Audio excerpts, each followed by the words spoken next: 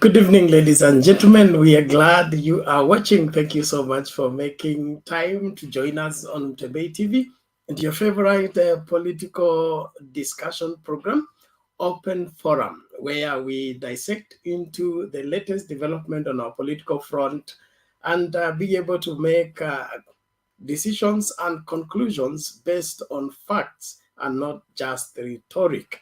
This is one program that ensures that you get the opportunity to air what is on your mind and how do you see Kenya and who is capable of making Kenya great and providing the so much needed leadership in securing the future and seeing to it that no one is left out.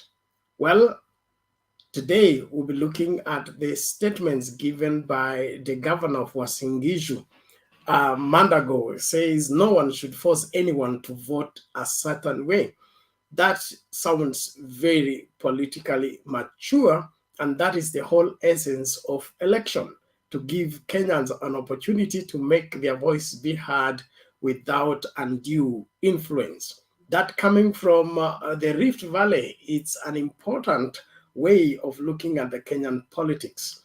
Another aspect is Baba is back in the country and he's been the chief guest at the NARC of Governor NGILU, NDC today. Many things came up and Baba took us on memory lane, establishing us in the history roots that we all need to understand the struggle of this great country. And of course, DP RUTO and Kenya Kwanza Alliance were in GITHUNGURI, always as usual, giving us excuses why the Big Four did not work and how he's now double determined to see to it that he will establish everything they promised in the past and add on what they are promising now. What do you think about the promises and more promises and the other aspect of the political developments? Well, the link to use to get into the studio is right now in the comment section. I want to salute all of you that are joining fast and furious. Let us keep the conversation going. Don't relent. We must stay in this to the last minute. We're so glad that you are choosing Mtembei TV, always and faithfully available for us to discuss fearlessly and openly on this Open Forum political discussion show. Thank you so much for joining. Akengo Omwangu on board from Nairobi, inawezekana. I thank you so much for continuing to support Mtembei TV and following our broadcast. As Martin Wilson says, Nico on time. Thank you so much. Bishop Sila Lastborn following kama kawaida. Asante sana bro. John Agutu, thank you so much for joining us. We look forward to interacting and enjoying our time together. Tony Brayo, karibu kwa show. Kuna huyu anaitwa George Majani, asante sana kujumuika nasi katika Mtembei TV Open Forum Political Discussion. Kuna Rono Ian, he say nonsense, nonsense, useless. Show repeating Tinga praises day in, day out. Useless TV. I don't know what is your problem, Bwana Rono, but you're free to join or you're free to stay away. Remember what Mandago'S said, you're free to choose whatever way you want to. That is the whole essence of our freedom of choice, and it's enshrined in our constitution. So don't come here and call people useless or call programs useless. If it is not adding value to you, you take a walk quietly and not begin to spoil the day before we even start out. Thank you so much, Ezekiel Adege, asante sana, Max JJ, Marshals, thank you so much. Unasema tuko tayari. Agustin Omondi, Azimio Tosha, thank you so much. Kuna Rwanda Junior, VP Mr. Bernard, niko mzima, asante sana. Topez Omolo, thank you, locked as always. Asante sana Boaz Makini, karibu kwa show. Brenda Richard on board from Ravine. Thank you so much for joining us. We look forward to having a great time together. The link, once again, I'm sharing it. You click on the link, allow StreamYard to take full control over your camera as well as your audio, and you will be in studio for us to start the conversation. Mandago'S showing the way how to vote, especially in Uasin Gishu. Nobody should force anyone to vote a certain way.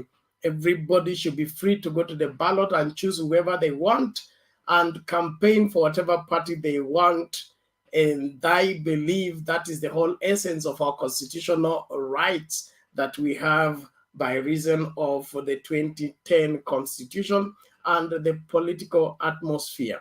Any form of manipulation and intimidation to cause you to vote a certain way is unconstitutional, unacceptable, and outdated. So let us get down to talking. And the NARC NDC today, Baba giving us how we all got ourselves where we are and how we can chart the way forward as soon as he jetted back in the country. Thank you.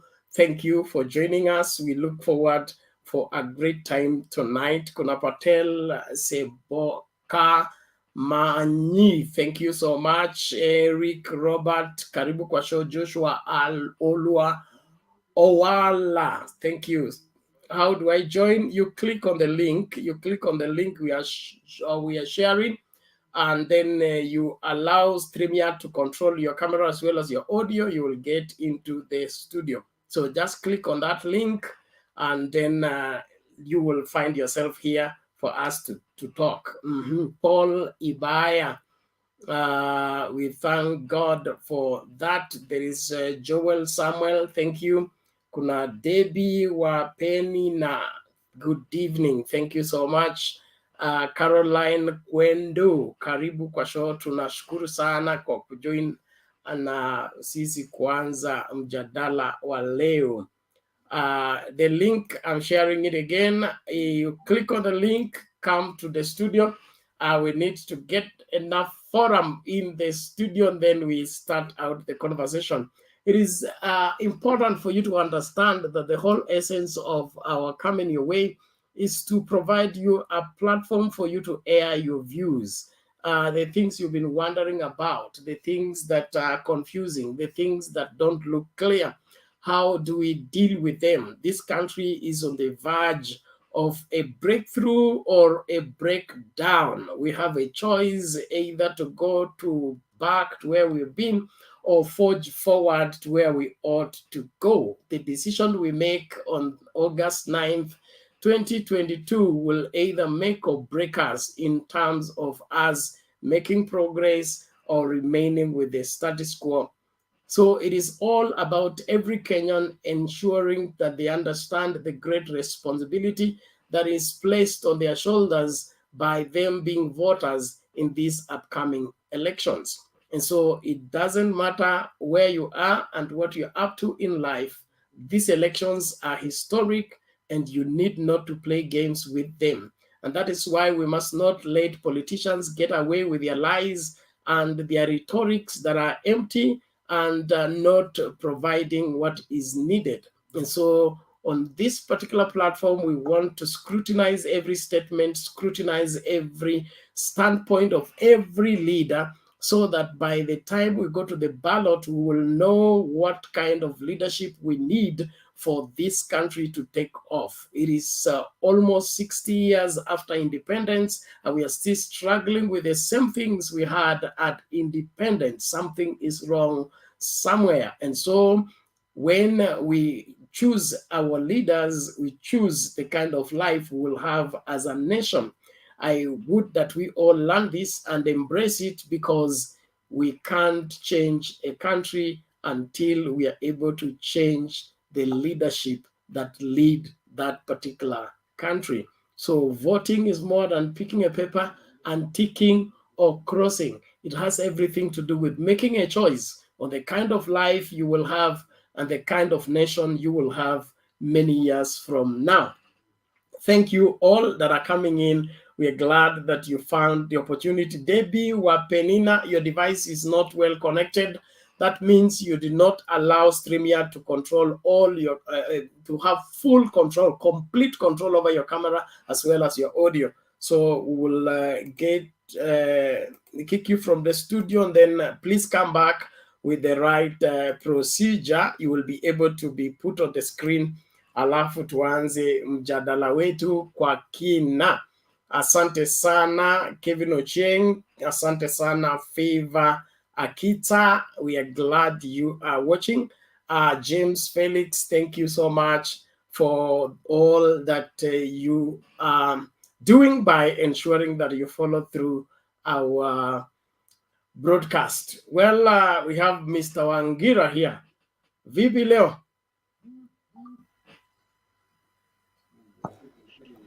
Niko poa leo. Habari ya wewe Bernard? Habari ya wewe? Niko salama, nashukuru sana. Mungu ametulinda, ametuwezesha, tuko hapa leo tena. Namsalimu bwana Shikuku, namuona yuko hapo. Shikuku Haron, namna gani? Unmute kwanza bwana Shikuku. You unmute the mic that is beside your name, you click on it, then when you speak we can hear. Yeah. Habari ya leo bwana Shikuku. Salama sana. Are you the Martin Shikuku incarnate or you are the original Shikuku Haron? Original Shikuku Haron. Sawa, tegea hapo tunarudi kwako tuambie vile uko original na sisi ni fake. Mr. Wangira, give us your views on the Mandago'S statement and the other things that are on our political front, sir. I saw Mandago'S statement and I think it was a statement of maturity. You know, he was just telling Kenyans not to bank so much on politicians, because at the end of the day, some of these guys you are trying to fight for will end up shaking hands and you will be left kwa mata. I think he had a point. He had a point that we as ordinary citizens also need to take seriously as we move towards the August 9th, 2022. As we had discussed, I think yesterday, now we are seeing things shaping out, and come the end of next week, that will be the 25th and 26th, we'll have known what the direction, what direction things are really taking. Today NARC and Muungano parties, NARC of Madam NGILU and Muungano of Professor Kivuta Kibwana held a joint meeting, held a joint NDC National Delegates Congress at Bomas of Kenya. And in that joint National Delegate Congress, one thing they did was to endorse Raila Odinga as their presidential candidate for the elections that are coming in August this year. Then they also declare that they are going to team up with other like-minded outfits to form a formidable force that will face these elections as a united front. What I also liked in that national delegate conference was what we call the strength of the women, the strength of the woman. We saw women who were supporting Raila Odinga coming out forcefully to say that they will stand behind Raila Odinga all through.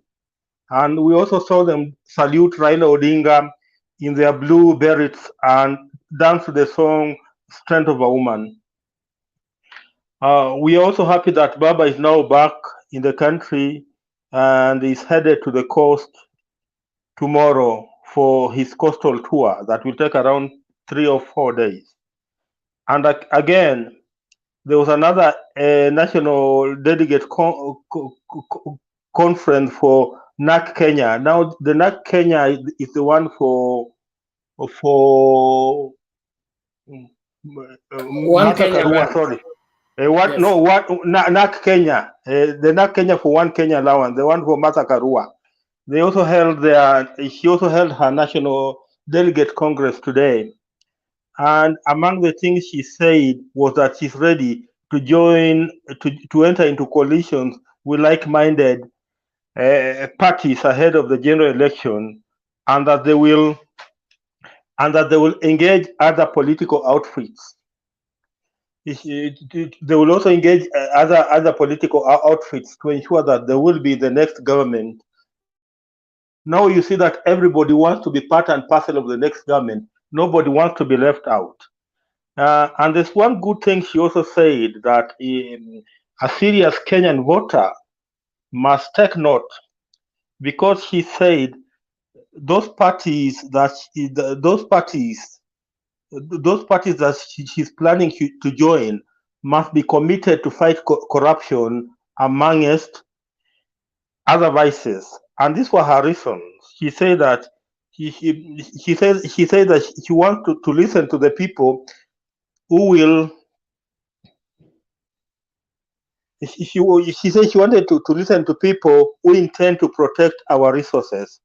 And by protecting our resources, that means protecting our public coffers. And she gave the reason. She gave her reasons as being. She gave her reasons as being. No wonder what good idea any of these political parties have, including the bottoms-up idea. No wonder how good those ideas are. So long as Kenya is still drowning in corruption, then the ordinary Kenyans will keep on suffering because nothing much will be achieved in this country without first achieving that fight against corruption.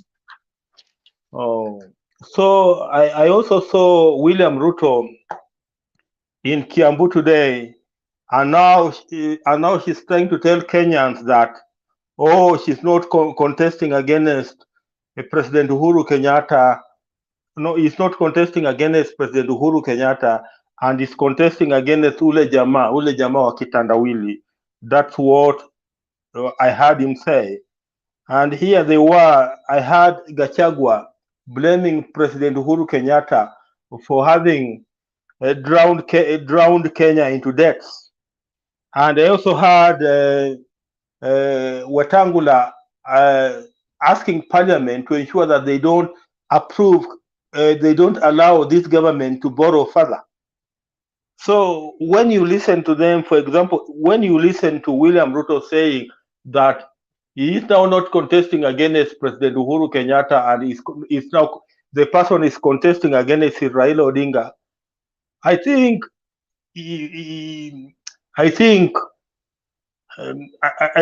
is so much aware that come next week, when President Uhuru Kenyatta now moves into central Kenya and he goes into Sagana 3, hakutakuwa na kubembelezana. It will be head on, because now President Uhuru Kenyatta is determined to face William Ruto heads on. And that's the reason that now he's trying to soften things by saying, we are not contesting against President Uhuru Kenyatta. The guy we are contesting against is this guy called Raila Odinga. And all along, we know they have been abusing President Uhuru Kenyatta, dismissing everything President Uhuru Kenyatta has done, and making him look as if he was a lame duck. And because President Uhuru Kenyatta has promised to come out forcefully, now they are trying to play safe, because they don't know what will come out next week. And ahead of the Sagana 3 and the Jubilee National Delegates Conference, we have seen Jubilee also coming out forcefully. For example, today they had meetings in Nyeri, they had meetings in Nyahururu, where they were now rebranding themselves and coming out forcefully to become a force to reckon with come the election of 2022. I think that's all that I have to contribute for now. Let me allow somebody else also to come in. Asante. Okay, thank you Mr. Wangira, tunakushukuru kwa maoni yako. Tunaamini kwamba unatusaidia kusaidia kila Mkenya kuelewa yanayojiri na jinsi ya kurespond kwa hayo. Mr. Jackton nasema what's going on the other side of Mtembei. I almost got lost. Mtebe is a big family, is a huge platform.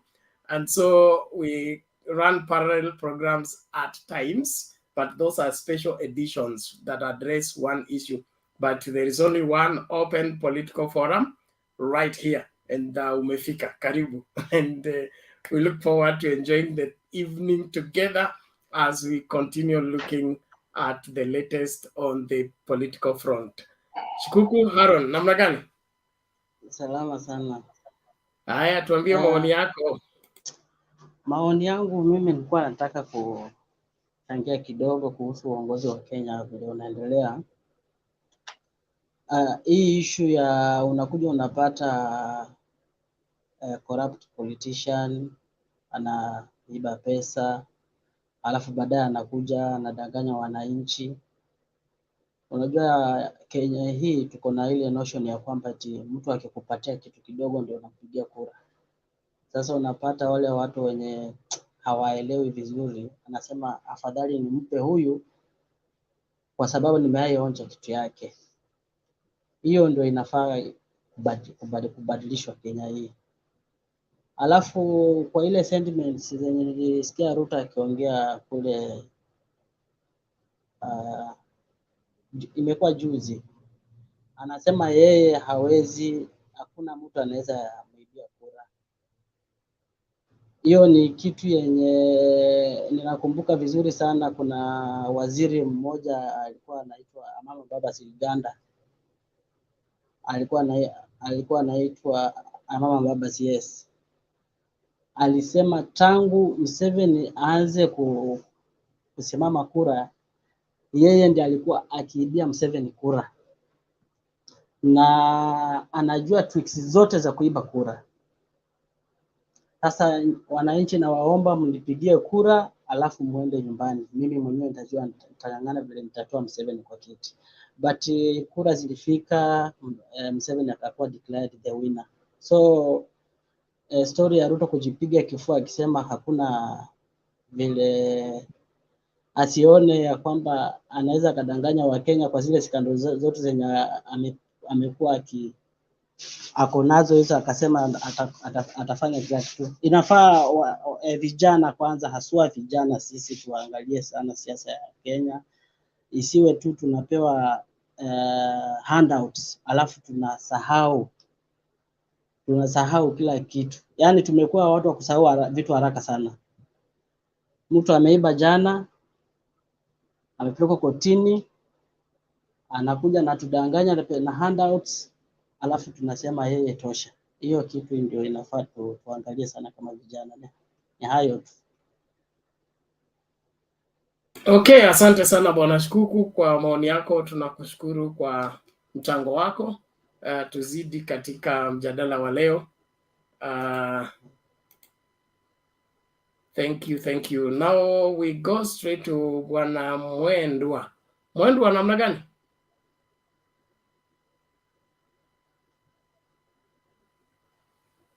Mwendwa senior ni kama hayupo.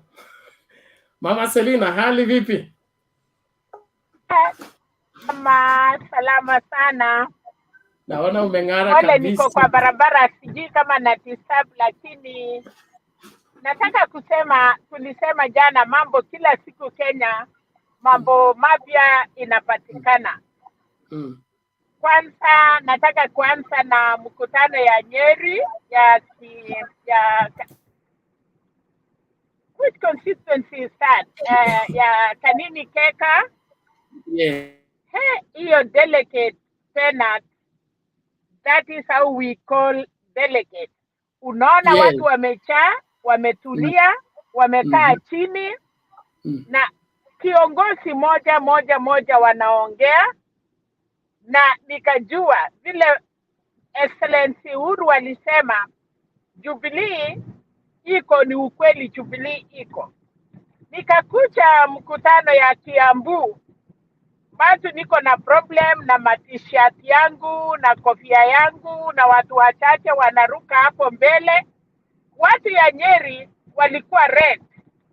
Yes, walikuwa na Jubilee, but walikuwa wametulia.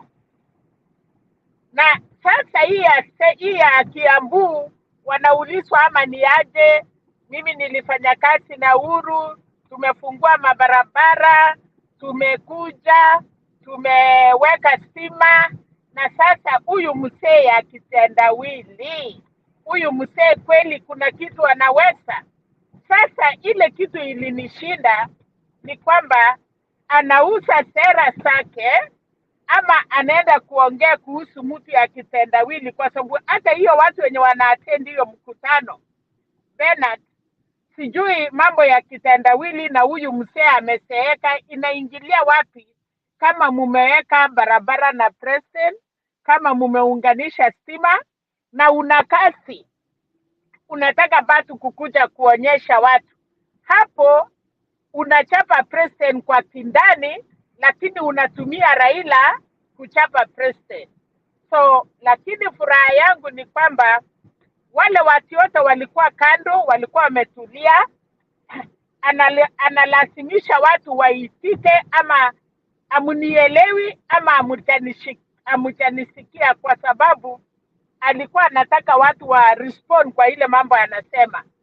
So nikitoka hapo nikaona Martha Karua rafiki yangu alikuwa na delegate ya na Kenya, mahali alikuwa amealika watu ya Okoa Kenya, na wanasema they will work with like-minded Kenyans, ya kwamba wako ready kuungana na wakuja Azimio. Alafu nikaenda mkutano ya Mama Charity Ngilu kwa delegate zake pia. Nataka kupongeza wamama viongozi, kwa sababu mimi ni mama, na leo tuliambia chama ya mama na chama ya baba, na nikashukuru women leaders wale walikuwa wametoka Kenya kwenda kusindikiza Mama Charity Ngilu, na unaona vile hiyo mkutano imekaa. Ya mwisho nataka kurudi kwa mambo ya Mandago. Mandago ameongelesha watu katika Eldoret, na sana sana alikuwa na trace watu yetu.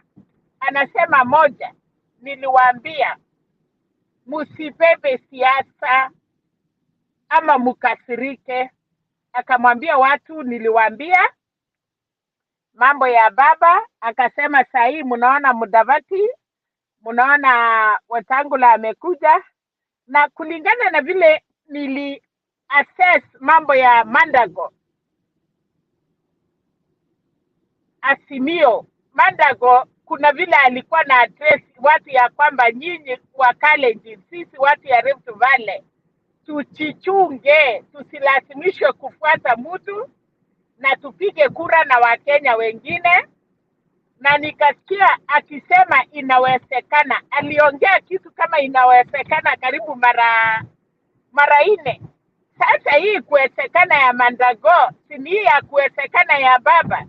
Kwa hivyo kulingana vile niliona watu ya Eldoret wamepatiwa.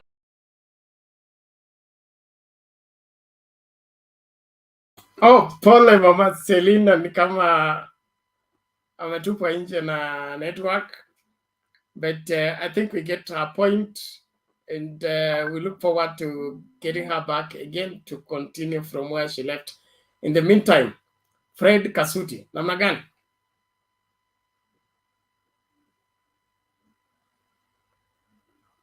Fred Kasuti, are you there? Okay, it seems to be engaged. Halo nimeshukuru baba. Naona uko Kogelo kabisa. There is a problem of network na Bernard, sijui kama utanipatia nimalize mambo ya Mandago. Nimejaribu kusikiza mama. Okay, just hold on. Fred, Mama is back. Let her finish first. Lakini ni kama network inajaribu So samahani Fred, Mama is back. Let her finish and then you will come in. Mama Selina, continue.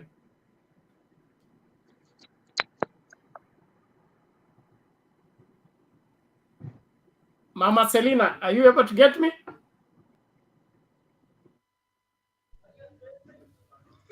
When my network is okay, I'll come aboard. She's mute. Unmute and speak, Mama Selina. Yes, asante. Nilikuwa nasema nikimalizia mambo ya Mandago. Ameambia watu leo kutoka Washingishu ama community yote wa Eldoret ya kwamba wako na ruhusa kupigia kura mtu yeyote anapenda, wako na ruhusa kupigia kura chama yeyote bila kutulumiwa. Na Mandago akaambia watu kama wameona mbele, wanaona nini inafanyika. Kwa hivyo hiyo ni furaha yangu ya kwamba inawezekana baba akiwa Eldoret anakaribishwa. Inawezekana hata deputy president akiwa Eldoret, hata ingawa hapo ni kwake, pia inawezekana. Tena hiyo ni kumaanisha Wakenya wameerefuka, na nimeshukuru kwa sababu wamesema itakuwa na vita. Hiyo ndio tumekuwa tukiomba ya kwamba tuwe na amani katika nchi yetu ya Kenya, regardless ya ule mtu unapigia kura. So Mandago hapo ako na akili kwa sababu ya kutetea. Ametetea hiyo kiti tu, anataka kiti ya senator, na kwa sababu kiti ya senator anataka kura ya watu yote ya Washingishu, of which kama inawezekana itafanyika Eldoret, hata Nandi najua itawezekana, lakini hatutakosa ile watu watastick kwa chama fulani ya nyumbani. Lakini nashukuru. So Bernard, wacha nirudishe, nitarudi baadaye nikiwa stepo kidogo, lakini asante kwa kunipatia hiyo nafasi. Asante kwa kunisikiza hata nikiwa kwa barabara. Naomba tu amani kwa Kenya, na tumeonyeshwa direction. Hii ni ile siasa ilikuwa ya 202 kulingana na vile nimeona. Machama yote watakutana na watapiga kura. Sasa safari hii si against Uhuru Kenyatta, leo ni against naibu wa rais ya Kenyatta. Asanteni sana. Thank you, Mama Selina. We appreciate your wisdom and your counsel and your analysis. We look forward to interacting again later on. Thank you very much. Nashukuru kila mmoja anayejiunga nasi kwa comment section. Tafadhali naomba tulinde nidhamu. Let's respect one another and be able to continue debating and discussing what is affecting Kenyans. There are those who are trying to get into the studio. You need to ensure that when you get in, allow StreamYard to have full control over your camera as well as your audio. If you don't, you will not be able to, even if we add you to the screen, you will not be able to make your submission. It is that important to follow that procedure. So if you come on the screen and you keep buffering without landing, that means there is something you disabled that needed not to be disabled. So you get out of the studio, organize your gadget, and then be able to come back. Like Nelson teach, I think you have the same problem. Ensure that you allow StreamYard to set your camera and to set your audio. Don't direct it, let it set it by itself. You just allow, then you'll be able to join freely. Kasuti, karibu.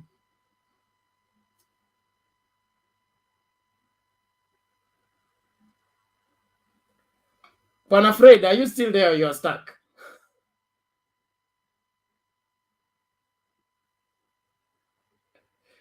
Bwana Wefwe.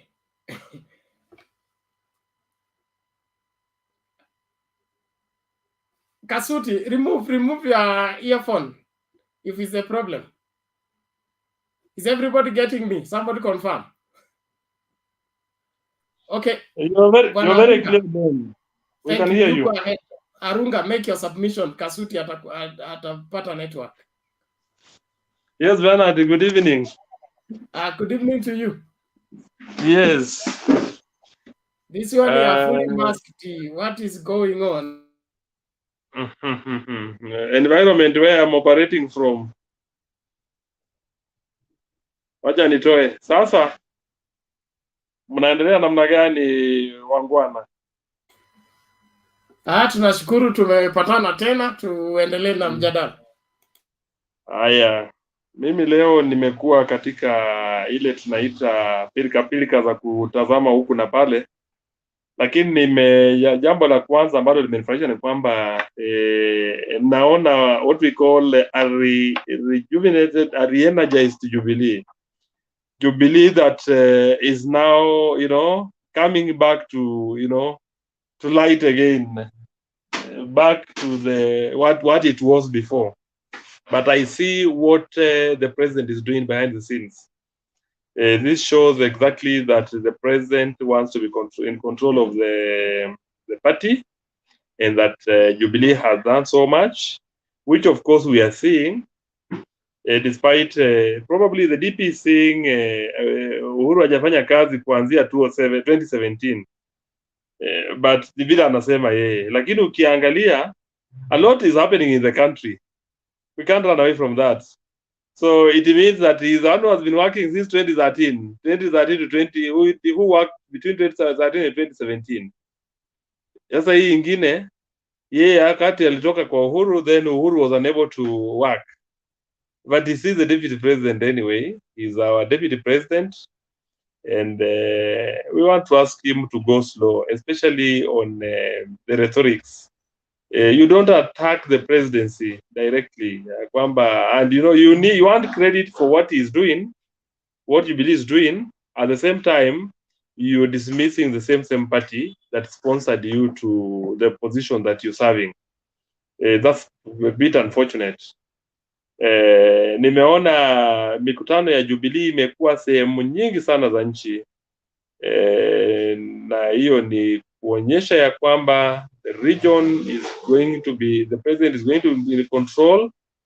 Na upande mwingine pia nimeona vile mikutano za hiyo NDC ya NGILU na ile ya Kivuza Kibwana ya muungano, na zote nimeona kwa kauli moja wameamua wamsupport Raila Odinga. Na ukiangalia hata kampeni ambazo wamekuwa nazo huko Ukambani, ni kampeni ambazo zinaleta uungwaji, inaunga Raila Odinga mkono. Na pia tunapoangalia kisiasa, kuna jambo lingine pia tunafaa tuangalie, kwamba hatutaki kuwe na kutengana. Na pia hapo ndio tunasema hata ndio tumepata NGILU, tumepata Kivuza Kibwana, tumepata Alfred Mutua. But we're also saying that they should also go slow on the former vice president, that's Kalonzo Musyoka. Kalonzo Musyoka is an asset. Kalonzo Musyoka is, let's not forget that he's also a kingpin in Ukambani region. Kalonzo Musyoka is, yeye tuseme ya kwamba ni, kuna wale watu wa die hard wake, na unapoongea sehemu zao unaona ya kwamba they believe in Kalonzo Musyoka so much that you cannot separate them. So this is another constituent that we should not dismiss. These are people we need around Raila Odinga. That's what we are saying. We are happy that Azimio and Oka will work together, and I'm sure the president and the Right Honorable Prime Minister will not allow that to happen, to let Kalonzo Musyoka go to the ballot directly. Hiyo kura ya Ukambani tunahitaji yote vile tulipigiwa kura wakati huo mwingine, na hapo ndio tutakuwa na assurance ya ushindi. Nimesikia semi za watu wengi pia, na mtaniruhusu nirudi nyuma kidogo. Kuna semi za aliyekuwa waziri cabinet secretary Githuнгuri. Vile mambo alikuwa anaongea, na ukiona ile mambo anayosema yeye, inaashiria ya kwamba kungekuwa tu na tofauti. Hata iwapo handshake haingekuweko, kungekuwa na hiyo tofauti. So watu wasichukulie handshake kuwa ndio ililete sababu ya kutengana kwa William Ruto na Uhuru Kenyatta. Hiyo ingefanyika, na pia nimetupa mtazamo kwa undani, ukiangalia hata kampeni sasa ya deputy president sasa Musalia Mudavadi amekuwa sasa ndio attack dog yenye natumika ku attack Raila Odinga na Uhuru Kenyatta, na message yake ni moja tu: kejeli na kutukana viongozi ambao wale wanamshinda. Na mimi nashangaa sana, sisi tunasema hivi, especially Uluyani, Musalia Mudavadi is our son, we will still accept him if he went back and decided to support Raila Odinga, we will support him, ni wetu. Lakini ile makosa amefanya na ile makosa anazidi kufanya ni kutukosea heshima kwa kutukana kiongozi ambaye sisi tumemwenzi miaka yote, Raila Odinga. Mimi nilisema namna hivi, iwapo Raila Odinga hayuko kwa ballot, nina uwezo wa kuandika jina lake kwa ballot paper na kuvote Raila Odinga, because I know what the man stands for. So for somebody like Musalia Mudavadi to come attack the character of Raila Odinga, is a bit unfortunate. Somebody who has rescued him. I think it's going to be, there was the first one, wakati Musalia Mudavadi would have made, or Raila almost made him the president of this country. Na hilo yeye akumbuke, na wale watu wanaomuunga mkono ambao hawaelewi hii mambo tunaongea. Musalia Mudavadi alifanya blanda yeye mwenyewe ambaye imemweka mahali yuko. So akiendelea namna hiyo atazidi kuwa katika ile hali ya matuzi tu, because he will never find anyone supporting him. Leave alone Musalia, Wetangula ako naye. Wetangula mwenyewe sasa ground kwake imekuwa ni shida kubwa. Unaona hata wale watu ambao wamesalia na yeye. Na mimi naona Musalia Mudavadi atabaki na Agoi peke yake huko West. Agoi. Because anyone, hata mtu yeyote, hata niliona juzi jana hii opinion poll ya Tifa.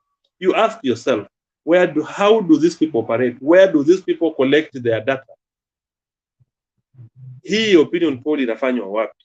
Kwa sababu wewe unapoangalia hii nchi na tuiweka katika former 8 provinces za Kenya, you just see it's obvious.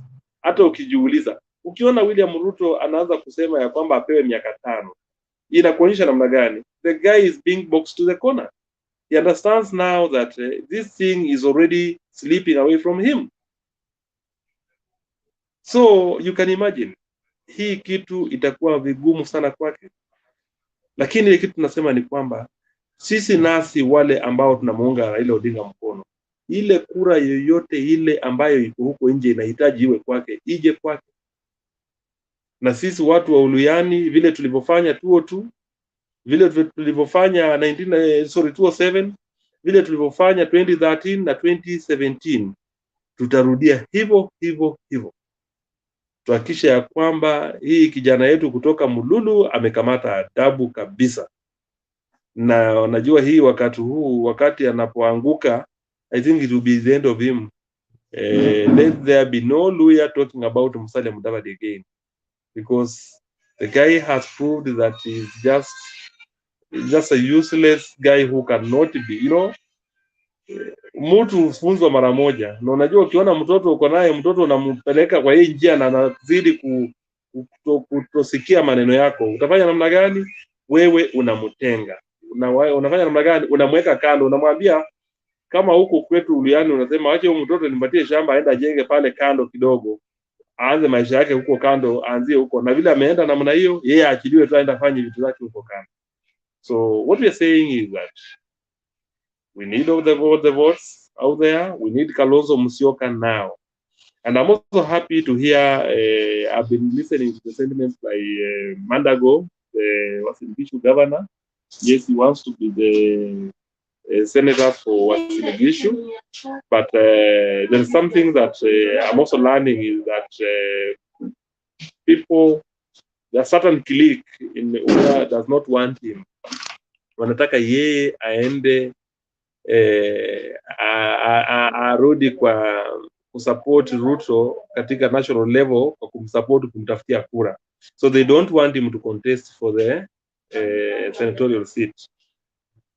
Na tuseme tu ukweli, yeye vile alivyonena leo, naona ni mtu ambaye anataka ile vote ambayo unajua ni mwanasiasa, kuna vote ambayo ile iko connected kwa UDA na ile iko kwa Azimio. So semi zake za leo zinaonyesha ya kwamba is a neutral person playing on the neutral ground. Na yeye hata upande wa Rift Valley ni mtu ambaye tunaona kwa makaribisho sasa. Wakati huu tukiwa tuna mkutano huko, tutakaribishwa mzuri sana because anaona hata yeye mwenyewe akiungwa mkono wale ambao wanaegemea upande wa Azimio wanaweza mpa hiyo kura kidogo ama kura nyingi zile zitapatikana pale ili aweze kuwa senator wa Singishu. Na upande mwingine pia kulikuwa na swala lingine, lakini hilo nitaraise wakati nitapewa nafasi nyingine. Naona watu wa studio wengi, ningependa pia nisikie kwa vile hao wanafikiria siku ya leo, especially kwa hiyo siasa vile ilivyokuwa, na especially na ile ilifanyika kwa NDC ya NGILU na hiyo ya Martha Karua. Watu sijui mbona Bernard hukumbuka hata kuweka hiyo pia katika timeline tuweze kuona ya kwamba Martha Karua pia alikuwa na mkutano leo wa wajumbe wa chama chake. Sandy Bernard, back to you. Thank you Bwana Murunga, tunakushukuru kwa maoni yako. Saa ingine huwa we deliberately leave out some of the activities because the line will be too long. Before you finish it, the show will be over. So it's good just to share them as examples. But we are looking at Kenya holistically. We want to have a proper perspective in guiding the direction that each Kenyan should take on this historic moment that we've been privileged by God to be part and parcel of the same. And that's why we are urging everybody to give it a serious thought. Let's not approach these elections as usual. Just listen to everybody, be keen, and analyze everything closely so that we make an informed decision that is based on our own volition. And that is what I can read from what Mandago is talking about. Don't just follow the euphoria. Don't just follow the wind. Please take a keen look at everything and do what will make you proud by seeing your country pick up and become the greatest giant of East and Central Africa, and become a source of, excellence that we have taught the world a few things. We can teach the world more things if we are well managed and well governed. So the kind of leaders we put in power determine the kind of nation we'll have and the kind of world we will live in. Don't let that be taken lightly. Thank you very much. Naomba sasa Bwana Kasuti, sijui kama mitambo yako imekubali. Kama haijakubali, Baba, nimekusikia, and I think I'm okay now. I can speak. I hope everyone is well connected and is loudly hearing me well. Yes, we can clearly hear you now. Thank you very much. So make your submission. After you, we hear from Julie. Tukienda namna hivyo. Wow, Julie, hujambo? Welcome to the big family. Mutembei TV is one of the biggest family, growing fast and with a growth speed in East, Central, and Europe and South America. Mutembei TV is the greatest one. Welcome Julie, kwa sababu sikukuacha, na karibu nyumbani. Najua ushafika basi. Haya, karibu. I'll be just very brief, and kile nitajaribu tu kuchangia ni kwamba Mandago is a very genius person, na anaposema vile alivyokuwa anasema vile, he knows the reason why the people who brought who put Mandago in governor ni watu wa baba. He knows, na hiyo akonayo in the back of his mind. Watu wa Jubilee hawangeweza kuweka Mandago kwa governor. Hawangeweza kwa sababu they are not majority when it comes to Uasin Gishu.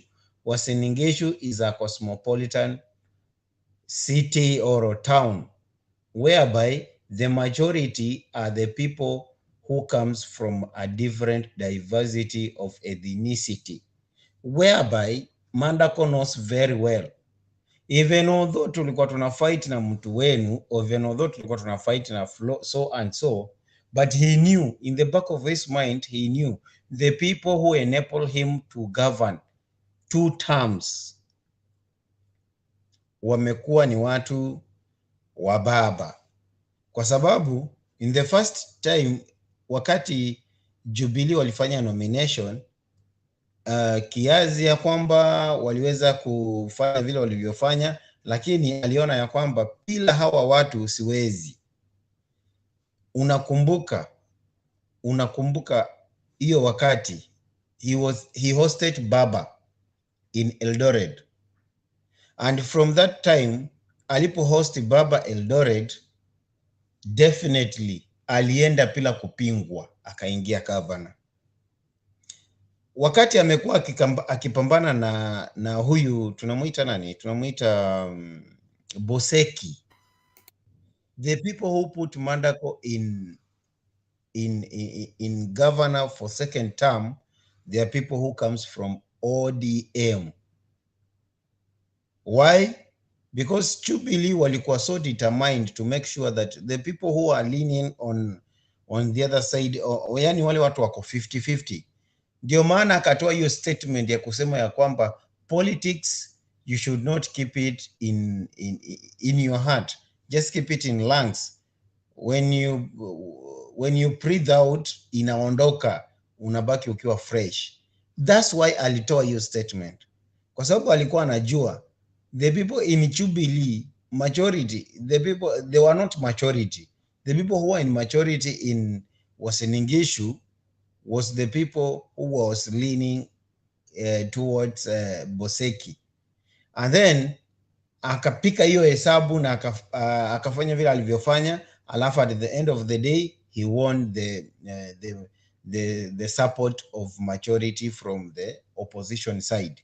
Opposition are the people who put Mandago in second term of his leadership in Uasin Gishu. So he knows very well when he say that politics, you should not politics in heart, but you should put it in lungs. When you breathe it out, inaondoka, alafu mnaachana na hiyo story, alafu mnaendelea. And one thing ningependa kusema, ukiangalia kile Baba aliongea kwa mkutano ya inaitwa NARC, alipeana a small history vile President Mwai Kibaki aliingia Mataragani. Alipeana a small history, akasema ya kwamba change does not come from the multitude of the people. No, change comes with individuals who make the toughest decision, who has the boldness and who has the capacity to make a decision, a wise decision as an ego. Because we know one of the principles of an ego is to make the critical and painful decision in order to make sure that you save the day. So alikuwa anapeana hiyo story yote alipokuwa anaongea pale, akasema Mama Ngilu, akasema hiyo mambo yote in order for people to understand where Baba has come from. Baba si mtu, hata ufanye nini, Baba hawezi akakuwa project ya mtu. Baba ni mtu amewania. Yeye alipoingia KANU, Chokoi kamesa tinga ilipo nguruma, Unakumbuka ile tinga huko kwetu Mr. Bernard, I hope you understand, zile tinga za mafuta ile ya diesel ile inawekwanga mkono, inazungushwa alafu ikianza kufanya pa pa pa pa pa, wakati tinga ilinguruma, KANU ilibaki the shell. So that's how Baba managed to dismantle jogoo. Walisema jogoo imemeza tinga, lakini wakati tinga ilifanya pa pa pa pa, alafu ikashika momentum, alafu ikanguruma, hiyo ndio kulikuwa na the change. And then that's why President Mwai Kibaki was being found. And I love Baba because I love him for one thing, because he's a person, when he make a decision, regardless with the situation, circumstance, and pursue. And as you I believe strongly in my heart that Bernard is a man of God. And I want to borrow some words from Bishop Didi Jakes. He said that kings have failed. Winners, the champions, have failed.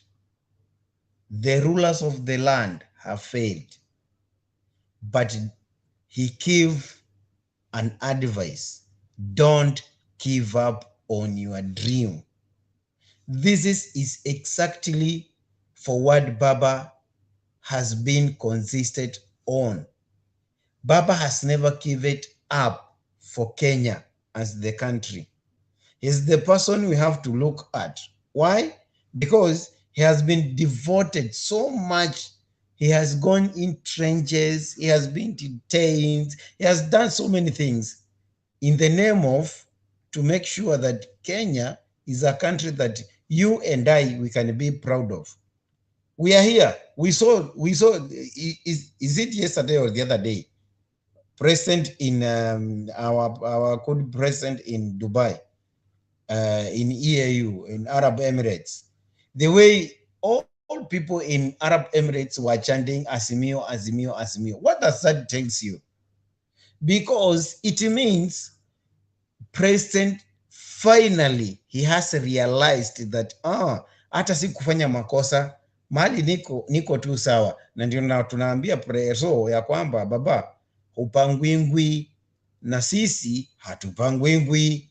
Sasa pursue on that course. At the end of the day, we know very well that the only person who can make sure that your legacy is protected, your legacy is been, because I know very well, because most of the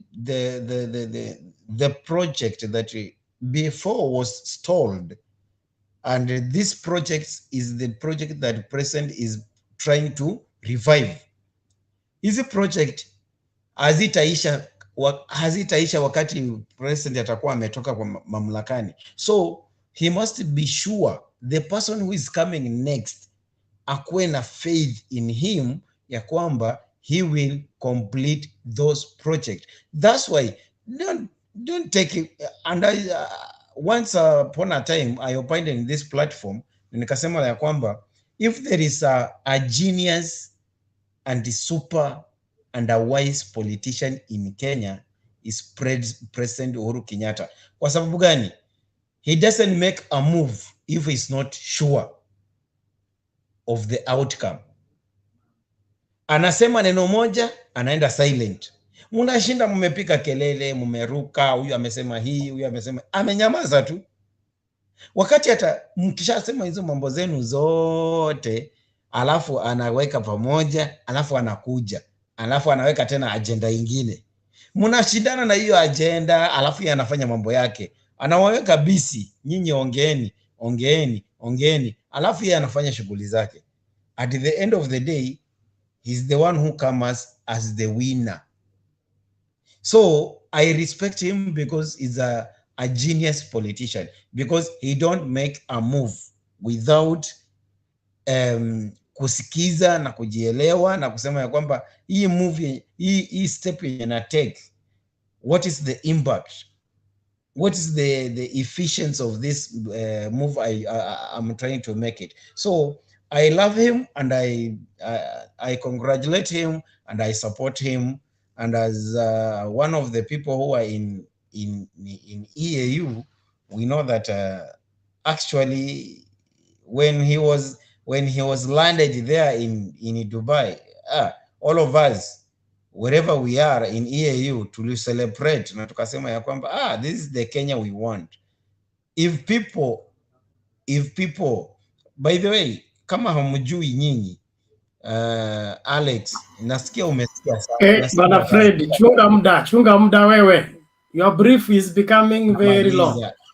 Namaliza, wacha nimalize na Alex. Hiyo nimaliza, hiyo ni kidogo namaliza. Alex. Okay. Ni sawa. Lakini najaribu kuongea na Alex, my brother. Wewe unaona, EAU is one of the continent ama ni place ambayo ya kwamba iko na uwezo wa ku-accommodate the people from Africa and Asia. As we are talking right now, the people who are majority here, who are people wale wako na ujuzi kwa viwango fulani, ndio ulikuwa unasikia baba anasema ya kwamba tunataka kutengeneza mtu apate elimu ya kutosha, apate ujuzi wa kutosha, ako na uwezo wa kufanya kitu fulani mahali fulani pasipokuwa na shaka. Hao watu unapowaona hivi huku kwenye tuko, sijui kule nyinyi muko kina Alex, lakini sisi kwenye kule tuko tunapikwa kombe na watu kutoka Asia. But all in all, Africa remains the best, because if you want the good money power, just go look and search from Africa. Thank you, Mr. Bernard. That is my submission. If I get another time, I'll come and I'll give my submission. Thank you for a good time. And thank you for asante sana Bwana Fred Kasuti, tunakushukuru kwa maoni yako na mchango wako. Tusonge mbele. Naomba sasa tumsikilize Bwana Madam Julie atoe maoni yake. Tukimaliza tunaenda straight kwa Mkenya Spain on matters gender, and then from there we'll proceed with the rest of the schedule. Otherwise, karibuni sana na watu kwa comments, endeleeni na debate namna hiyo, hakuna kutusi mtu, tuheshimiane, alafu tusonge mbele. Alafu kuna nani huyu, just a moment before Julie come in. Kuna nani huyu anasema kwamba Raila has done the same thing to Jubilee. The destroyers of Jubilee are known, and it looks like the destruction has not worked based on the delegates meeting that took place today. Jubilee is back on its feet, and wasipojipanga naona mtu akilia. Julie, karibu. Okay, asante. Watapangwa, wasipojipanga watapangwa. Hawakubali kupangwa. Thanks, Bernard. About Mandago, I just think Mandago is reading the ground. He's being realistic. You cannot be so foolish and you hear what people are saying, their moods. Alafu ujifanye we bado, my kids like saying kausha, umekausha hapo, bado unatetea mtu mmoja. He's been wise. That is what I got in his undertones, that he's been very wise. He's reading the ground and he's interpreting that if people are not careful, you might find yourself supporting this side only for you to lose miserably. Then connecting what Mandago said and what I'm seeing people talk about, what DP RUTO said, that she does see President Uhuru, I think the chicken are coming back to roost. He just discovered that for the last 4 years plus, he has spent his time fighting the president, calling him names, and was still his supporters. That is the worst thing they did. And I want to tell the people in UDA that those people from Central Kenya I think majority of those who are going to support Azimio is because they are hurting because of the things that the insults hurled at the president by UDA.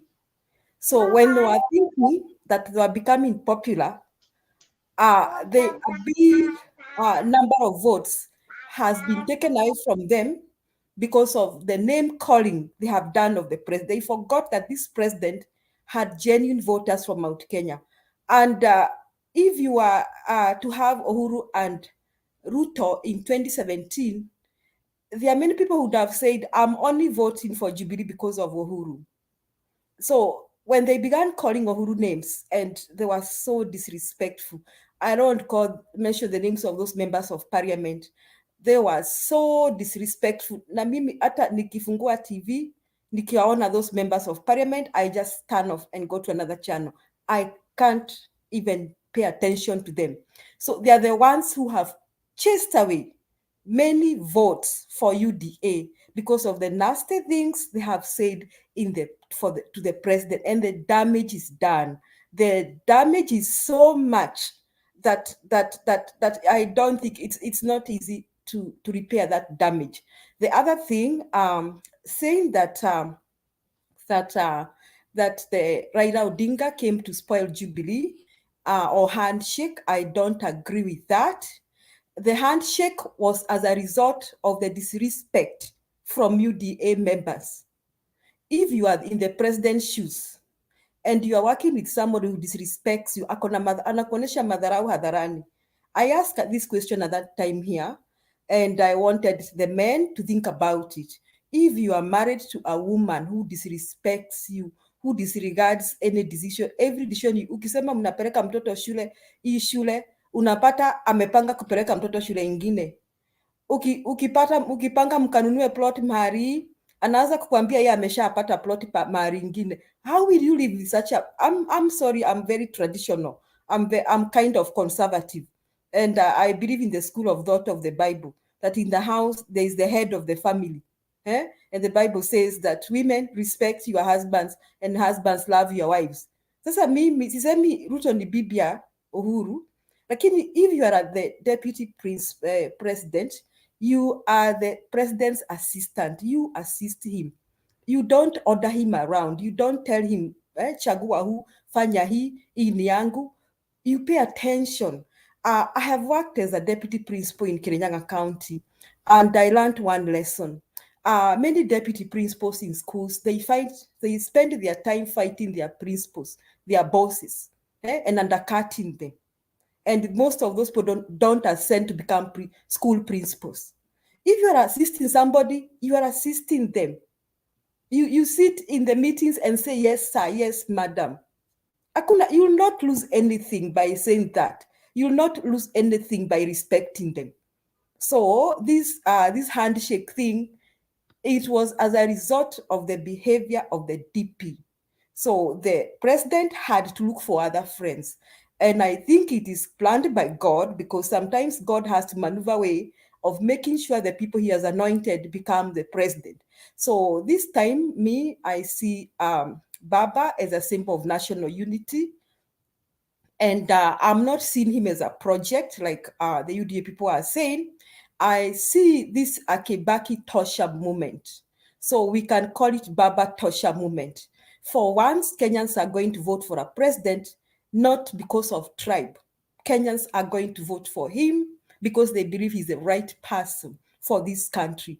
Kenyans are not going to say we are voting for him as this bloc because we are this tribe. Kenyans for once are going to say we are supporting this man because we believe he's the right person. So when you enda kutusi president, akina Didi Nyoro, akina Sudi, wakifungua midomo, the only thing they say is something nasty about the Kenyatta family. That was so annoying. That is what pushed all those votes away. That is what pushed all those votes away from UDA. That's what is going to make the Kikuyus who are going to vote for Azimio, because that was so bad.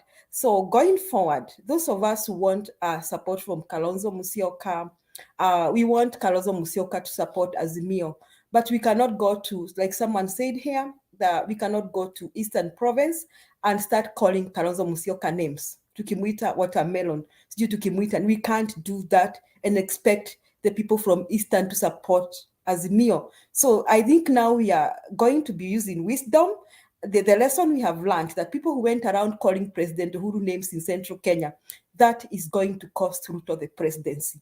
So we should never do that again. So we're going to Eastern Province, we'll not be calling Kalonzo Musyoka those names. I think people should respect each other. He deserves the respect. Now, if you go to Upper Eastern and you don't like what people like Kiraito Murungi are doing, still you'll not call them names because their people respect them. Just like if you come to Nyanza, you'll not start calling, those who are calling Baba names, you are doing a wrong thing. Don't call them names. So I think going forward, we should stop this name calling and accord people the respect they deserve. And those who are aspiring, I'm sure people are watching this TV, those who are aspiring running mates, it's a big lesson. If you are somebody's running mate, give them respect for the time you're working with them. Wewe ni kama bibi yake. Yaani ukiwa bibi ya mtu, unampenda, hata kama anafanya ujinga mbele ya watu, unamuita kwa bedroom, unamwambia, hey, baba nani, hii tungefanya hii. You don't go yelling at them in public. That's what these people did. So those who are going to be running mates, you are going to respect the presidency to the end. And Mungu akipenda, hata wewe siku moja itafika. Naomba kuachia hapo. Okay, thank you. Julie. Yako kama unapenda mtu, hiyo point yako rudia tena. Wewe Alex, wewe. Alex, ukutaenda quarantine tu mapema, lakini karibu. Ni ukweli. Ni ukweli. Alex yako tu sawa. Alex yako tu sawa. Tupa quarantine. Mnaongea vile mnataka wakati wowote. Sasa hapo tutaperekana mbio sana. Naomba hivi. Kama point ni mzuri, kama wewe ni deputy wa mtu, wewe ni kama bibi yake. Hiyo point ni mzuri sana. You know, we need to remind DP hivyo. Yeye ni bibi ya wewe Alex, ngoja time yako. Acha hii story yako. What are you emphasizing? Relax. Wait your time, you will nail that. Thank you. I was saying let us observe respect for one another. Let us debate soberly. Tuache story ya matusi na tuheshimu kila mmoja. Alafu ukweli ndio muhimu. Ukweli. Kenya imefika mahala ambapo lazima tuambiane nini? Ukweli. Hii maneno ya kupaka chupa mgongo mafuta wakati wake umeisha. Sasa ni kuangalia nchi vile ilivyo na tunaona ugonjwa ile tuko nao, alafu ni dawa ipi inafaa. History ya kusema tu mtu yeyote anaweza kuendesha Kenya na mtu yeyote anaweza kufanya hii na ifanyike, haiwezekani. Alafu hawa ambao wanasema baba ni mzee, sijui kama wamepata dawa ya uzee, kwa sababu ukimkejeli mtu kwa sababu ni mzee na wewe you are headed there. Have you found a cure for it, or you're just making fun of how they will make fun of you when you eventually become there? Don't sow what you don't want to reap, because the harvest is always bigger than the seed. I rest my case. Twende kwa Mkenya Spain. Sahi mikono hapana tafadhali. Twende kwa Mkenya Spain. Fred, tulia.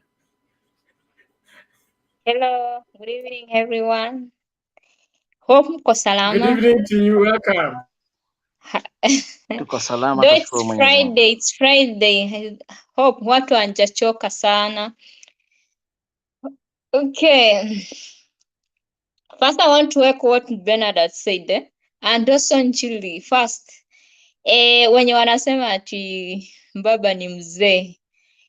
Those who are born this nowadays time ya analog. Wenye si tulizaliwa at that time when wazee ndio walikuwa wanaitwa, wanakusanyika, then after that they give out their opinion what the society should do, how the society should live like. So hata mkiangalia even now, if you compare the president of USA with Raila, then even the Catholic Church, the popes, wanachukuliwa almost those were inching. Why? Because always the elder are wise, and that's true. Kuishi kwingi ni kuona mengi. Venye hao watu wameishi, they have enough experience and they are more experienced than us, and that's true, and that one you can't change. Hata usome, upate doctorates, upate whatever it will be, the experience those own people they have, we can't get it and we can't have it. Because there's difference from being wise and being intelligent. You might be intelligent but not wise. So watu waache kutuambia huku ati baba ni mzee, waende wao wakachangua wao vijana, because we have seen what happens. Because I think that's my opinion, and that's why Uhuru Kenyatta, when he saw that things were going bad on his government, he went back and swallowed the pride yenye inakuanga na many politicians, and then akaendea Raila and called him so that they can work together. Kwa nini? Because these young people, they are not, sometimes they can't listen one another. We have seen it even in our meetings. When you have the chairperson more younger than you feel like you are more superior because of your age, but that's not it is. So for me, I can say after Raila akue 100 years, those who want us to have a president who can take us somewhere, we'll vote for him. Hata akue 200 years, no problem. We want someone who can take us somewhere where we can say at least we have a president. We don't want violence. We don't want tribalism. We want here people who are always thinking of the same, who are here telling us tribalism will never end in Kenya, when we know this is not time to think about tribalism. This is not time to think of it's time to remove that angle in ourselves. It's time to think about how we can go more far from where we are. Because looking at our country can do good and can do better than now. So I think most has been said. So yangu, like this somebody has said, the Mandago has said that ukienda upate kama the person who you want to vote hayuko kwa ballot, you have your right to vote that person. I think no one should influence people to vote for those who they want. I think kama mi ni mtu wa Rift Valley and I want to vote for Raila, I have the right, and that is my voice. My vote, my voice.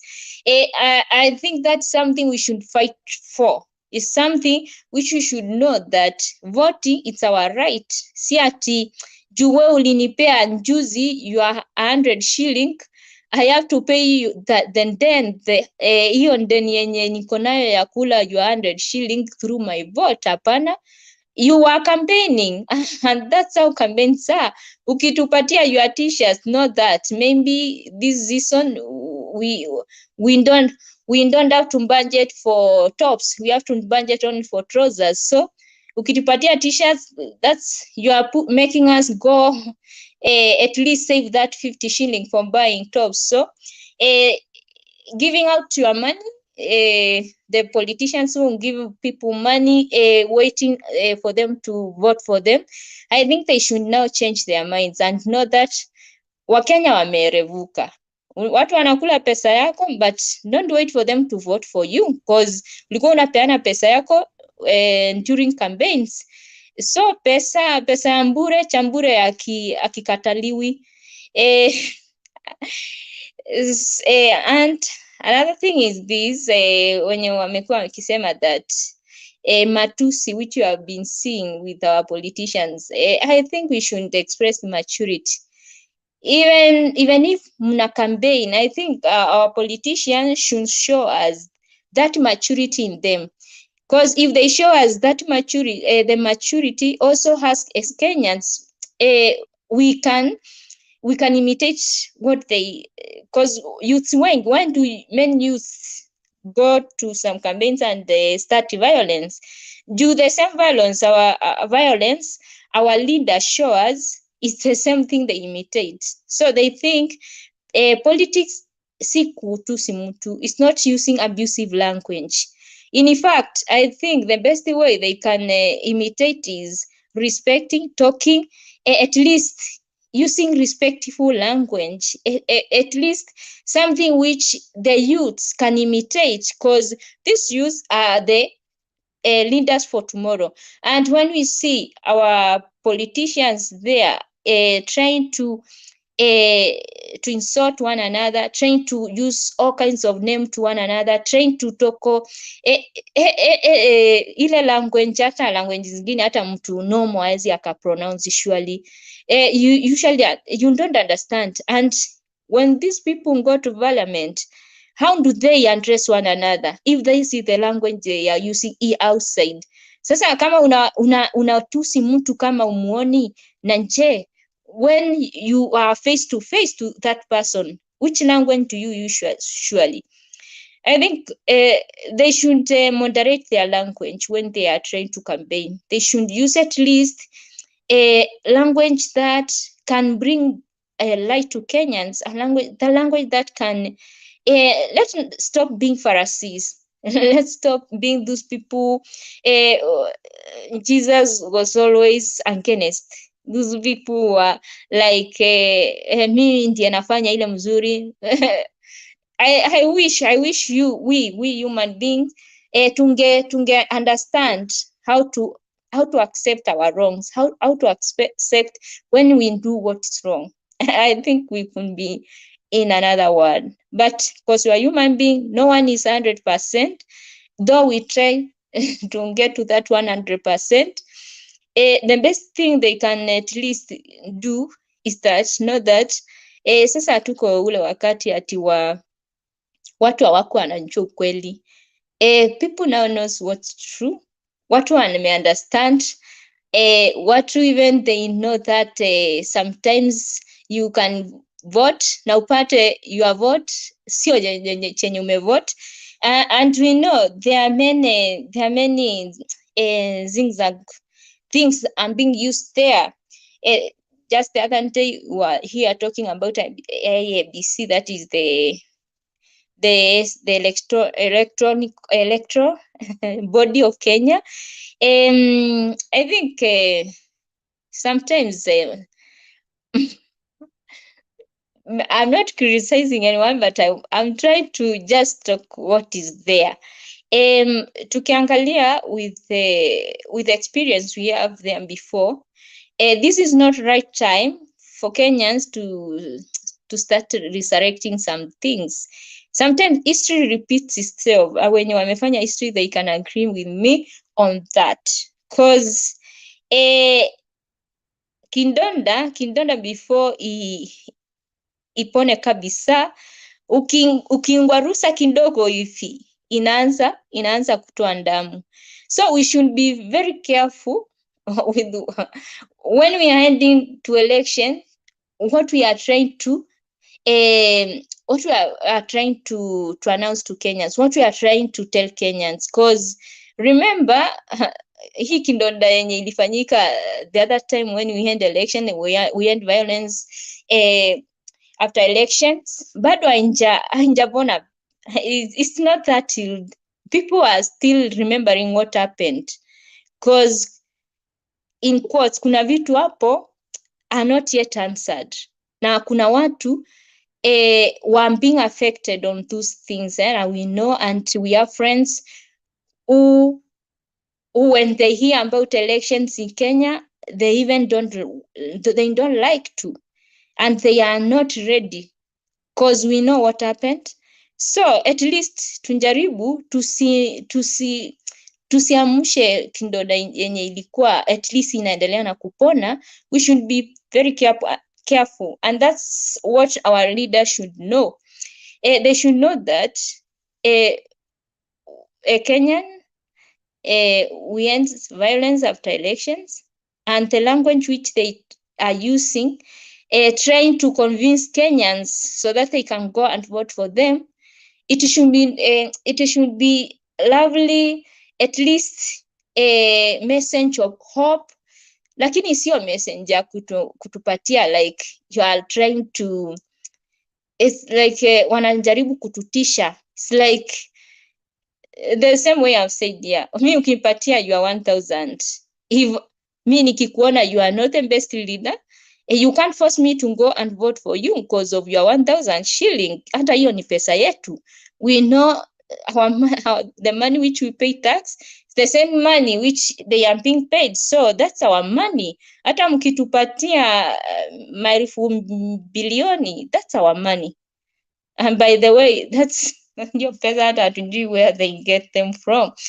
So at least we should be careful with the message which we are trying to spread, because the experience is best teacher. As the philosophy says, through experience tunajua mengi, and would like not to go back to the same experience, go back to the history which we have gone through, and we don't want to repeat the same history. We want something which can make us Kenyans happy, and person who knows what is being a leader, who can make Kenya, who can take Kenya somewhere. Si mtu wa kutuambia ati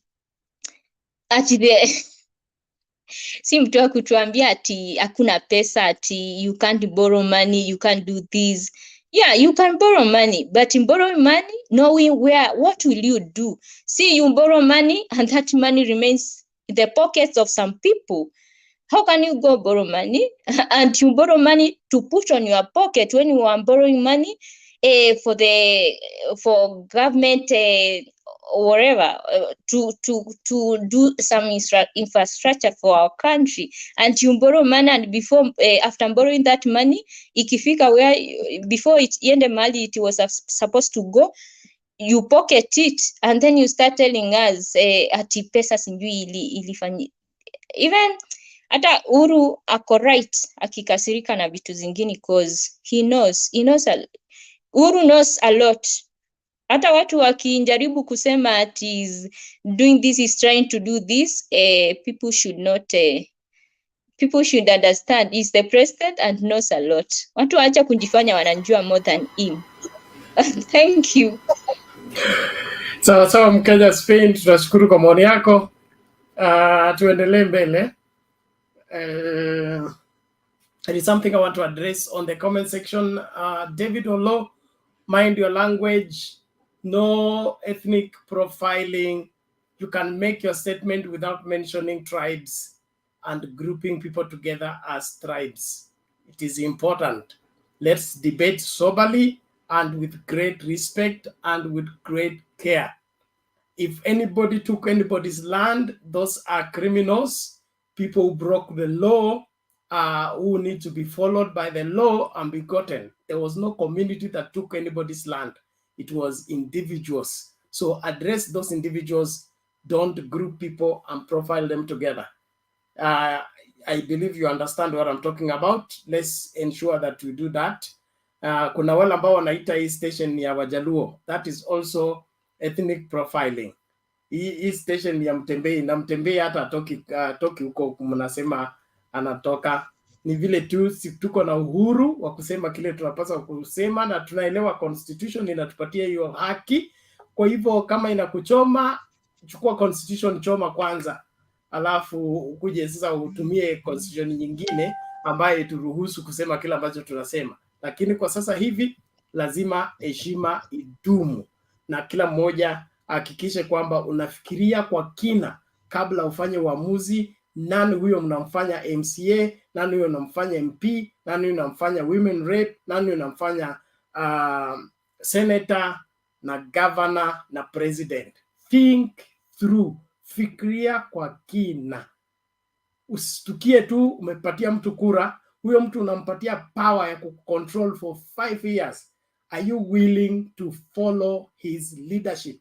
Is his brain enough to carry you to a higher level, or you are belittling yourself, or rather imprisoning yourself by giving him too much control over your life, and he doesn't have a capacity to lead you to anywhere better than where you are? So this is a period where all Kenyans must think through and be able to make a decisive decision that will help us move forward. If anything happens, let this country move forward. Just one step is better than us going through the same thing and revising the same thing. And this is not about people. It has everything to do with your decisions that will make Kenya better. Remember, a good president with bad MPs, bad governors, bad senators, bad MCAs, he will not perform the way he's supposed to perform. So hii ni mambo ya kuwa keen. Ukienda kutengeneza ndengu, lazima uchague moja baada ya nyingine. La sivyo, jiandae na mawe wakati unaanza kula.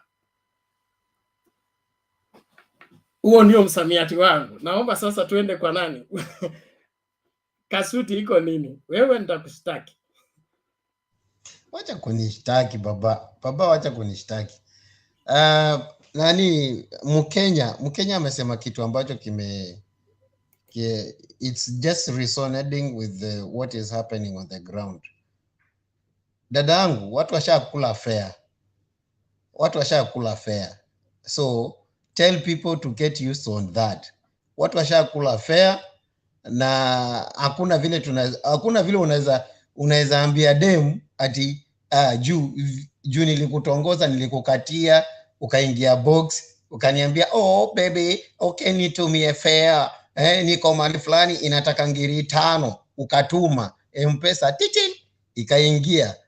So we umengoja demu hajaingia, alafu unaona ati hiyo unaichukulia kwa uzito. No, watu washakula fair. We leta hizo top, leta hizo shati, leta hizo pesa tukule, and then at the end of the day when we go to the ballot box, it will be my decision to make sure where do I want my future, where my future is lies for. Mimi nitapigia mtu ambaye najua ya kwamba he has this country in his heart. Ule mtu hawezi akataka mabaya yafanyike either kwa watoto wake ama kwa wajukuu wake, and that person is only Baba, nobody else. Wakati Baba anaenda kufanya benchmarking India, wengine wanaanza kusema country zingine hata hazina ng'ombe. Sasa hiyo ni kusema nini? Una create ile inaitwa diplomatic enmity. Wakati Baba ako nje anatafuta ile anataka kujua hii uhusiano, hii mambo inafanywa aje. Alafu wewe nao unasema ya kwamba mimi nataka kuwauzia maziwa kwa bei ya juu kwa sababu nyinyi hamuna ng'ombe. Let me rest my case, nani Baba Bernard. Thank you. Lakini nilikuwa nataka kuambia, can I say something? Very shortly please. Sawa. By the way, mimi nafanyaga kusikia Kenya watu kula fair. Huku sisi hatuna watu wa kututumia fair. Mimi nafanyaga kusikia Kenya so mimi ndio naanza kusema ni if there is someone who is ready to send somebody fair, tukitoka huku ende kwa my YouTube channel Mkenya Spain Angape is the same way iko hapa, anipate huko anitumie fair. Mimi I think sitakula fair ya mtu. Juku sisi hatutumiangu fair. Here we don't have people to send us fair. Mkenya Spain, utafungua debate nyingine sahi. Wachia hapo. Kuna watu wana machungu fair yao ilikula, wewe unataka kuwakumbusha. Relax kwanza. Now, let me find out, where is this Sir Jack? Sir Jack, are you there?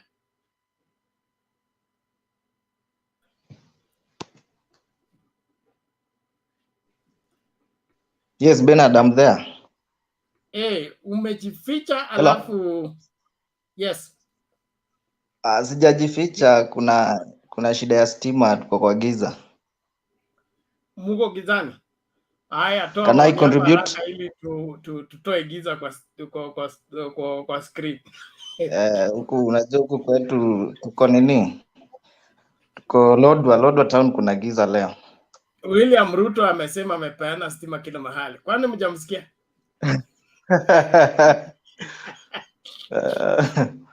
So mi ningependa kwanza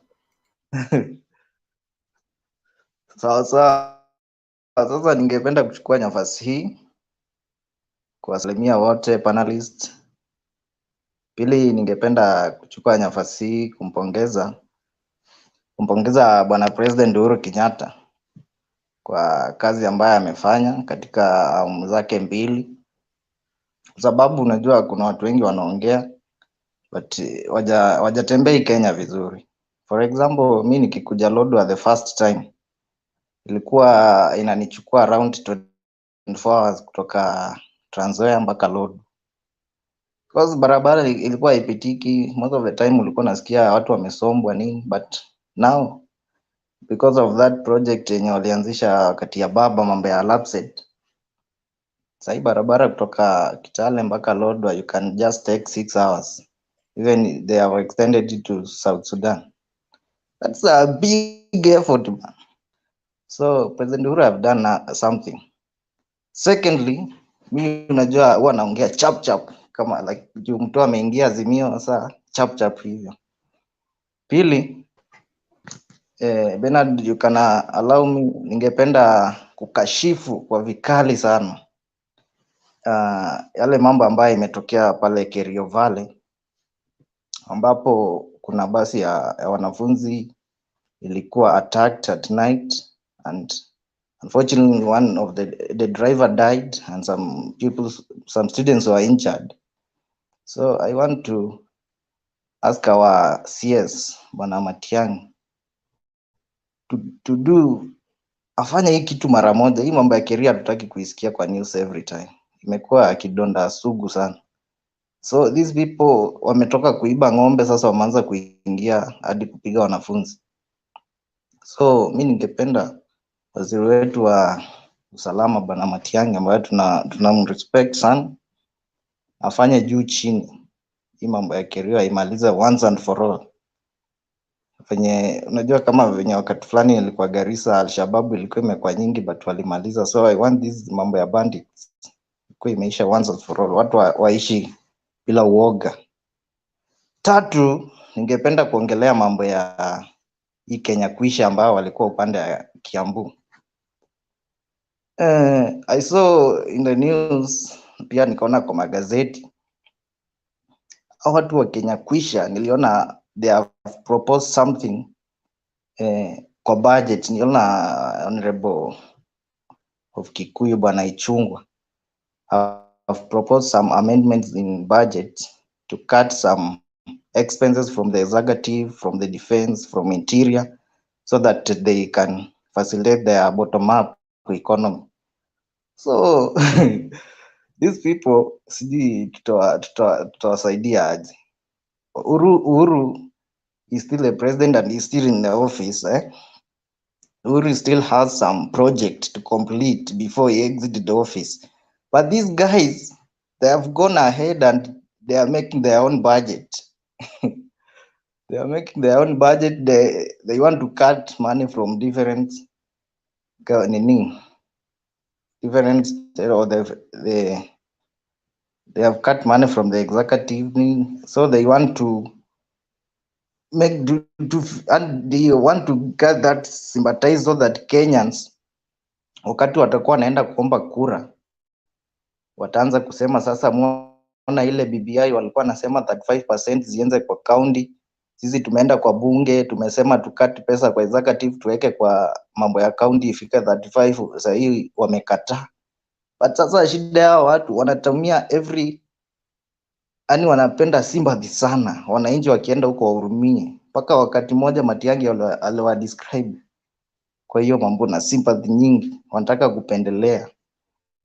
So you can't just go in the market or a roadside then you start making your budget in a roadside, na kuna bunge au wenyewe ni elected legislatures wendo wajadili. ujue you can't just cut budget from interiors, do from where, and you want to facilitate some bottom up economy which no one knows.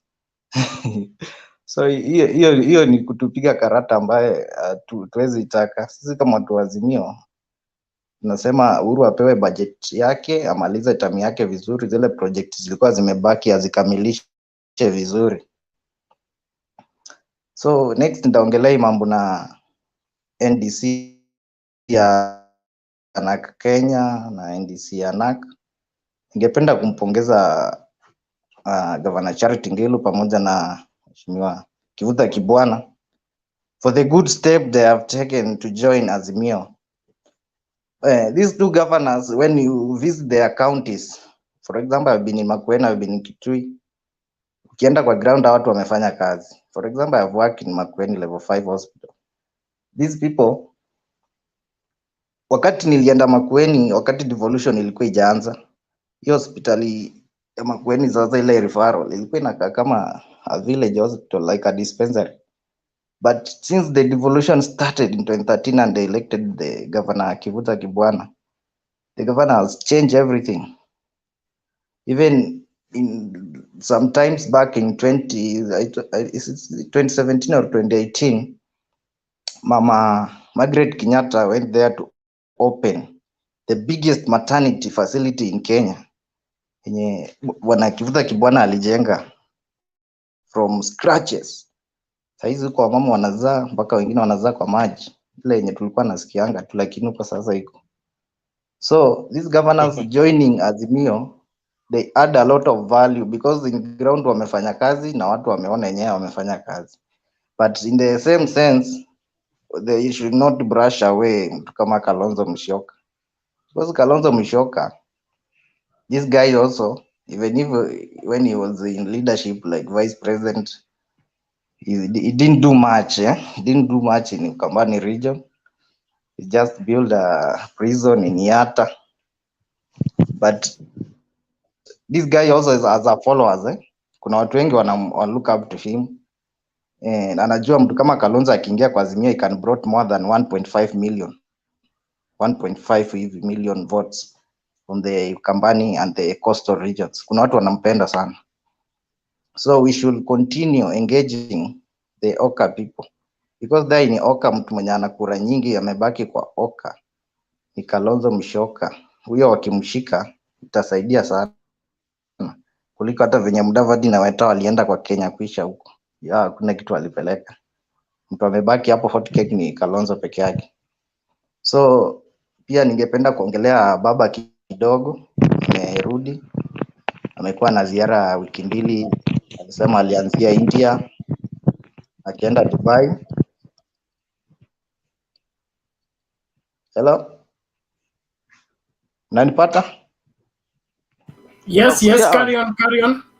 Yeah, nilikuwa nasema baba alikuwa na ziara ya wiki mbili. So alitembea mataifa ya Dubai, alienda Dubai, akaenda upande wa India. Kule India alikutana na waziri mkuu wa India ambaye waliketi naye. Wakajadili mambo mengi na kuna promises zenye India ilikuwa imepromise Kenya. For example, kama leo kwa NDC nilisikia akiongelea mambo na ndengu. Kuna kati India ilikuwa imepromise Kenya, akasema wapande ndengu nyingi ambao wangependa kununua kutoka Kenya, but ikafika mahali ni kama hiyo mkataba haikusimama vizuri. But baba alikuwa anaenda kuongelesha huyo prime minister aone kama wanaweza fufua hiyo maneno.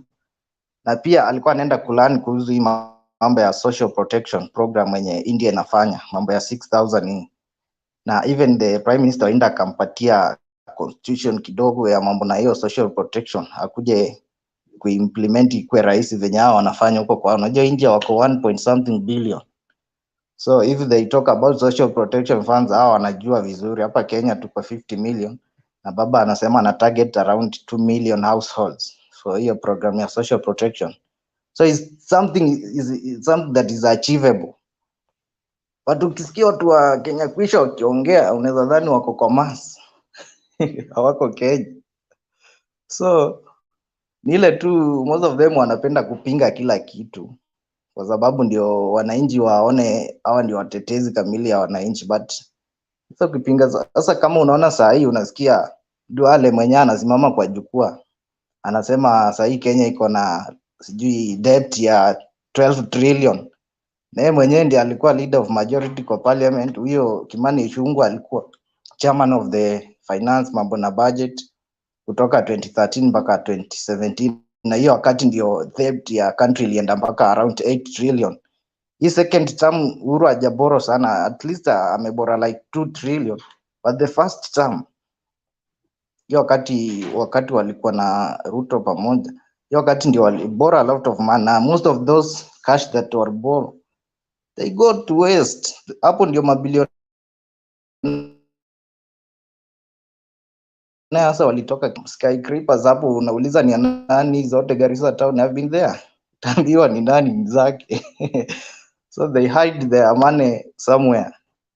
Alafu sasa hii ndio wanasimama in the rooftops of the cars wanatuambia venye wanajua kupunguza budget kutoka executive na hizi arms zingine. So watu ile tu wanatafuta sympathy kwa wananchi wanaona kama wanataka, lakini wananchi siku hizo wamerufuka, wanajua Kenya wanataka.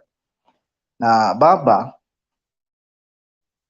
mimi nimemsupport baba kutoka kitambo, na si ati namsupport juu kwa sababu ya nini. Ukiangalia baba zile vitu ana stand for, his man has nothing to lose, but ni mtu anajua nataka niache hii Kenya ikiwa katika mambo mzuri. Unajua ni kitu wamefight kutoka kitambo, kati ya Moi amefight, amekuja akaungana na Kibaki wakafight, wakastabilize economy kidogo.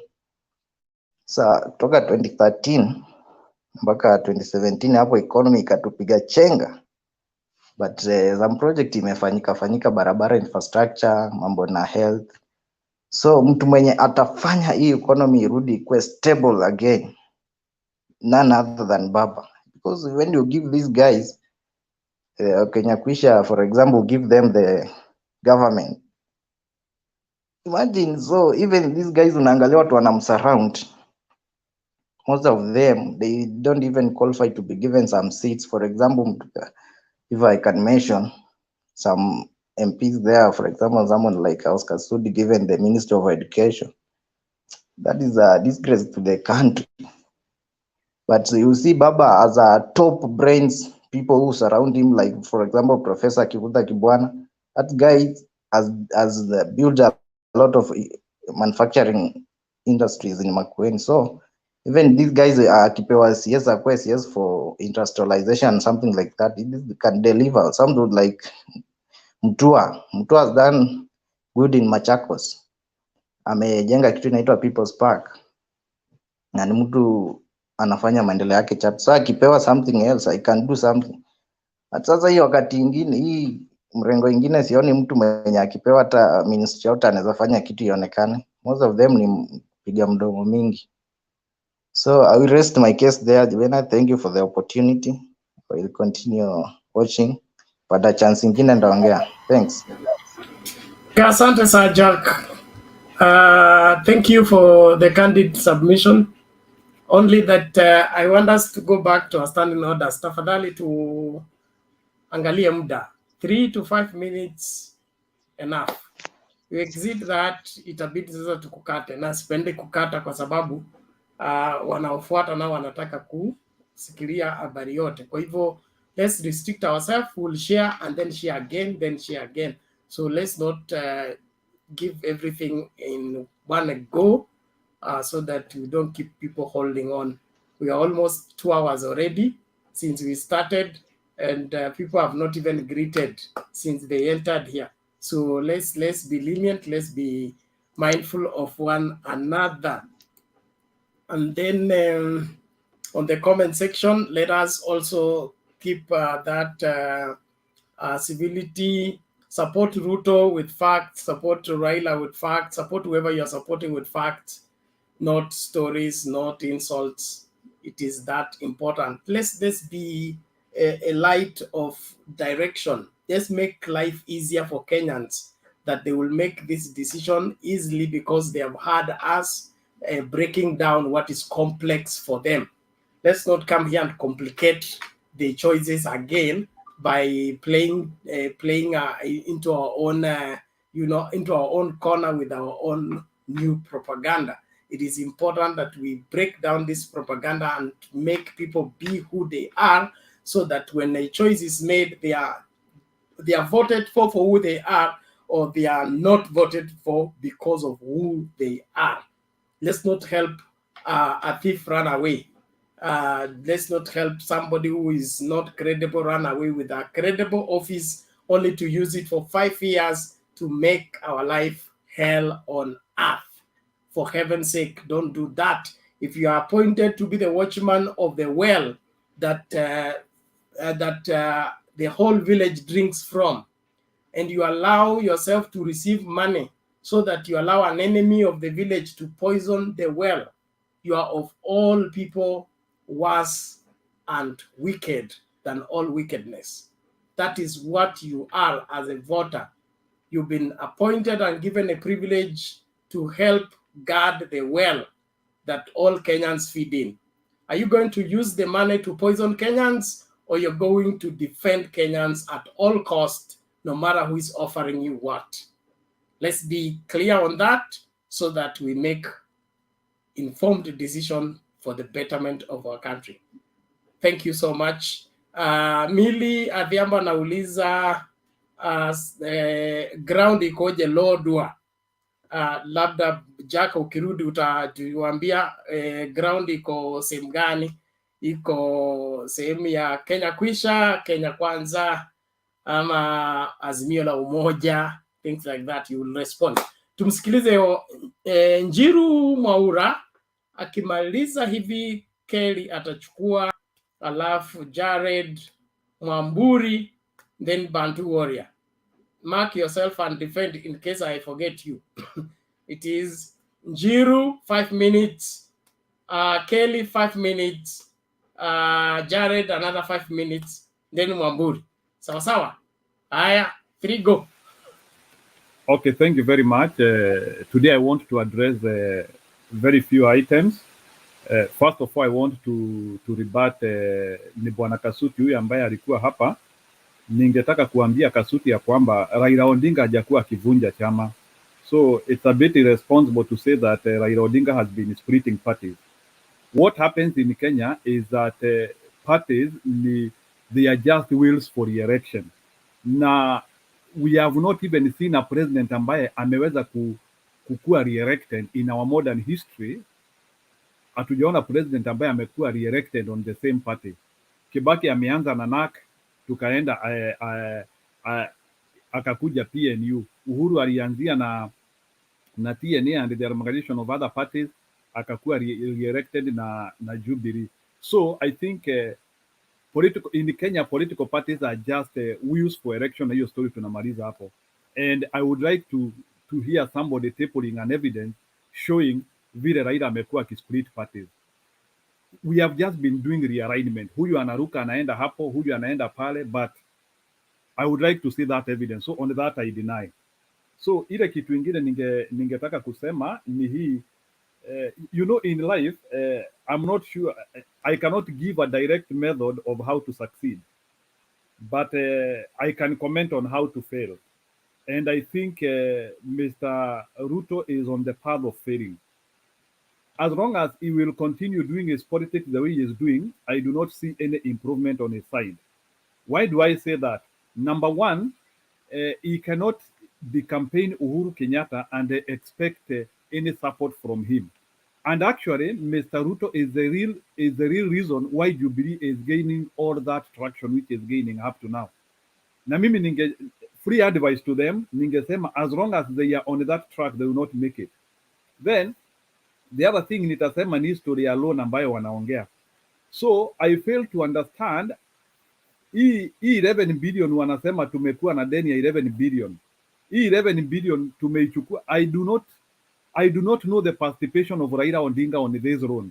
So ningetaka watu ya UDA waniambie what is the contribution of Raila Odinga in taking Kenya to have a loan of 11 billion. Sababu wanakuja hapa ni kama wanasema tumekuwa na loan. Yes, tumechukua loan ya karibu 9 billion kwa hii term ya Jubilee. But what is the responsibility ya Raila Odinga kwa hii loan?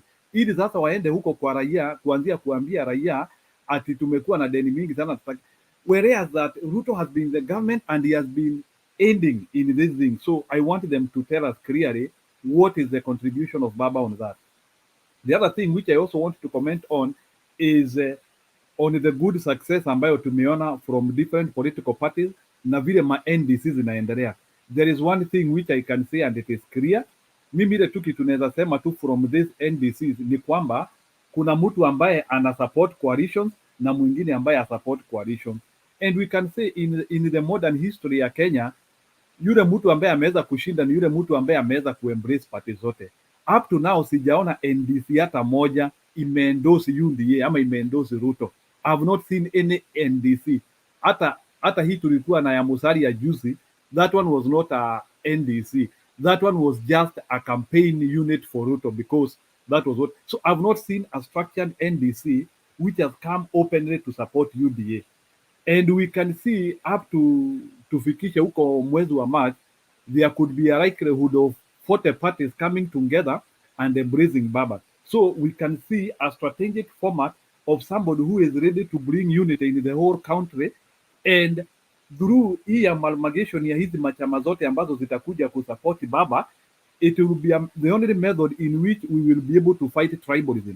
And I can see now we are gravitating towards a methodology whereby people will be able to connect in terms of agenda and in terms of the ideals which they support, and not necessarily on the tribalism. So I would like to, so the difference is clear. We can see kuna mtu mmoja ambaye ana-embrace kila mtu, ana-embrace all the political parties regardless of what they believe in, na mwingine ambaye anakandamiza. So the difference is clear. So in conclusion, ile kitu ningetaka tu kusema it is that Raila Odinga is on the right direction and he will continue gaining traction, and Ruto is still showing that envy, and as long as he keeps on fighting the same government he has worked for 5 years, or no, for 10 years, there is a problem. It's another lie which he is pandering to the people. Thank you. I paid to finish there. In case kama kutakuwa na another time, I will contribute. I just want to also give other people time to contribute to Miambua ni dakika 5. Thank you.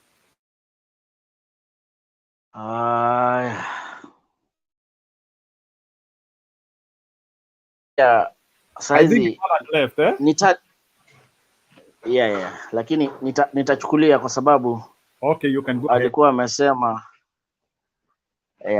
habari zangu ndugu zangu, mko salama Nashukuru Mwenyezi Mungu na natumai buheri ya afya. Upande wangu ni mambo machache ambayo nitaiongea saa hii katika usiku wa leo. Tumeona mambo mengi yakitendeka katika nchi yetu ya Kenya, na ningeimiza Wakenya wenzangu tuendelee kudumisha amani vile tunadumisha amani, hata watu waseme nini. Tusikubali kugonganishwa makabila kwa kabila. Tunajiandaa katika mkutano katika uchaguzi ambao utakuwa hivi karibuni. Nimebaki miezi 4 hapo hivi ndio tuende kwa uchaguzi. Ningehimiza Wakenya wenzangu, liwe liwalo, kunyesha kusiponyesha, watu waongee matusi wasipoongea matusi, watu walipwe pesa wakatae kulipwa pesa, watu wanunuliwe wakatae kununuliwa, vijana wapatiwe pesa wasipopatiwa pesa. Tafadhali Wakenya wenzangu, tudumisheni amani katika hii nchi yetu ya Kenya, na huo ndio uzalendo ambao sisi wa Kenya na kila mmoja katika nchi ya Kenya anawania kukue. Tulishafanya uchaguzi NDCs. Leo nampa kongole na mkono wa buriani Charity Kaluki Ngilu, ambaye ni mama wetu sisi Wakamba na wazungu na wale ambao wanajua lugha ya Kimombo tunamwitanga Iron Lady, mama ambaye ako na msimamo wake wanga ni dhabiti tangu aanze siasa, na hakuna mahali mama alisupport pakakataa kutoka president. Ni mama aliogopewa tangu enzi za Moi, na inashukuru wa Kenya kwa sababu wanampa heshima zake as an Iron Lady. Leo tumeona mambo mengi yamefanyika pale Bomas of Kenya.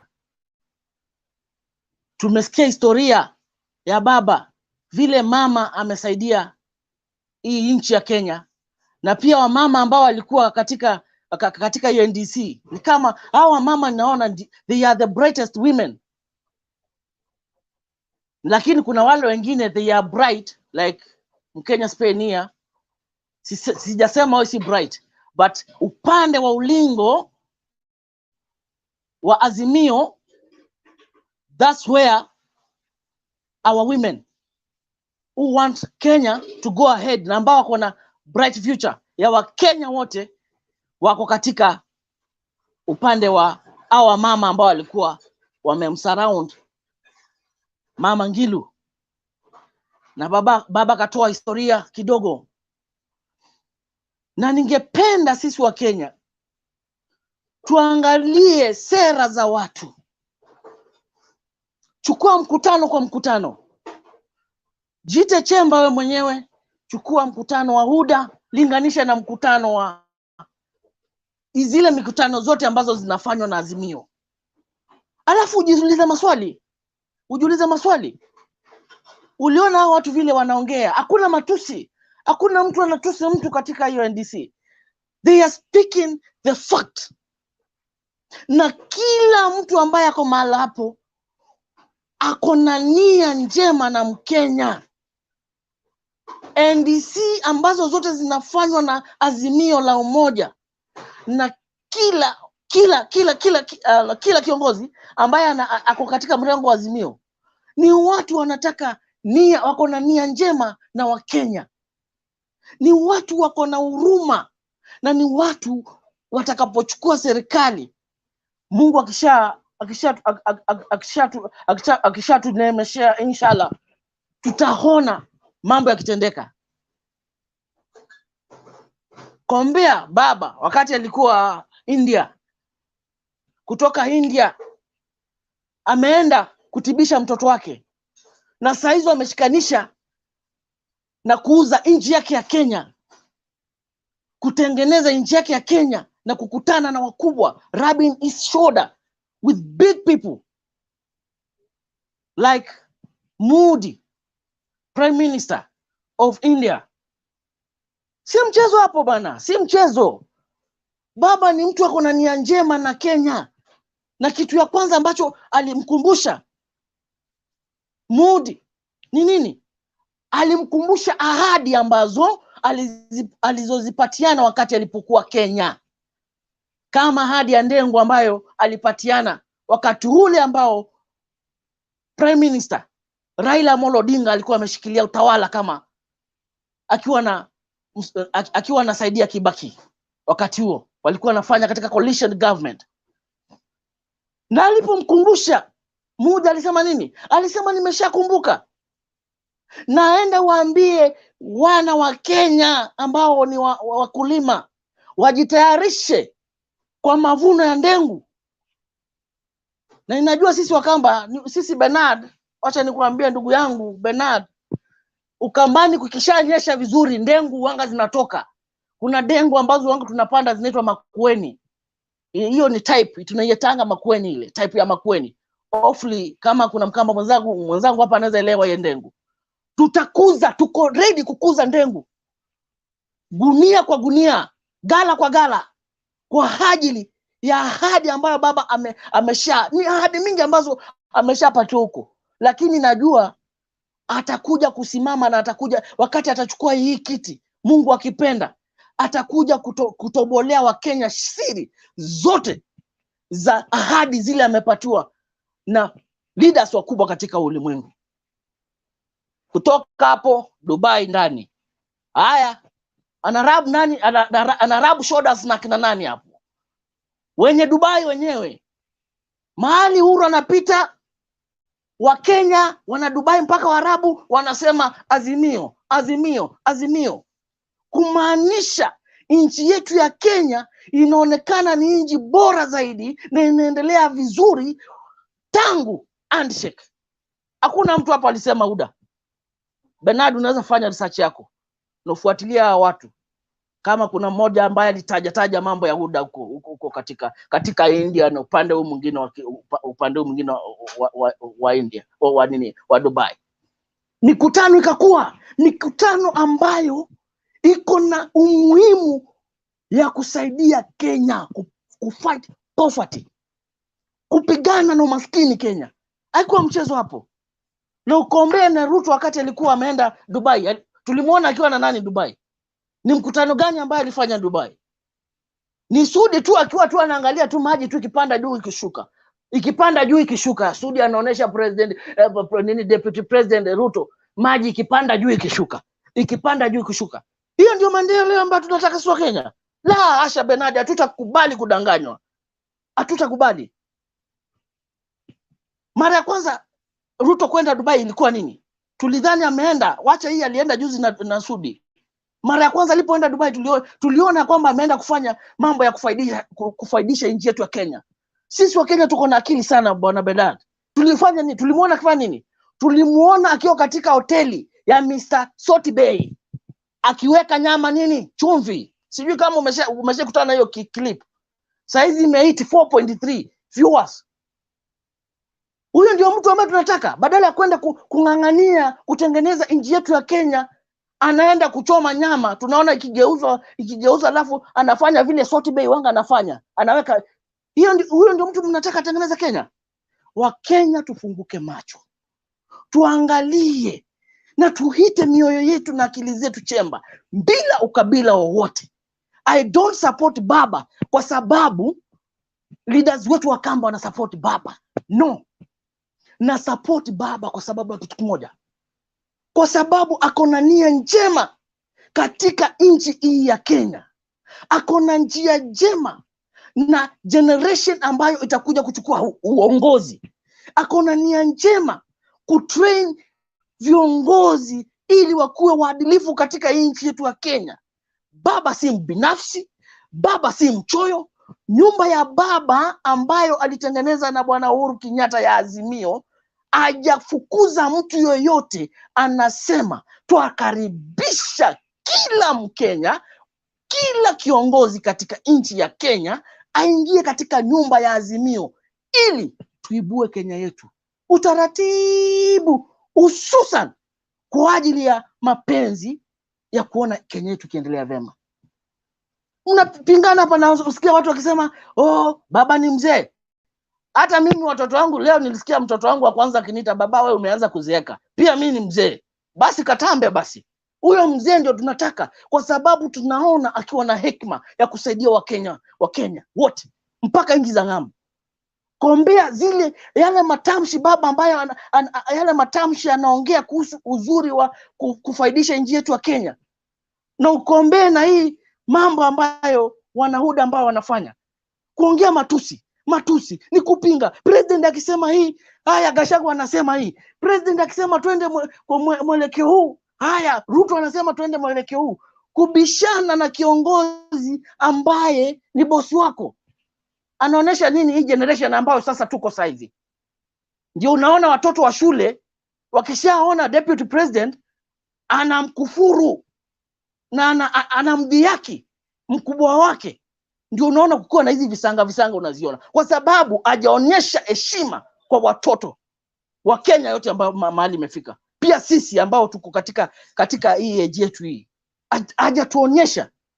Je, sisi tutakaje na wakubwa wetu kama deputy president anatuonyesha kudharau bosi? Sisi tutakaaje? Watoto watu watatuchukulia aje wakati watakuja kukuuliza Bwana Bernard, kwa nini uliruhusu huyu mtu uliruhusu Bwana Ruto ama kiongozi mbaya achukue nchi yetu ya Kenya aendeleze hivyo, na baba hapa tunakufa na njaa, na wewe ulienda bila kufikiria na ukavotia mtu ambaye aweze kanufaisha Kenya na kitu chochote. Hapo ndipo Bwana Bernard utatoa machozi na useme ningalijua, ningefuata moyo wangu mwenyewe na ningepiga hiyo kura kwa kuweka Mungu ndani ya moyo wangu ili watoto wangu wafaidike, si kwa sababu huyu leader ni kabila langu, si ati kwa sababu huyu leader ni kabila ya fulani, si ati kwa sababu huyu leader nilimwambia miaka 10 yangu 10 yako 10. Ndio sababu unaona rais wetu mpendwa Bwana Uhuru Kenyatta anasema sometimes, anasimama sometimes na anasema Bwana Bernard, wewe uko hapa mahali hapa, kwa mdomo huu unaongea vile matope, kwa mdomo huu mwingine unasema tumetengeneza serikali pamoja. Akuwe na msimamo Bwana Deputy President, na ananyenyekee kwa kiongozi huyu ambaye Mungu alitupatia. Asivuke gazi vile alivuka juzi na kutusu wana Kongoli kule, akisema kwamba atu wanajinuta suruali wanavuta mpaka kwa kifua na wanajipachika na kwenda wakidingisha kama vitu zingine hapo. Hizo vitu hatutaki katika nchi ya Kenya. Inaniuma Bernard, inaniuma. Pole. Wacha nikaze waya basi. Wacha nikaze waya kidogo. Wacha niruhusu wenzangu ongee pale. Tashukuru bana. Unafanya kazi mzuri wewe. Mungu tu ndiye atakulipa. Asante.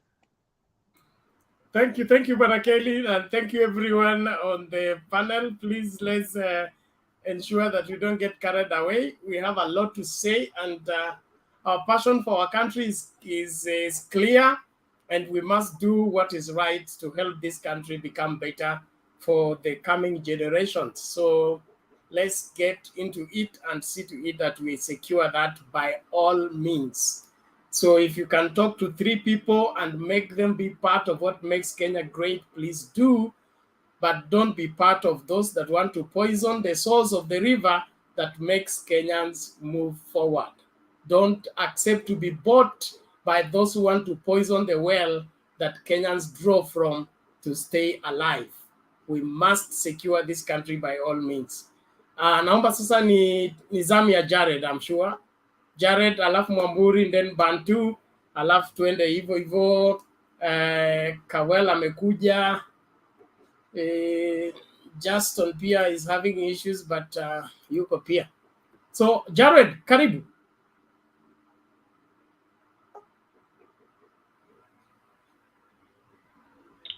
Bwana Jared, are you able to get me? Okay.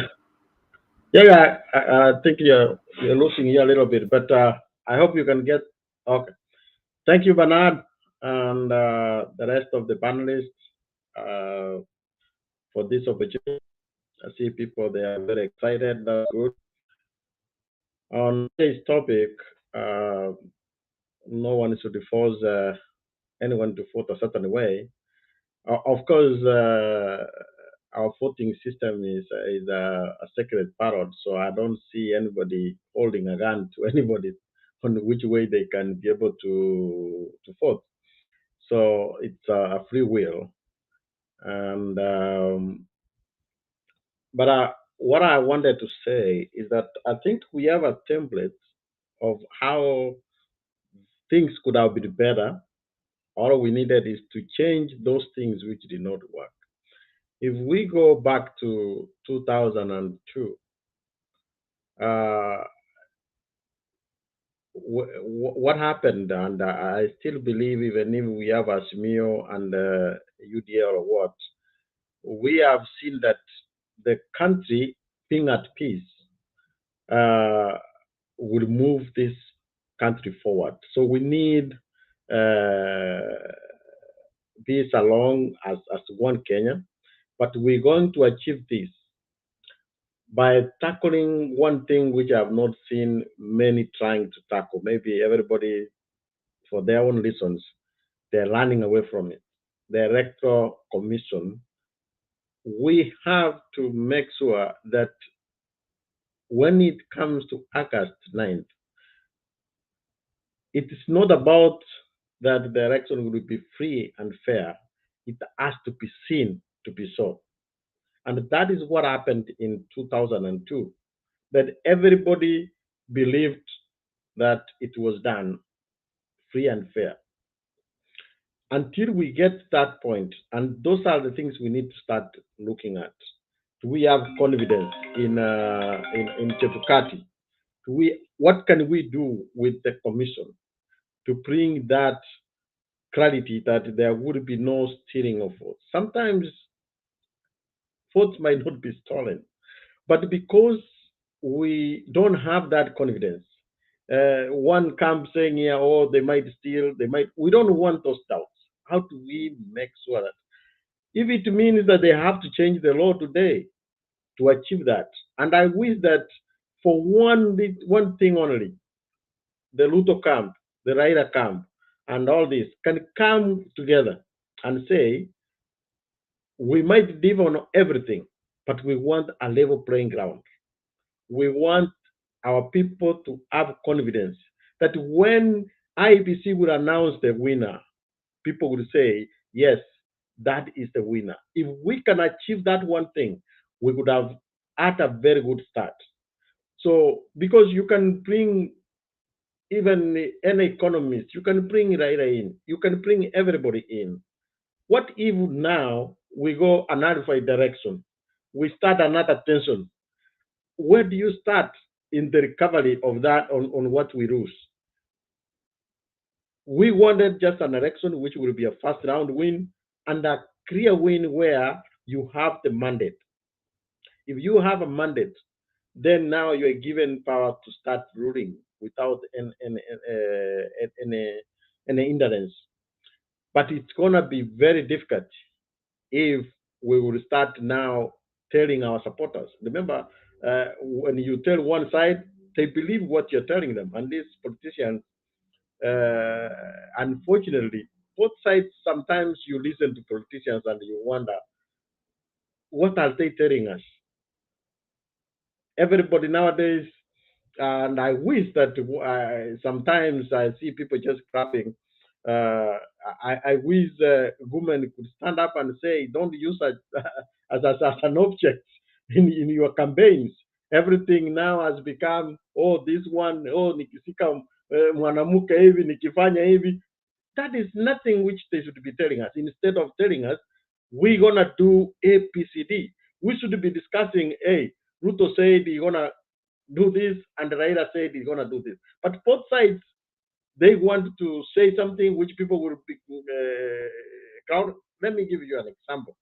I was listening to the NBC for NARC, and Babu Wino was given a chance as a young man who is very respected, a young man, and they come to stage and they saying, you know, I'm standing here, Madam Mungiri, I'm brushing, you know.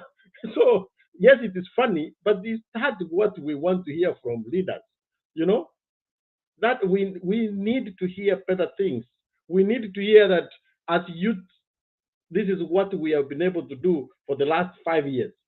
And this is what we want more youth to come in so that they can do better. When we are crying about youth having no jobs, what are these young people been able to do? To bring laws. Laws are made in parliament. So as I was saying, this is where we have gone so low that NMP, when they open, actually we the crowd cheers them on when they giving abuses. The media, you want to cover somebody who is abusing another person, instead giving them a plaque out. If somebody, I'm very sure there are so many people among those members of parliament doing good jobs. You know, some people, I don't see many people covering Moro Dienda when he is building houses for the poor. Simba is building also houses for poor. Nobody will cover that because that's not interesting. But if you give insult to Ruto or Ruto saying something, that is what we are magnifying. So even the media itself is passing this information. If somebody did not see that Ruto was saying Muganga Kitendawili, if you flag that one, that it's not going to get the people, how will you advance what they're trying to pass? So there are some things we can do to collect these people, but problem is we are not ready to go to that extent. Another thing is corruption. We have said, if you tell people, and I've seen, and anywhere you go, you only need to start Muizi, and if they ask who, everybody will shout RUTO. But if we had to send a statement, if truly RUTO is connected in some way that he has done this, it makes a statement when, if the president could come out and say, this person has done this, and we need to take action. That's the kind of leadership we want. Not these people will steal, but if they are on your side, you want to cover them. And that is the word we will have with our leaders. We have good leaders. I believe who has tried to do some things, but sometimes because of politics, for political expediency, maybe when he was TNA and the ULP, if the other side does something, you can't do anything because you still have to see how to continue that political expediency. I wish that if we could have had a level ground, we have a leader who will stand with the people, then there can be a progress for the country. And that is what we will be. When we will have progress, it will not matter who is the president. And I hope that one day we can get there. You know, one of the panelists pointed out how many people are surrounding Raila. Yeah, when I see the Makueni governor, even Machakos governor and NGILU, they have done a very good job surrounding. You see that there is hope that if he appoints any of those people to do something, you can be sure that something will be done. But also at the same time, there are other governors who have done nothing. So also when you see them, they are around, and you say, hey, they might also have a chance to be in the government. Then sometimes also we worry. We also worry what is going on. So I hope that we will get a point where there is a merit in having a government of merit, not on huyu anatoka sehemu fulani ndiye anaakiza one section. If we can have a government, right, and I hope that Raila can do that, having a majority, but also when it comes to forming government, if he appoints people who can actually work, then we can move our country forward. But otherwise, one leader, just a president himself, cannot be able to move the country. He can only move the country when the country has units and he has a cabinet which can work. Thank you. Okay, thank you. I think nani huyo? Kelly. Nataka nimkosoe bwana Gerard kidogo kwa kusema kwamba kidogo kwa kifupi kabisa kusema kwamba ati Babu Owino alifanya jambo mbaya kumwambia Madam Ngilu ya kwamba anapendeza. Hiyo si jambo mbaya, hiyo ni kupatia morali a good leader. Wacha nikomee hapo.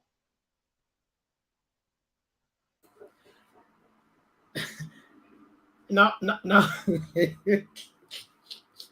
You guys are very interesting, eh? But I don't want to go there because I know that's going to be a deviation from our debate. So na mimi nataka wale watu nimeweka kwa queue waishe kwanza. So no rebuts for now. Nitaingilia hayo masuala baadaye. Kwa sasa hivi tumsikilize Mwamburi. Mwamburi namna gani? Sijambo. Mwanipata kutoka bara huko. Hali ya anga vipi? Hali ya anga huko kuko shwari.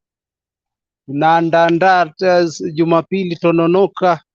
Na mwanzo kwanza mtu yoyote hapa kwa panel ambaye anataka kuja Azimio tarehe 20 Mombasa, kama hata una mahali pa kupumzika, nitafute, usiwe na shaka. Mahali pa kulala, mahali pa kula, usiwe na shaka. Bali tu njoo nitafute. Kama una mahali pa maskan pa kulala, we nitafute, tuko pamoja. Haya, wacha niende straight, manake wenzangu wananingoja. Huyu mwenzangu Jared, unajua ukiwa hata mwalimu darasani, if you want to pass a message ama mwanafunzi akushike vizuri, apate ile point, you know, Babu Owino wakati aliongea vile, he was passing a certain message when alisema mama anayopendeza, tena baadaye alisema mama tunakuheshimu. You know, he was at least alikuwa nakuweka ile kwamba be attentive so for the point which he was talking about. Na nakumbuka vile alisema baba was busy doing something for Kenya and Ruto was busy antagonizing. You see, you know, that was the point I wanted to pass through, ndio mtu ashike vizuri. Haya, nashukuru sana baba. Okay, kitu cha kwanza mimi huwa kila siku nikiingia hapa, ile wakati nimepata nafasi, huwa nasema Ruto ana benefit more from this platform. Angekuwa naweka watu wawili watatu wanasikiza hapa, he can go back to the drawing point and make sure where he is messing. One, right now baba is just a Kenyan. Baba si kitu saizi, hayuko in government, yeah? Deputy president is in government, is number 2. He could have been using that number 2 and the state machinery to go outside there, first of all, to market something, because he has a platform, he's in government. Let's say for example, like now, saizi sisi wa pwani, okay, tukiangalia saizi, angalia kama Rift Valley, wale wa Rift Valley wanajulikana kama wakulima, then watu wa mifugo. Saizi mtu wa Rift Valley mwenye anasema atapigia Ruto kura, aniambie kitu cha kwanza, Ruto is number 2. Angesha kwanza, wako na majani chai, angeshaenda kule nje kama Sri Lanka nini kumarket hizo vitu, hizo products. Angalau na aseme Kenya, mimi ndio deputy president, nataka tufanye hivi tusaidiane kibiashara. Lakini Ruto is busy just going through Kenya, yani yuko humu ndani. Sasa huyo ni kiongozi yupi jamani? Wananchi wazalendo wenzangu, unajua penye nia pana njia. Ruto ana nia gani? Baba yuko na nia gani?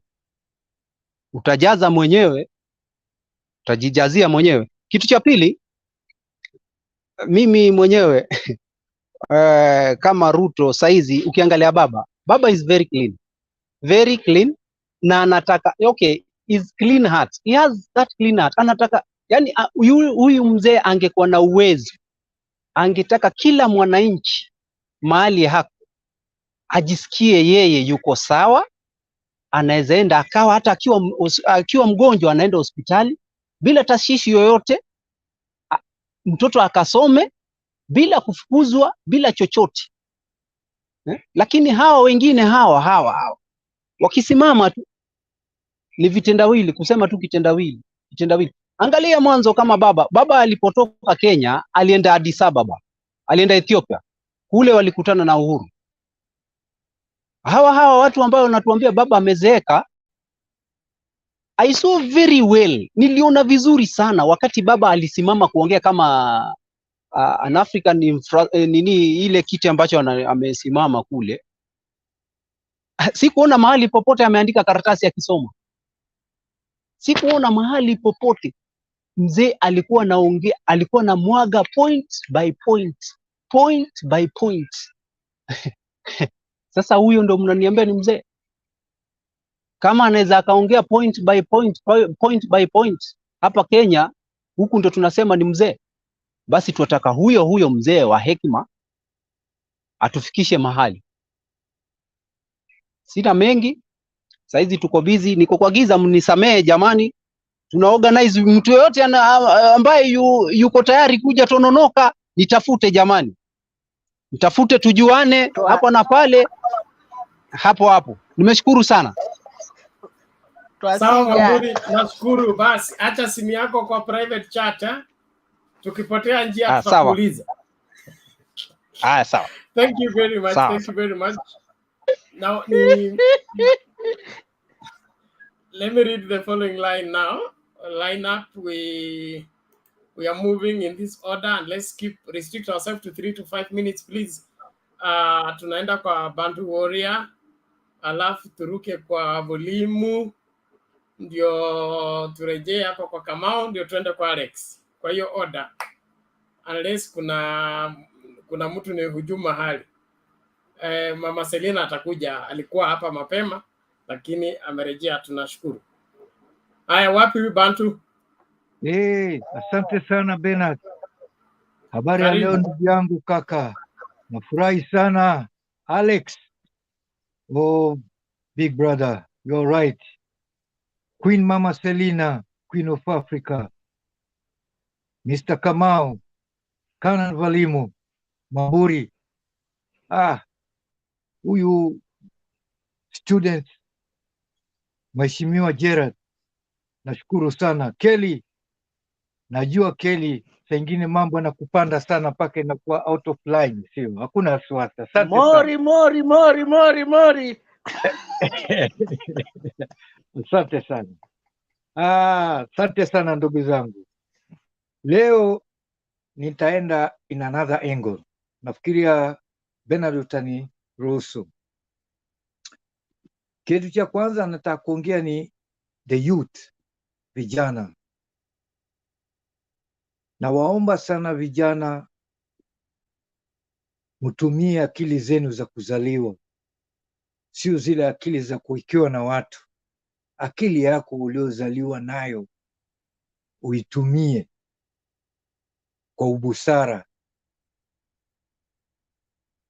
Kitu ambacho na upande mwingine nataka kuongea ku dismantle hii tribalism mentality ambayo sisi tuko nayo katika nchi yetu na kuzidi kwa Afrika nzima.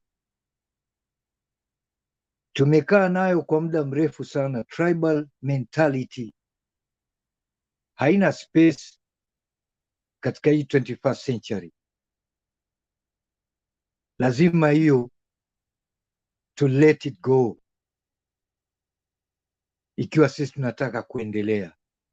We have to cut it and let it go. It is hard, but we have to sacrifice. Tribalism, we must let it go. There is no room for tribalism anymore. It doesn't work. Ilikuwa mzuri wakati wa miaka mingi, 200, 300 years ago, 400, 1,000 years ago. 21st century, there's no room for tribalism. We must dismantle for good and forever. Kwanza, hiyo ndio italeta maendeleo na tutasonga mbele. Hatuwezi kuwa tunalilia kwenda mbele na tunataka viongozi kama mzee baba, na huku bado we are dragging some things unnecessary. Toka kabila fulani na unaongea kabila fulani, hiyo ni kama kawaida, lakini isiwe unaweza kuijumuisha katika maisha yetu hivi sasa. Sote tribal yetu ni Kenya as a one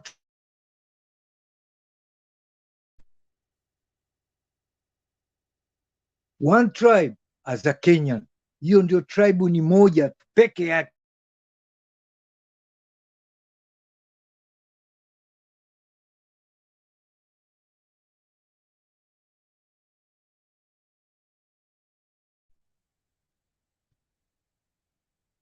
Namshukuru sana kakaangu mkubwa His Excellency Uhuru Muigai Kenyatta tumekuwa pamoja umri mmoja, wakati tukienda State House na mzee wake, na wao ni wadogo. Uhuru Muigai Kenyatta anaanza kuonesha mbele yenu nyinyi wananchi wa Kenya, na bado hamwezi kuona. Anajaribu kudismantle tribalism in front of everyone.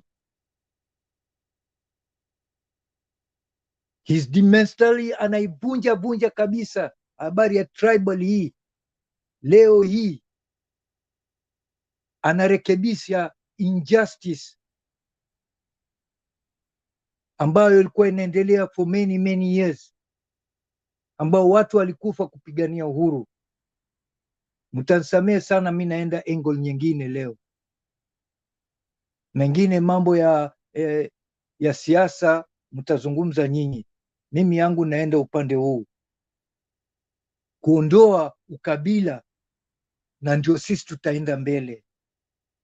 Hizi nchi za Ulaya, wakati watu wakifanya election, hata huwezi kujua kama kuna election, huwezi kujua kabisa. Utaona watu tu imewekwa kibao voting, kama ni nursery school, kama ni school, kama ni hall, uona watu ateremka gari, anaingia na vote, anaenda zake. Hakuna habari ya kupeana pesa. Ukiona mwanzo kiongozi yoyote anatumia pesa, huyo si kiongozi, ndugu zangu, huyo si kiongozi.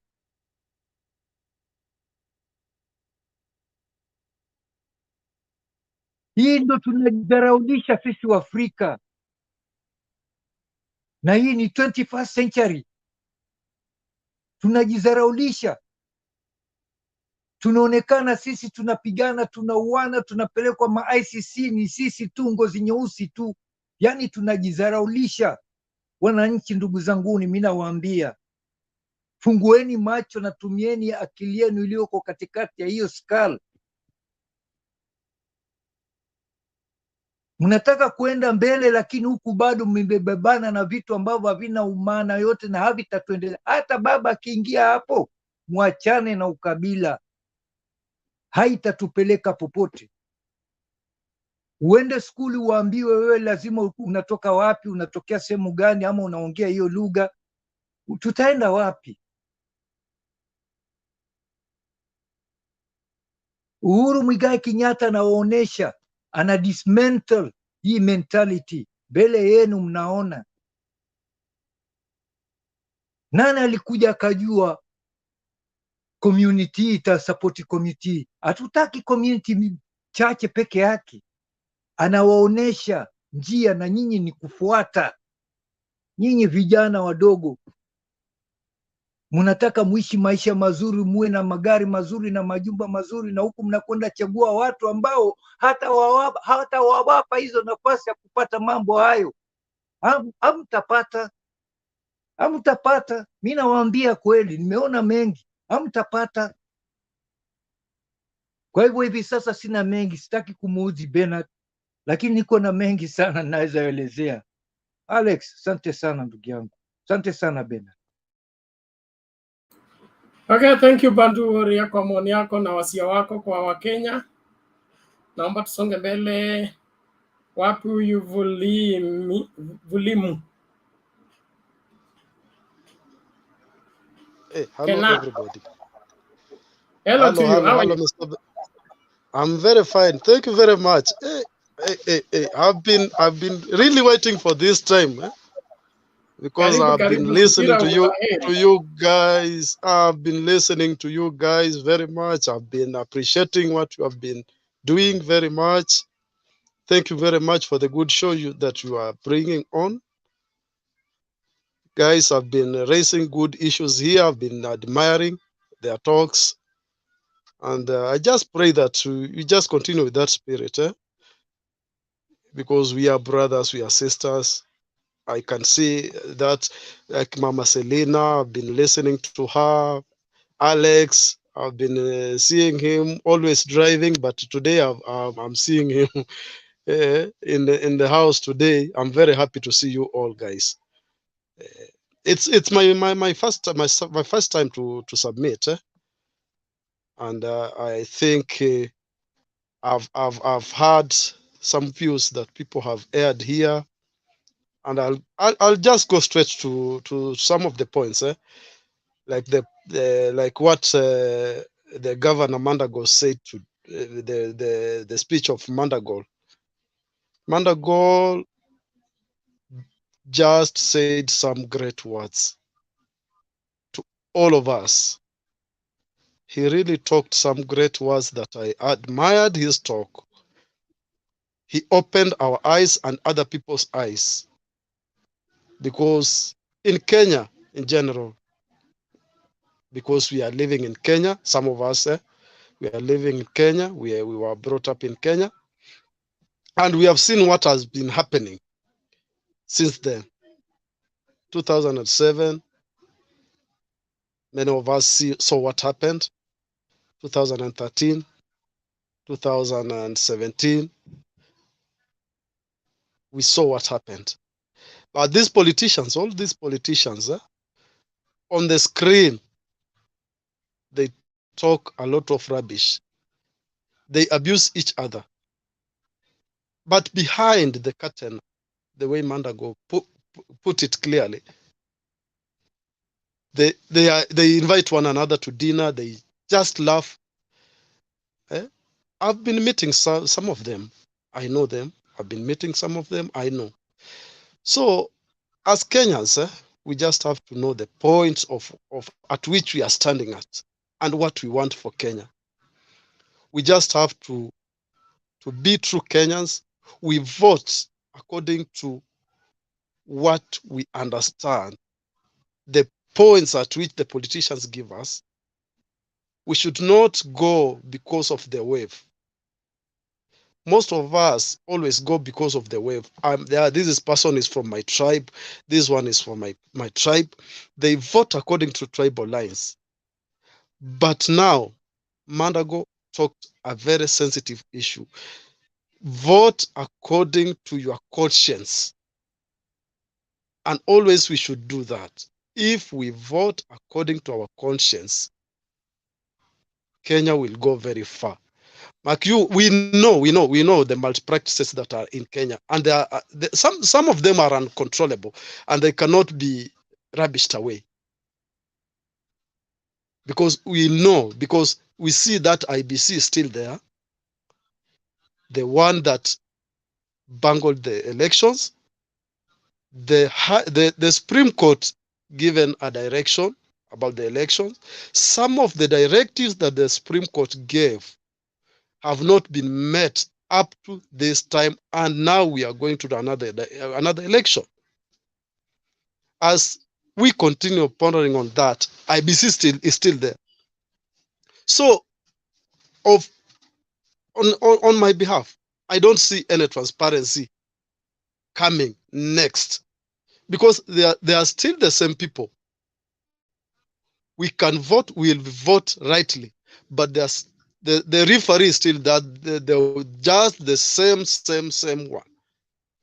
So what I could our parliamentarians are sleeping, because this was the first thing they could have done.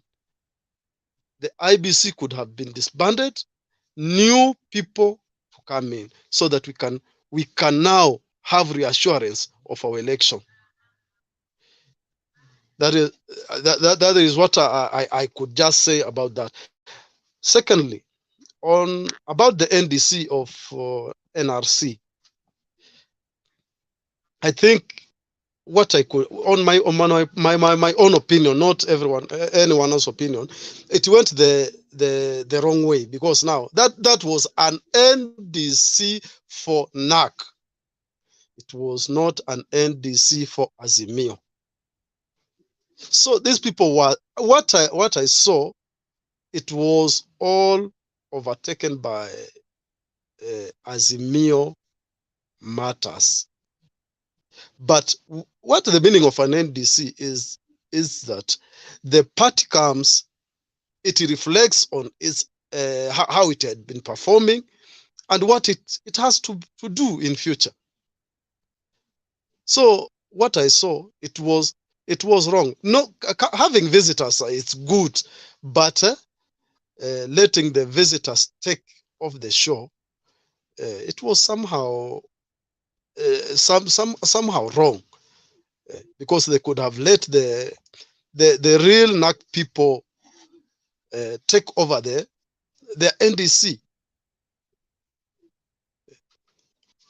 Okay, so I saw the Azimio took over, and it was now an Azimio thing. Yes, I like Azimio. It's my path, but now that was an NDC for NARC and Muungano. Yeah, so it was supposed to be purely for NARC and Muungano. Okay, to do I can now shift to Kambani. There have been these governors, the sitting governors of Kambani, 3 of them. They have been going around campaigning for Azimio. It's a very good thing, campaigning for Azimio. But one fault I have gotten from them is that when they go to campaign, they try to attack Kalonzo Musyoka directly. They want to force him to join them by force. And that one, I disagree with them, because when you are courting someone, you don't go by force. You don't insult him. You don't heap some bitter words on the person. You go politely, talk to the person, convince the person that this is the right way. I want you to be close to me. So what I can tell the Azimio people, the Mutua, Mama NGILU is a good lady. He has been in politics since then. And Kivuta Kibwana, a professor. They should go talk to Kalonzo as a brother, because he has been in politics like them. He knows the right way. So they can really make Kalonzo to make a decision which he had not decided to make. So let them just go talk to him in a polite way, in a good way, in a brotherly way, so that he can make his mind and join them. We need him. We need him on board. He's a good leader. So let them not threaten him. Let them not throw bitter words on him. We need everybody on board, because now if you look on the other side of Kenya Kwanza, you can see the people who are there. I don't want even to discuss them, because we are seeing the people who are there. The vice president is a sitting vice president, but sometimes he denies the progress, what is being done. And when he goes to other places, he praises everything. He wants to get the credit. Now, you just wonder, which kind of a leader is that one? The promises he gave, some have not been, even not 3% of them have been met. The children who are in standard 1,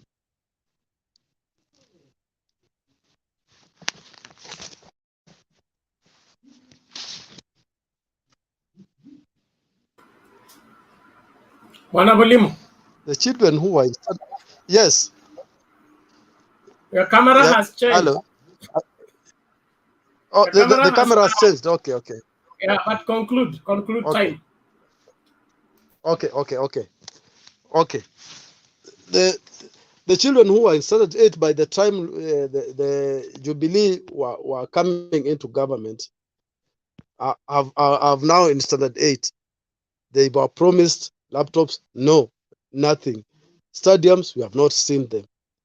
So we cannot dwell much on him and rely on him as a good leader.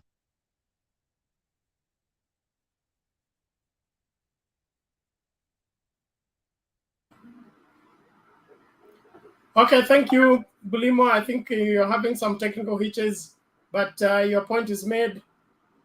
I would just want to say this before Mr. Kamau comes in.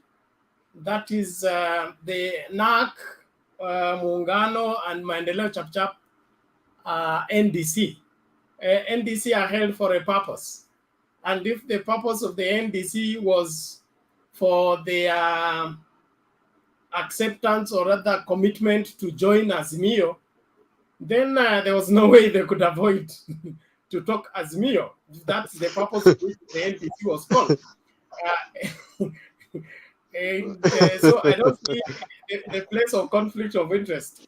Kama tumeita NDC kupitisha katiba mpya, tutazungumza kuhusu katiba mpya.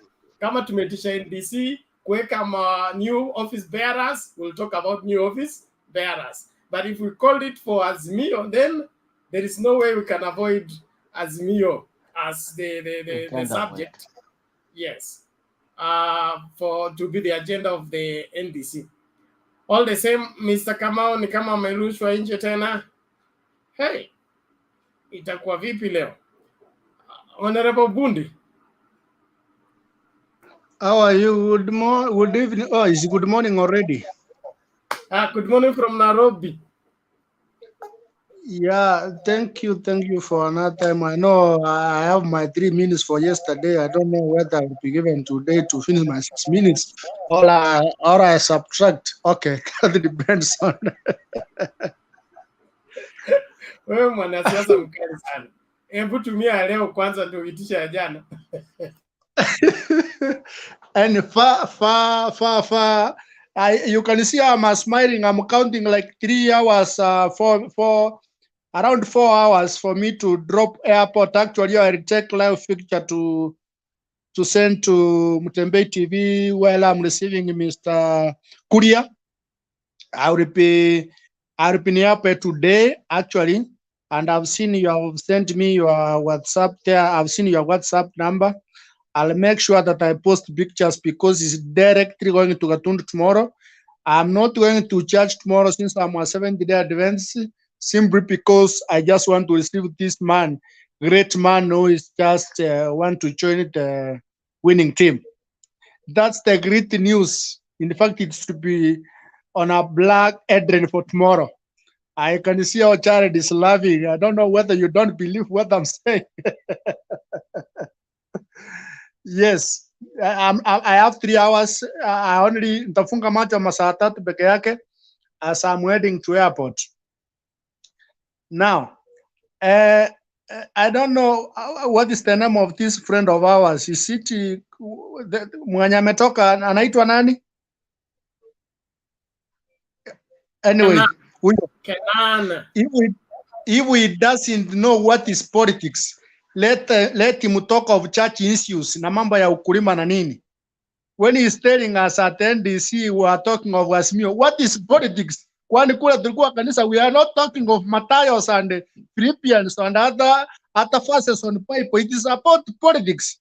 This is the time of mikiki. Gonga yura gonga huyu wananchi wasikie.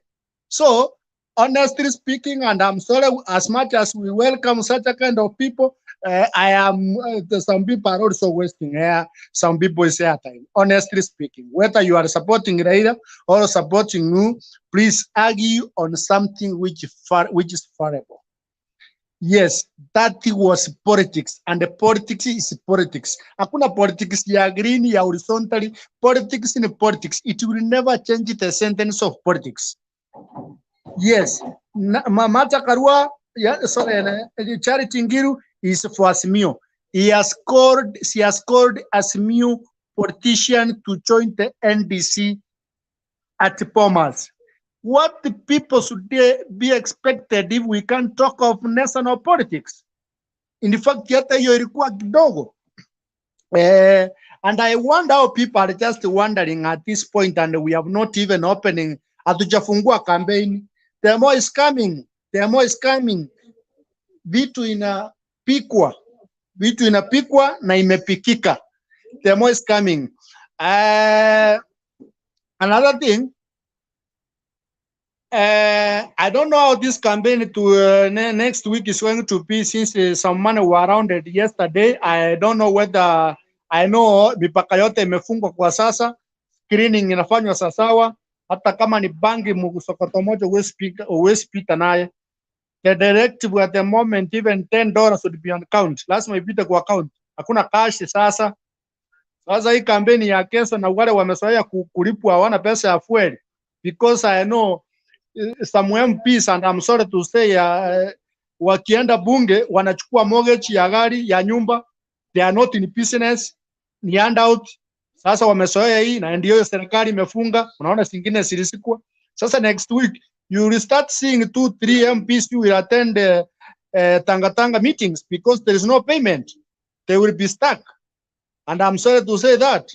That is the thing. Ile pesa ilikuwa yao, kwani ni siri.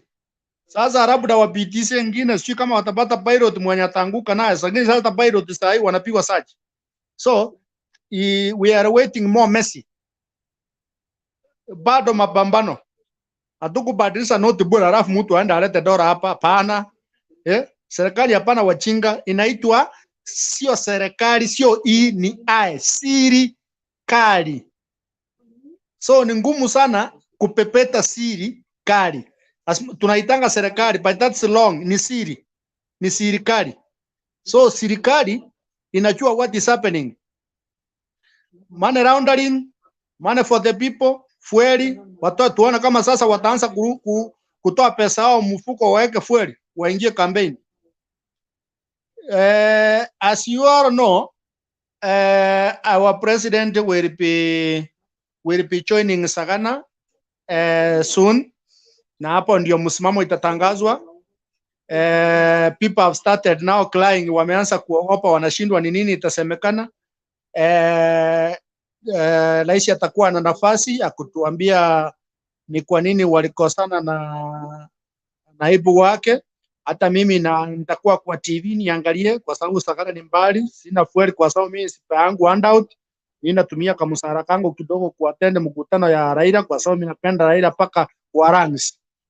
So nitakuwa kwa TV yangu, naomba stima isiende kama jana, lakini nitakuwa na kasora niangalie vile atasema. Alafu akisema tuendelee na mjadala, tuone kama atajibu. Kama atajibu, tunaomba pia serikali yetu ianze kufanya uchunguzi kwa yeye atasemwa, wala wa kuenda kotini waende kotini. We cannot only target small parts kwa kusika watu wametupa takataka town toothpick, wanaenda kotini, and somebody somewhere has gone with billions of money and is ako hapa free na anatusomea akiwa juu ya gari. We are not going to accept that. Let us call a spade a spade. Kama wewe ni mwizi, wewe ni mwizi. People are really suffering, hospitals no medicine, we have no roads, people are suffering water, and somebody somewhere is enjoying billions and billions, lands and lands. As we are looking forward to return ile samba ya Murumbi, na Murumbi akuwa na watoto, lakini lazima kuwe na close relatives, ama wale watu hawana masamba. Somebody somewhere, one guy will not earn, achukue 20,000 acres. That is from my area, neighboring area, naitwa Grigoris, karibu na mahali inaitwa Gregorian, karibu na hiyo barabara ya chini ya kuenda mahali inaitwa Sirari. Hiyo hapo ndio mahali imesamba na imewekwa sengenge yote. Hata ile expenses yenye ime close hiyo samba, it is close 1 billion because ni wire na stima. I know Bernard, you are about to cut me off. I have 2 minutes. Now, what I want... show me your wristwatch first. Show me your wristwatch first. What? Show me your wristwatch. Haifanyi kazi. Wewe acha hiyo story yako. Naomba utamatishe tafadhali. Yes, I know you. That's where you adding. Niona ukifungua mdomo. Sasa ukweli wa mambo ni kwamba hakuna siasa nyingine ya miaka yote itakuwa interesting kama hii ya mwaka, kwa sababu hii ni kati ya ukweli na uongo peke yake. Ukweli, yule mmoja anasema ukweli na huyo anasema uongo. Unajaribu kukataa ukweli yake, alafu anakujibu ukweli. Then I don't understand. Unajua hata ile, I remember when we were doing our composition and Aisha during our time, if you repeat one paragraph, one thing, uandika 7 paragraphs, actually unaandikiwa 0. Kama utapewa marks mingi sana ni 2. That's the same thing Tanga is doing. Ile mambo walianza naye 2018 ndio wanatuambia saa hii. China kitandawili is all over. China at least wanasonga kidogo, wame produce ingine puppet, wameenda wameita ingine project. Sasa yani they are not telling us what they want to do for the Kenyans. At least hata mimi wangani convince by telling me today we want to take over this government, and then we'll improve this, this is what we have been doing, but now when I look back, you told our kids laptop, wewe ndio ulitaja. In fact Uhuru hakusema hiyo laptop hata moja kuna. Uliambia watu mambo ya stadium, sijui unawaambia ati ni kwa sababu handshake ilikuja ndio maana hakuna stadium. Sasa mimi nashindwa handshake ilikuja 2018. So what was happening from 2013, because you told about after 6 months? And then there is this thing you are now convincing people that before handshake came tulifanya ile kazi ambao mnasema, and there is evidence that the projects Uhuru alifungua wakati wa handshake ndio dunia. So ni wakati wa uongo na ukweli, yani ni kama giza na mwangaza. So ni interesting because hata mtoto mdogo anaweza tofautisha ajue ni nani anaongea ukweli. Otherwise, closing remarks, as much as we know our friend is not telling us the truth, tusichukie yule mwingine, tuwe na amani, tutumisha amani. Ile kitu tunaombea ni damu isimwagike. Wacha msee apate kitu, abadilishe Kenya yetu. Sisi tuombee nchi yetu, mtu asimwage damu, asira watu waweke chini. It is our time. We have been opposition from 19 something up to now. We only need some 5 years to put up a stand mahali Kenya inaelekea. It's just a foundation. This is what this must need, a foundation. The 5 years you want to put a foundation. As much as Europe America amesema ni 5 years, we know you want to stay alive, we know you want to stay to change the constitution, we know what is happening, but tunaona. Ndio maana nimewaambia nikimaliza ni serikali sio serikali. That's all I can say today, Mr. Bernard. Bwana Budi unapigwa fine. Speech haina full stop. Hiyo ni acha na Alex. Amechukua muda mwingi sana. So Alex alipe pesa ngapi? Mwambie tunamchapa fine ya full stop na koma next time. Akiongea anapiga koma kidogo na full stop kidogo. Naonekana nimeongea na lawyer wake kumbe. Sawa. No, Mr. Alex, I want to remind Mr. Alex that I was trying to minimize my time. Secondly, I know he was about to talk. Hata wesimwambia salimie mtoto. And again, sina fine is staying in America, I'm staying in Kenya. Anitumia pesa ya kampeni. Ndugu yangu kutoka Nyamira County. Wewe tutakukampenia huko Mount View. Unajua wewe ndio huko na wabunge ambao wako rich huko. Mountain View ni mahali ya wadosi, wewe utakani pesa yote unatumiwa. Wewe ndio utapea sisi pesa. Okay, thank you. Enough of Jamira and Mountain View and the rest. Now let's move on. Tunamsikiliza Bwana Kamau ndio twende kwa Wambura. Alafu turudi wapi? Tarudi kwa Alex ndio twende kwa Sylvester. Let's keep that order, please. Restrict yourself to 3 to 5 minutes. Na tusonge mbio. Go straight to the point. Story mingi hapana ili tusonge mbele.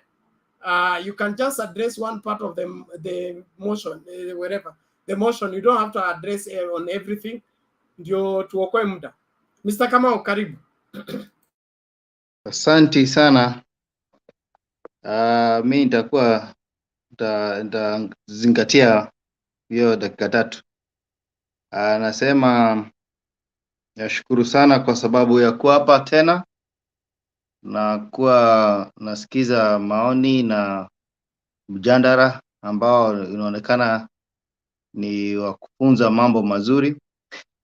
Jambo la kwanza ni kwamba baba alikuwa mgeni wa heshima wa NDC ya NARC, na kuna kitu baba alisema kwamba yeye si project.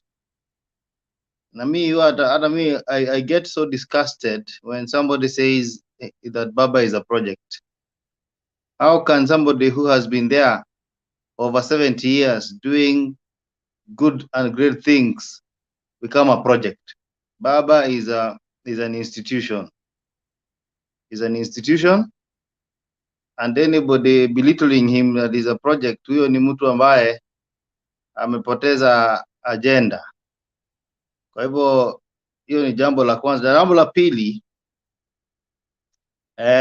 Kenya Kwanza imeanza kupata, nimetumia Bernard video hapo, na atacheza baadaye, but inaonesha kwamba now as we approach Sagana 3 and our NDC of Jubilee, because I'm in Jubilee, I'm a member.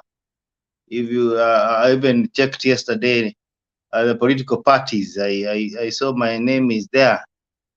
As we approach the NDC of Jubilee, things are going to melt down now for UDA. And today he got a lot of trouble in GITHUNGURI and Rari, because they were trying to impose the governor, the new governor, I think Babayao. They want Babayao to become the governor of Kiambu. It's very interesting because Kiambu don't even vote. Even if you are good as how, they don't usually vote people back. Once you're gone, you're gone. It's very rare. It's only that the MP of Rimuru came back. But I can tell you it's a rare occurrence to vote Waitito back. Waitito stinks to the heavens. He is a very corrupt individual, and we cannot allow a person who has actually had 5 years of being a governor and messed up the county completely. And therefore, those people that they are endorsing in Mount Kenya are very weak. Today, Jubilee had about 5 meetings all over Mount Kenya, in Joro, in Kieni, in I think even in Kirinyaga. And there is a strategy now. We want, and I'm telling you, starting after Sagana 3, now people are going to be fighting for the ticket of Jubilee, because that is a party that belongs to originally from Mount Kenya. It's a national party, but its bedrock is in Mount Kenya. We are in Jubilee, and we are going to support, because we don't have a presidential candidate, we are going to support His Excellency, Right Honorable Raila Amolo Odinga.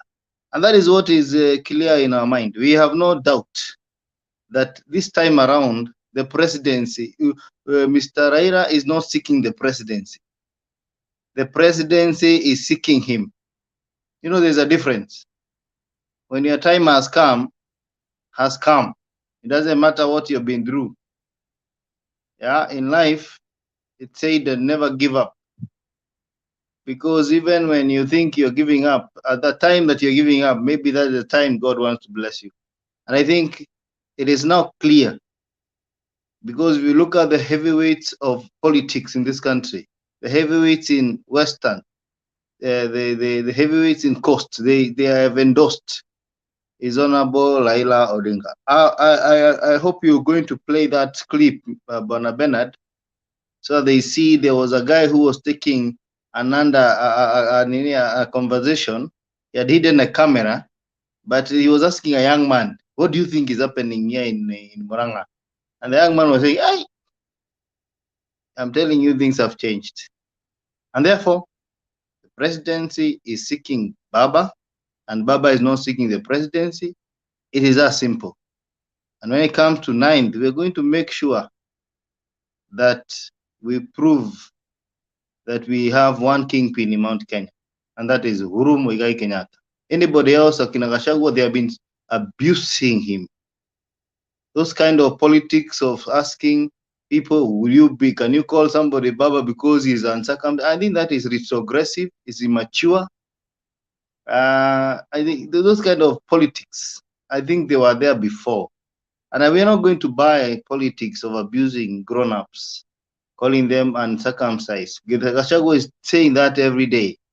And he's a very, I think he's irresponsible. He's a man who is destroying even Huda within itself, because the moment he opens the mouth, I don't think many people want chaos, but he keeps on abusing the Baba. He keeps on saying that he cannot call him Baba because he's not circumcised. I think he's lost it, and we are not going to accept that. Any Kenyan, any human being is equal in the eyes of God. Doesn't matter what you believe in, which church you go or you don't go, you're a human being. And that is the politics we want. We don't want a point where we are being threatened that tutavaa vinyasa like Emmanuel. What is that? In this time and age? I think these people think we are still stupid and we have just been colonized by Wazungus. Those politics ended kitambo. Anybody who has a friend who is a friend to Gachagua, tell them we are not going to buy that story. Leadership is not in how we look like. It is in the capacity to deliver and in the mind. That is very important. The other thing about Mandago, which is very important, kama vile alisema siasa usiweke kwa roho. Yes, we support Baba, we support Uhuru Kenyatta. At the end of the day, we have our own lives. Whether this thing goes to who and who, we continue with our life. We don't commit suicide. We continue with life, but we fight for good policies and good agenda. That's the only thing I have to submit today. Hakuna mambo mingi. Asante. Okay, asante bwana Kamau kwa maoni yako. Naomba tusonge mbele. Mwambura, uko ready? Unmute alafu ongee. The mic is right beside your name. Okay. Now, are you able to get me now? Yes. Welcome. Okay, so what I would love to say, I love the intelligence on this platform, especially from you, Bernard. By the way, I'm from Mombasa, Bamburi. I've been following the discussions which you always have every night. Maybe niseme kabla nilale hivi, nachukua kitu kama nusu saa hivi, but I have not been able to access the platform the way I was able to do today, because today I had a bit of time, because tomorrow I'll not be going to work. So I thought about it and I said that maybe I can join also and maybe contribute something. And I love the maturity, like the man who has just talked before me. I love the way he has talked. And even if you just hear the way he sounds, was it Mr. Kamau? Yeah, very, very optimistic, and something that can unify us as, as the citizens of this country. And Bernard, I want to commend you. You've improved the intelligence, because I've been studying the way people have been talking on this platform. Those ones who always want to bring emotions and maybe nonsense things which doesn't matter to us, you always ensure that you bring them back to the right path, and I commend you for that. And to mature people like Mr. Kamau, I see something in you guys. You want to save your country. You know that this is the only country that you have. You have no any other country. And I'm seeing you've decided to help save it. May God bless you. May God bless you, because you are some of the few people who are ready to listen and ensure that this country goes to the right hands. I want to tell you personally, I've only voted once. I'm not following the Right Honorable Raila Odinga because maybe I come from Nyanza. By the way, I come from Nyanza. But we see the ideas. If you can just even just try to follow what Raila Odinga stands for in this country, who has been agitating for change. Just one moment, Mwambura. Yes. Let me address but Balozi Nyoro, tafadhali comments kama point zimeisha, wachana tuna kucomment. Hakuna haja ya kurudia point moja over and over. It will be taken as spam and you're going to put us into problem as a channel. Please, and enough. Is either RUTO or somebody else. And you are free to support whoever you want. But don't spam our channel with RUTO ndio tunajua hatujui mtu mwingine. Sisi majina yetu tumedisplay hapa, wewe uyaoni. Asante sana. Go ahead, bwana Mwambura. Yeah, so just as I was saying, yeah, like the one who has just interrupted us right now, Bwana Nyoro, hao ni watu wale wenye wanataka usaidizi. We shall explain to them. We shall not get tired of reminding them of the path they should take. We shall continue preaching to you, whether you like it or not. Yeah, maybe you can be a group of 10. We will not be able to turn hearts of all 10 people, but maybe we will get 2. And those 2 will contribute immensely towards our journey, because we want to take this country. Imagine a country where people like Oscar Sudi are now the people who are making decisions, my friend.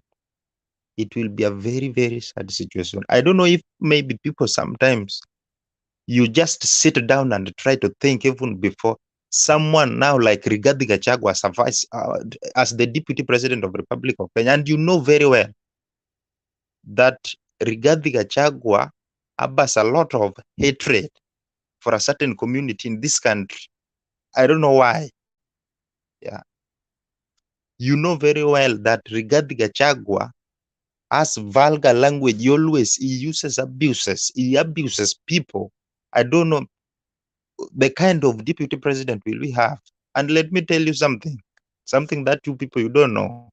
Maybe some of you, but I can see a great number of you are seeing it.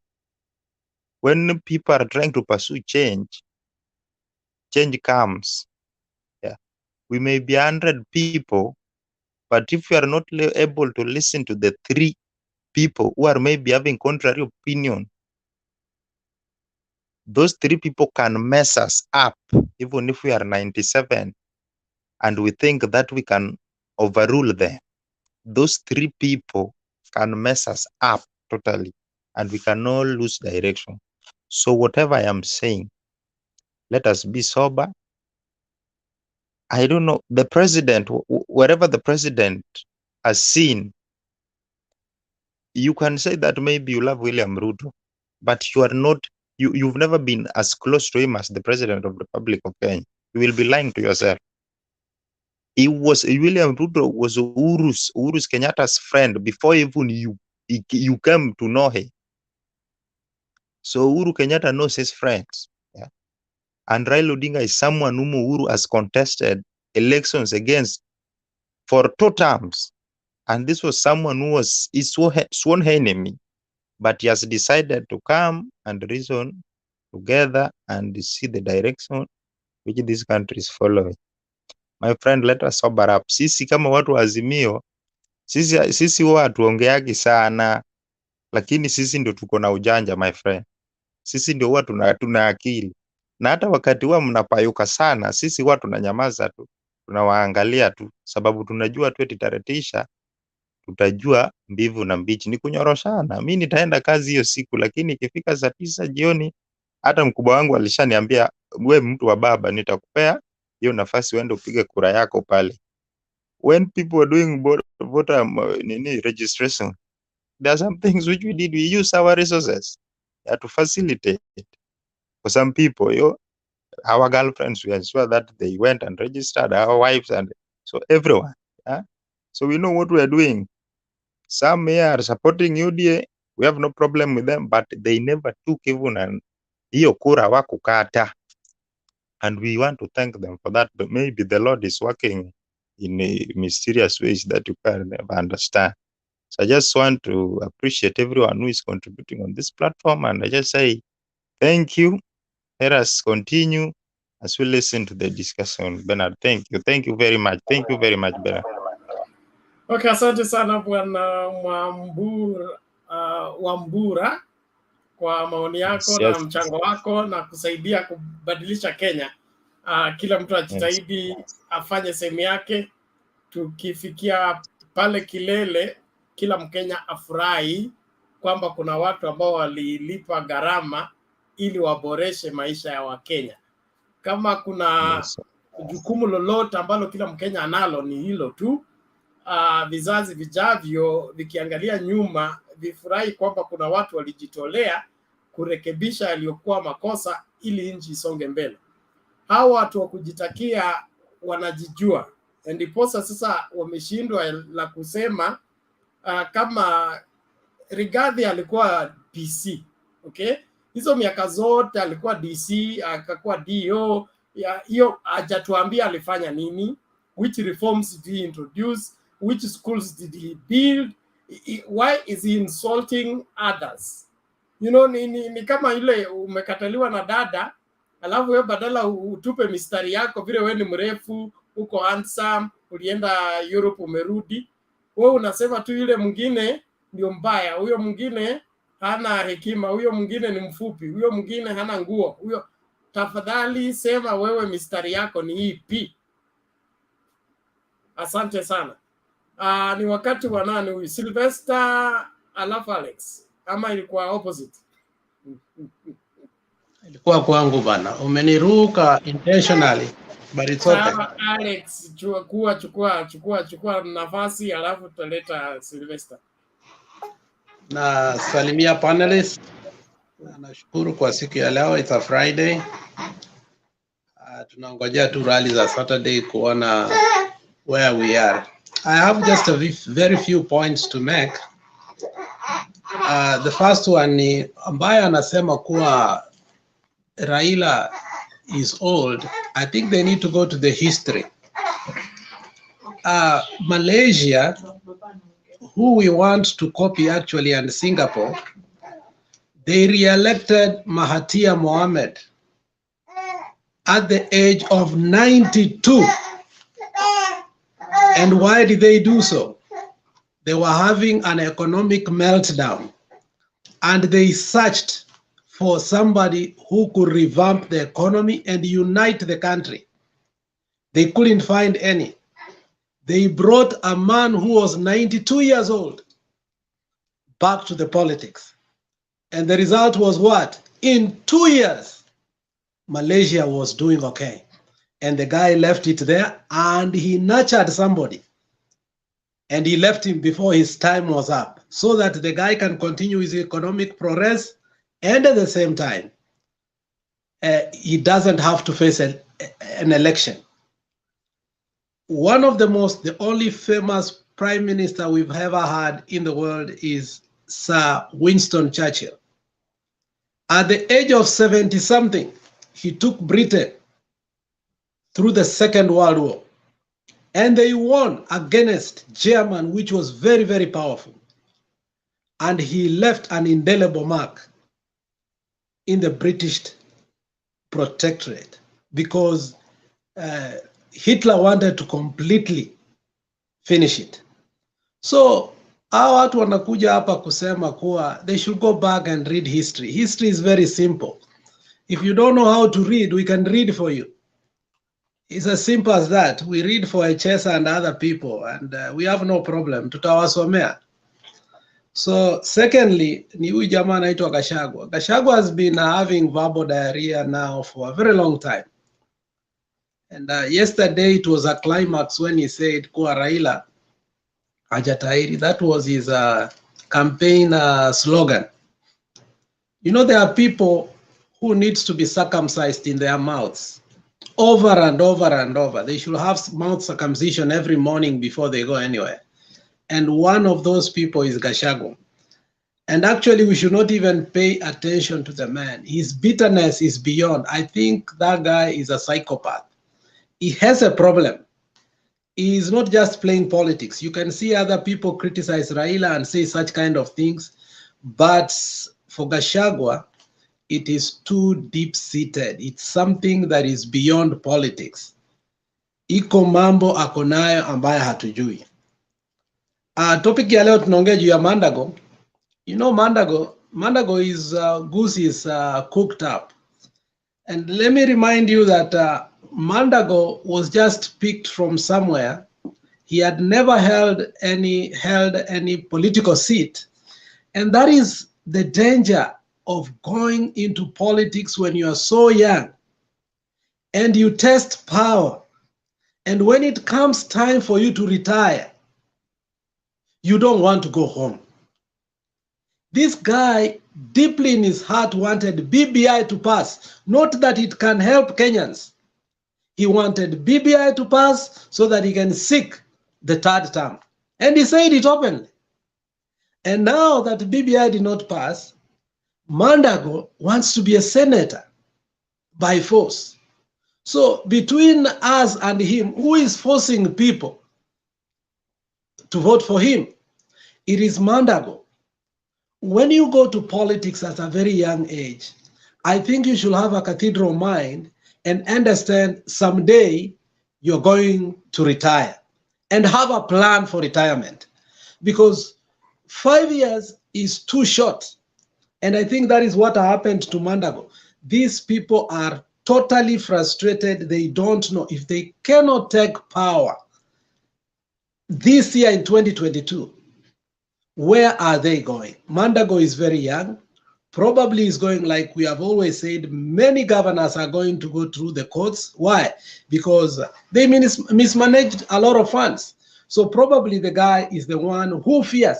Mandago is just speaking his mind that they are forcing us to vote for him. Lastly, I don't know where Bernard went.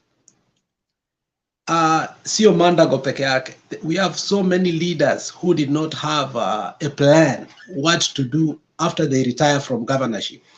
But I want to commend one man called Munya. Munya is going to stay in politics longer for what he did this time. If Baba wins, Munya is going to continue to be a cabinet minister. And after Kiraitu is gone, Munya is going again for 2 terms. And that is a strategy that a young politician, people like Bundi who are going to politics when they are very young, politics and power is so sweet that when your time comes, and it comes so quickly, if you don't have a plan, you will start playing the games kama za kina Mandago. So I don't know why even we put this topic about Mandago. Mandago is thriving in pettiness because actually he has gone to a political dustbin on the day that we are going to elect leaders. I don't even think people like Sudi even like him anymore because they know the truth. He underperformed. So hayo ndio maoni yangu machache. Namuona Bernard hayuko. I don't know who ni nani alikuwa anaendelea, lakini tunaweza ona ni nani anaweza endelea kwa maoni ambaye hajaongea bado.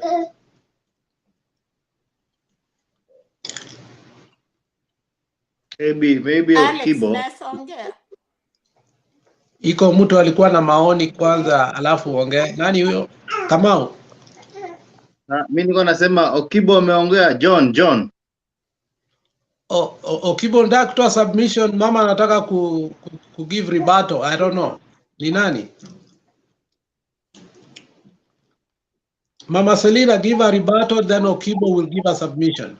Okay, nimekuta ukiongea mambo ya Mandago na nilikuwa nimeona Ndindi Njoro anamwambia rais uache kuekemea upande moja, wanataka aende nyumbani, wanamlazimisha walisema rais hana kura, ako na kura moja, akakubali. Naona leo wanamwambia usiekemee upande moja, enda retire uende nyumbani, tunakupenda. Naona Alice Waome anasema Raila alipeleka Uhuru na Ruto Hague So wanajaribu kuuza ile mambo ilikuwa ya samani, waone kama itanunulika. Alafu mambo ya Kitui, naona Mama Ngilu, Mama Ta, mkutano yake ilienda vizuri. Nikiruti na nilishangaa kina Kanini Keka walikuwa Nyeri, kina Babu Owino, but wali manage kwenda mpaka mkutano ya Mama Charity Ngilu. Hiyo ni kumaanisha how quick Azimio are just running, they are on the way, they are on the move. Alafu nikaona Martha Karua rafiki yangu akiwa na mkutano yake pia, kaona Gideon Moi pale na Kalonzo, lakini wote, ingawa Martha Karua alisema mambo yenye watu walikuwa natoa fununu ati Uhuru hataki kuretire, Martha Karua akatuambia mambo ya katiba ya Kenya vile iko, kwa sababu alikuwa Minister of Justice wakati tulikuwa tunatengeneza katiba 2010. So hiyo katiba ni mtoto ya Martha, yeye ndiye alilea na akaifunga kabisa. So nikikuja pale Eldoret, kwanza Mandago akisimama kiti ya governorship, hawakukuwa pamoja na group ya deputy.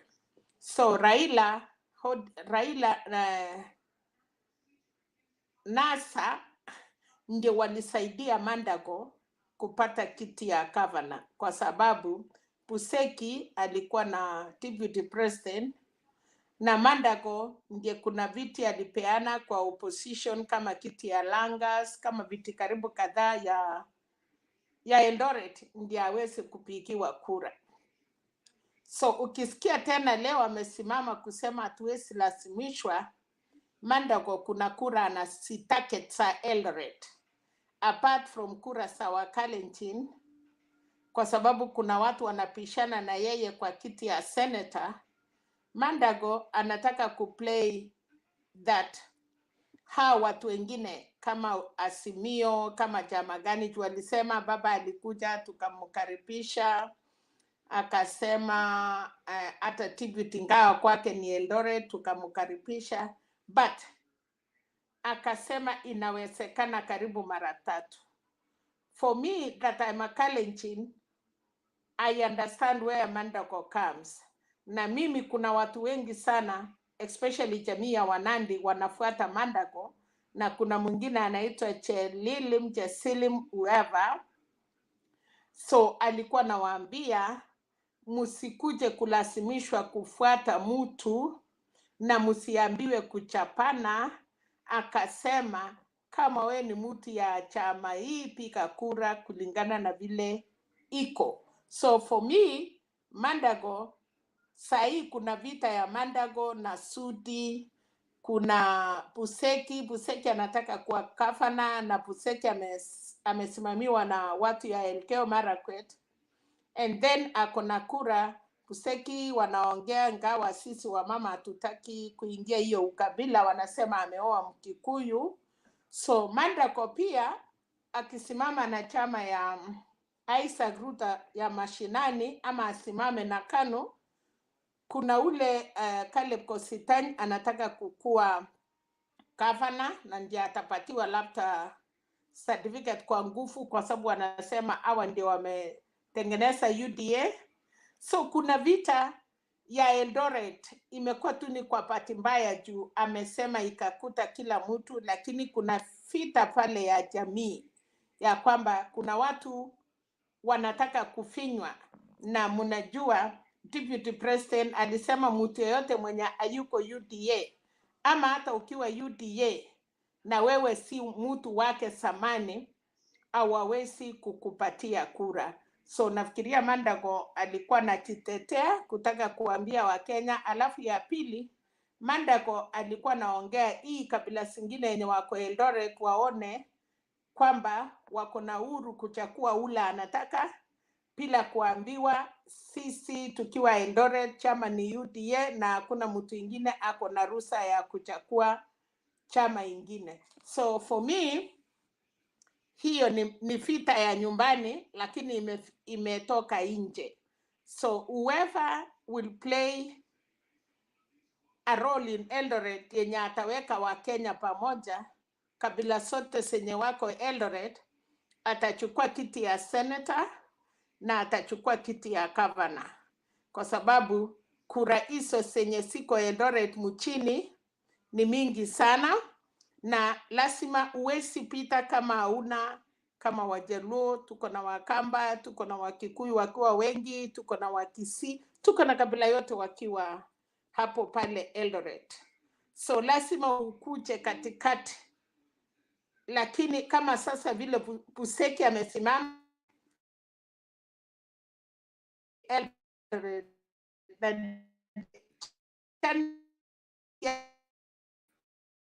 ni UDA wanasema hapo ni kwa nyumbani kwa deputy president, yenye angetaka governor kuwa ni mtu wake wa mkono.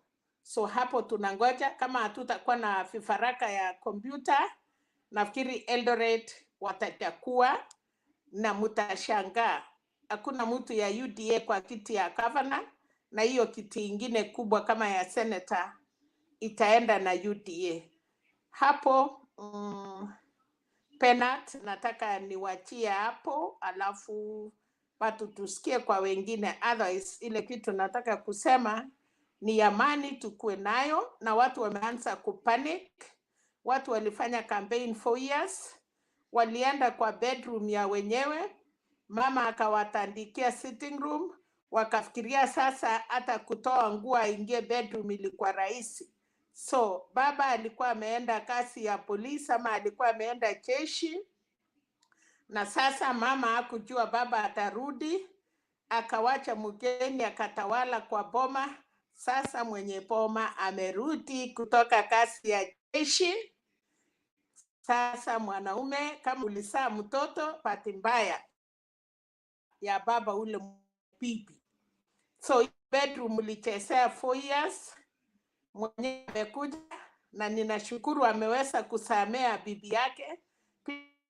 Ulifungua mdomo yangu, amesema Aisru, nimekujua kitabu, nilikuoa, nilitoa mari, kama umesaa watoto 2 watatu, wamerudi nyumbani kwa Jubilee. Kwa hivyo wageni wacha kulalamika, wacha ambia rais kuja polepole, ametoka vita, amerudi nyumbani. Wacha kumwambia mimi nilisaa mtoto hapa anafanana na mimi, lakini rais anasema hiyo mali nililipa. Asante sana. Thank you so much, Mama Selina. That is very deep. It's Alex. You're mute, unmute. Yeah, Mama Selina, asante kwa kuongea. Matamshi na swali la haraka sana, si lazima ulijibu sasa, wacha Ukibwa aongee, baby baadaye utakuja uongee. But swali lilikuwa ni Mandago, haya matamshi yake kwako yanaonekana kuwa they are not directed to Raila, they are directed to the local politics, kuwa hata kama wako Kenya Kwanza, they are not going to be forced who they are going to vote for. Is that what you are insinuating, ama he was directing that? Yes. So, okay, kwa sababu niliposikiza ni kama alikuwa anaidirect kuja kwetu, lakini wewe umesema Mandago is playing the politics of 2017 ambaye alicheza vizuri sana mpaka diaspora wako Eldoret ambao wangempigia Buseki, lakini last minute, wakati nakumbuka baba alienda 68 inaitwa 68 stadium hapo Langas hapo kwa junction hapo, ndiposa wakamuendorse, wakasema yeye anaweza endelea kuwa governor. So is he playing that politics in order for him to become a senator again? Yes. Ama okay. Basi mimi nilifikiria matamshi yake yalikuwa mengine, lakini kama ni ya hayo inaonekana, sidhani kama hata akicheza hiyo politics this time itamsaidia, kwa sababu alisema Alex alisema inawezekana akarudia akaenda kando kando, akarudi akaambia watu ya Eldoret inawezekana. Hakuna mtu mwingine ameongea inawezekana isipokuwa ni Azimio. Nimekwambia watu wawili, Mandago na Puseki anachukua kiti ya gavana kwa sababu ya diaspora ya Uasin Gishu, na Mandago ana play kukua senator kwa sababu ya hiyo kura pia ya diaspora ya Eldoret. Na Mandago alifanya kazi akiwa gavana na diaspora zaidi, na alifinywa na hiyo group ya hiyo pande hiyo ingine, walimuona kama akukuwa hapo. Hata ndiye akiwaambia msipepe asira, akasema mulipiga Raila, lakini dakika ya mwisho mkiingia State House mnakuta Raila anakunywa chai na Uhuru, na wewe mwenye ulimutusi Raila utatorokea wapi kwa corridor ya State House? So Mandago since amekuwa neutral, na ndiye saa hii group mingi ya Kalenjin aswa Nandis, they see Mandago as their son, na sasa ako na hiyo majority. Akikuja kuongezea diaspora, sasa ndiye KKA inakuwa na uchungu UDA, because wanataka gavana akue kwao na anataka senator yenye wanaweza kumcontrol. So ukuelewa, alikuwa analia local politics ya Eldoret. Okay, that's clear, and it is true that is the same script like he did in 2017. There is some undertones within UDA where UDA is asking for uniform or suit in their region, but Mandago seems not to be playing along. He did not play along in 2017, and he's not playing along in 2022, and so they are not comfortable with him. There was a time there was very hot exchange between him and Sudi, and the threats that they're going to show him that they are in control of the place. And so he's playing the same card he played in 2017, banking on the support base that he has, plus the diasporas who dwell in Uasin Gishu. And he's smart. He may just get away with it. On the other hand, as the country also, the mood in the country begins to shape up as we get closer to the elections, the Azimio seems to have a wider range acceptance. And so if it begins to antagonize the Azimio in Uasin Gishu, it will work against him. He doesn't want that to happen. And like you also said previously, he's talking to the wider range of the Kalenjin community that they should beware that this being hardened and forced into one corner may work against them nationally. So they should be wise and be free to make their choice, understanding that they may win or not, but they should be somewhere where they will be catered for, regardless of the direction the election takes. Yeah. Bwana Sylvester ametupwa nje tena. Inaonekana network yake ni kama yangu. Samahani, yangu imesurge ikanitupa nje, lakini nashukuru nimerudi. So tumsikilize huyu John kwanza tukitafuta Sylvester.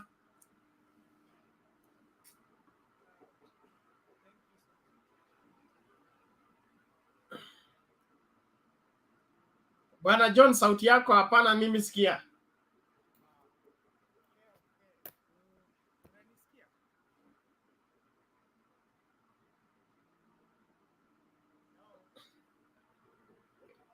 Inaonekana utaangalia mitambo yako. Tumrudie nani kwanza ndio ukirekebisha mitambo yako. Bwana John, we can't hear you. We can see you. There is something amiss somewhere. Kuna hii demand nicheze video ya Kamau. Wacha nicheze in the meantime. I hope imekubali, ilikuwa imekataa. Okay. You listening keenly. The audio is not very good, but I think it will play.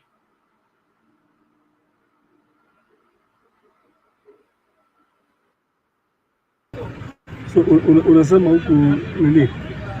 Keno ni 50-50. Kama baba ako na kura nyingi. Bado hadi hata siku hii election hii itakuwa watakaribiana sana bado. Sio kama zamani vile watu walikuwa wanasema nini. Okay. Ni kitu gani unaona kinavutia sana nani? Kinavutia watu na Raila. Kwani kwa sababu kuna uhuru. Hata siku watu wako na uhuru. Kila wakati maombi yangu ni mbaya. Kila mtu sema yeye ni mbaya. Lakini watu wajei, hakuna mmoja anajua ubaya wake. Ni kweli, na hii ni mambo ya historia. Unaona? Hakuna mmoja anajua ubaya wake. Lakini watu wanaenda tu wakibadilika. Watu wanaenda tu wakijua ukweli. Na tena unajua zamani watu walikuwa wanafuatilia tu vile walikuwa na kuambiwa tu. Siku hizi unajua sasa watu wamekuwa kuuliza maswali. Hata huwezi kusema ati RUTO wako. Hata huwezi sema by the way juu hata unapata watu bado wako kwa shughuli zao, hakuna mwenye ameacha shughuli yake atiende kumuona. Isipokuwa vijana wa bodaboda. Na wengi ni wale nafikiri wamelipwa. Wengi ni wale wamelipwa. Kwa sababu ukiangalia Keno ni mji mdogo, barabara zinaenda tu kama kawaida. Kama unavyoona hakuna jam nini. Basi wakati wa RUTO wako hapa. Yako hapa. Ameingia nikipindi nikikuja hivi ameingia. Okay. That is funny. Lakini pia watu bado wako undecided. Kwanza Mount Kenya. Juu ya hiyo deputy. Watu wako undecided. Na tena unaona sasa kuna kitu kimoja hivi watu wanasema haheshimu rais. Hii jambo ni kama inaudhi sana watu.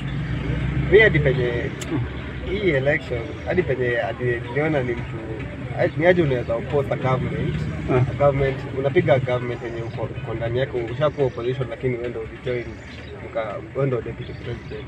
Sasa hiyo ndio nonsense iko.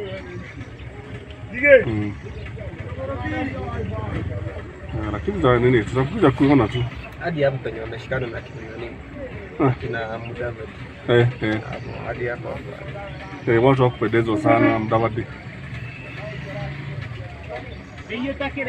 Lakini taona tutangojea tu. Miezi bado mingi. Unajua inasemekana siku moja ni politics. Mengi yanaweza badilika. Hata mwenyewe alisema farasi ni tatu haijajulikana. Ndio sasa Jubilee ikifomiwa ndio watu wanaweza kuona mambo mengine tofauti.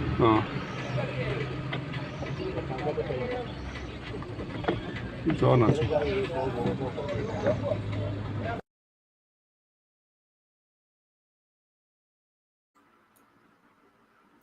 Aya, hiyo ndio fununu kutoka kwa ground. You have yourself to judge and make up your mind. Bwana John, are you now okay? Yeah, I guess you're getting me now. Yeah, that's better. Go ahead.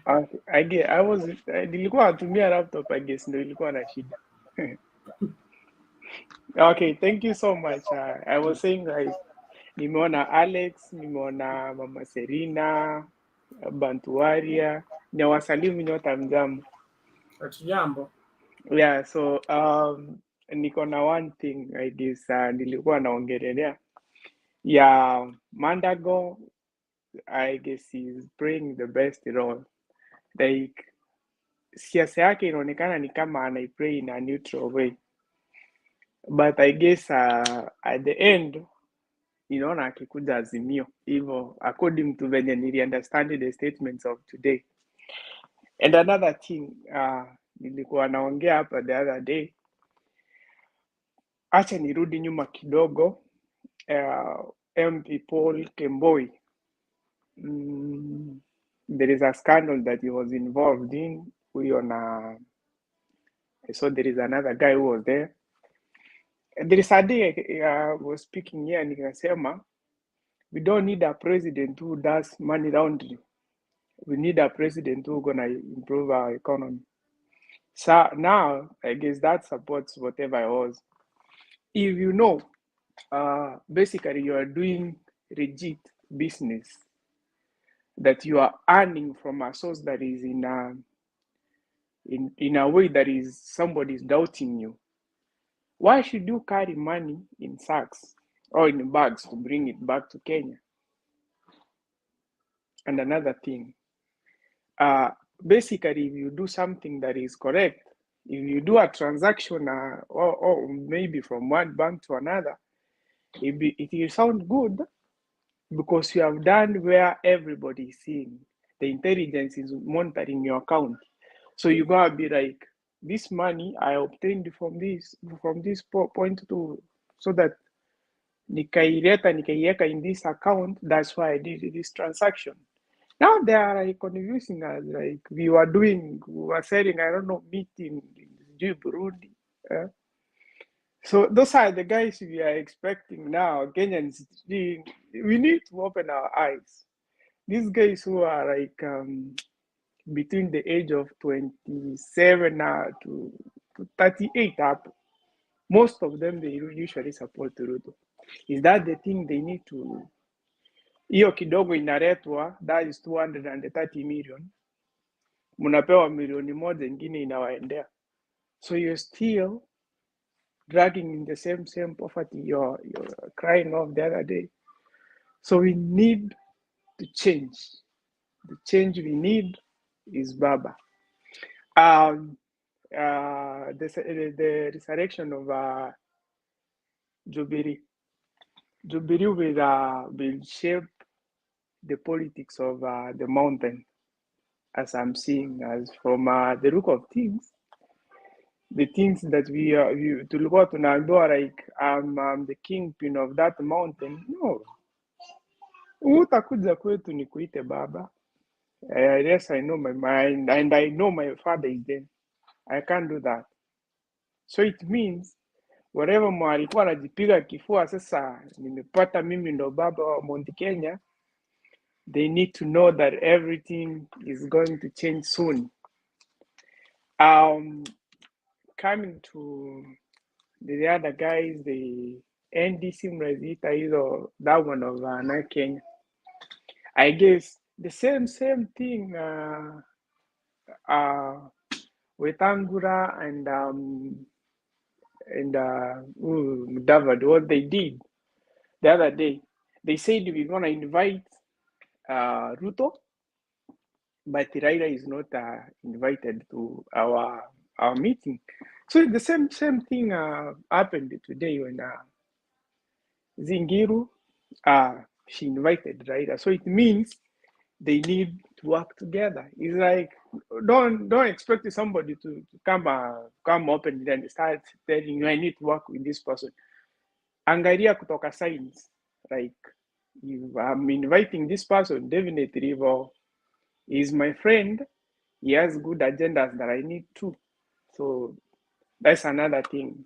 The other Udaku team, I am sympathizing on you, because once these people of Azimio wakiingia serikali na wanataka mambo genuine, I'm thinking some of you will end up being jailed. Another thing nimekumbuka saa hii is about my father, though he's late. There is a day he told me about Chagwa, I don't know that person. He was a DC in Nakuru.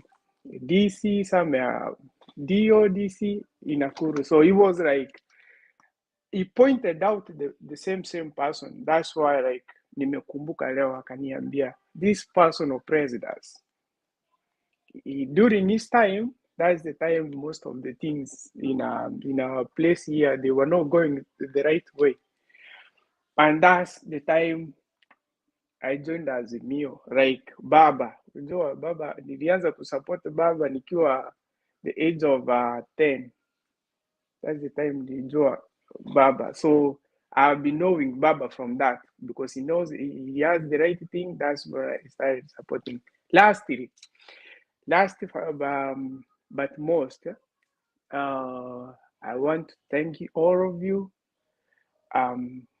Same message I usually leave behind. After all in all, whoever will win the presidential seat, those are politics. Politics will go over and we will start a new beginning of life. Maybe they will support us and all they know, we should remain as Kenyans. We are one people. Despite hawa watu wanataka kutugawanya kutoka kundi fulani, sehemu fulani, no. We need to remain in unity. Keep that unity we have as Kenyans. Thank you. Okay, thank you Bwana John. Naomba sasa turudi kwa nani? Kwa nani huyo? Vulimu, ulikatiwa na network wakati ule. Unaweza kamilisha usemi wako ndio tusonge mbele. Network ilinikatia, ilisumbua kidogo, lakini I think now is stable. Okay, nilikuwa nimeongea mambo ya NDC nikamaliza, ingawa niliona mtu akisema it was meant to be like that, but hiyo ni maoni yake, but I gave mine, and NDC the way it's supposed to be. Okay, now I can now talk on Mount Kenya politics a bit. Mount Kenya politics are usually very tricky. You can go there as many times as possible, the way the vice president has been going there from time to time. But now these people will always listen to one voice. When it comes to listening, they will come and listen to one voice. Mount Kenya was anti-BBI, some sections. But when Sagana 2 came, all the Mount Kenya leaders came with one voice and supported BBI. And the same thing is going to happen when Sagana 3 is going to be held. Leave alone this noise you are hearing, or threatening that come, we will be there, we will see, you will talk, we will talk, we will answer you. When Sagana 3 happens, you will hear no noise in Mount Kenya, and they will move in one direction. Mount Kenya people are not like other tribes. There are people who listen and go to one direction, regardless. Now, when they follow their leader, they listen to what their leaders say. You'll just get a small percentage of people who will rebel. But once Uhuru will talk, he is the president, and they respect him, all will go in one direction. Because these people, UDA, have been campaigning for 4 years. Now they have run short of words, what to tell Kenyans now. They don't have anything now to say, because they are now repeating what they started saying since they started going around, just insulting other people, talking ill of Raila all the time. And when you talk, Raila is a seasoned politician. Anajua kucheza karata zake. Ukimtusi is when you are building him. Atajenga tu kwa hiyo matusi yako na you will be out. So when we are waiting, and we will be here again, when Sagana 3 come, you will see a very great shift in Mount Kenya. Now Jubilee has been resurrected. Wait, you see the NDC, when they hold the NDC, you will see the changes. They said Jubilee has died, but just wait, you will see. You will see more people defecting. They have started defecting, and you will see more defecting.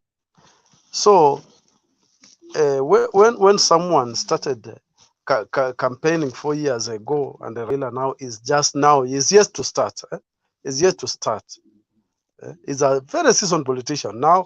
Those people like Sudi, who have been and Gashagwa, who are now who are the front line of abusing Raila, they are not even of his age, and that is why you see even Raila cannot answer them.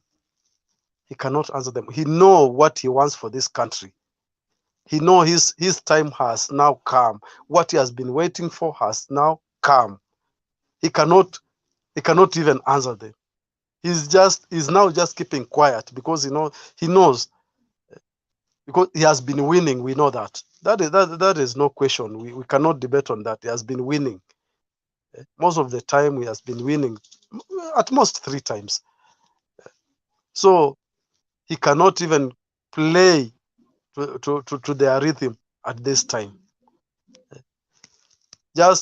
We just have to be sober, do mature politics, and then we'll just see the results at the end. Because now when these people like Gashagwa start abusing, they have a lot of venom in their mouths at this time, and there are a lot of bitterness that I don't know. I cannot know the origin, because he has been in government for some time. He has been a DC, he has been a DO. So I don't know where they clashed sometime, or he is fearful. What I may say, he is fearful of what may happen if Raila takes over. That is my take. I don't know, but I know he is fearful. If Raila takes it, where will I be? That is the fear he has. Yeah. So that bitterness you see in him is just that he's very fearful. Mtu amesema hapa watu wamekula fair. Hiyo ndio shida. Watu wamekula. Raila takes is if what we promise the boss does not happen, what will become of us? Yes, exactly. That is another point. That is another second point, because now we have been promising we are delivering, and then when we fail, what will happen? The money we have been getting, now how will we be able to explain to our boss? They already have been. It's just a fact. RUTO is the one who has been just giving them the money to campaign everywhere they go. He's the one who has been supporting them. It is just in public domain. We know that. So they are very fearful.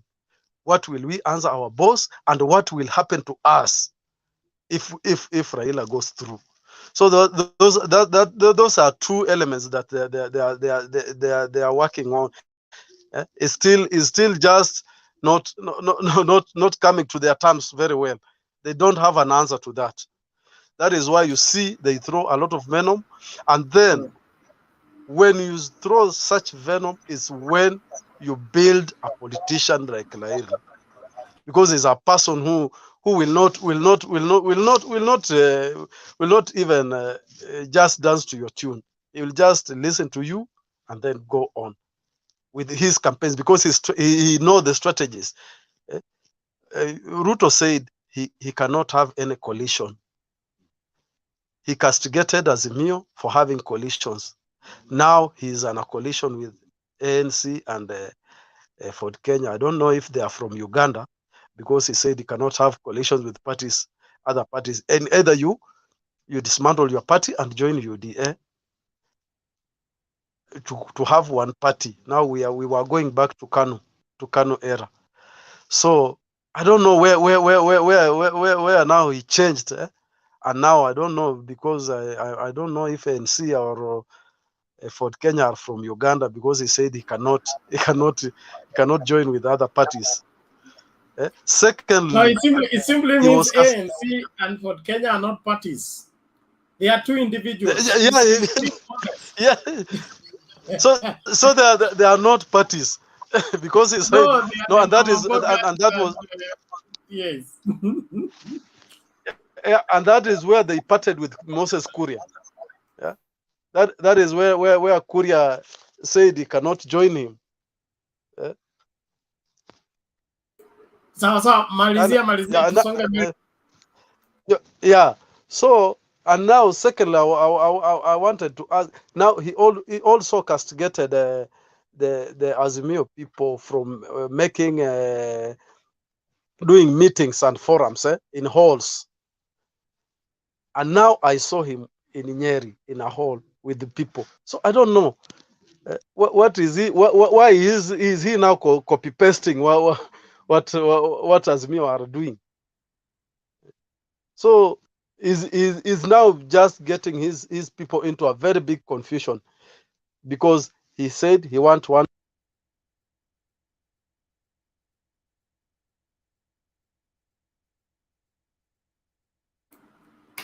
Okay, samahani, nafikira tumalizia hapo kwa hilo. Network yako pia imerejea. But all the same. Penat. Yes, Mama Nataka Selina. nimwambie ndugu yangu mwenye ameongea alijaribu kuweka mkutano Nyeri, ndiye sasa aliroboka mpaka akatusi Kongo. Sasa ndiye ameepa hiyo kwa sababu ajui kupanga hiyo mkutano. Akaona ile ya barabara ile ya street inaweza. So lazima alaumu Azimio kwa sababu Azimio wanakuwa na mamilioni ya watu na ni watu wanasikia, wako na staarabu na wanauliza ile vitu wanafanyiwa, lakini sasa iliwachukua time wakiwa Nyeri hata kuexplain mpaka ule mwenye alilete bottom up ajaribu kusaidia watu kueleza. So in short, lazima wanasikia uchungu juu Azimio wanajua kujipanga. Sasa Nyeri hiyo moja walishika, hawatarudia juu hawajui kitu ya kusema. Sana Mama Selina. I've said here before, I'll keep repeating. William Ruto is a cornered man. He's trying anything that he hopes can work. But as at now, it's too late. He has very limited options. And being who he is, I don't think he can opt on that. The only option he has is to keep off the rest or hand over the rest to someone else, of which, in my opinion, is not part of his options. He cannot even consider that. And so he will go to the very end, but he should be prepared for the root shock of his life. He has spent 4 years on the campaign trail and failed to build political capacity. Running around gari, kazi ifanywe juu ya gari. It is true. Hata chama akijengwe juu ya gari, now you don't build your political capacity kwa juu ya gari. Lazima uketi chini na watu, lazima watu wa buy into your vision na wakuamini wewe. Wewe ni mtu wa kuaminika, wewe ni mtu wa kufuatwa, wewe ni mtu ambaye unaweza sababisha mambo yafanyike kwa ajili ya nchi. So yeye anahepa kuwa accountable, anahepa kila kitu, lakini anataka kujipendekeza kwamba yeye ndio solution.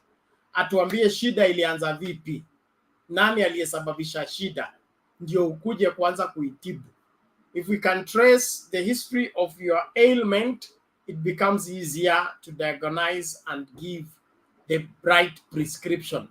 But when you avoid following the root of the history of the ailment, you are part of the sickness. So you cannot provide a required prescription. Naomba sasa turudi kwa nani Wibantu. Briefly, alafu tuende kwa Victor. Wacha Bantu nimuulize swali juu ni msee kama mimi. Nataka kumwambia Bantu, nilikuwa nimeona samani kuna mwanaume msichana alikuwa na wanaume wawili. Mmoja alikuwa na pesa na ule anamupenda kukuwa na pesa. Sasa msichana alikuwa anaenda kwa mwenye pesa, anachukua anapelekea ule mpenzi wake anamupenda. So naona hii mchezo imefanyika hapa.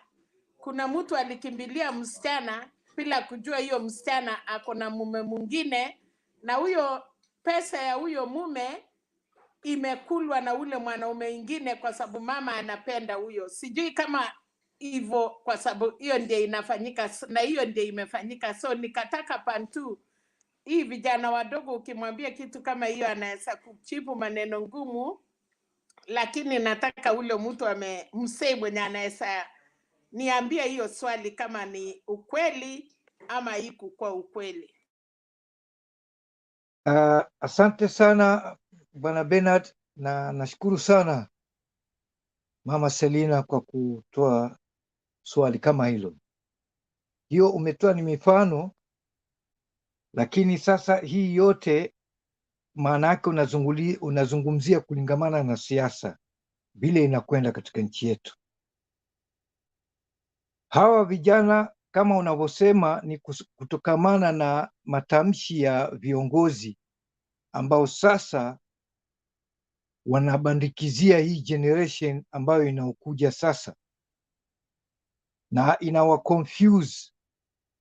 Na kama mwenzangu mwingine, spika mwingine aliongea wakati huo, unajua vile ukiona baba yako vile anafanya, ikiwa baba yako ni mlevi, na mara nyingi hasa kijana pia atakuwa mlevi.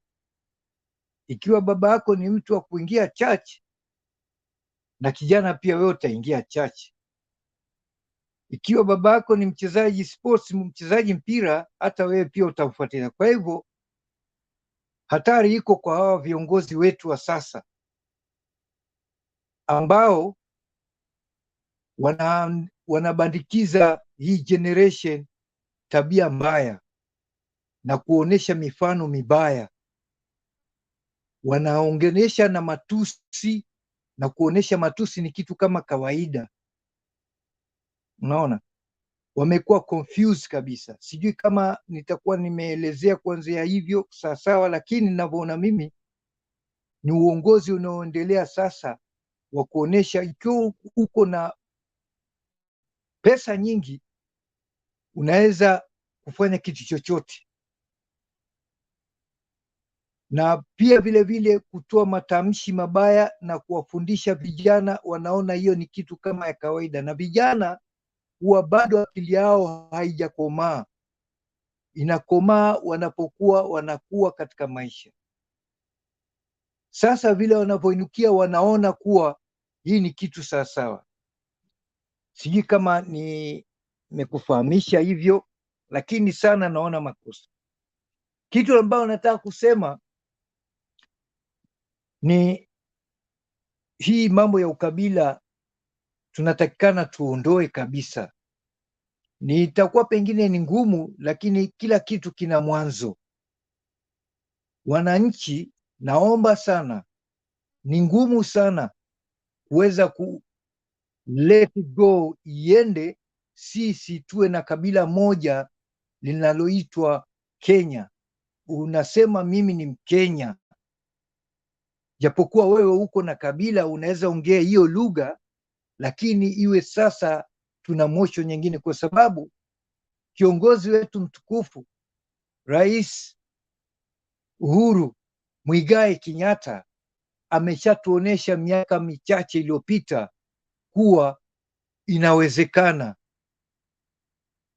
na amefanya hivyo, watu bado hawajaelewa, na amesacrifice kwa upande wote kuwa inawezekana tunaweza kushirikiana community zote tukiwa kitu kimoja. Hiyo ndio mfano mkubwa ameonyesha. Na kitu kingine pia, kuna institutions nyingine zinataka kufanyiwa renovation. Kwa hivyo baba ataingia, lakini kuna kazi nyingi sana atakufanywa. Corruption imekuwa ni kama normal, ni kama kunywa chai. Kwa hivyo kuna kazi pia inatakana kufanywa, kama ni kuundwa ministry, kama ni kitu yoyote, whatever it is, corruption iwe katika top, katika agenda ya nchi yetu. Everything there is a beginning, everything there is a beginning. Haiwezi pengine kuondolewa kwa mara moja, lakini we have to start somewhere very very strongly, na institutions nyingine zinatakana zifanyiwe renovation. There is a clean up, there is a lot of work to be done, na sio kumwachia baba peke yake. Sisi wananchi pia tunatakikana pia tuungane, tuwe nyuma ya viongozi wetu, na tukatae viongozi wanaotupoteza, ambao wanatupa pesa saa yote barabarani, na wewe ujiulizi, huyu mtu hizi pesa zote anamwaga kweli, ametoa wapi? Asante sana Bernard, asante Mama Selina. Okay, thank you Bantu, thank you everyone. Let's listen to Victor. Victor, are you there? Hello. Yes, Victor. Okay, thank you, Bernard, for giving this opportunity to maybe air my views. I salute my fellow panelists. I can see my mom and Shosho Selena is there. My main concern is just maybe to start with is Mandago'S said a very mature issue. Let us practice our politics in a way that we can, at the end of the day, we remain ourselves, whichever way it goes. But the major thing, I'm a man of Azimio. I'm a supporter of Raila Amolo Odinga. So I did not follow the NARC NDC, but I can tell from my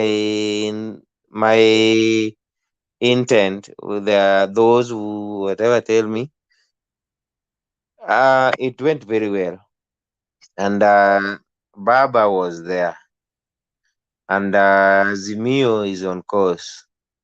So I'm not aware whether Kalonzo attended, but the three governors were there. So I can just congratulate Mutembe TV for keeping me abreast with the facts that I never saw, but from the highlights that you people gave, it went very well. And Baba gave out the views. I later learned that whenever he was in India, India, and then came to Dubai, I was not aware. But when he was at Dubai, I think he went to meet Moses Kuria, and Moses Kuria later, I saw a photo of Raila Jr. there. So I can believe that as a new team, me as one of the foot soldiers, wherever I work, my colleagues are always preach that. And if I leave that, there were also some issues that rose, but I don't know whether I'm not seeing them at one of the agenda, so I cannot. Maybe if you allow me, but let me give another person a chance, and then maybe after some few minutes I can join in. Allow me, then I can also the curtain. I'm not very comfortable with the curtain, so somebody can just continue, and then as I sort my nino. So Victor, thank you very much for your contribution. Let's keep the conversation going. Due to public demand, we are going to have that video by Mandago and another one by NGILU as we continue with the conversation. Yeah, okay, thank you. Let's listen to this one first before Mandago.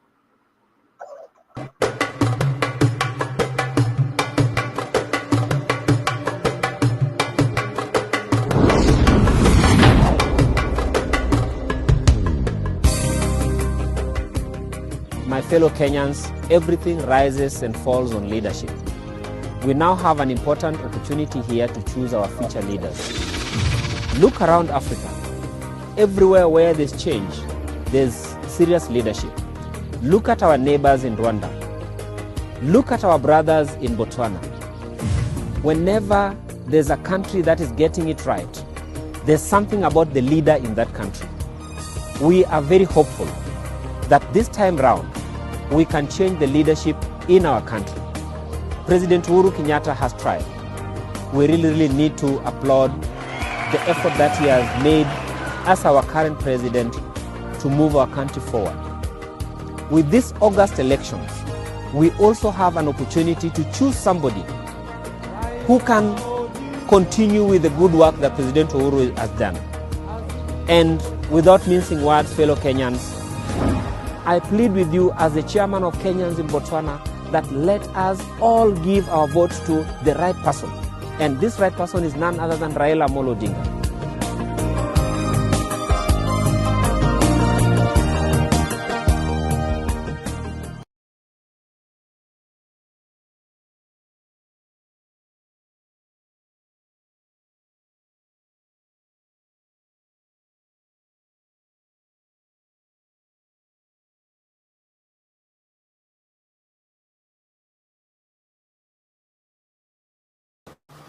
Mambo ya siasa ni kama upepo, inaweza panda, inaweza shuka, inaweza simama. Na mumeona tayari vile hiyo maneno imeanza kuzunguka, ama mjaona? Simuona ilianza 2014 ama ilikuwa sijui wapi, handshake ikakuja, watu wengine karibu wapandishe pressure. Sasa tumeenda kwa hii siasa, tumeenda, unaona sasa Mudavadi, Wetangula wako kwa bottom up wanatangatanga, lakini hapo nyuma Musalia na Mudavadi Wetangula walikuwa kona gani? Wewe endelea kuhangaika hapa Eldoret. Watu watakutana nani waje hapo kwa roundabout ukipiga kelele. I'm telling you, I'm not the most experienced politician, lakini kwa hii muda kidogo mmenipatia nafasi, nimeona mambo mengi sana kwa siasa. Na kuna mambo mnaona hapa kwa TV mbele, lakini ile mambo iko nyuma ya TV ni mingi kuliko iko mbele kwa TV. Hata mkiona watu wakigombana huko, jioni unasikia mtu anapigiwa simu, si ukuje dina. Na atakuja, na mjana ile mambo ilikuwa inaendelea kwa TV mbele ni tofauti. Usiku unasikia mtu anaambia my wife ametengeneza dina. Na wewe unashikwa na pressure hapa. Achana na hiyo maneno. Be peaceful. Sawa sawa. Ile tumeamua kama kaunti ya Uasin Gishu, kama viongozi na mimi kama governor wa hapa, kila mtu kaunti hii ako na uhuru kumpigia kura ule mtu anataka. Kura si lazima. Kura ni kupembeleza na kuomba. Ama namna gani? Sasa wewe piga kura mahali unataka, lakini wacha fujo. Tuweze kukaa kwa pamoja. Sisi tutaomba kura hapa, wengine watapigia sisi, wengine watapigia. Na kuna msemo katika Kalenjin, kama unaomba kura na unataka kupata 100%, sisi huwa tunasema ukiona watu wote wanakupenda umekufa. Ukiona hakuna mtu anasema hii mtu ni mbaya, umeisha. Lakini kama bado uko na 30% wanasema hii Mandago hii kisirani hii mtu hatutaki, 60% wanasema si mbaya sana, bado unaishi. Kwa hivyo hata hii maneno ya kura, hakuna watu watakupigia kura 100%. Na ukipigiwa 100% utaenda kulala huko. Hata utaenda kusahau kuna kazi ulikuwa umepewa. Kwa hivyo tumesema kila mtu hapa ako na uhuru ya kupiga kura mahali anataka. Kila mtu ako na uhuru ya kuja kuomba kura hapa vile unataka. Na mimi napongeza watu ya kaunti hii. Mumetupa heshima sana. Kwa vile wanasiasa wengi wamekuja kuomba kura hapa, hakuna mtu amepigiwa kelele. Raila alikuja hapa kuomba kura, akahama. William Ruto akakuja, ingawa ni mwenyewe pia, akaomba kura, akahama. Tunaongojea wengine wakuje lakini ile tumesema sasa, si mmenipatia ruhusa niambie watu wapime, waweke maneno kwa kichungi wakifika Timborua. Ama mmesemaje? Hapa sasa tunataka ile siasa ya maturity. Siasa ya sera, siasa ya kuomba kura. Hapana maneno ya watu kuja kuleta matusi ama uchochezi. Hiyo sisi kama county tumekataa na tutasimama hapo, kwa sababu baada ya uchaguzi sisi tunataka kuendelea kuishi hapa, tunataka kuendelea kufanya biashara, wengine bado wanaendelea kufanya ukulima na mambo mengine yote waweze kufanya. Ile mimi nafurahia wananchi wameanza kujua sasa ya kuwa hata ukingangana sana si ati utaletewa ugali na sahani mpya kwa mlango, bado utakata jasho ndio ukule. Mimi naona hiyo mumeanza kushika network. Mumeanza kujua kumbe hii watu tunaweza pigia kura pia na wahame na warudi baada ya mwaka 5. Mimi nafurahia vile naona Kenyan public generally are beginning to realize that really they should not invest all their hopes in life on a politician or government. Actually, you must invest yourself and think of how you can do something. Kazi ya serikali ni kuweka tule environment na isafanya wewe ufanye kazi. A conducive environment to do business, to do farming, to study, to innovate is what government can provide. But the rest you must work hard as a citizen. So it is not a matter of life and death. Lazima tujue kuna future, kuna kuishi kesho. So mimi nawaomba, iko wamama wengi wanatafuta viti. Na nilienda mkutano mwingine nikasikia wamama wale wanatafuta viti wanafunzwa na wamama wengine. Nikasikia mama mwingine anamwambia usitishwe, hata mzee asikukataze, sijui nini nini. Nikamwambia nyinyi mtavunja maboma ya watu. Na nikawaambia it is possible to be a woman of integrity, a family woman and be a leader. Na nikawapa mfano kama ya mbunge aliyekuwa mbunge wa Dagoretti, Mheshimiwa Mama Beth Mugo. Kwa sababu alikuwa landlord yangu zamani. Huyo mama ni mama ya shujaa. Anayetoka kwake naenda bunge, akimaliza bunge napitia kwa ofisi ya mzee, wanakuja nyumbani. Hiyo ni family na ni leader. Sasa wengine wanaenda kufunza kina mama ati unaweza wacha mzee ndio uende siasa. Na siasa usipopata kiti utaenda wapi? So those are the kind of things we must take charge in the community so that we align our people correctly. Watu wasipewe the wrong information. Alafu kesho watu waja na hasara. And I'm very proud of Beth Mugo in her conduct as a leader. And I'm telling you, do research. Fanya utafiti uone. We want leaders like that. And that is why I'm telling you, it is possible to have politicians who are disciplined, who are measured, who can take this country far because they think of the future and know themselves. So inawezekana. Na itawezekana nyinyi mkichukua hiyo wajibu. Nyinyi mkitake charge kwa ground. Sasa tutaanza kupata watu wengi ambao wanafikiria sana future ya Kenya.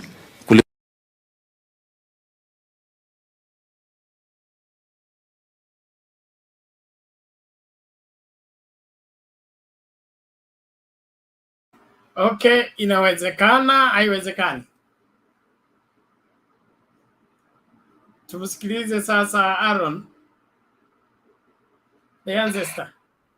Yes. Inawezekana kweli. Ni kweli ni kama ametaja hiyo because it is possible, ameitaja mara 2 na inawezekana ni kana kwamba ameitaja mara 2, so hiyo ni mara 4 yenyewe.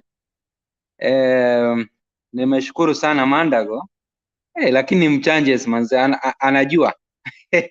So I will agree with Mama Selina kuwa Mandago anataka kuplay zile cards za 2017 ndiposa apate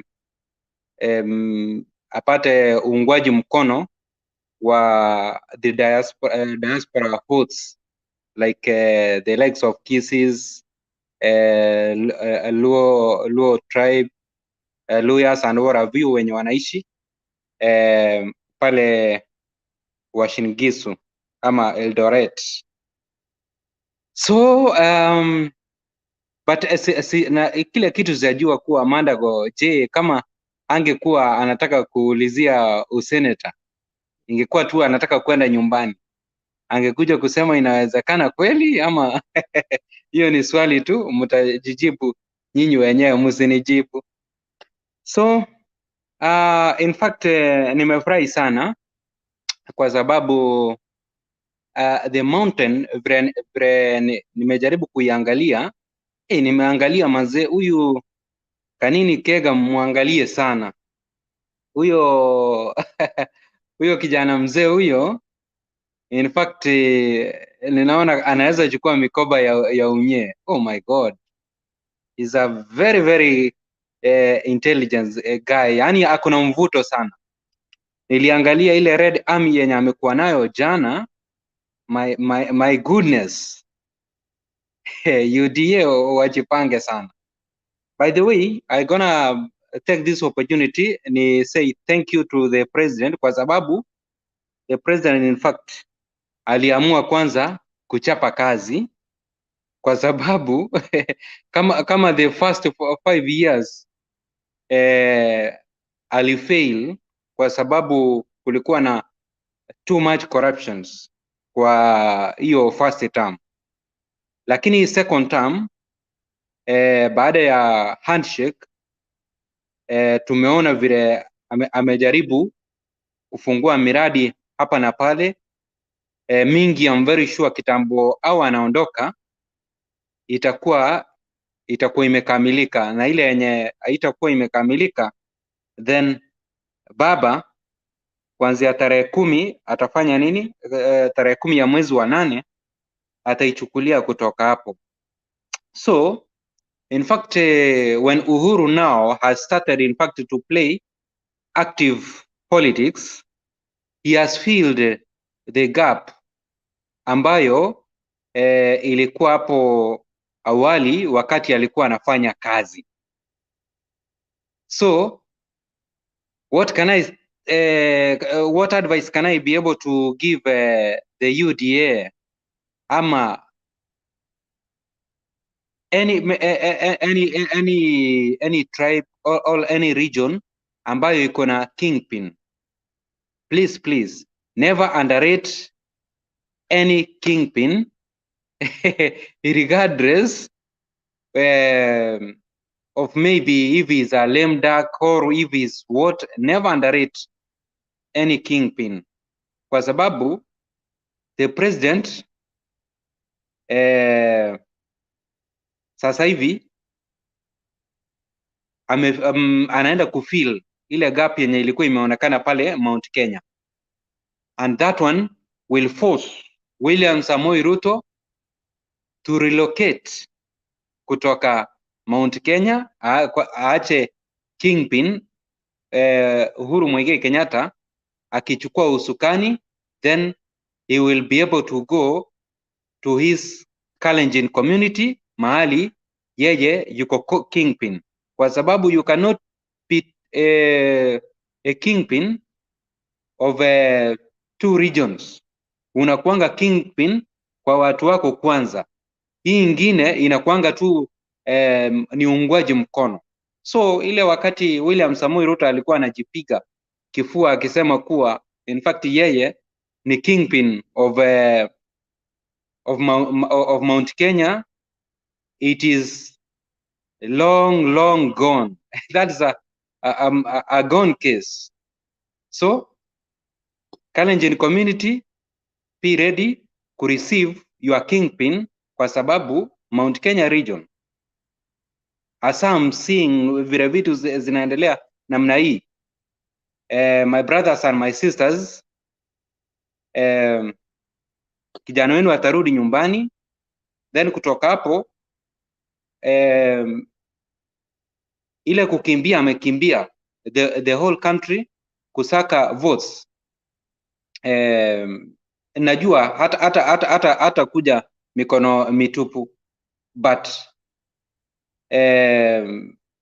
huu ni wakati wa baba. Maybe 2027 kama atakuwa amejihumble, alafu aongee na sisi vizuri, kwa sababu William Samoei Ruto in fact alikuwa mtu yetu kutoka 207 tulikuwa pamoja. So wakati ata humble himself, then kutoka hapo tutamuunga mkono, but hii 2022 huu ni wakati wa baba. Halafu niguzie sasa mambo ya NDC ambayo ilitendeka ya Muungano Party, ilikuwa joint NDC ya Muungano Party na NARC ya Mama Ngilu. In fact, I really loved the sentiments of Professor Kivuta Kibwana, because in fact his representation was well articulated, and in fact Professor Kivuta Kibwana is really a brilliant man. Huyu bana mazee, Mungu amempatia hekima mzuri sana. Ndio maana mmeona pale Makueni already he has 2 plants ambazo zinaunda juice ama zina add value on mangoes, alafu wakulima wanapata mihela. So there are 10 points ambazo alipeana, in fact ambazo zinachangia yeye ku step down, ndio allow baba ascend into presidency come August 9, 2022. Number 1, alisema kuwa anamuunga baba mkono kwa sababu baba is a person who build the consensus. Na in fact tuliona akiguzia about fight for second liberation. Tuliona aliguzia kuhusu 2010 constitution, alafu ndio ikazaa mambo ya devolution na through devolution nilisikia akisema kuwa grassroots economy, in fact it has started to take its course. In fact hilo ni jambo mzuri sana, because wale wenye walikuwa wanasema kuhusu mambo ya sijui bottom up ama bottom down, automatic tumepata kugundua kuwa that is the same devolution ambayo ambayo Kivuta Kibwana in fact alipata kuguzia hii kitu tunaita grassroots economy ambayo inaletwa na devolution. But unajua ile kitu what has hindered Kenyans to feel the fruits of this grassroots economy ni mambo ya corruption in fact. Alafu kitu kingine unapata these governors in fact wameajiri watu wengi instead of kuajiri small staffs so that pesa mingi iende kwa miradi, wameajiri watu wengi. Sasa mishahara in fact inachukua pesa mingi. I hope jambo kama hilo baba ataliangalia, ndiposa in fact hii 35% yenye inakuja ama more than 35% vile baba atakavyo ona peta, but I'm very sure because BBI will be back. Hii 35% hatutaki iende kulipa staffs pale kwa counties. We want that money to go direct to ward levels whereby itaenda kukumbana na wananchi wale wa huko chini, ndiposa wapate kuinuka. Then nikaona professor akaguzia mambo ya baba has matured enough, na by the way ndio unaona tunamuita baba, because huwezi ukaita kijana baba, no, unaita somebody mwenye at least amekuwa mature baba. which means baba akiwa president, sisi tutakuwa watoto wake. That is why sisi kama Wakenya we call him baba, because now he will be the father of the nation. I really loved it. Alafu akaguzia tena mambo ya economic miracles can be achieved through baba, because it happened wakati wa Kibaki wakiwa na Raila Amolo Odinga, whereby tuliona in fact miradi mingi ilipata kuwekwa into place, na Uhuru Muigai Kenyatta akakuja kufanya nini? Akakuja kuiendesha. So even baba, what I know, hii miradi yenye Uhuru Muigai Kenyatta about the agenda 4 zenye hata kuwa amekamilisha before aanze miradi zake, ama zitakuwa zina run kisambamba, then kutoka hapo atahakikisha kuwa miradi yote yenye President Uhuru Muigai Kenyatta atawaachia njiani atapata kuikamilisha. Alafu nikimalizia nipeane nafasi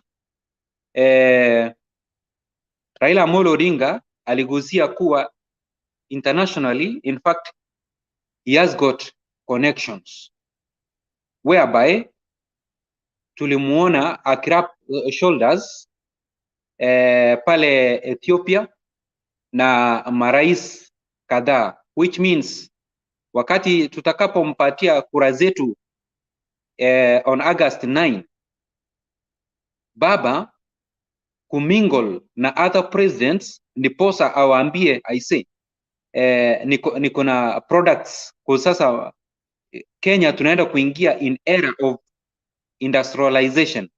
So wakati atakapowaambia kuwa I have got products ambazo we as Kenyan people we manufacture, can I have market in your country, itakuwa kiurahisi sana. So I leave there, Mr. Bernard, back to you. Thank you for your submission. Let's go to Njiru. Njiru, are you there?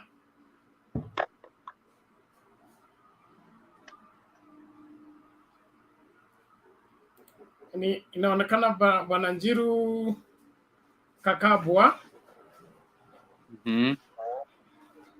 Bwana Kamau. Hello. Haya, endeleza hapo. Mimi nilikuwa nataka kuguzia hii story ya sitaka kuingilia kanisa, but hii ya Anglican Church kuambia party leader wetu asiingie mambo ya siasa. Sielewi anataka tuongozwe na nani, you know, because they said that Uhuru should not lead the Jubilee party, she should not go to Sagana. So naona hiyo si mzuri. Then the other thing is hii nini, history ya budget imetengenezwa na UDA. Hii budget, kwani sasa hii ndio wamejua ya kwamba bottom up is a solution for Kenya? Because they have been the chairman, Kamake Gishungwa has been the chairman of a budget in parliament 2013 to 2017, and yet he didn't give that budget. He didn't cut slash those for executive and put it to the Mama Mboga. You know, it is very interesting, but they want to use this so that they can hoodwink Kenyans. Now you can see the government you can trust, but these people are untrustworthy. They are untrustworthy. They are not. They don't have the capacity to lead this country, and therefore that story of proposing a budget and they are not in power, I think that is not neither here nor there. And therefore, as Azimio, we know that when Baba becomes a president, because right now it is a done deal, he's not only going to lead this country through the cabinet only. I'm sure he'll have a good think tank. And he has a very good team. Kina Olengo, Kina, even the Laikipia governor. Very brilliant economists. Because we really need to balance on our debt. That's a fact. You know, not everything Uda says that is bad. We can still learn from them and make sure that we balance the debt and the usage of what we call wastage, so that at the end of the day, we have a better and a more sober country. So for me, I believe that come August, the first 100 days, the president, Mr. Raila Odinga, will establish a team to look at the debts. I also want him to look at the tax regime. I also want him to look at the issue of agriculture, because it seems, you see, I usually look at this country, and this is my final point. This country, the arable land, ile shamba ambao unaweza enda upande na ulime na ugojee mvua inyeshe ndio upate chakula, it is 1/3. Imagine. And that includes the forests and the waterways.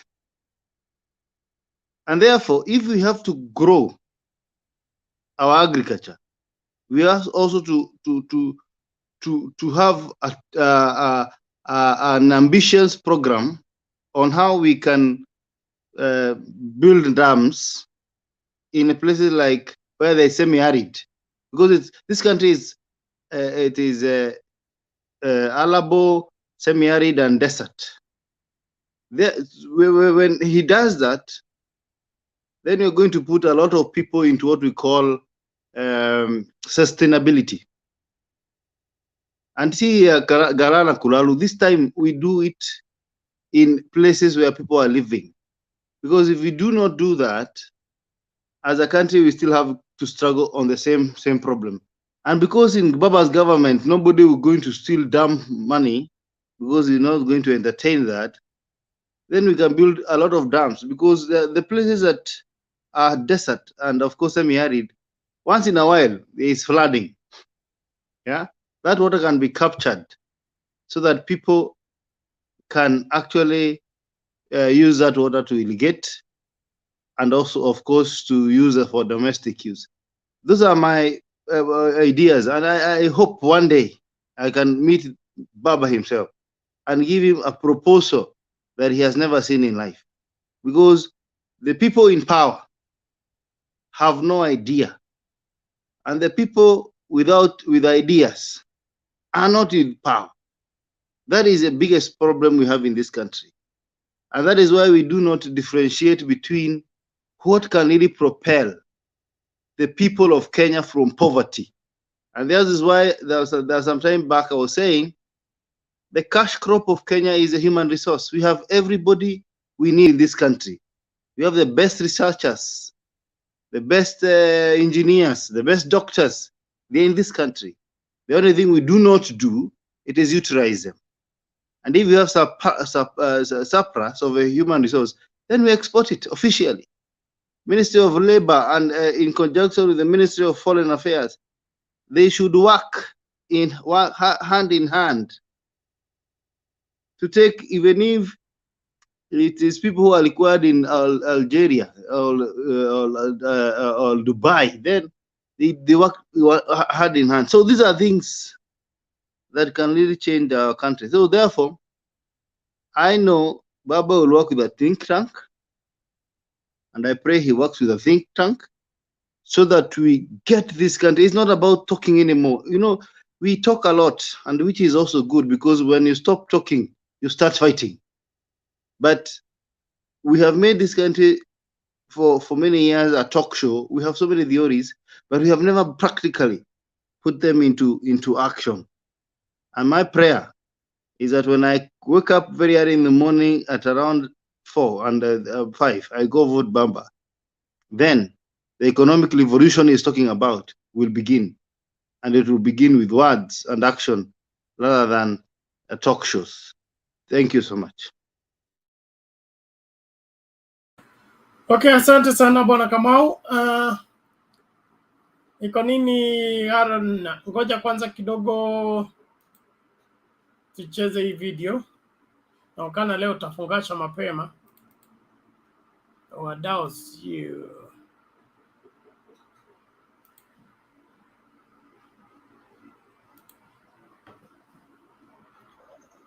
Vijana wa starehe tumekasirika sana na ile mambo Jagu aliongea jana.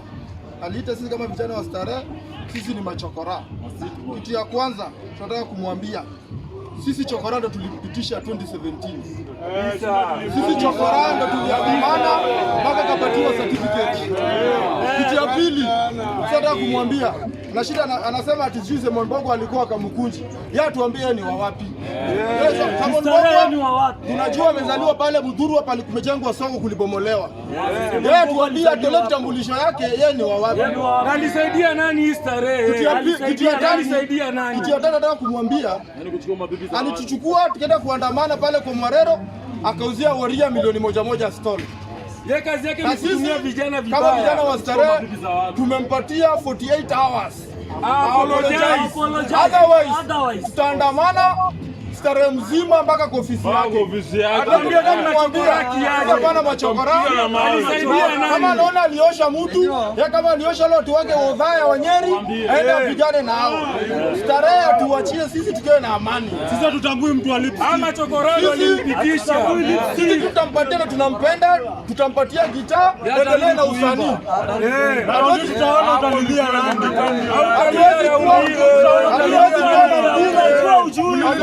Kuimba anachukua bibi zao vijana bibi zao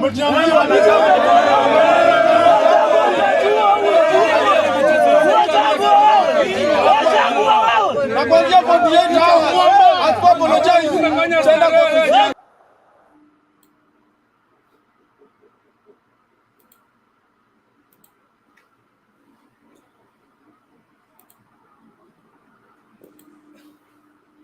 Number three Kenya has said it. something.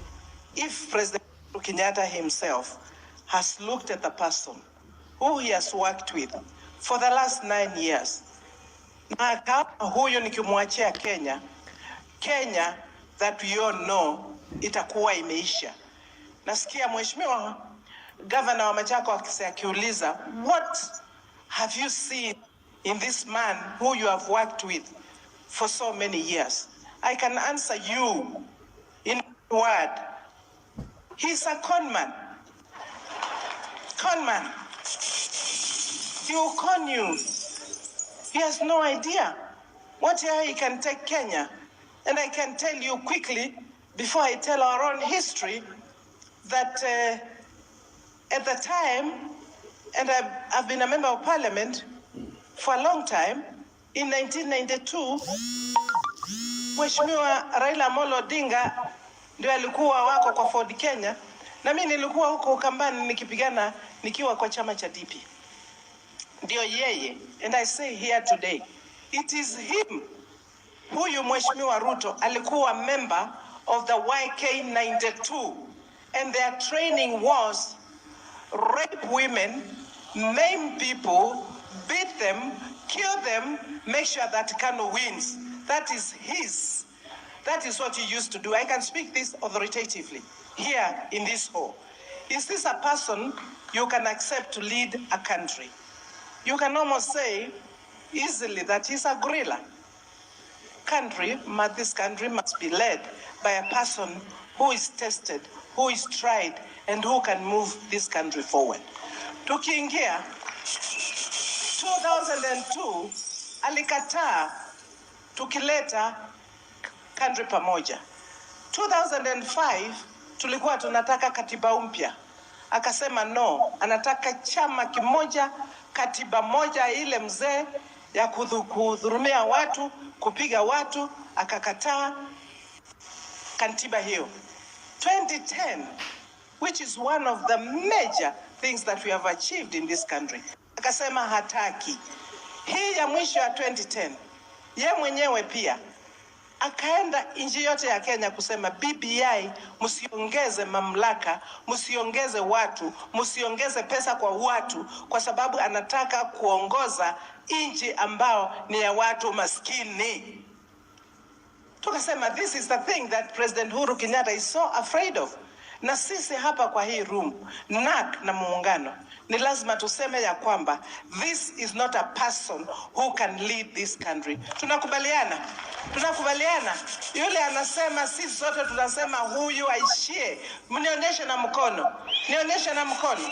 Nionyeshe na mkono. Aishie kabisa.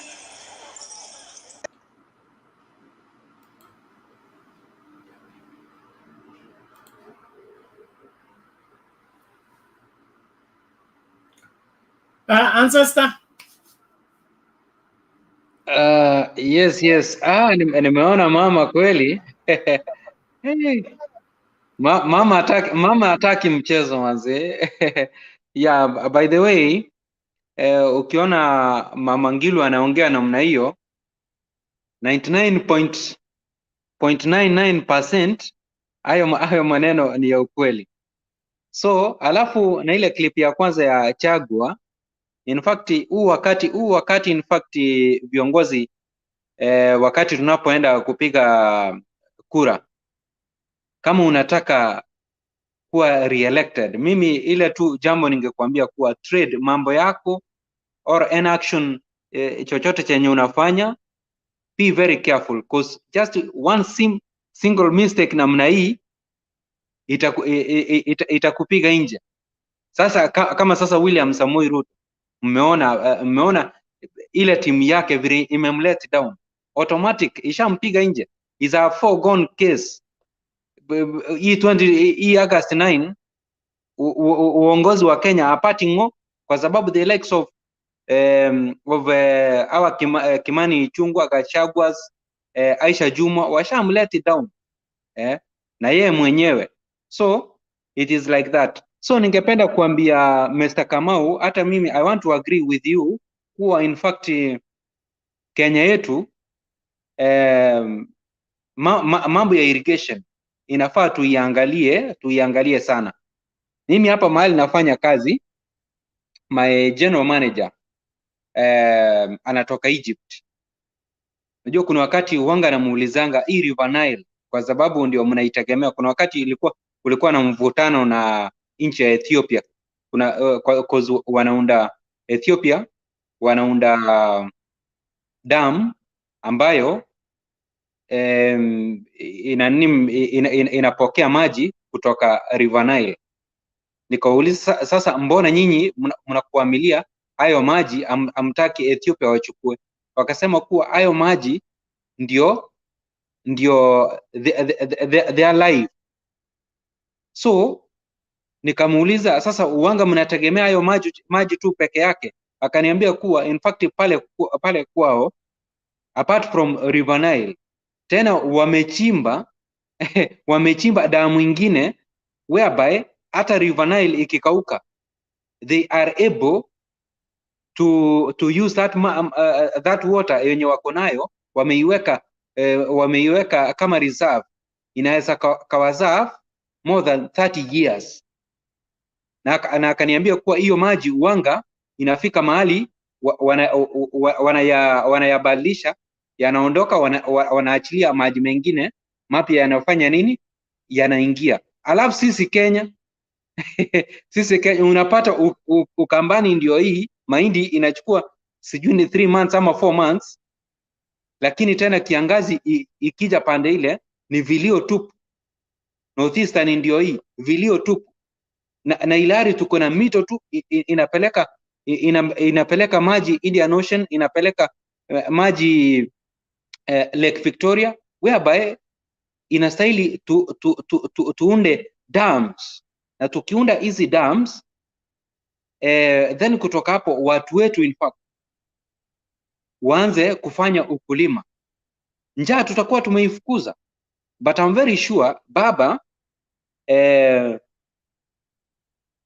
because he has worked with the senior people who in fact are able who he is supposed to bring on board so that wapate kumuassist. Now the likes of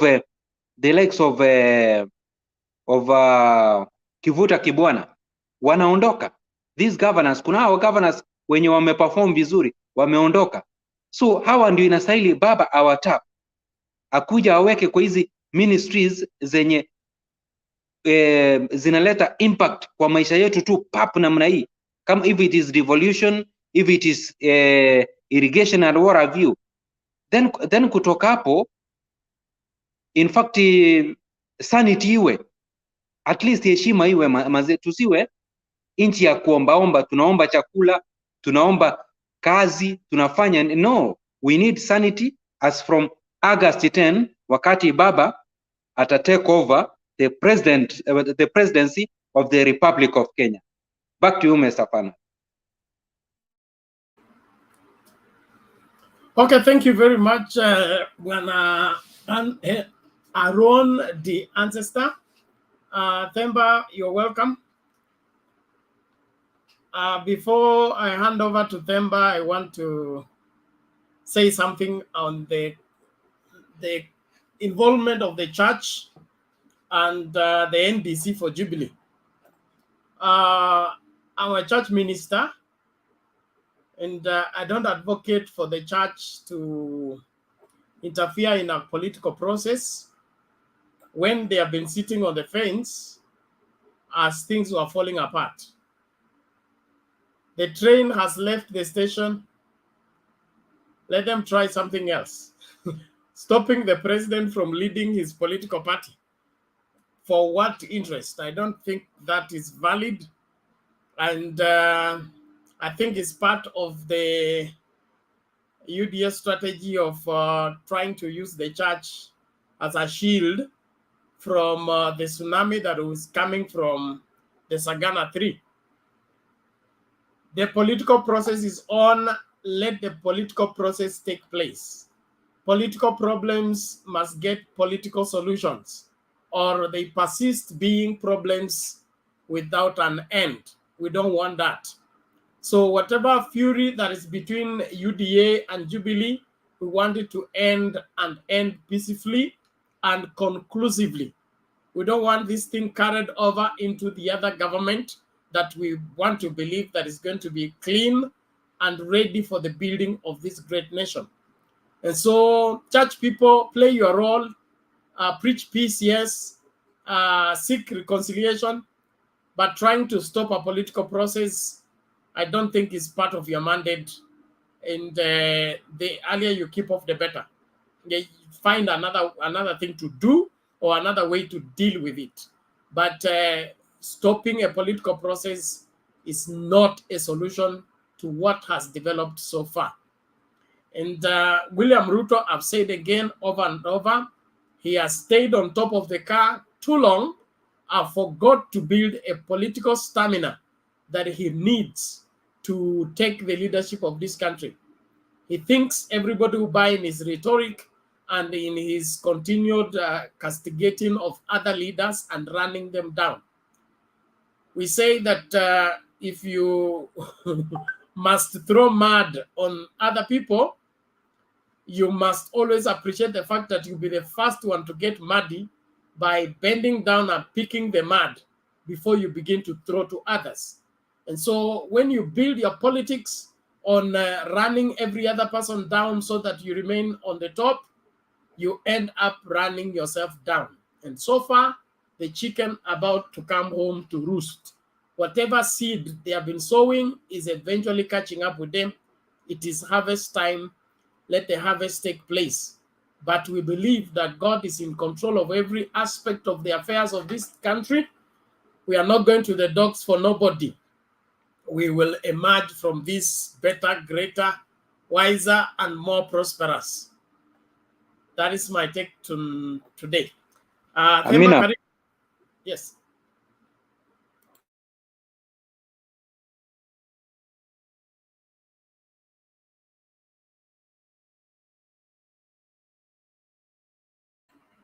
Themba, karibu. Inaonekana Jakindube amekuwa kwa NDC. Hiyo nuku nayo baba.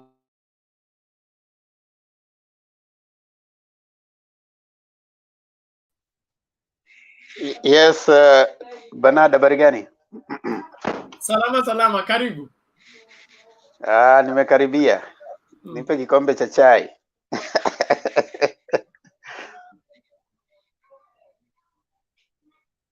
Haya maji moto tu. Chai yenyewe hujatuma maziwa. Sijui kama umeweza kuwajulisha watu our update ya Marsabit. Not today, but let me just get a banner so that I display it. Yeah, naweza kuambia asante sana kwa wote ambao waliweza kututolea. Thank you so much for those who are able to give something towards Marsabit, as Bernard is displaying that. We did a whole lot as a start, and we believe that we will be able to do more as the time goes by. So we really want to appreciate everyone who was able to give towards Marsabit drought fund that we raised a few weeks ago. And now we are moving on to the second phase, and Bernard is going to display and also highlight. Yes, kama umeipata. Yeah, there we go. Yeah. Okay, go ahead, Bernard. Thank you. We are grateful for everybody who participated in this, and we are set to leave for Marsabit on Thursday of next week to make the delivery of all that we were able to get in terms of support to the people affected by the drought in Marsabit. Want to appreciate everyone for your support, and let's continue with that Kenyan spirit of sticking out for each other at the point of need. Let's keep going, and let's pray that all shall go well, and we'll come back with good report. We intend to stream the process, the function right from Marsabit to Mtembei TV. So tegea papo hapo. Temba, you can take over. Thank you so much, Bernard. I don't know, do you need people who want to go with you, or someone who lives around there would want to come with you? I don't know. Based on the current budget we have, we were able to realize that amount on the Mimi. We are torn between carrying the team and carrying the food. What's most important? Carrying the food to the people. And so if they have the money, the leaner the team, the better. But if you can foot your own bill to Marsabit, we will. I'm waiting for Mtembei so that we finalize on the same. But we have decided to take a leaner means of transport to and fro, then go and give the much of the contribution towards the really need. Those who can travel, Bernard, I would encourage them, instead of coming to travel with you, they send the money. that will help a great deal, because we wanted to hire a vehicle to take us, and they send us an invoice of 85,000. So comparing 85,000 and we have 180, 89, so it's like we raised for the road. Yeah, if you want to travel and you're not able to, kindly send the money so that it can help in the transportation for those who are going. Okay, Bonafemba, thank you. So the banner is on the menu. You can display later on. Yeah, that's okay. Overlay. You go to brand overlay, you will find it there. Thank you. Okay. Thank you so much, Bernard. Jakindu Bey, habari gani? Nzuri sana bwana. Ujambo? Hamjambo? Bernard, ujambo? Si jambo. Vipi dadi? Salama kabisa. Demba, karibu. Sikizi umeniacha njiani. Jakindu Bey. Yes. Leo naona uko na raha sana. Kunani? Sasa nitakuwa na huzuni gani na baba amesha Bwana Raila amesharudi na Ukambani wana ni Azimio. Sasa nina huzuni gani?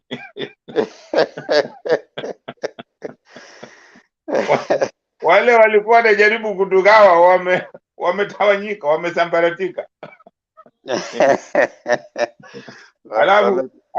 Alafu president amesema ninatoka kwa kusema politics, hata kama ni mtu mmoja nitamwambia, nitasema haki yangu.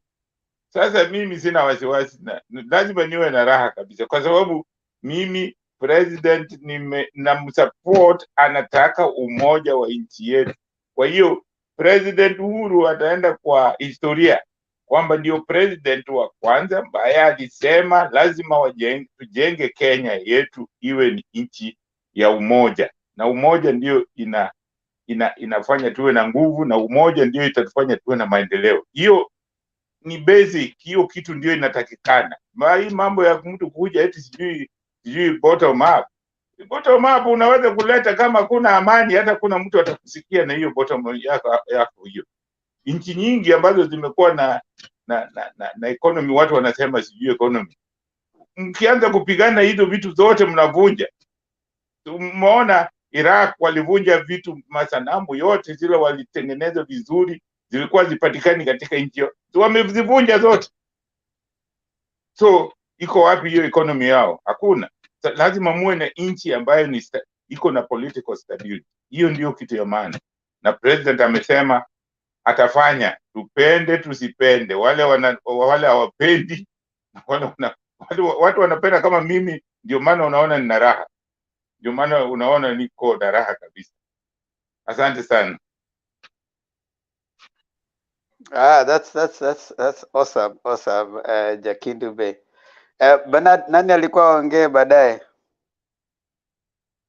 Sasa hivi tuko katika marudio, kama walisharudia. Nafikiria sasa hivi I think you needed to make your submission. Njiru alishaongea, wewe na Jakindube peke yake ndio mjaongea. Okay, let me make my submission alafu nilete Jakindube. Sawa. Yeah. Kwanza kabisa I like the topic ulileta Bernard, no one should force anyone to vote a certain way, said Governor Mandago. Yeah. You know, I think Mandago has first of all noticed that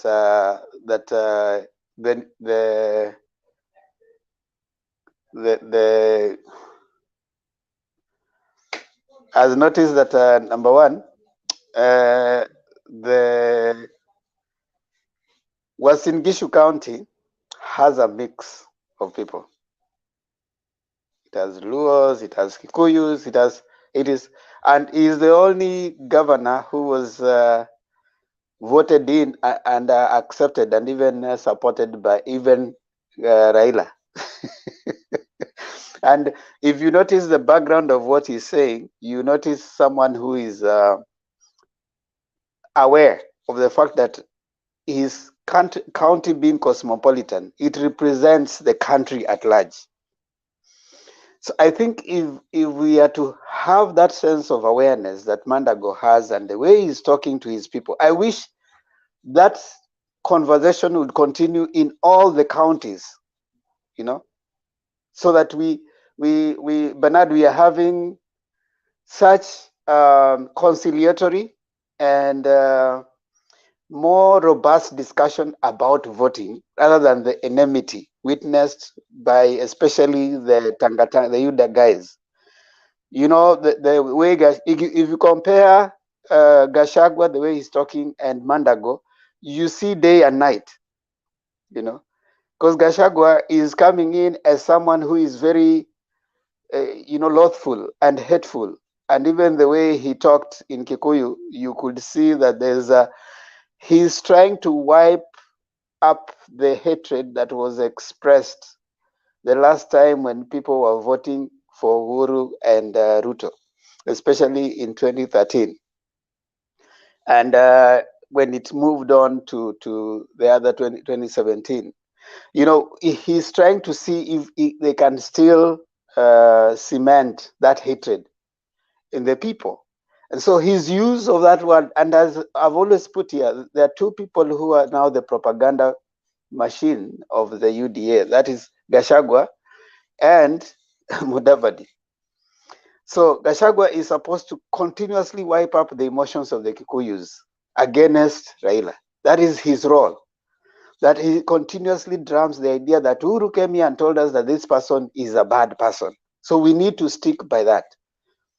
And you see, if you were to use a similar argument, you can take it back and it will not be so good while we are looking for reconciliatory rhetoric, something that is bringing Kenya together. So I find this to be a very timely message. And as much as yes, he's in UDA, I think if we can have such kind of rhetoric going on, there was a day here we said we need certain alternative narrations going on. We need people to come out, to give us alternative narratives where we are not seeing so much of hatred as developing. But I think as we move towards the election, some of those governors will start seeing this kind of vibe. I've also seen churches, and I know the other day here we really talked about we need to see more happening in churches. I've seen churches starting conversations. I also saw there was an organization that was launched in Nakuru that is trying to look at peaceful elections and even talking about maintaining peace, which is something we need to keep seeing.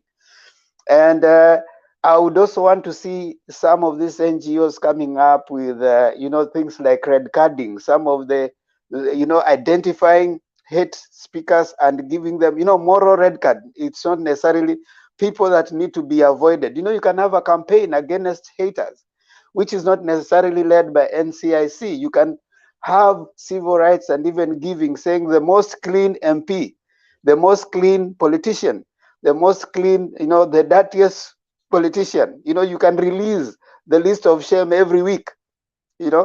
So we can even start. And actually, I think even Bernard, we can launch that as a Mutembe TV every week, end of the week on Sunday. We put our list of shame from the worst speaking politician to the best, the one who has done the best that week, so that now we start putting them kwa mizani. Who is a politician who is campaigning but only speaking clean politics, and who is one who is speaking and only speaking hatred? So we start giving. I think Bernard, in my view, we can actually launch that as Mutembe TV weekly. So our list of shame, and who takes the car for the list of shame, the worst, and of course what did they say, so that we start having that going on, and maybe we'll push it and truncate it to other media houses so that we start holding these politicians on check. If you pick the list of shame for 1 week and people are listening to this, we say now, this person is someone that you need to turn off when they start listening. This is not someone that needs to be listened to when they start speaking. It will work, Bernard. Rome was not built in a day, but if we keep calling them out, and we have people like Mandago who are speaking well, as much as they are UDA and all, we start giving them, elevating clean politics, because that's where we want Kenya to go. We want Kenya to be a country where you can differ ideologically, but you don't have to hate the other person. So for me, I think that's the best thing to start. A few days ago, we said here that very soon the UDA guys are going to find it hard when they are campaigning, because it will be having like 10 Azimio campaigns taking place in a day. While they're still planning on where to go, these campaign teams will be stationed in those places. They'll not be moving, because you have no need. If you're looking for governorship in Kakamega, you don't have to go anywhere. You just need to make sure that you are in Kakamega to wipe out that place. So it means you've locked out. You see, even if Baba is going around, These people already, you know, they are stationed in those places, you know, and the way the country right now, like Azimio strategic team has positioned, they have said they have like 6 positions, and all these people, they have regional leaders, and these regional leaders, they have those people who are down there who are continuously and every day mopping up the votes. And someone said, yeah, you need to get the people to take their votes, and besides that, now get out to vote and protect the vote. We need to continuously tell the people in Azimio that it is not over until it's over. Jakindube, it is not over until it is over. Until Baba it's announced the president of the Republic of Kenya, it is not yet over. What does that mean? It means that people need to get out, still register as voters, make sure they get out and vote. Get out and vote. Once you get out and vote, make sure that the vote is protected, because the only way that we can win this clean and square is through the ballot. And this ballot should not be interfered with in any way. So my submission to Jakindube and others like us, it is not over until it's over. Let's get as many people to register as voters, and let's encourage as many people to vote, so that the win will be clean and clear and very, you know, undisputable election is where you have people getting out and voting. Yes, it's good for psychological safety when you see the movement and the way people are joining Azimio. It's a good thing.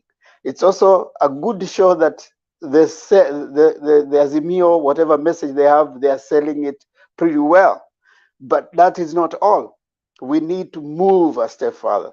Sustain that thing, you know, sustained progress, sustained hitting, sustained movement, where you're making as many people to register as voters, and other than that, getting out to vote, and other than that, protecting the vote.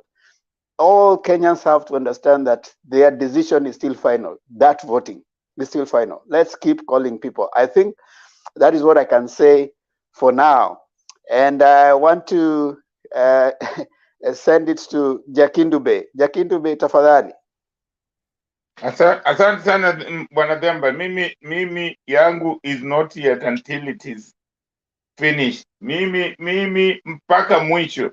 Sisemi nahitaji watu kujiandikisha, na kila siku nasema hiyo kabisa.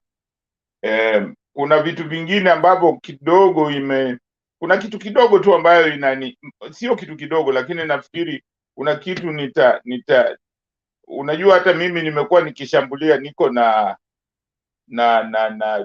saa zingine naweka maoni yangu kwa YouTube, nashambulia watu wengine ambao naona wanafujo. Mimi nilianza hiyo mambo ya kushambulia hawa wanasiasa kitambo kidogo, kusema, maanake nilikuwa naona wanasema maneno ya upuzi. Nimeshambulia watu kadhaa kama kina Moses Kuria. Kuna wakati moja alizungumza maneno machafu, sikupenda, nimewashambulia. Ukienda kwa YouTube utakuta mahali nimewatell off, nimewambia watu wa Kenya kwamba kazi yetu, hata vice president nilimtell off kitambo sana, nimwambia hafai kuwa kiongozi kwa sababu ya vitendo vyake. Kwa hiyo kama mkiweza kusema kwamba tuwaambie hawa watu makosa yao, ni vizuri, kwa sababu sisi ndio tunachagua hawa watu. Leo kuna neno moja nilikuwa nataka tu kusema, kwa sababu nimeona Kamau, Kimani na Mwaura. Sisemi kwa kiukabila, lakini nasema tu kwa mawazo yangu, vile mimi nafikiria kwamba nashangaa sana na watu wa Central, kama vile wanaweza kusema kwa mfano ule kwamba walikuwa na watu wanamuhate Raila. Mimi kwa maoni yangu, wakati ule ambao kulikuwa na hiyo uchaguzi, inafaa kusema kwamba humchagui, lakini bwana Raila huwezi kusema eti unamuhate kulingana na zile vitu amefanyia nchi yetu. Unaona, hata mtu kama Koigi wa Mwere, mimi siwezi kusema na muhate Koigi wa Mwere au Matiba au kuna watu wengine ambao ukitamka neno la kumuhate ni kama uko na wazimu kwa kichwa chako. kwa sababu hawa watu wametufanyia jambo nzuri sana kwa Kenya. Wametusimamia kama wana Kenya kwa kutaka nchi yetu tuwe na uhuru wa maneno, tuwe na uhuru wa kufanya vitu vyetu, tuwe na yani nchi yetu iwe nzuri. Kwa hiyo saa zingine nashangaa sana watu wa Central wakiweza kufuata mtu ambaye kusema kweli ni mtu ambaye anasema uongo mbele yao.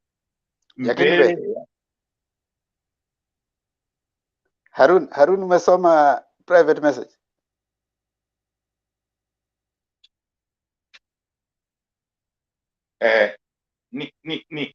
Nashangaa sana kusema hiyo, lakini naweza kusema hiyo ni kwa kidogo tu. Hiyo nilikuwa nasema tu hivyo kwa kidogo, lakini najua nimeshaona kwamba mlima imeshaona kule kwamba wametambua kwamba kuna ukweli na kuna uongo. Kwa hiyo nawashukuru sana vile wanavyo Chakindupe. Baba alienda ami akawacha mama nyumbani na watoto. Sasa kuna baba alikuja kulea watoto akifikiria amechukua bibi. Sasa baba amerudi, mwenye alikuwa ameenda kunyemelea poma wenyewe ametoroka.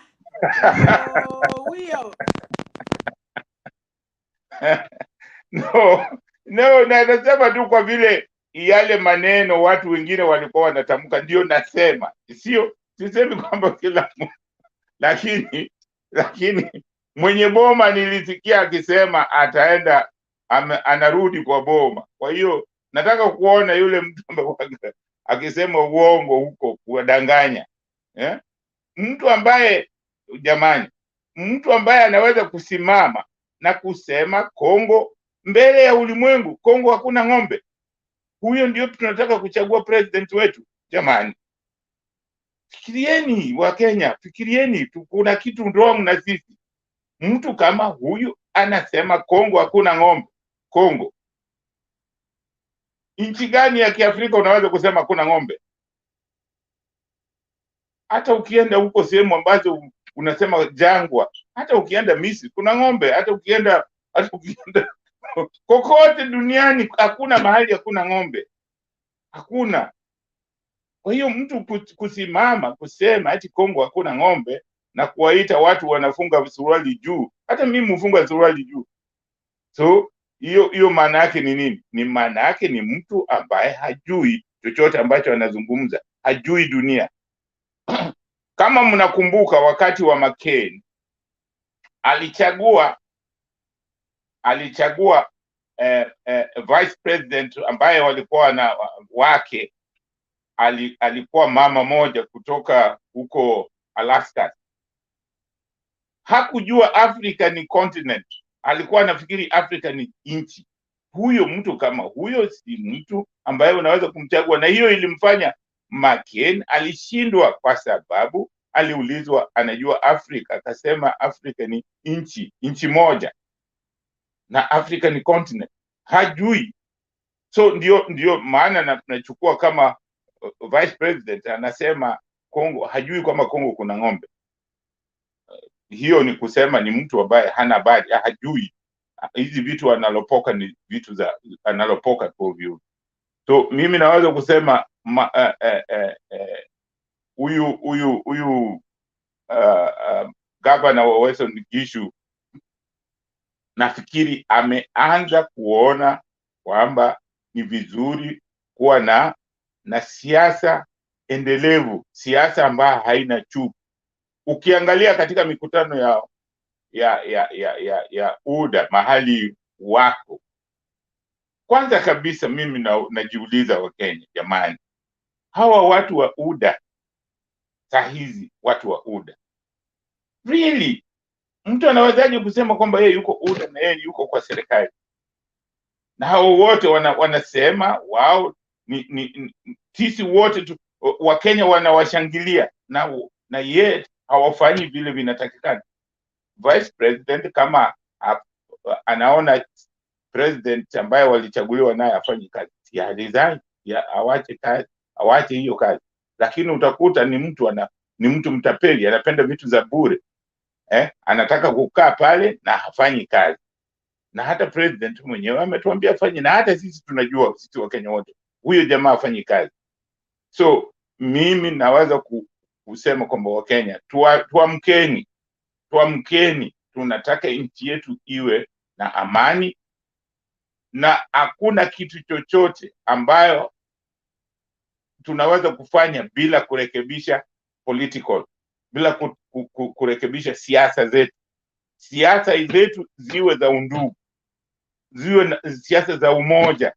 Undugu, kusema mkiwa ndugu sio kusema hamtatofautiana, lakini tutofautiane, lakini tusiwe maadui. Hiyo sio kusema sisi ni adui. Tofauti ya kusema barabara hii tunataka ipite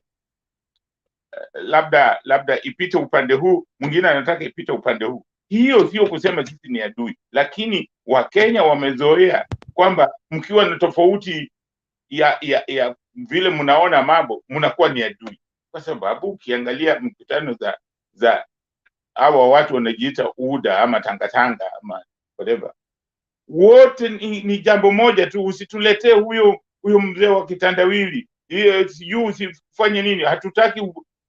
Kama wanajua huyo ni project vile wanasema, hii Kenya huwezi kusema president apelekei mtu. Ukisema mimi naomba mchague mtu fulani, huwapelekei mtu, hushurutishi mtu kumpigia kura. Mtu anapiga kura kwa hiari yake. President hakuna mahali anasimama na bunduki kusambia watu mpige kura hapa, hakuna. Lakini dakika moja. Asante. Kwa hiyo mimi nawashukuru sana wale wa Kenya ambao wameunga mkono Azimio. Nchi yetu tunataka tuwe na umoja na undugu. Hiyo tu, tuwe na siasa ambayo ni ya undugu, tuwe na siasa ambayo ni stahimili, siasa ambayo ni endelevu, siasa ambayo tunasema tuko na political stability, so that tukiwa na tofauti ya maneno sio kusema ati sisi ni adui. Tufuate hivyo, na hiyo inapatikana tu kwa Azimio la Umoja kama inaongozwa na ndugu Raila Amolo Odinga. Umeona bado wamerudi pale pale, wakina NGILU, akina Mutua, akina Kibwana. Mimi nafurahi sana. Naomba vile Mutua alisema, tuende kila mahali, kila kona, tutangaze Azimio la Umoja, kila mtu achukue kura, ndio tuweze kukomboa nchi yetu kutoka kwa hii mambo ya saa zote umasikini, kukosa kazi, kuwa na kwamba hatuna mwelekeo, tunazozana bure kwa mambo hayafai kabisa. Sisi wote ni ndugu moja na tunatakiwa tufanye kazi pamoja. Asanteni sana. Asante sana Baba Jakin Bey. Inawezekana? Upo? Yes, karibu ndugu yangu. Utuambie, Mandago amesema kuwa mazee mahali popote tu haistahili mtu afosiwe, afosiwe eti fotia RUTO, fotia Raila, hapana. Je, unaonaje hizo statement zake na hizo NDCs ambazo zilitendeka jana? Yes, asanti sana Bwana Haron. Nakubaliana na what Mandago had said, ya kwamba watu hawawezi kulazimishwa, watu hawalazimishwi kupigia mtu fulani kura, na ni kitu ambayo ni impossible. Huwezi lazimisha, kama tu vile Jakin Bey amesema, huwezi shikia mtu gun umwambie upigie mtu specific kura, yani that one is impossible. Na hii inatokamana na hiyo matamshi ya Mandago, inatokamana na what is being driven around, the narrative that is being driven around by our deputy president, our beloved deputy president. Yeye ni mtu ambaye ukiangalia siasa ambayo anapiga huku nje ni ya kutenganisha wananchi. sio siasa ya kuwaleta wananchi pamoja, wawe ni watu wenye kukua kwa umoja na kufikiria development. Yeye siasa yake ni ya kutenganisha tu watu, wanataka upande fulani ambao haukubaliani na yeye uonekane tu ni mbaya, watu waendelee kukua na chuki kwa roho zao towards the other team that is not supporting him. He wants to be the only one that is the right guy. Anataka tumuone yeye ndio mtu wa maana, mtu wa ukweli, yeye ndio anafaa kuendesha maneno, na hiyo ndio huwa inaleta madhara baada ya election each and every 5 years. Na ukiangalia looking back, ingawaje hawapendi kuangalia historia, the president alienda kusalimiana na Raila kwa sababu huo wakati I was a first time voter in 2017 and you could sense, kwa sababu tulikuwa tunafuatilia each and everything that was happening then, you could sense that hii haitakalika vizuri, kwa sababu upande wa Raila tulikuwa tumechoka kabisa. Yaani kura zinaenda, matokeo ikitokea inatokea vibaya venye watu hawa expect. Yaani kulikuwa tu na chuki kila pahali, that's why walikuja wakasalimiana kumaliza hiyo kitu. Yaani wakati ambapo kuna kila mtu ako na hasira, kila mtu anapigana, hakuna kitu kingine ambayo inaweza endeshwa. Hata hiyo bottom up economy labda ni kitu kizuri, lakini ndio hiyo bottom up economy ifanyike, lazima kukuwe na amani, na Wakenya wengi wanafaa wakubaliane na hiyo handshake ya kwamba ilileta amani. Unajua saa hii watu wanasema ya kwamba hawa watu walienda tu kusalimiana kwa ubinafsi wao, ndio maana unasikia DP anasema hao ni wamekaa kwa ofisi wakajipangia, wanataka kuendeleza dynasty. Hiyo ni porojo, hiyo yote ni uongo. Hao watu wawili walileta amani. It reached a certain point ambapo watu walikuwa wanaongelelea nchi kugawanywa katikati, kukuwe na certain counties, sijui counties za huku chini na counties za the mountain region, hizi ni vitu hatutaki kukumbuka, but tulikuwa tumefika to that point, kitu moja nilikuwa nataka kusema for DP. Bwana DP anasema it's okay for him, yani it's okay for him for president support, na anasikia vibaya sana the president akisupport Raila. It's okay for the DP to be supported to work with akina Mudavadi and to work with akina Wetangula, but it's not okay for akina Wetangula na Mudavadi to work with Raila. It's not okay for Kalonzo and the other people to work with Raila. Yani that is just divisive politics, unakumbuka few weeks ago walikuwa wanasema hawa ni watu wa sita wameenda wamepangana kwa maofisi, wananipangia.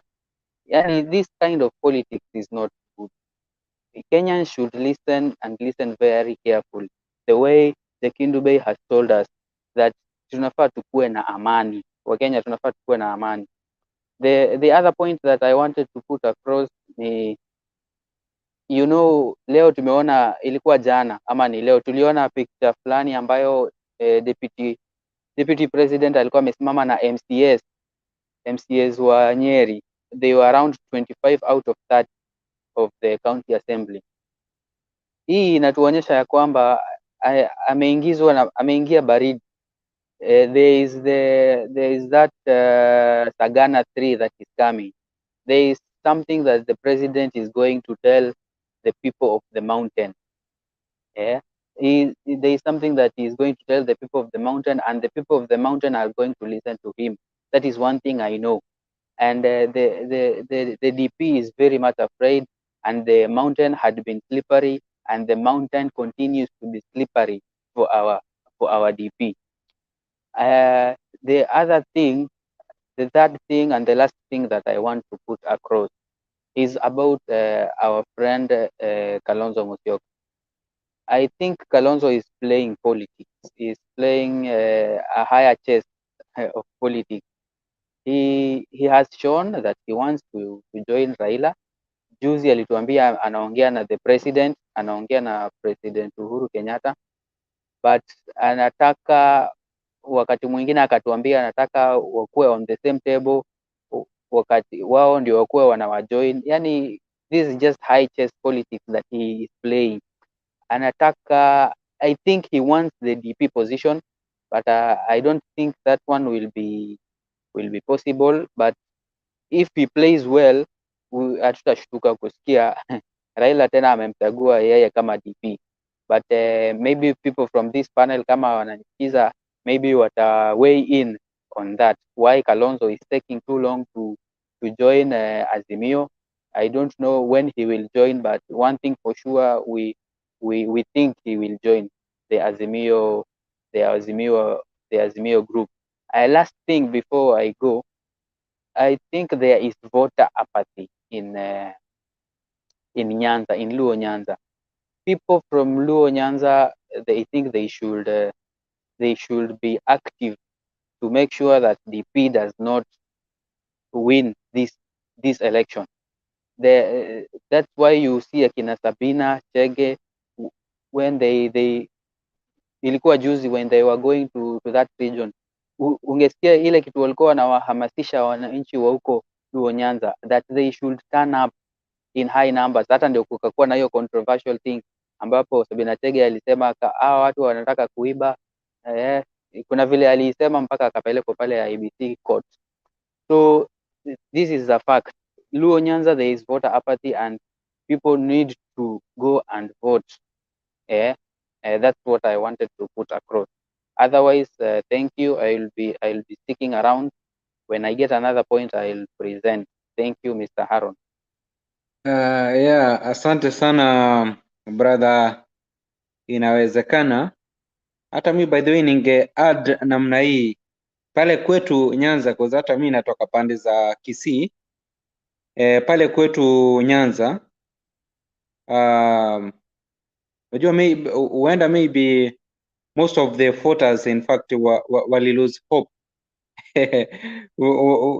Imekuwa kazi yao ni kuamka wengine 3 wengine 2 in the morning kupiga line, and posa 6 vituo zikifunguliwa wawe watu wa kwanza kupiga kura, then kutoka hapo matokeo ikija Chebukati anasoma vitu zingine tofauti. So in fact ndio unaona sasa watu wako stigmatized, but mimi ningewaambia kuwa huu ndio wakati wa baba. Kama mmeona ya kina Sabina Chege ambao pale Mount Kenya, unajua Mount Kenya they know very well jinsi ya kupiga kura, wakati mnajua kuwa mtu yetu ako kwa depe. They come mpaka hata hospitali, mnasikia kuwa hata wale wenye wako kwa hospitali tutachukua ambulance tufanye nini. Wao walikuwa wanafanya hivyo brother, yani hawakuwa wanataka even a single vote iende into a waste, as long as hauko kwa ICU. Walikuwa wanafanya nini? Wanakuchukua, unapiga kura, unarudishwa kwa hospitali. The value of a vote. Yes, inawezekana. Nilikuwa nasema unapata hadi nyanya, yani ule nyanya amekaa miaka mingi, anaenda anaamka mapema sana kwenda kupiga kura. You know, kuna watu like watu wa mountain, there's a way, they have their uniqueness ambapo huwa wanajitokeza kwa wingi sana. Unapata hata kama wao ndio wako na the highest number, lakini there is that voter turnout. Ukicompare voter turnout ya the mountain na voter turnout ya area zingine, unapata ya kwamba wao walikuwa wanajitokeza kwa wingi, wanajitokeza like 80%. Unapata areas kama za Nyanza wanajitokeza around 60% ama 70%, you know. So watu wakiendelea kulalamika, that point ambapo kila mtu anajitokeza kwa sababu anajua umuhimu wa kura, anajua umuhimu ya kwa nini hiyo kura yake moja itamsaidia kufanya nini, itasaidia kiongozi mwenye anataka apite. You know, this is something that the people of Nyanza should know and they should take it into consideration. Yes, thank you Haron. Thank you so much kwa kuadd namna hiyo. In fact, wacha nikuambie ndugu yangu na dada zangu wenye mnanisikiza. Unajua the mountain people wameonja uongozi. Wameonja uongozi kutoka enzi za Jomo Kenyatta, enzi za mstaafu Rais Kibaki na huu wakati wa Uhuru Muigai Kenyatta. Unajua presidency, my brother, leave alone kuwa eti president anaendeshwa maybe mapikipiki ziko hapo zinapika matochi namna hii. No. Presidency mazi iko na mchuzi. Wacha nikuambie, presidency, the moment president ametoka kwa community yenu, kitu cha kwanza kuna hiyo respect. Ushaona respect. Alafu kitu kingine, in fact kuna hizi mambo ya miradi, projects. Lazima as long as wewe ni head of state, lazima uangalie kwenu pale nyumbani. Hata sasa hivi tukiangalia the mountain, wewe Google uone ile miradi yenye my brother inaendelea na iko 95%. Regardless, ndio kuna counties na kuna national government. Utaona hiyo sasa ndio inaitwanga utamu wa presidency. Leave alone nao wenye unaona Gachagua wanapiga mdomo eti president hajafanya. Oh my god. Mount Kenya, in fact sasa hivi ile miradi yenye president ameinitiate pale, in fact ni miradi mingi and it is not bad. Huyu president wetu Uhuru Muigai Kenyatta, ile kitu ambayo ninampendea, amejaribu kudistribute hizi projects, hata kama ndio si distribute kiukamilifu kwa most of the areas, but in an extent, yani amejaribu sana. So umuhimu wa president kutoka kwa area yenu, hata mambo ya ajira. In fact wakati watu wawili wataajiriwa, hiyo ni mzigo kutoka kwa society. Imefanya nini? Society imetolewa. So hiyo ndio utamu. So hata kutoka Nyanza, people are supposed to learn. Ama any community yeyote yenye imesimamisha candidate kama president, wakati wa kupiga kura, you are supposed to come out in large number na kusupport mtu wenyu, ndiposa wakati atakuwa amechukua usukani ya uongozi pale, mtamwambia please make sure if it is distribution of resources, distribute equally, ndiposa tusije tukawa na shame wakati utakuwa umeondoka, iwe tena kutoka kwa community yetu. Itakuwa ngumu kwa mtu mwingine kufanya nini? Kuinuka apewe urais na other communities.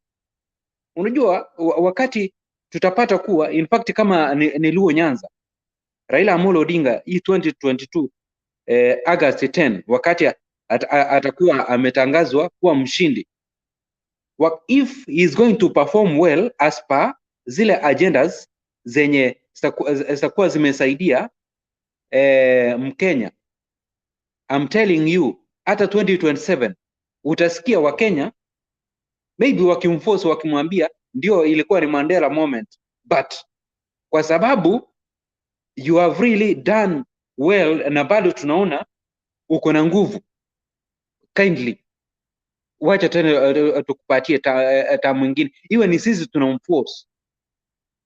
Ama tutasema tutamwambia kuwa in fact tunaona kuwa you have done a very good job, sasa tena tupatie kiongozi mwenye unaona mzuri kutoka kwa hii community yetu, community yako, in fact na yeye take over. Yani hiyo ndio inakuanga uzuri, but when you have got a president mwenye hawezi akasaidia community yenu, hawezi akasaidia other communities, hiyo inakuwa ni disgrace. Yani inakuwa ni aibu. Kwa sasa other communities wakati watakuwa wanaona, watakuwa wanasema I say sisi we voted for so and so kuwa president, but ali disappoint you as a community na akadisappoint we as Kenyans, kwa sababu hakulive into the promise zenye alifanya nini, zenye alipeana. So it is high time, but I'm very sure baba mimi nawaambianga tu vizuri kuwa as I know the Luo community huwa wanapenda perfection. Wewe patia any Luo community mwenye anashona kama ni nguo na umwambie hiyo nguo nataka itoke tu vile mwili wangu huko, I say atakutoa. They like that. So hata mimi hiyo inanipeanga moral kuwa baba akiingia, I know he is going to surprise Kenyans kwa kuensure kuwa kitu cha kwanza amefight corruption, because corruption by the way ndio inahinda development in any country. Hapa mahali niko hapa mahali niko, in fact ndio siwezi sema kuwa hakuna corruption, iko, but the degree of corruption yenye iko kwa hii nchi is so minimal, na uwezi ukaiona, si kama nchi yetu ya Kenya whereby pesa IMF inapeana pesa namna hii, within a very short time unasikia hiyo pesa jamaa wameramba kama nini, kama tupaka tunaramba maziwa. So unapata kuwa in fact hata kama mshahara in fact here they don't tax. Kama wewe unapatiwa kama ni 60,000 it is 60,000, kama unapewa ni 100,000 hiyo ndio pesa inaingia mfuko wako. Na Jakin Bey, hebu chukua usukani dakika moja ni kama na mimi naweza kusema kwamba ulikuwa mnasema kwamba watu wa mlima wanajua kupiga kura, wanajua kupiga kura kwa sababu ya zile tabu walipata wakati wa ukombozi.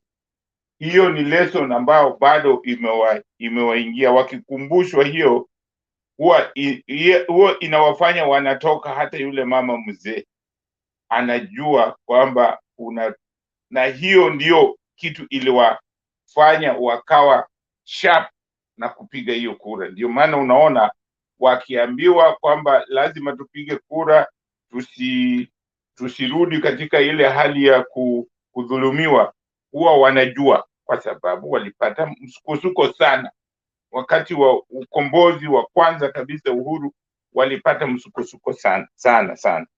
Hiyo ni kitu moja mimi najua inawafanya wako sharp na wakati wa kupiga kura, kwa sababu wanajua. So hizi sehemu zingine unaona watu wanani, kwa sababu ile msukosuko ambao walipata sio kama Central ilipata msukosuko sana,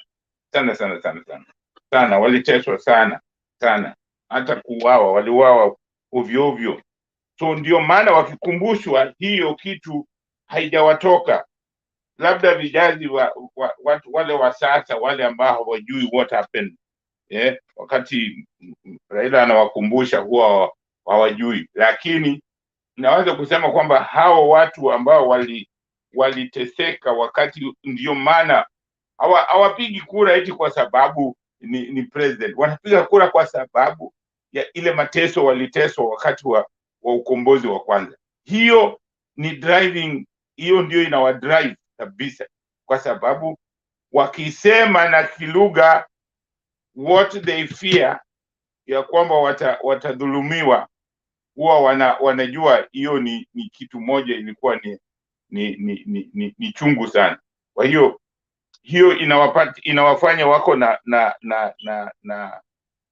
at least wanashinda wengine kwa sababu ya hiyo. Sio eti kwa sababu ya president, ni kwa sababu ya hiyo. Kama wakijua wanaenda kupigia mtu wao, watatoka, kwa sababu wanaambiwa bwana wewe, tusipopiga hii tutanyanyaswa. Na tena wakati wa Moi aliwanyanyasa, aliwavuruga kiasi, walikuwa na mabanks na nini, na alivuruga hizo mabanks zao kabisa. Kuna vitu walikuwa nazo, hata unakumbuka wakati mmoja walikuwa na kitu ilikuwa inaitwa Gema. Gema ikaanzisha hata timu ya mpira, ambapo mimi namlaumu Moi sana. Moi aliharibu mpira katika Kenya, kwa sababu hiyo Gema, walipoanzisha Gema, wale wachezaji walikuwa ni Onyango, Makoha, wengi wengine na Asumani, na walikuwa wanalipwa.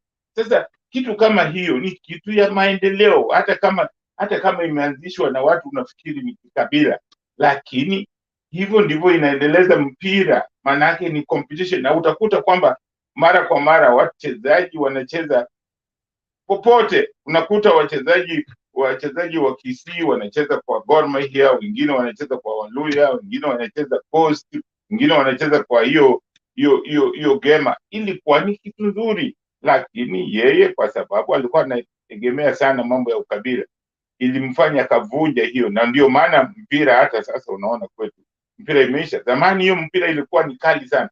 Kenya ilikuwa kila mara inaenda Africa Cup of Nations.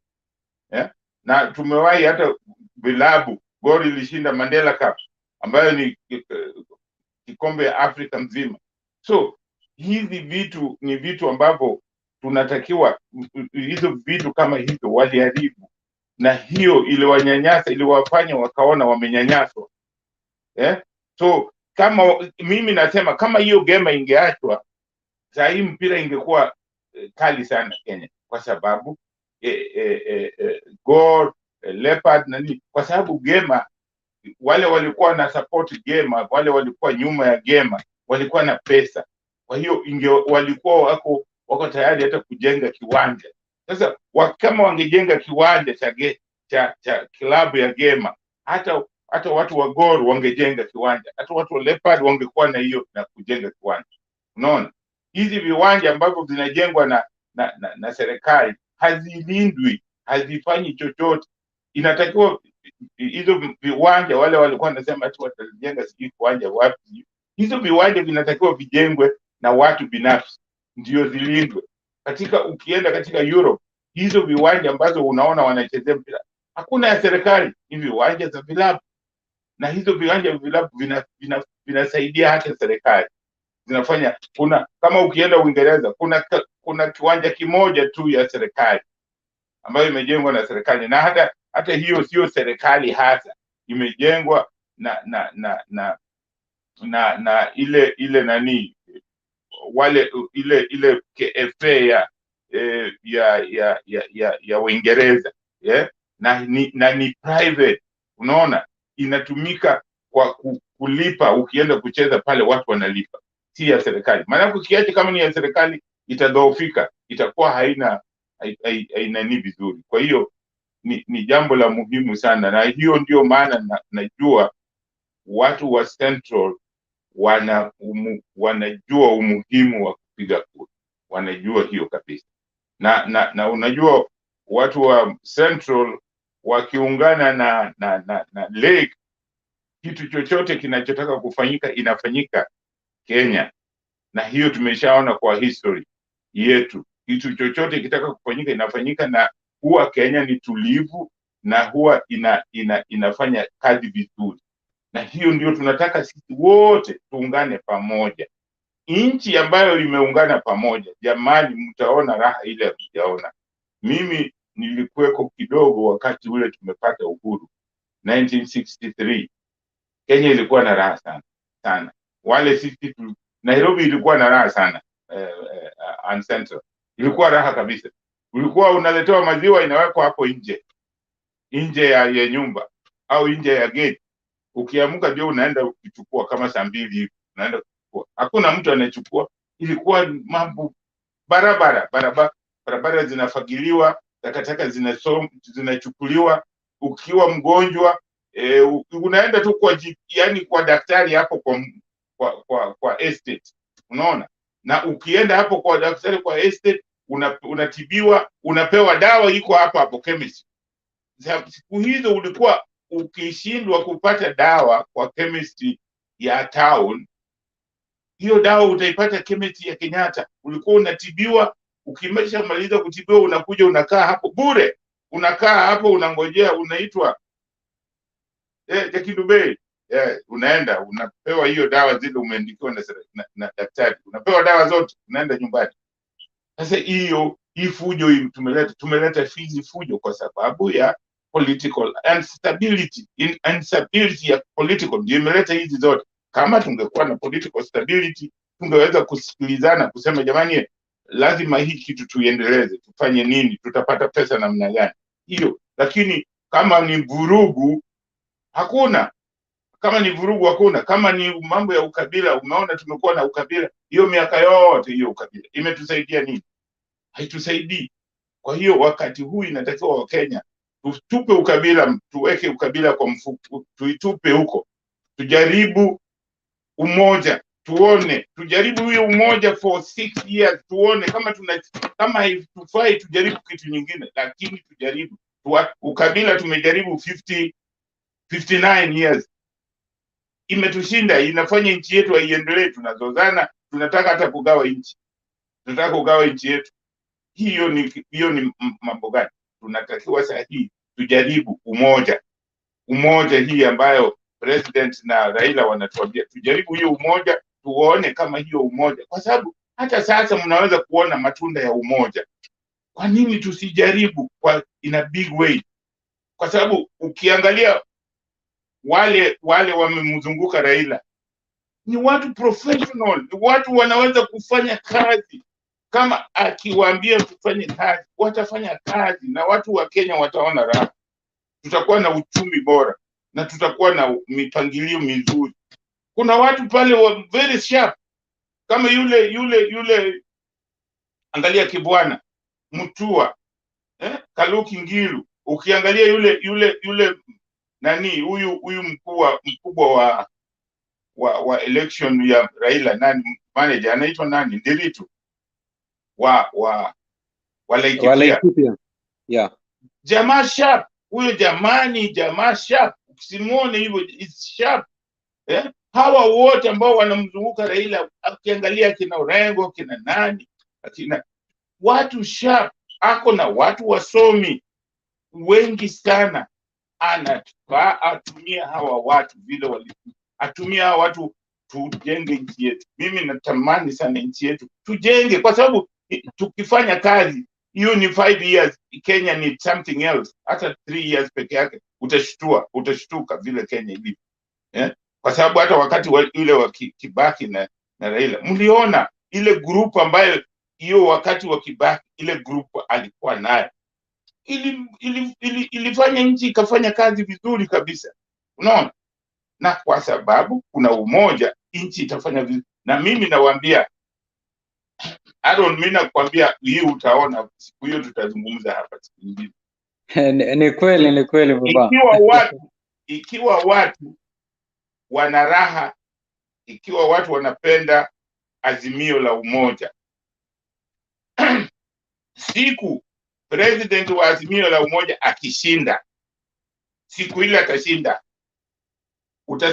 utaona pesa mifuko ya watu wengi sana.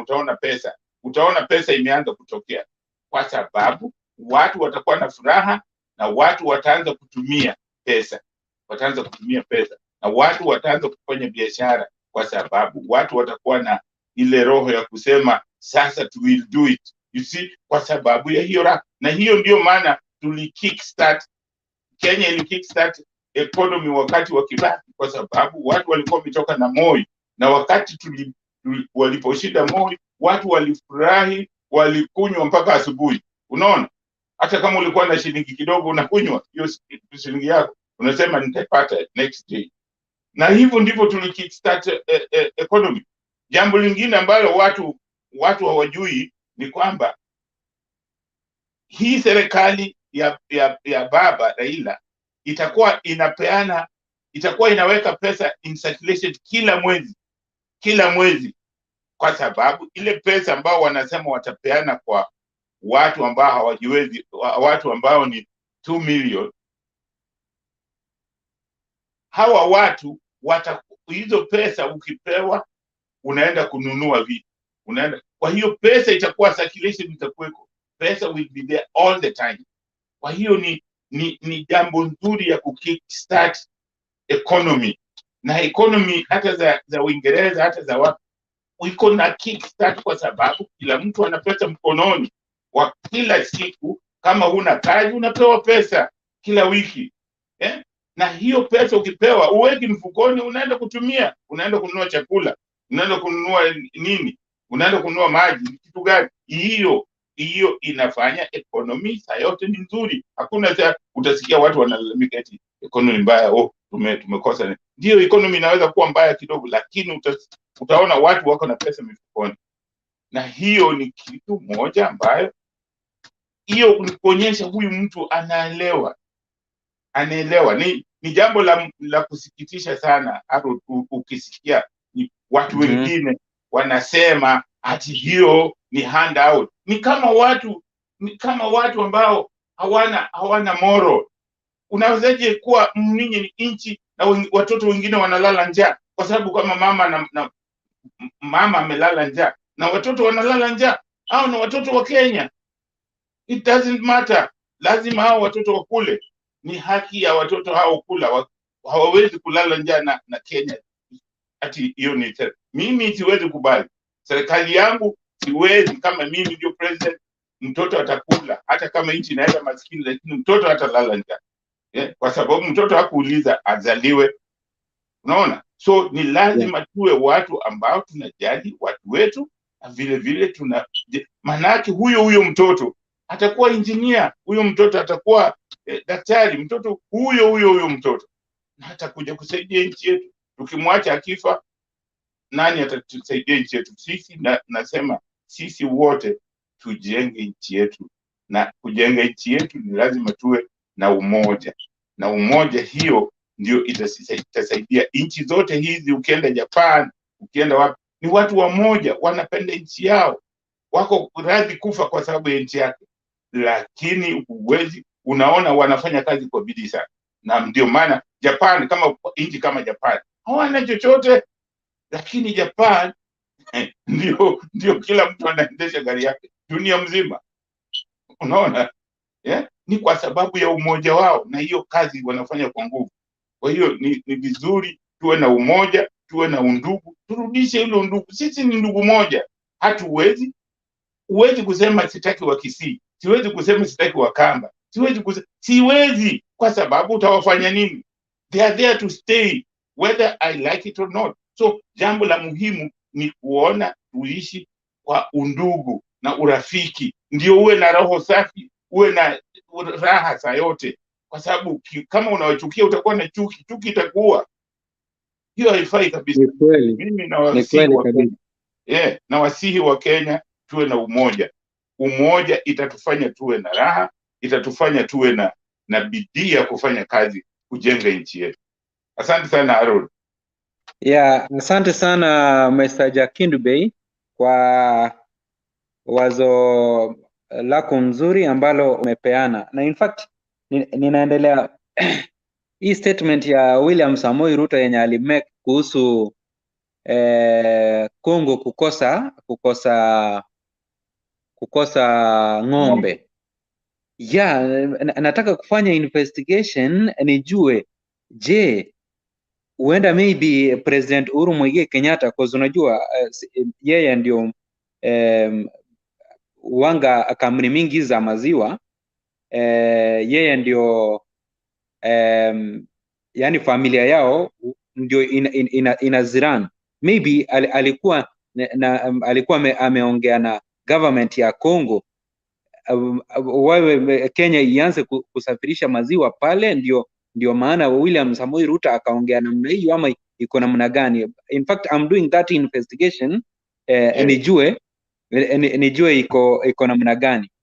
So nataka kusema namna hii, President Uhuru Muigai Kenyatta in fact kwa history books za zenye zitakuwa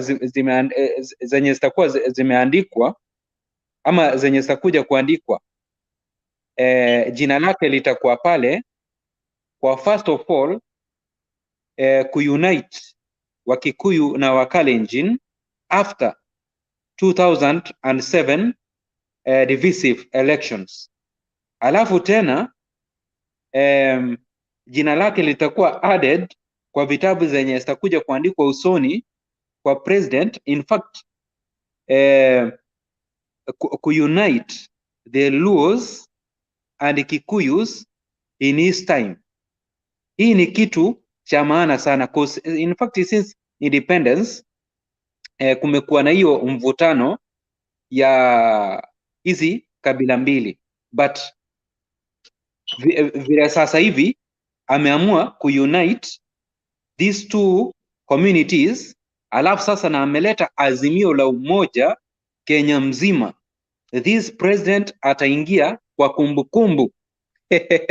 In fact President Uhuru Muigai Kenyatta, that my lovely president, ataingia kwa kumbukumbu ya historia. Watoto wa watoto wetu, in fact wakati watakuwa wanasoma kwa sisi most of us huenda hatutakuwa hapo, tutakuwa tumeenda kusalimia ancestors wetu wenye wametutangulia, but watoto wa watoto wetu hakika watasoma vitabu kuwa President Uhuru Muigai Kenyatta alileta unity kwa Kenya yote.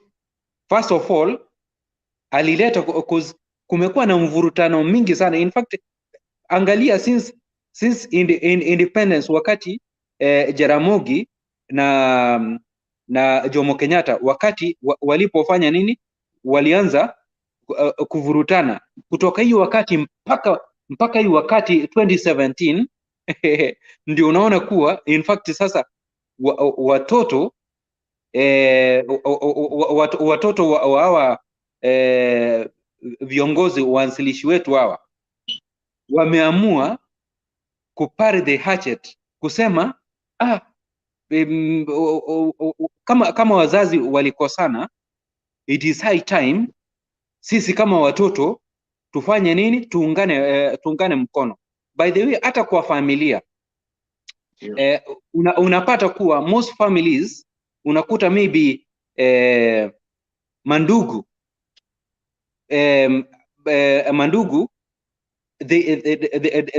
they don't go together, yani hawafanyi hawasikizani kabisa. Sasa unapata if those brothers wamekuwa wakubwa wakiwa na utengano, watoto wao wakianza kuzaa watoto, hao watoto wanaambukizwa hiyo ugonjwa, and it is very wrong. But Mungu ameamua this time round kuleta unity, and I'm very sure Jakinu Bey na Wakenya wote ambao wananisikiza, I see the light at the end of the tunnel, kuwa Kenya yetu manze, Kenya yetu hii itaenda kuwa nchi bora kabisa hii Afrika, as long as tutaenda na hii umoja namna hii, because if there is peace, hakuna chochote amwezi mkafanya nini, amwezi mkatenda, kwa sababu if there is peace, if there is peace, kuna nini, kuna amani, alafu kuna hiyo unity. I'm telling you, if it is development, if it is everything, itafanywa kwa njia mufti sana. Like Jakindu Bey, sijui kama uliona juzi baba wakati amekuwa pale Ethiopia manze akizungumza jinsi akiwa infrastructure minister wa Africa anataka kama ni Kenya ikuwe connected to South Africa, ikuwe connected to Nigeria through mambo ya railway, through mambo ya barabara. Sasa this is the right moment wa Kenya to tarib big. Kwa sasa wakati baba atakapo impact, because I'm very sure ataleta these bright minds zenye tumesema kuwa the likes of Kivuta Kibwana ambao wao wanafikiria mambo ya industries, wamekuwa wakifikiria mambo ya industries kwa kaunti zao.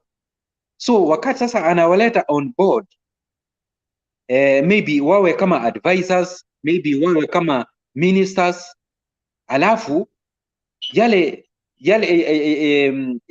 ile knowledge yenye wako nayo iwekwe nao into practice.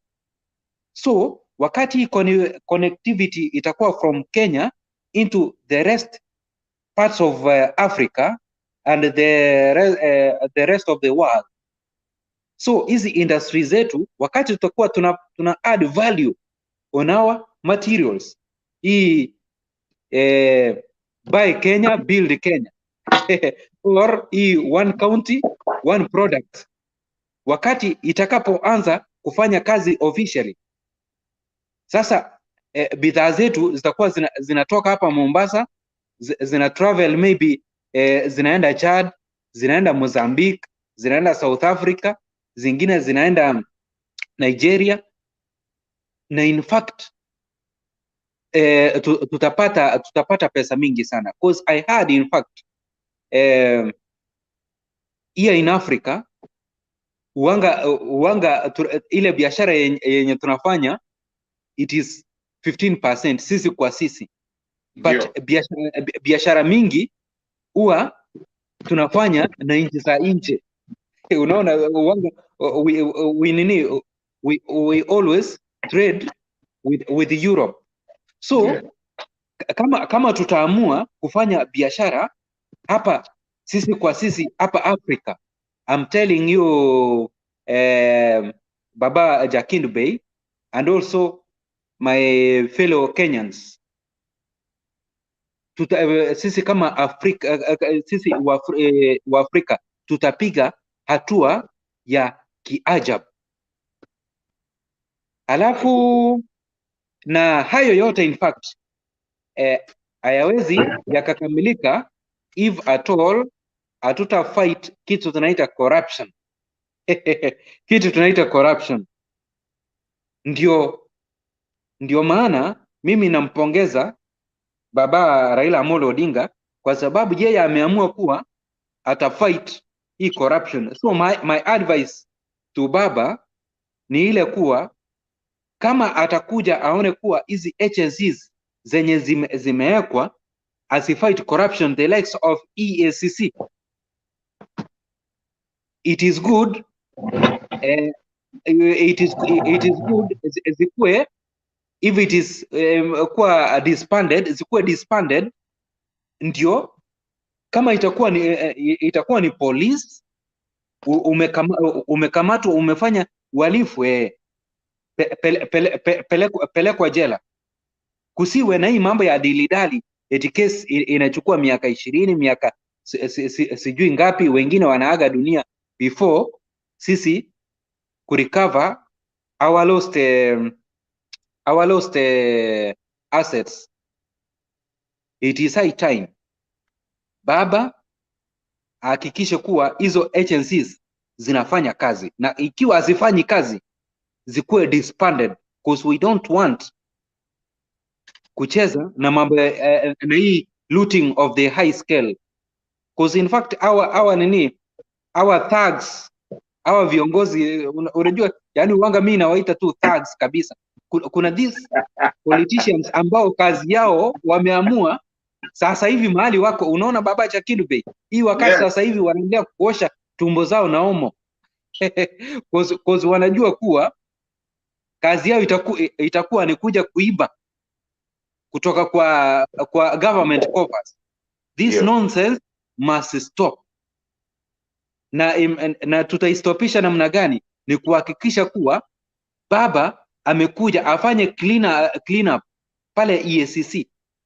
Because EACC in fact hata kama ndio wanajaribu kufight hii corruption, but hatujaona our big fish mtu akiwa amepelekwa committee. We haven't seen that.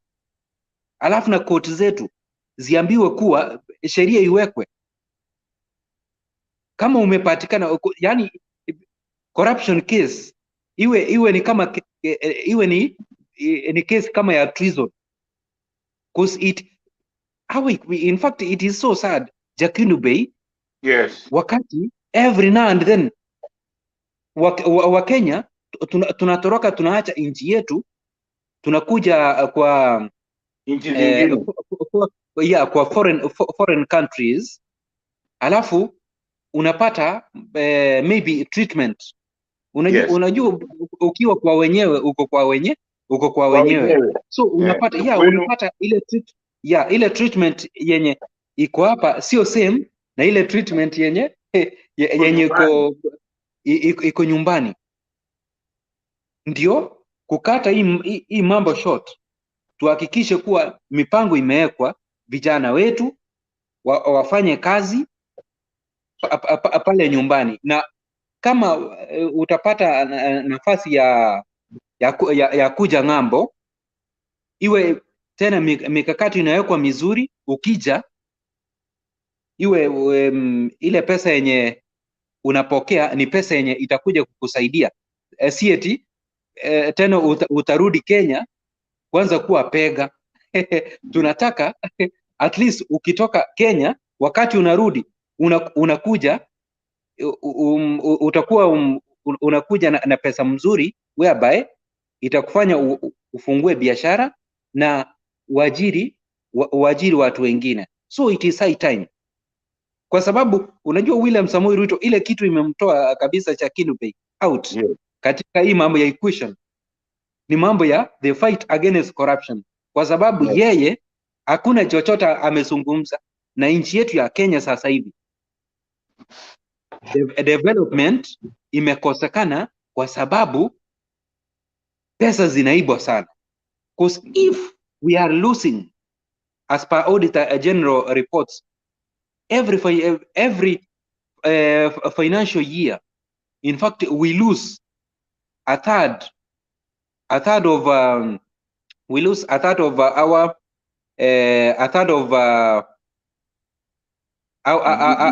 our finance. Yes. So which means in fact tuna lose kitu kama 1 trillion. Unaona baba, budget ikisomwa namna hii, because president alituambia kuwa president alituambia vizuri kuwa napoteza 1 billion, 2 billion. We lose 2 billion daily. Ukipiga hii 2 billion daily times 30, hiyo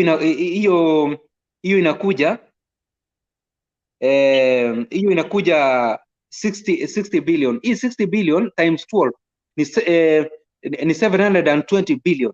So na ile ingine yenye president maybe ajui yenye inafanyika pale chini hakika it is 1 trillion. So baba, if every financial year tuna lose 1 trillion to corruption, hii ni pesa mingi sana manzi.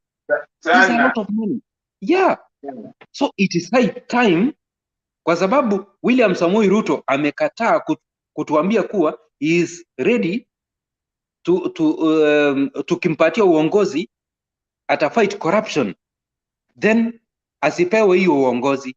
Because kama tunapoteza pesa mingi namna hii na tumepata kiongozi mzuri mwenye amesema kuwa he is going to fight corruption, na huyo ni baba Raila Amolo Odinga, then we give him we give him, then tukishampatia aunde vitu namna hii, then sisi wenye tumetoroka nchi yetu ya Kenya kuja kusaka kazi kazi mbali na nyumbani, tutarudi nyumbani, we will throng back. Tutarudi uko nje unakula hata vyakula mbovu, sio kama ya nyumbani.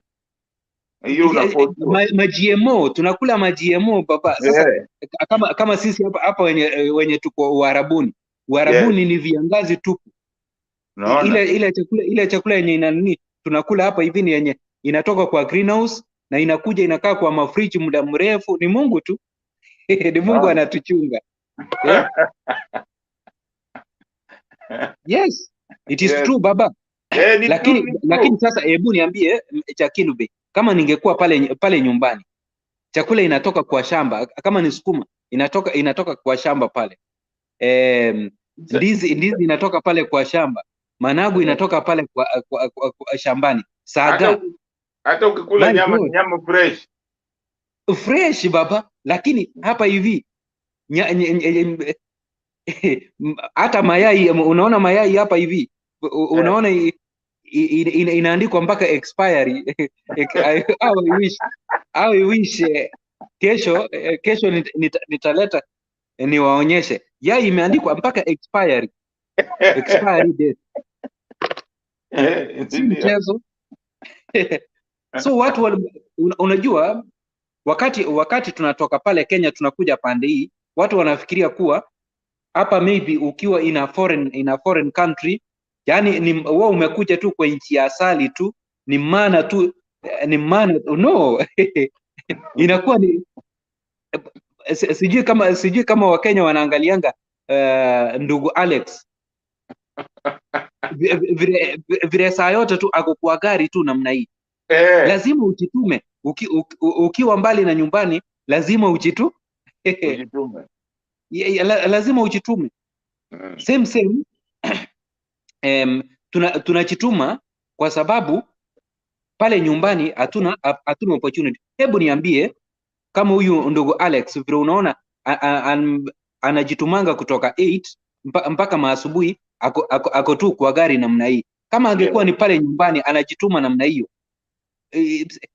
I tell you, nchi yetu ingekuwa mzuri sana. But now look, but wakati tumekuja kwa nchi ya wenyewe namna hii, hata kama tunajituma namna hiyo, mishahara it is not the same. Hawa wao wana, kama hapa ni mahali niko,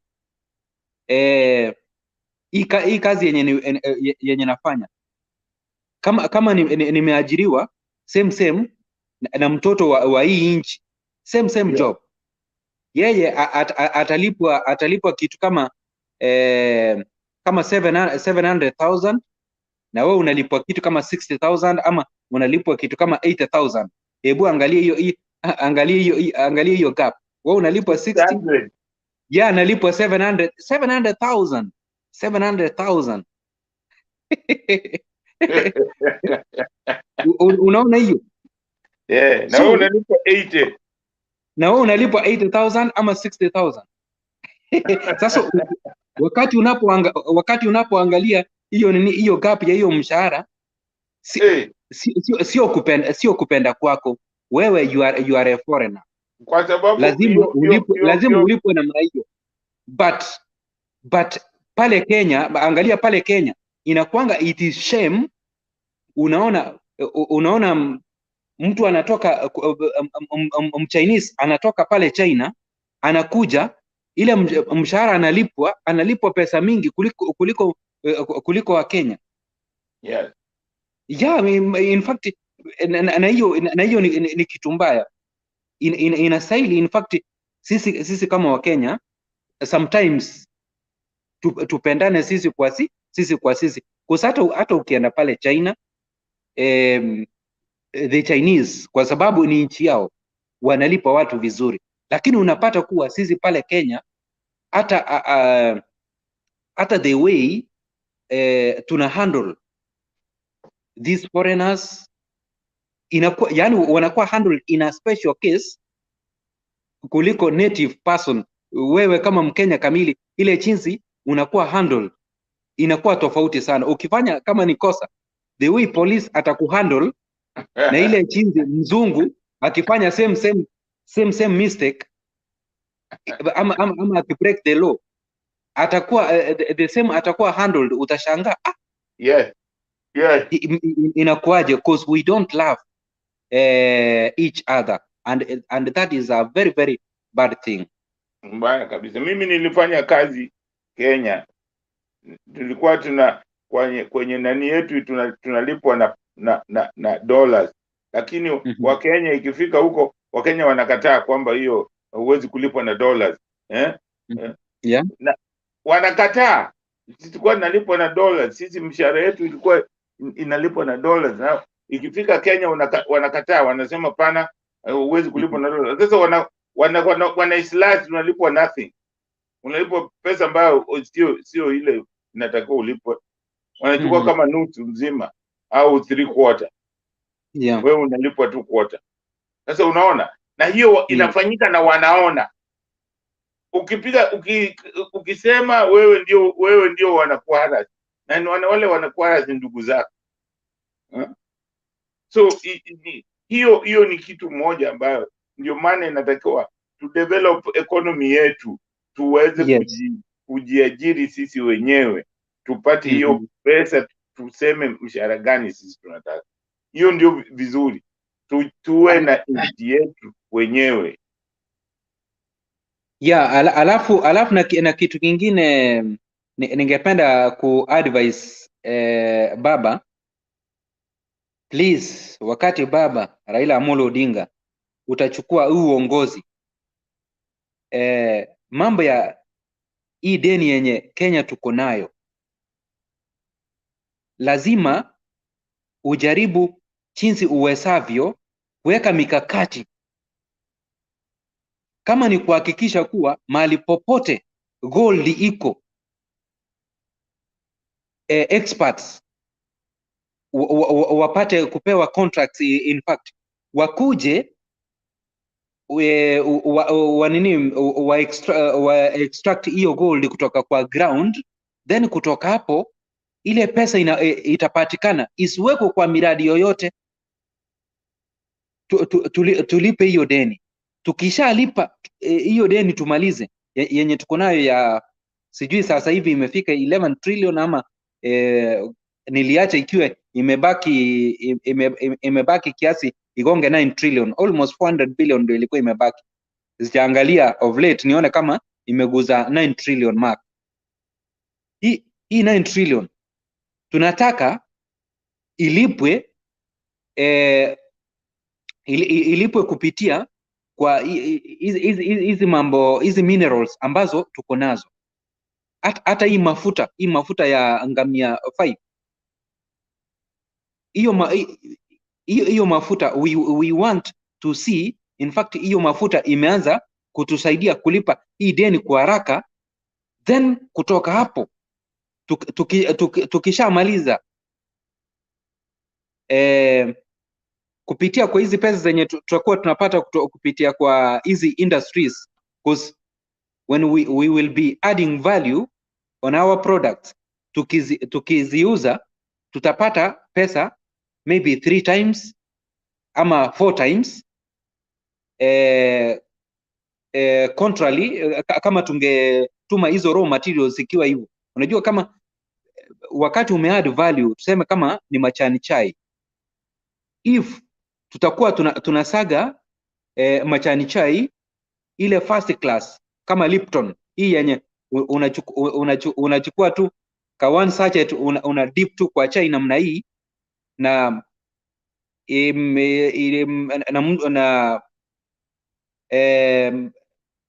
mwanadamu anapata kinywaji tamu kabisa.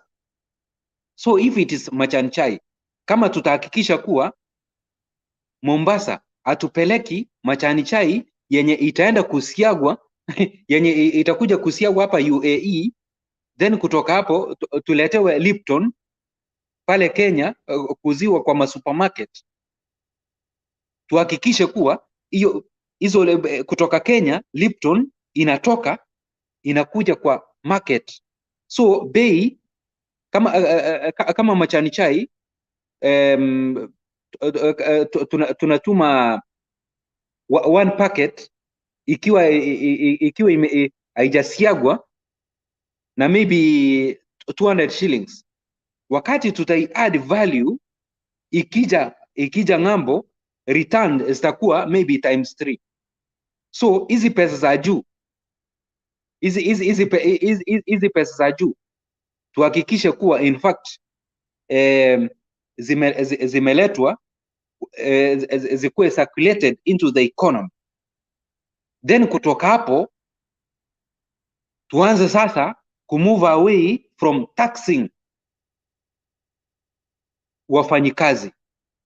Unajua Kenya is a country whereby unapata mfanyikazi payslip yake manze inakuwa taxed heavily mpaka unashangaa unakuwa taxed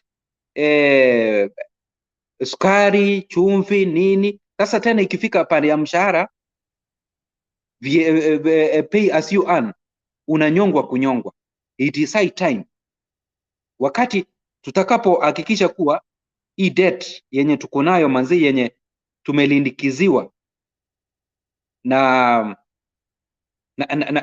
government hii yenye inaondoka, ama hizi government zenye zimepita, wakati tutaimpact tukiclear namna hii, hata kama hatutaiclear yote in this first term, at least out of 9 trillion before baba amalize 2027 tuwe tumelipa kitu kama 6 trillion.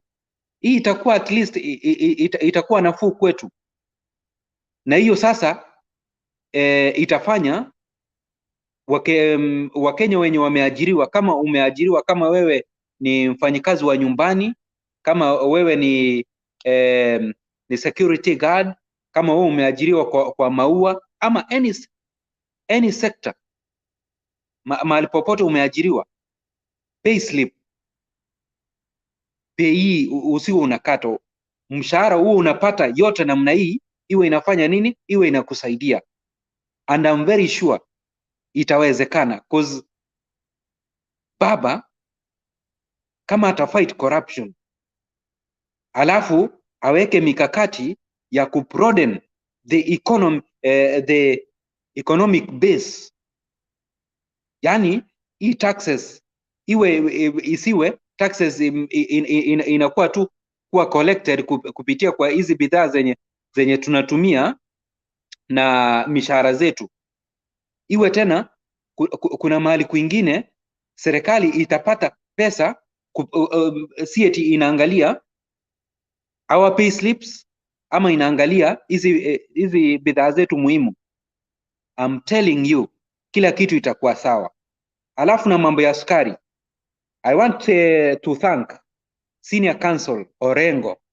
Jana sijui kama Jakinube uko na hiyo habari, Mumia Sugar sasa the Sarai Group ile yenye ilikuwa imepewa hiyo nafasi ya kurevive Mumia Sugar. In fact hiyo case Orengo waliwin pale Kakamega Court, waliwin na Sarai Group.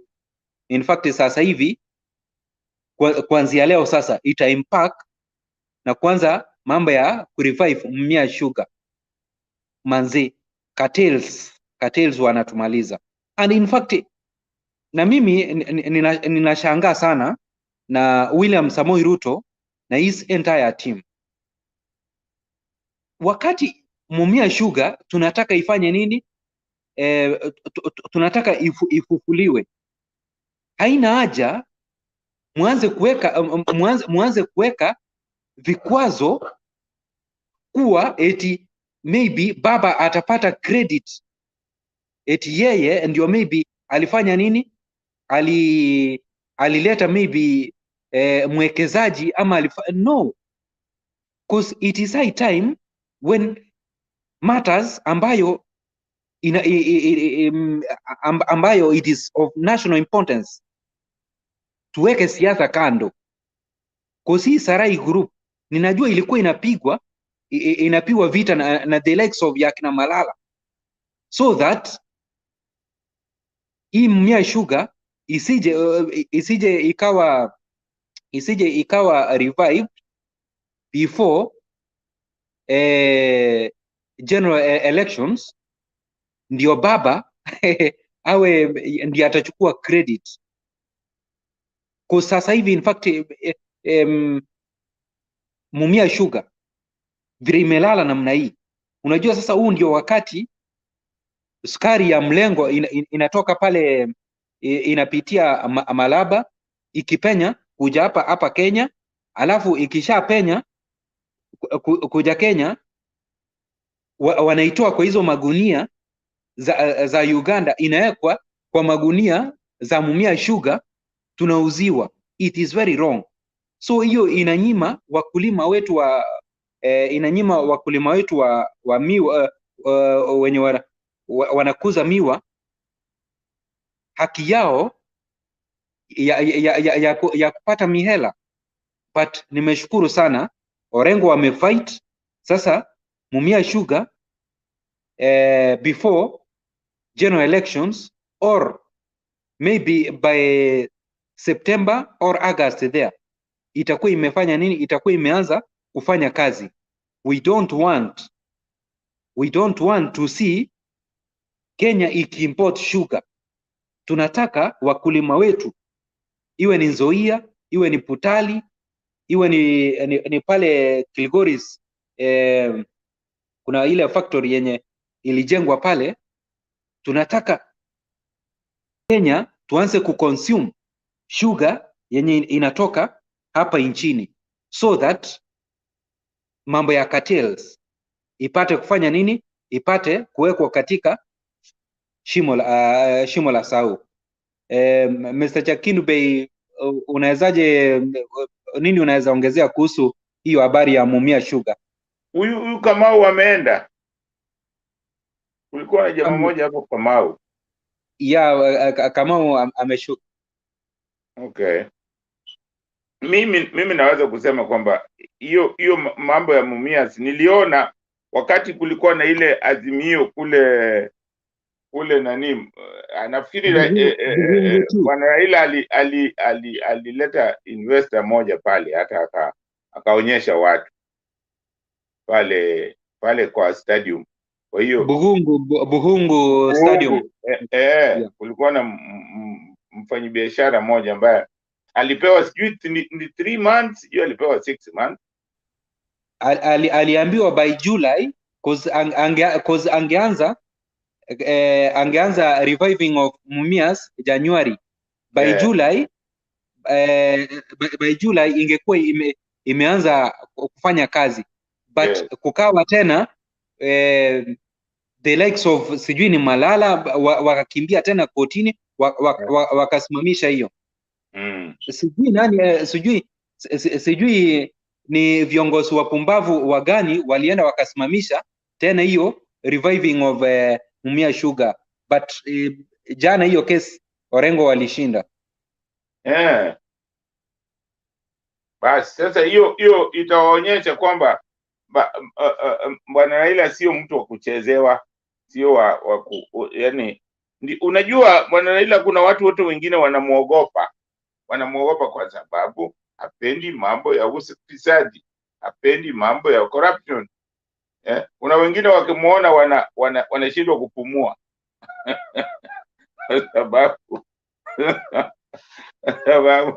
sababu wanajua hapendi mambo ya corruption, unaona. So mimi nina hakika akiwa kwa serikali tutapata serikali nzuri. Wale wako na yeye, mimi naona ni timu nzuri. Hiyo ndio unaweza kuona tofauti ya timu ile iko na Ruto na timu iko na Raila, kwa sababu ile timu iko na Raila ni watu sharp, wale timu iko na Ruto ni watu wote questionable. Questionable. Wakienda usahi wakiwa kwa mkutano wanasikia usituletee nani, wache fujo, wache madharau, Sasa hizo unaambia nani? Polisi gani? Polisi gani ukisimama unasema waache fujo, sisi hatupendi mtu wa kitendawili, usituletee mtu fulani. Sasa hiyo, what is that? Hiyo sio siasa.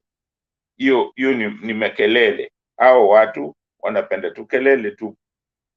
Kwa hiyo mimi nafikiri, mimi vile naona ni kwamba hawa watu washashindwa, lakini sisi inatakiwa tufanye bidii, tuendelee kufanya nini,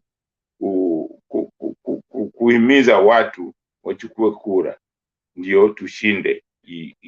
Tunataka tushinde vizuri kabisa, yani tushinde bila hizi mambo ya kusema ati sijui ilikuwa tushinde tu vizuri. Kwa hiyo watu wengi wanatakiwa wachukue nani. Nimekwambia watu wa Central wanajua kuchukua kwa sababu ya ile unyanyasaji walipitia. Ndio maana unaona wanajua kuchukua kura kwa sababu ya unyanyasaji. Walinyanyaswa hiyo siku ya kwanza, na hata hiyo siku ya pili wakati wa Moi walionja hiyo kunyanyaswa. Kwa hiyo ni kitu moja wanaona wanani. Mimi naweza kusema kwamba kuna vitu vingi ambavyo inatusumbua sisi kama Afrika. Tunapenda sana kuwatukuza hao watu ambao ni mabepari, ndio tunawatukuza, na sisi wenyewe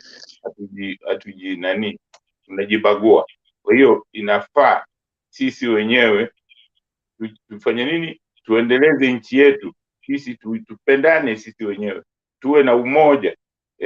Tukiwa na umoja nchi yetu itaendelea. Ni lazima sisi wenyewe kabisa tuwe na umoja, tusigawane. Tusipende ile mambo siasa ya kugawana, kusema sisi sijui asla sijui.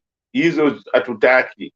Mimi kwa maoni yangu tunataka nchi moja inaitwa Kenya na wana Kenya, na tujenge nchi yetu na tuwe na siasa ambayo ni endelevu. Hatutaki hata koti ambazo wanatuletea hawa watu ambao ni activists. Hatutaki. Tunataka koti ambazo zinatambua kwamba kuna mambo ya siasa. Siasa inaishia na siasa, kwa sababu kama mnakataa siasa inaisha na siasa. Siasa huwezi kuenda na bunduki kwa siasa. Ukienda na bunduki, ukienda hata na bomu, utashindwa. Siasa ni lazima uende tu na usiasa, yani uende na mazungumzo. Mnaona Afghanistan, wa Amerika walienda na siasa, walienda na bunduki, wameshindwa.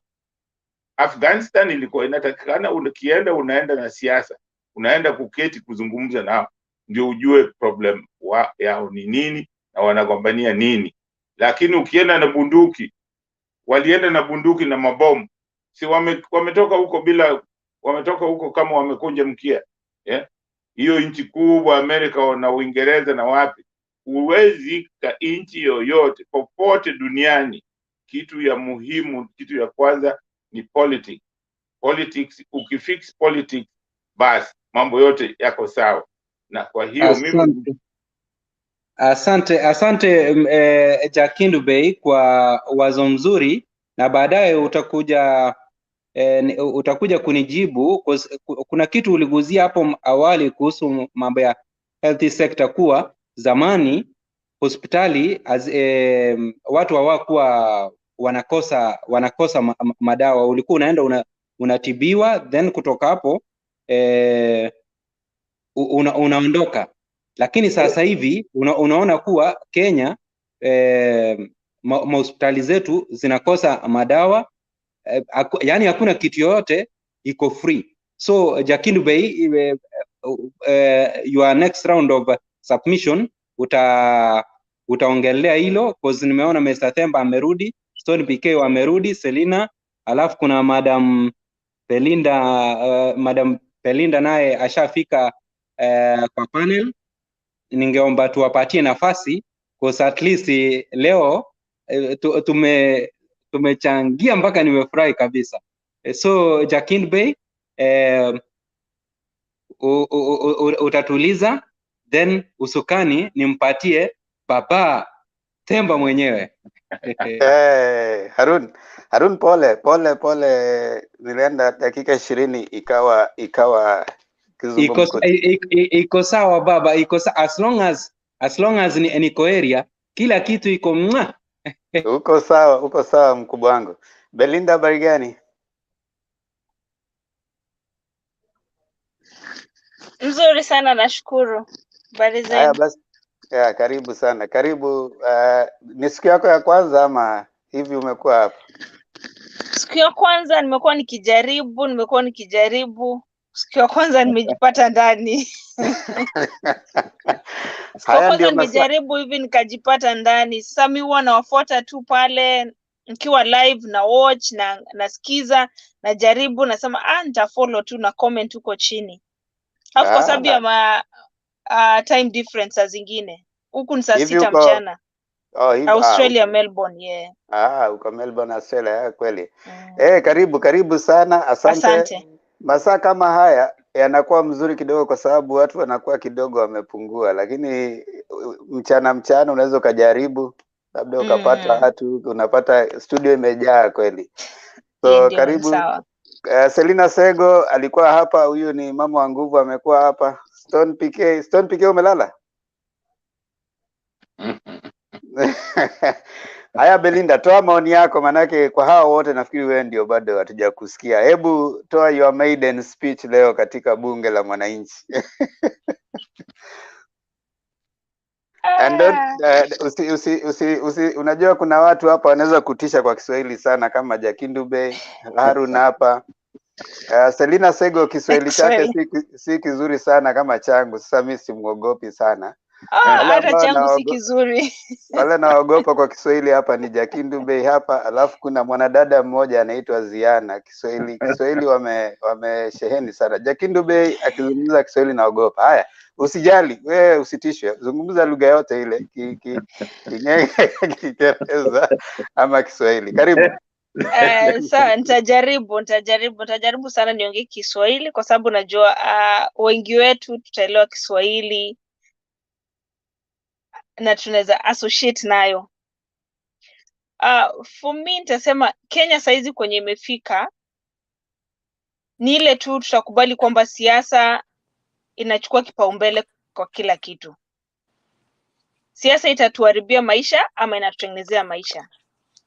Ikuwe tuko side ya inaitwa Kenya Kwanza ama tuko side ya Azimio, inalingana vile ambavyo wewe binafsi utaamua na useme hii itanisaidia ama hii itaniharibu, kwa sababu mwisho after August 9 hapo sasa ndio utaangalia useme kumbe nilikuwa nafuata Azimio, nimefika hapa imenitengenezea ameniharibia. Kenya Kwanza imenitengenezea ameniharibia. Saizi kila mtu ana manifesto yake, wanasiasa wana manifesto yao, lakini mwisho wa siku ni wanasiasa wetu wengi wao ni wabinafsi. Hiyo ni kitu ya ukweli, ni wabinafsi. Sisi tutaamka asubuhi, tutawapigia kura. Mwisho wa siku wale ambao tunawapeleka pale unapata kwamba wataenda wafanye kazi, lakini ukiangalia kazi ambayo watatufanyia sisi kama community na ile ambayo wanajifanyia wao na watoto wao na familia yao, unapata kwamba saidi yao ni kubwa kushinda ile ambayo wanatufanyia sisi ambao tuliamka asubuhi tukaenda tukapiga lane na tukawapigia kura. Mimi narudi Kenya kupiga kura, niko Australia ndio, lakini narudi kupiga kura. Mimi ni mtu wa Azimio, narudi kupiga kura. Ndege yangu tarehe 6 mimi niko Kenya kwa sababu napiga kura tarehe 9, lakini tarehe 10 niko kwa ndege narudi. Unajua ni kwa nini? Kwa sababu niko na hiyo right ya kuja kupiga kura, mimi ni Mkenya. Kwa sababu sitaki nikae hapa alafu nije niseme wa Kenya mlimchagua yule. Nataka mpia nikuje niseme nilimchagua. Mimi natoka Migori County. Kwa hivyo naenda kupiga kura yangu Migori County. Na mimi ni mtu wa 6 piece. Naona binafsi. Lakini nataka ile ambayo nikiwa huko Australia nitakuja niseme nilimpigia yule MCA wa ODM alipita. Kesho nikimwendea inbox nimwambie nilikupigia kura, niko na hii pesa nimefanyia kazi, nataka ni support. Kama saizi mimi na support kikundi kule kwetu, mimi natoka Karungu na support MCA Unaona, nilimwendea inbox naambia mimi niko na hii, nataka usupport wasichana. Siwezi nikamkaribia yule MCA yule MP kama sijampigia kura, yule governor kama sijampigia kura. Lakini mwisho wa siku ni nini ambayo tunataka sisi binafsi au wakubwa watusaidie nayo ama watufanyie. Anaweza kosa kunifanyia mimi kama Belinda, lakini akienda ajenge shule kwa ile constituency yangu atakuwa amesaidia. Mimi sipendi group ya Kenya Kwanza ama inaitwa Kenya, sipendi. Na nimefurahi sana kwa sababu watu wa Central wameanza kufunguka. Ile buing ilifanyika jana kule, ni kufunguka, wamefunguka. Na niliona Kieni. Niliona kule Kieni Jubilee imerudi. Mimi nafurahia sana. Kwa sababu by the end of the day mwanamke haizi akamdharau mume wake. Ni yule ambaye alilipa ng'ombe kwenu. Kwa hivyo deputy president haizi akamdharau president. Juu kama si president angesimama, kama Uhuru hangesimama kuwa president, Ruto hangepata deputy. Unaona, ni kwa sababu alikubali na akasema acha nifanye kazi nayo kuwa deputy wangu. Afu kuna hii mentality tuko nayo, hata huku naona kama kuna mkalenjin hapo, acha nitakwambia ukweli. Tuko huku, unaenda kazi, unapatana na mtu. Kwa sababu wewe ni Mjaluo, anaanza tu. Huku tuko Australia, mtu ashaanza kukwambia, "Oh, wewe Mjaluo tunajua una support Raila," ama wewe Mluya tunajua una support Raila nini. Hiyo makasiriko wako naye huku, siwezi kukudanganya. Hiyo makasiriko iko huku na iko real. But mwisho wa siku mimi huwa nawaambia tutaenda wote Kenya, tutapiga kura, tutarudi huku. Unaona? Lakini tunaangalia hata kama nitasema kwamba nitamsupport kwa sababu ni Mkalenjin, kwa sababu ni Mluya, kwa sababu ni nini. But the fact is yule mtu kama haizi akaheshimu mkubwa wake, haizi akaniheshimu mimi mpiga kura. Siwezi nikatoka huku nataka kuanza kwenda maybe US, alafu nataka kwenda kudominate US. Hapana, lazima utakaa nao kwanza wakukaribishe, afu sasa ndio unaanza pole pole. Kwa hivyo mimi nafurahia sana watu wa Central. Jana nimeona Jubilee hiyo meeting, nimeona Mama Charity Ngilu, jana nilikuwa na niliwatch live hiyo ya Charity Ngilu. Nimefurahia sana. Nafurahia kwamba Azimio pole tunaweza uza sera zetu, na naona kwamba tunakubaliwa. Hapa chini naona watu wanajaribu, kuna hiyo katana hata kama si 180 like kuna 90 kanasonga pole kafike 100. Na mimi nangoja sana wakati ambapo Sagana 3 itakuwa. Hiyo Sagana 3 naingoja, na mimi naona kwamba itakuwa taa nyingine mzuri sana. Tumeona venye Jubilee wanakuja wameanza kuvaa red, na niliona mahali blogger fulani aliandika, mimi wana follow sana. Kuna blogger aliandika na anajaribu kutanisha Azimio, anasema Azimio ni ODM.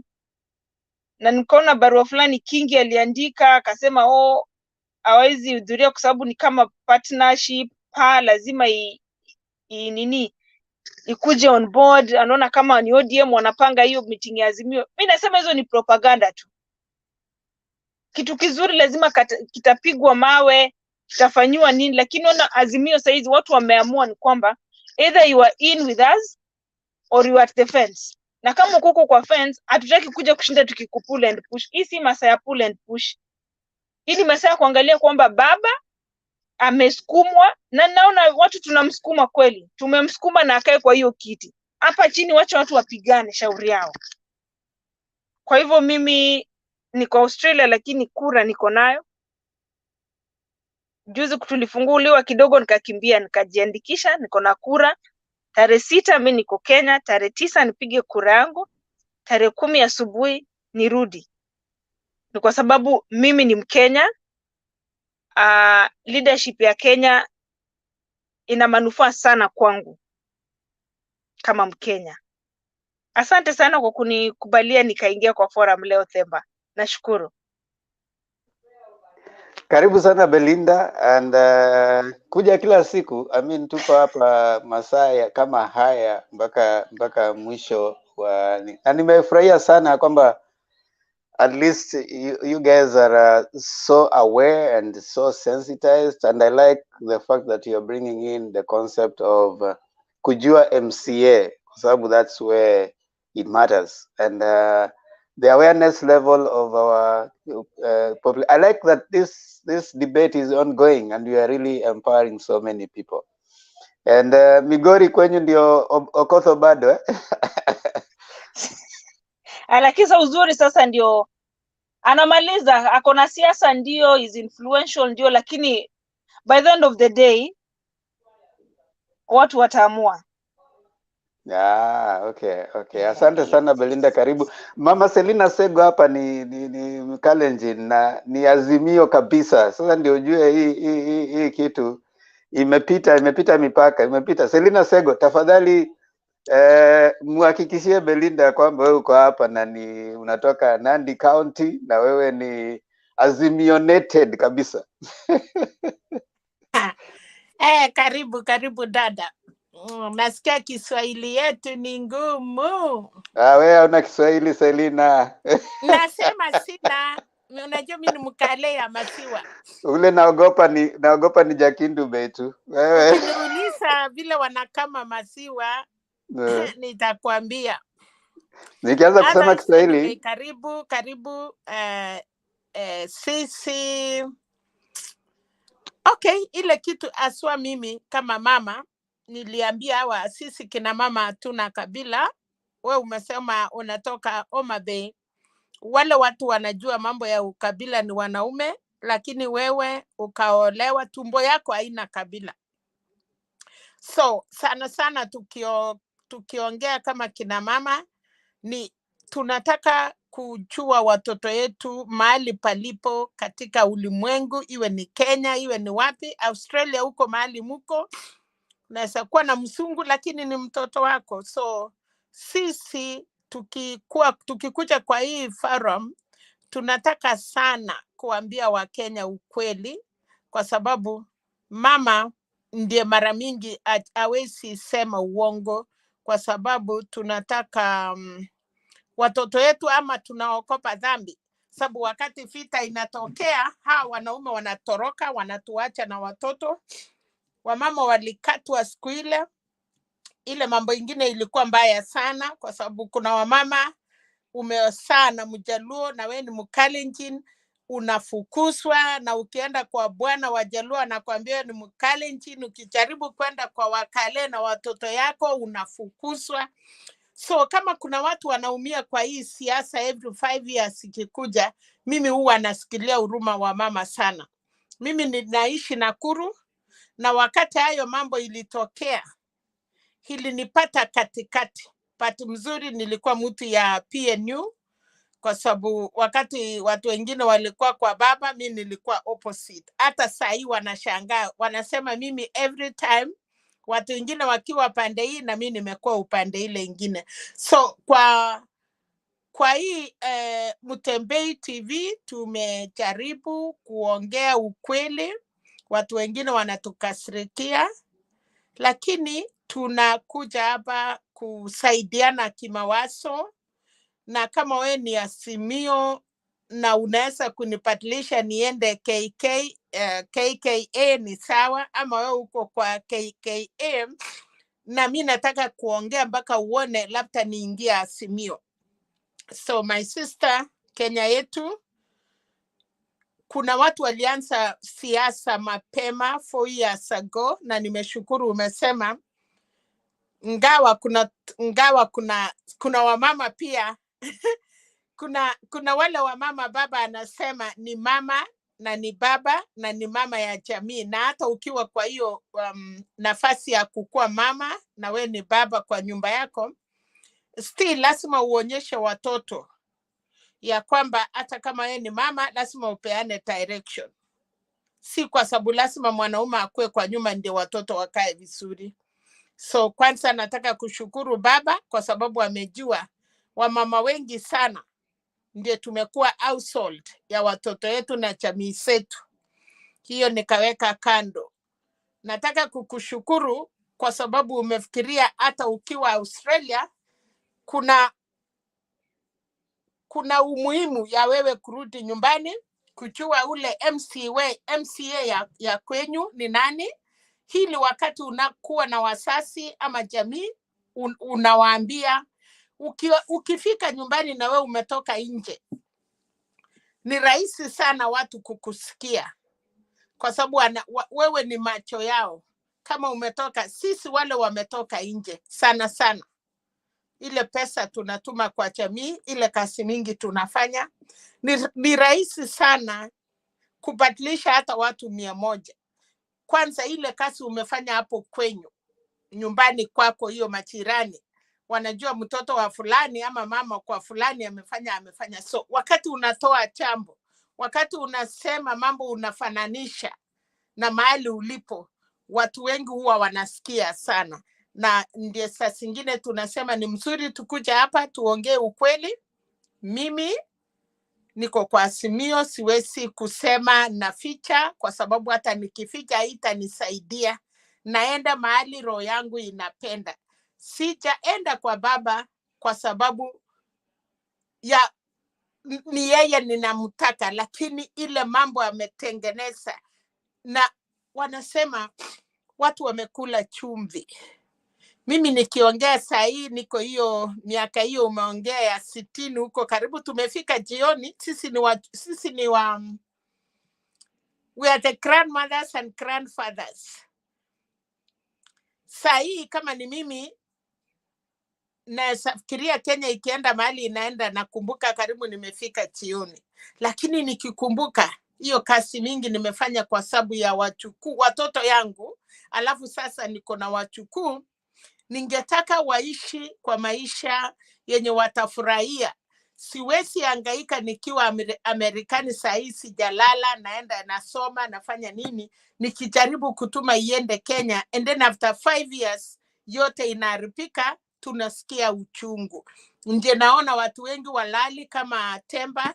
Saa hii najua watu wengine kama Penat anakaa na sisi mpaka saa 11, saa 12. Si ati hawana kazi ya kufanya, si ati hawana mapipi. Unaona watoto wanasunguka, mama anafikiria na huyu mtu halali leo, lakini anajaribu kutufunza. Na ninashukuru wakati nimesikia unatoka Australia, nikajua kumbe kuna watu wengi sana wanasikia Mutembei TV. Tujaribu kusaidia watu. Nikienda kwa mambo ya leo, na nashukuru uliona hiyo ya Charity Ngilu. Sana sana nikiwa hapa nawaambia hawa nataka sana kuongea kwa niaba ya kina mama, kwa sababu wanasema ukifunza mama moja umefunza nchi. Tukiwa na wamama 50 yenye wamejua yale inaendelea, tunajua nchi imeelemika. So dada, karibu, tujaribu kusema ukweli. Na hii siasa si ya Wakalenjin, si ya Wajaluo, lakini mtu akikwambia hata hiyo Mkale anakusalamia, ukamuuliza nikikusalia mtoto saa hii itatoka Mkale ama inatoka Mjaluo, ukitoa ukienda maternity, challenge hiyo mwanaume. Hakuna mtoto tunasaa kwa mtomo. Watoto yote wanajua mahali wanatoka. So nobody should tell you when ni Mjaluo ukue proud being a woman. Hukujitafuta kuwa mwanamke, umwambie I'm coming. Yeah, I'm coming to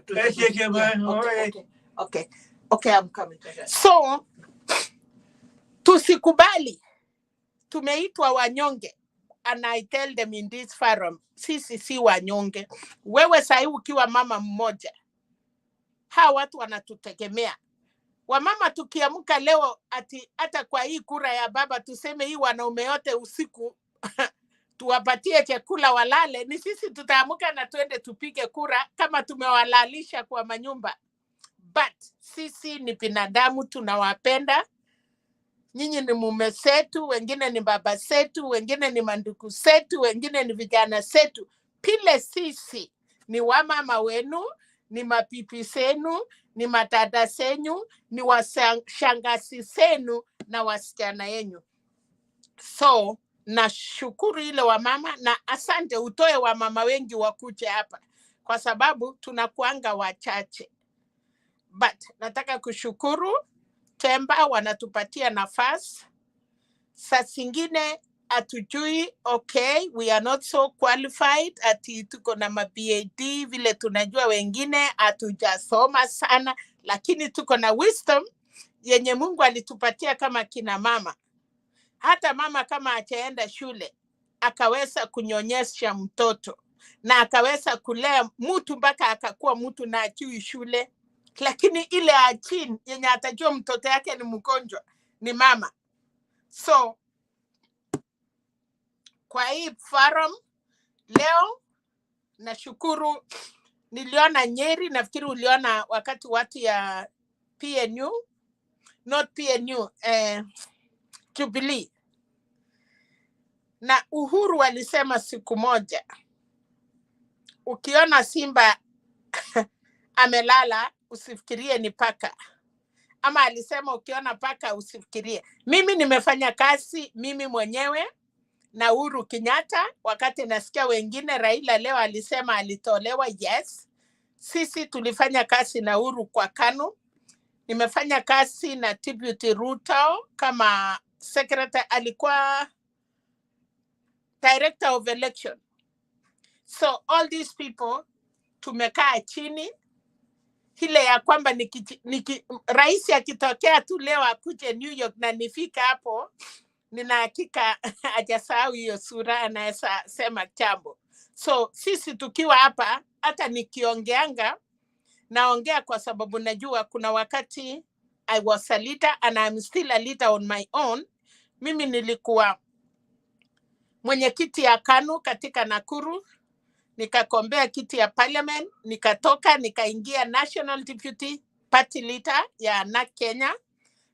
Martha Karua is my chairperson. As for now, si kuchange, lakini mimi napigia simu namwambia mama, nisichue chama yetu imeingia huko mambo ya ukora, na we uliingia siasa 92, haujui siasa ya pesa, na Raila mulikuwa watu ya opposition, amukutununua na mulisimama na hiyo chama yenyu na hata baba. Nikamwambia lakini sasa hii kama unaenda nunuliwa, sisi wale tumekufuata, sisi wale tumesimama kwa sababu ya msimamo yako, utakuwa umetuua. So kila siku sijaiambia hii watu, wanasikianga tu wanasema, nacheka naangalia nasema we are there. So sister, karibu na wasee wale wako hapa, tutengeneze Kenya. Ukipatilisha watu 10, ujue nchi yetu imekaa vizuri. Tukimanage, mimi najua baba hakuna kitu achaona. Wakati kijana ya 30 years anasimama anaita Raila mwenda simu, wakati mwanaume mwingine anasimama anasema Raila acha tayari, akumbuke hiyo kitu inafanya unasikia hii Kenya area, hata hii watu wadogo wameswe wote, alafu tupate watu wazuri. Uwezi kuwa mlevi mpaka ukuje. Kwanza Biblia inatuambia heshimu mzazi wako. Mzazi si ule amekulea, mzazi ni ule rika yako ya baba yako ama mtu yeyote mkubwa kwako. Hii watu ya UDA hawatafaulu, na hata hakuna siku moja Mungu atasikilia huruma ama kilio chao, kwa sababu hakuna vile utakuja mtu mdogo ukiamuka asubuhi ni mwenda simu, ni mlevi, ni kitendawili, sijui huyo mse, huyo baba amefika 70 kidogo tu Mama Selina kidogo tu baba amefika 77 years, wengine wako 30, nusu ya miaka ya baba. Who knows, hata kama umesoma ukakuwa na degree, unaweza fika mahali huyo mse amefika. Watu wajue, wafanye siasa, watuambie sera zao, lakini si sera za matusi. Asante, pole nimechukua wakati juu, nilisikia huyu mama vile ameongea na nikasema wacha niseme leo, wanaume nyinyi ndiye mnaua nchi, nyinyi ndiye mnaangusha nchi, lakini kina mama lazima tukae chini. Sijui ni tutafungua TV yetu aje yenye wababa watasikia, siku ya kupiga kura tuwawekee kitu kidogo tu, wale tunajua walale tu, hatutaki kufanya kitu mbaya, ama tuwafatie hiyo msiko mulale msahau kupiga kura, kina mama, kwa sababu kura sao ni ya haki. Tuende tupike kura na turudi tuwapatie chai na tuwapigie ugali. Asante. Asante sana Selina Sego. Unasikia Harun, hiyo siku hakuna kulala. In fact, unajua katika Biblia wanasema siku ya vita wanaume hawako wanalala kwa nyumba, si ni ukweli? Kwa sababu you would be hata wale wanacheza mpira mnaambiwa there's a reason as to why mnapelekwa camp so that you can be active. Shiko, habari?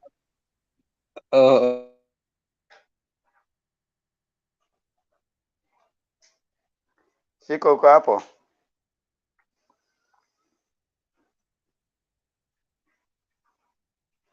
Nafikiri Shiko bado ametulia hapo. Karibu Shiko. Sema.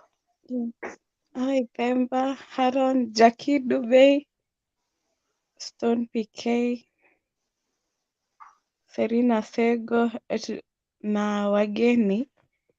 Tumekaa tujaonana kwa muda. Sijaingia debate kwa muda. Karibu Shiko. So, toa maoni.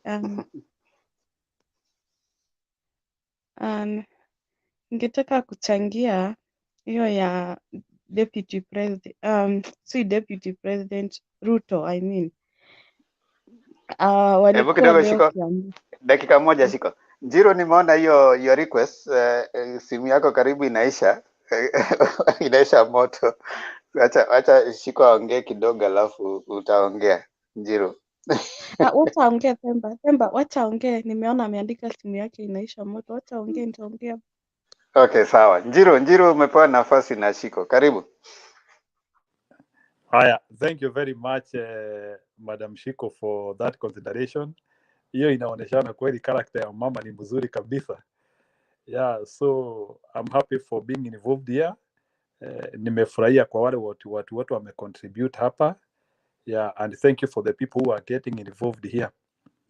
Yeah, thank you kwa hata huyo dada wa kutoka Migori. Yeah, thank you to Serena for your good details. Unakuanga na komeki mingi sana, nafurahianga sana. And thank you for the people who are joining the debate. Ile kitu tu inanifurahisha, what I want to contribute maybe basically wacha nianzie na history ya Mandago. I think to me, mimi sioni vile watu wanaiona. To me, mimi naona Mandago anajaribu kuongea ile vitu watu wanataka kusikia. I think Mandago amekuwa kwa ground and kuna uwezekano anaona there might be a good percentage ya watu wana gravitate towards Azimio. And I think now yeye tu anaona sasa if he can be able to package his information in a certain way, ataweza kuleta mvuto. So to me, I don't take him serious. I just take him as a politician who is speaking what people want to hear. Yani tunasema ni wale watu tunasema wako na mdomo mafuta tu. But the fact that he has gravitated himself towards the UDA camp, yeye akuko pande ya UDA, he is still supporting his or even some of us, we are supporting the tribal kings same hivyo. The fact that hajaweza kuona mwangaza and he is still in that cocoon of being in UDA, I can't credit him that he is a bit rational. To me, I see him as an opportunist. Kama mtu ambaye he wants to seize an opportunity, but I will not take him as a strategist in terms of that. He is just taking people as fools in quote. Yani ni kujaribu tu kusema what people want to hear. Me, that's what I say, and it happens a bit with the majority of the politicians. Then I think pia he is also trying to give the deputy president an edge that ni mtu anapenda amani, even ati hata ako na veterans. Ni njia ya kujiosha tu. He is like trying to validate and make their team look organized and as people who have an agenda. So to me, I do not take it until I see him talking about real issues in the country. And na because unajua saa zingine hata even like kama history ya deputy president vile ametusi watu huko Congo, he has not commented, na si kitu ilitendeka last year. I think the fact that he is still hiding and he cannot comment on some of the Ratras issues, I cannot take him very serious. Although maybe people might want to dispute what I would say, but to me, I take it just as a political rhetoric to position yourself. So hiyo story ingine ya inroads za Jubilee, mimi ile kitu naweza sema up to now, one thing which we have to get clear is that UDA is getting a split in Mount Kenya. Mount Kenya is getting split. Sio Jubilee peke yake, tutakuwa na Jubilee na machama zingine ndogo ndogo huko. And the fact that Azimio imekubali kuembrace all the parties, hata kama parties zitakuwa 200, it is something which is very good. So I can say now, UDA have been defeated in their own game. Unajua ile siku UDA walikuwa wanasema wao hawataki chama ndogo ndogo, that is the day when they got killed. And for your information, we also need to appreciate that the 3 major parties in Kenya ziko Azimio saa hii. Unajua hiyo ni kitu nataka. Unajua watu wamekuwa wakisema ati UDA is the biggest party in Kenya. UDA is only the biggest party in Kenya according to opinion polls. And we are not sure if that is the reality. We have never gone to an election to ascertain they are the biggest party in Kenya. The biggest parties in Kenya, which I know, is there is ODM, there is Jubilee, there is NARC. So, and all those parties currently ziko Azimio. So here UDA, we still need to do a general election and we validate their hugeness, if at all they are huge. So the other thing which I would also like to comment is that in Mount Kenya region, I can say now deputy president is getting a split, and the fact that he is getting a split inamaanisha sasa he is performing worse than a few years ago, and he has to look for an opportunity and for a concept to consolidate Mount Kenya, because Mount Kenya is a powerful vote for him which he cannot miss. Any reduction of Mount Kenya vote is a kaput for him. It's a game over for him.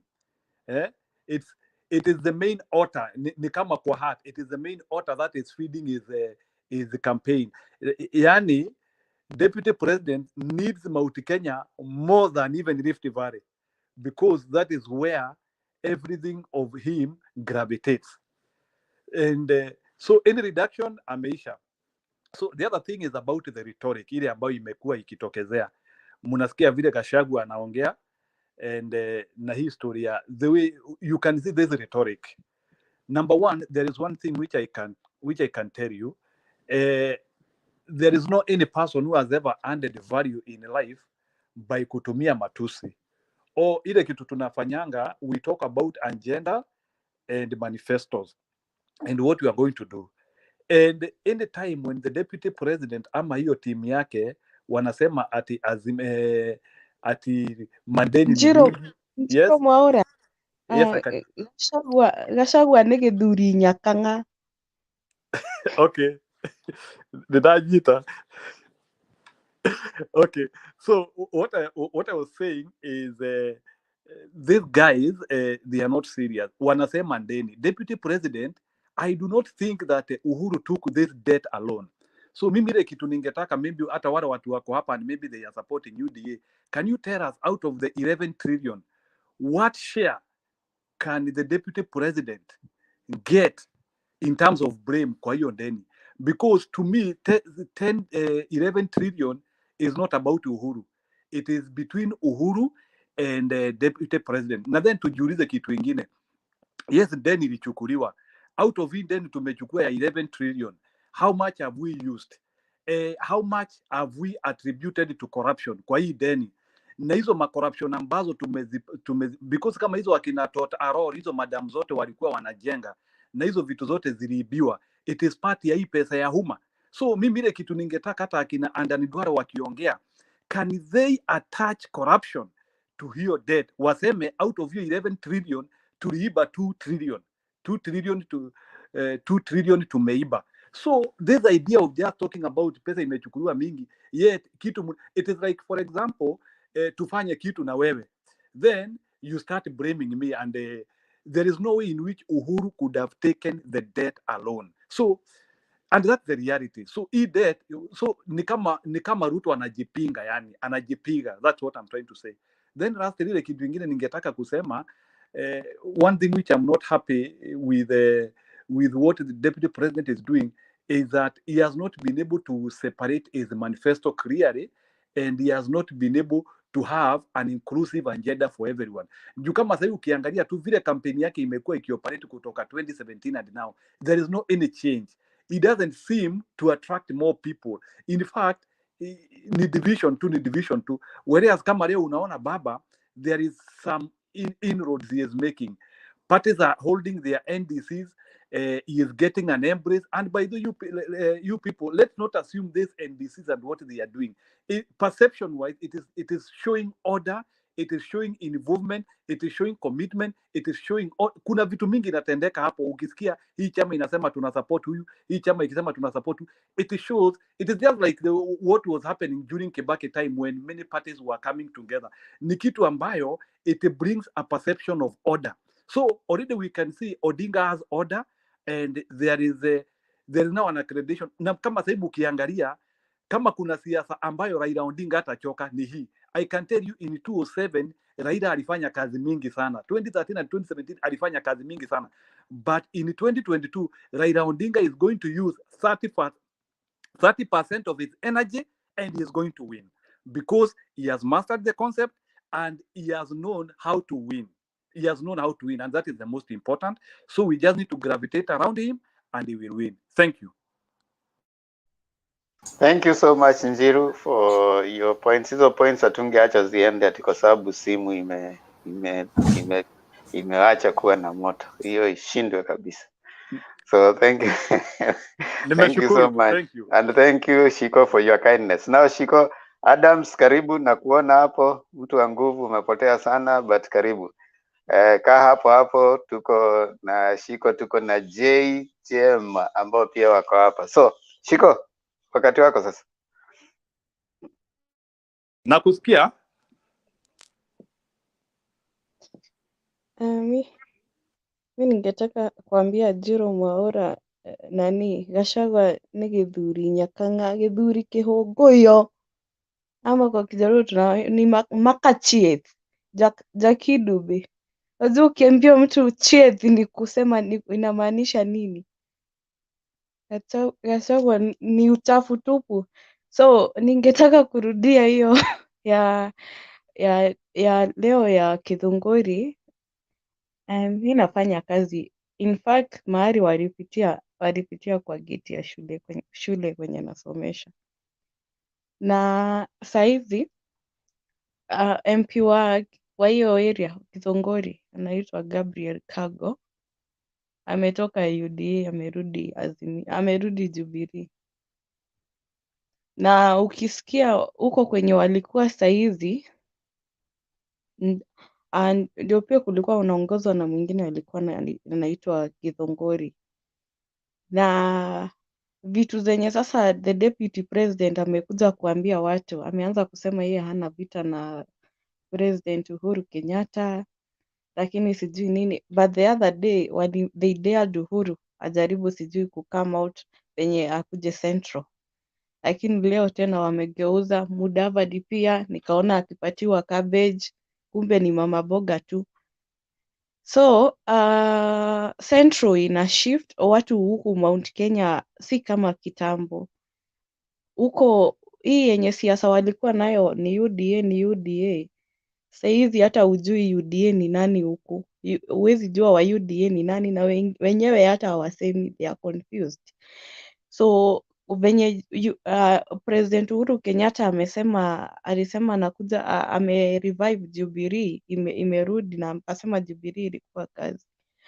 Tumeona watu wengi sasa tena wameanza kuona, wacha tusikie venye atatuambia, at least cause hawakuwa na chama. Watu wengi walikuwa wameingia UDA, they felt hawana chama, na hakuna sasa wengine wataki kuingia ODM, waliambiwa Raila ni mchawi, Raila sijui ni nini, lakini sasa at least Jubilee wanasikia kuna chama yao, chama ya nyumbani, na watu ukweli sasa majority, let me be honest with you, majority of Mount Kenya people, they are not decided. And the moment Uhuru Kenyatta sasa that percentage of those who are not decided, Uhuru wakati atakuja huku Central mtaona, and that's what they don't want. Na ukiangalia Ruto saizi hata akiongea he's in panic mode. Juu ground venye walikuwa wanasema ground ni UDA saizi haiko hivyo. Akikuja kuletwa na hao kina Ndindi Nyoro, it's only maybe people from other region who think someone like Ndindi Nyoro anajulikana ati Central venye mnataka. Ndindi Nyoro amejulikana wakati alikuwa anashikwa, kuna wakati alikuwa anashikwa over some remarks he had made. Watu wanamjua hivyo na mdomo. Ndindi Nyoro na kina Imani Ichung'wah, ukienda mahali na kina Rigathi, they have no say in Mount Kenya. Ukikuja Mount Kenya utaje mtu kama tuseme after now sasa Uhuru Kenyatta, ukitaka kutaja kina Martha Karua, hakuna mtu atajua Martha Karua ni nani. Watu kama hao kina Kafogo, lakini si kina Ndindi Nyoro, au wanajulikana tu wanajulikana juu ya mambo ya wheelbarrow. Sasa kuna hiyo sasa tena Rigathi Gachagua ni wa kwetu Nyeri, akasema kwa TV ingine inaitwa Inoro ati sisi wote watu wa Mount Kenya tukapelekwa Kenyatta tung'olewe roho zetu zitasoma UDA, sisi tutasoma wheelbarrow. So Gachagua anajaribu kujani hizo podi, wanajiforce kwa watu ati sisi tuking'olewa tupelekwe sisi wote Kenyatta tung'olewe roho zetu zitasoma UDA, zitasoma Ruto. Mimi sasa roho yangu inasoma wheelbarrow. So ni uongo. Sasa wamekuwa wakidanganya watu huku Central. Uliona venye walienda huko Kieni, kuna mahali pia kunaitwa Endarasha. Na wacha nikwambie politics ya Mount Kenya, ukitaka kujua the strongholds zinakuanga sana sana ni Murang'a na Nyeri sana. Tena Kiambu inakuja. Kiambu is a bit cosmopolitan na pia kuna watu wengi, kuna kabila mingi, lakini zile ukitaka politics kujua vizuri, enda Murang'a na Nyeri, na sana sana Murang'a ndio wameingiwa na hiyo wave ya UDA juu ya kina hao Alice Wahome, kina Ndindi Nyoro.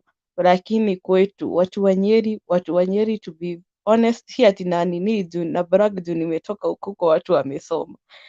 Nyeri hata huko kwenye Gachagua mwenyewe ni member of parliament, wanaitanga madhira magithomo, madhira ya masomo. Nyeri ni kwa watu wamesoma. Nyeri si watu wa kuenda kudanganya.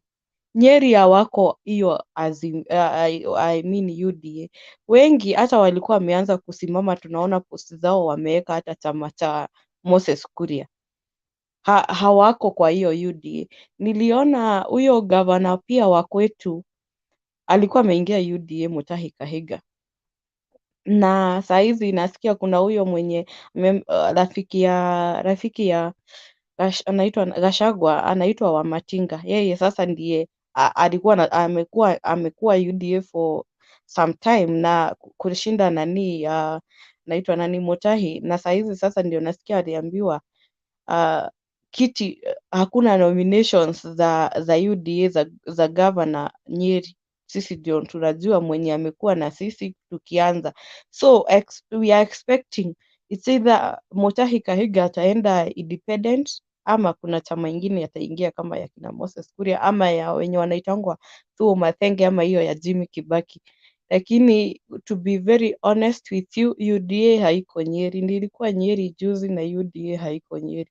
Hata wengine watasikia tu huyo Ruto akiongea aseme vitu zenye anataka kuongea, lakini Gachagua hana any say. Angekuwa ni watu kama wale wenye kina Kafando, watu kama hao at least wanaweza sikizwa. Lakini usikuje kuambia watu wa Nyeri ati Rigathi atawaambia kitu and his arrogance wamsikie. Na kitu yenye hawako wanataka sasa, hiyo wameishi kusema Jubilee ilikufa. Saizi Jubilee venye imeri, ungeona sasa hiyo Kieni ni constituency but iko na tunini twingi kama hiyo Endarasha wapi Huko kuna mahali kwingine kunaitwa Kafaru. Hao watu wote huwezi niambia ni kununuliwa, walikuwa wamenunuliwa waende hiyo nini ya Jubilee, na bado tunangoja watu wa Nyeri. Na umesikia Kanini Kega akisema huwezi danganya watu wa Nyeri. Sisi si kama watu wa Murang'a utatupea wheelbarrow. Huko watu wamesoma, and most people there they are graduates. Wengine wamesoma, ni venye tu hawakupata chance waende college. Huwezi enda kudanganya watu huko. Na hiyo sasa yenye sasa saizi Ruto ndio anagundua, kumbe sasa venye amekuwa wakiattack President Kenyatta, the more he attacks Uhuru Kenyatta, the more he loses the ground kwa Mount Kenya. Ana lose ground na kuattack tu Uhuru Kenyatta. Juu watu we know Uhuru ndiye wa kingpin. Na hata kama kuna mwenye hata alikuwa amesema sitapigia Uhuru Kenyatta kura, sitapigia Raila kura sababu anasapotiwa na Uhuru, saa hizi wamechange juu sasa jua hiyo matusi imeanza kuingia na kina Moses Dwere. Hata watu wanajiuliza sasa kwa nini sasa wakati not deputy, wakati Ruto alisema hataki UDA ni chama ya international party, tena akaingiza kina Mudavadi, akaingiza kina Wetangula. Lakini huyo wakati mwingine ndio kuna wakati walikuwa wasikizani sana na Moses Kuria.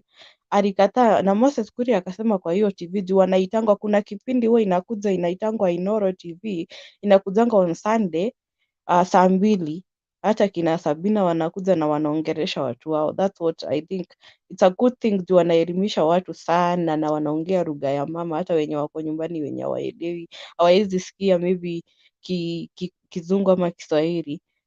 Sasa kuna hiyo wakati Moses alisema sasa hawawezi kuwa kwa chama moja kama mbuzi na hawajui ugali yao itakuwa side gani. Sasa lazima pia wakuwe na chama yao juu they felt Jubilee is dead, lakini juu Uhuru hakuwa anataka kuongea. Uhuru aliwapea tu wapige tu siasa zao, lakini yeye akanyamaza.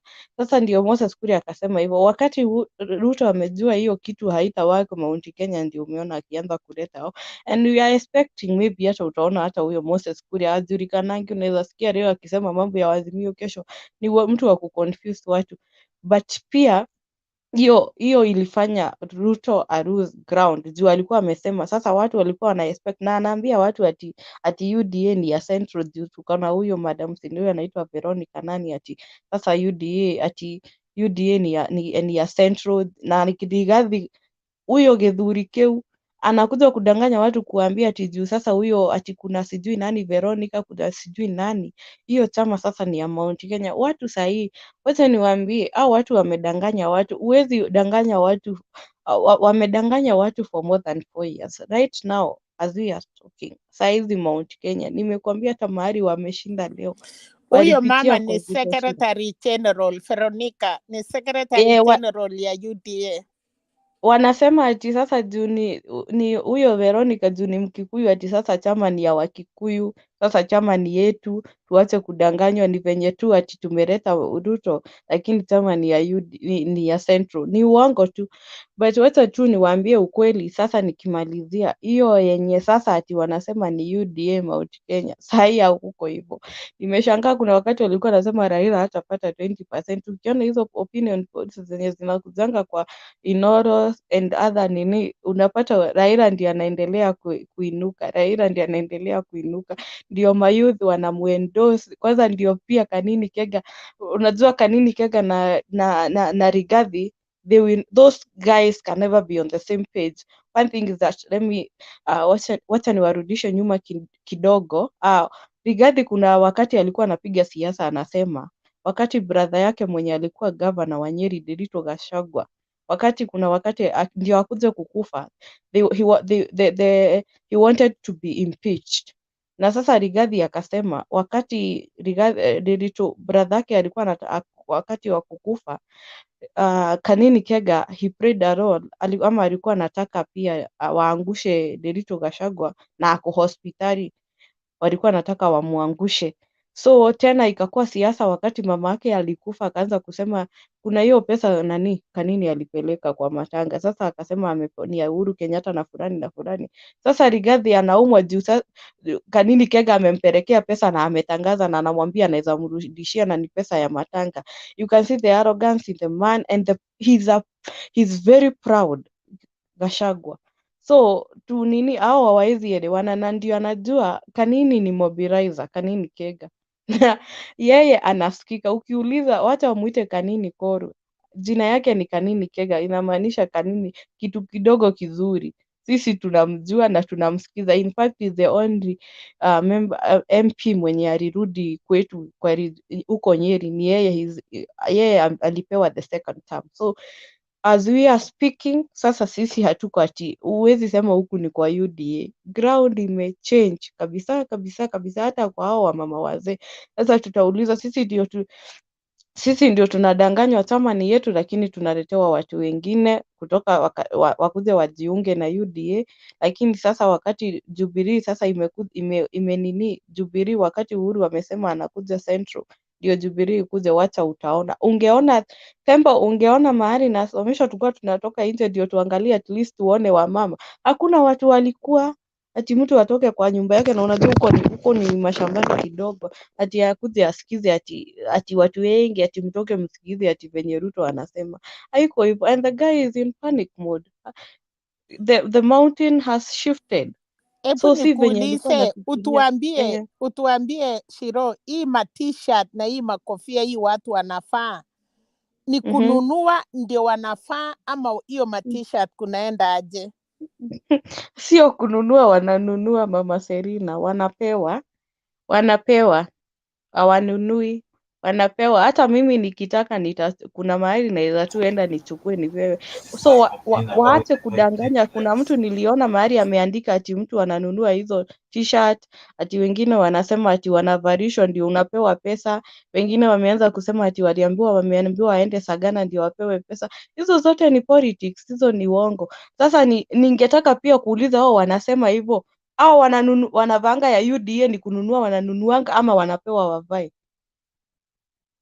Wa UDA ni kununua pia wananunuanga ama wao wanapewa? Ama sasa kwa Jubilee sasa inakuwa wa Jubilee wamenunuliwa, lakini wa UDA wao wameenda wamejitengenezea kwa fundi wamevaa. So ni politics tu za ujinga na uongo, si ati nini hizo wanapewa na wao wanakubali kuvaa.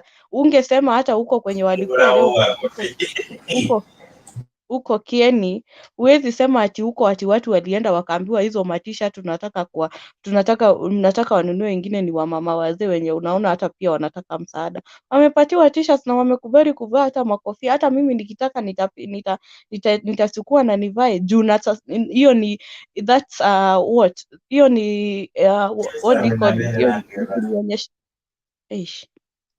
hiyo ni ya kunionyesha, na hiyo ni yenye inanionyesha chama yenye niko, and I'm proud. Mimi ni wa Jubilee na sifichi, na mimi ni wa Jubilee na tena mimi ni na ninaunga mkono Azimio la Umoja.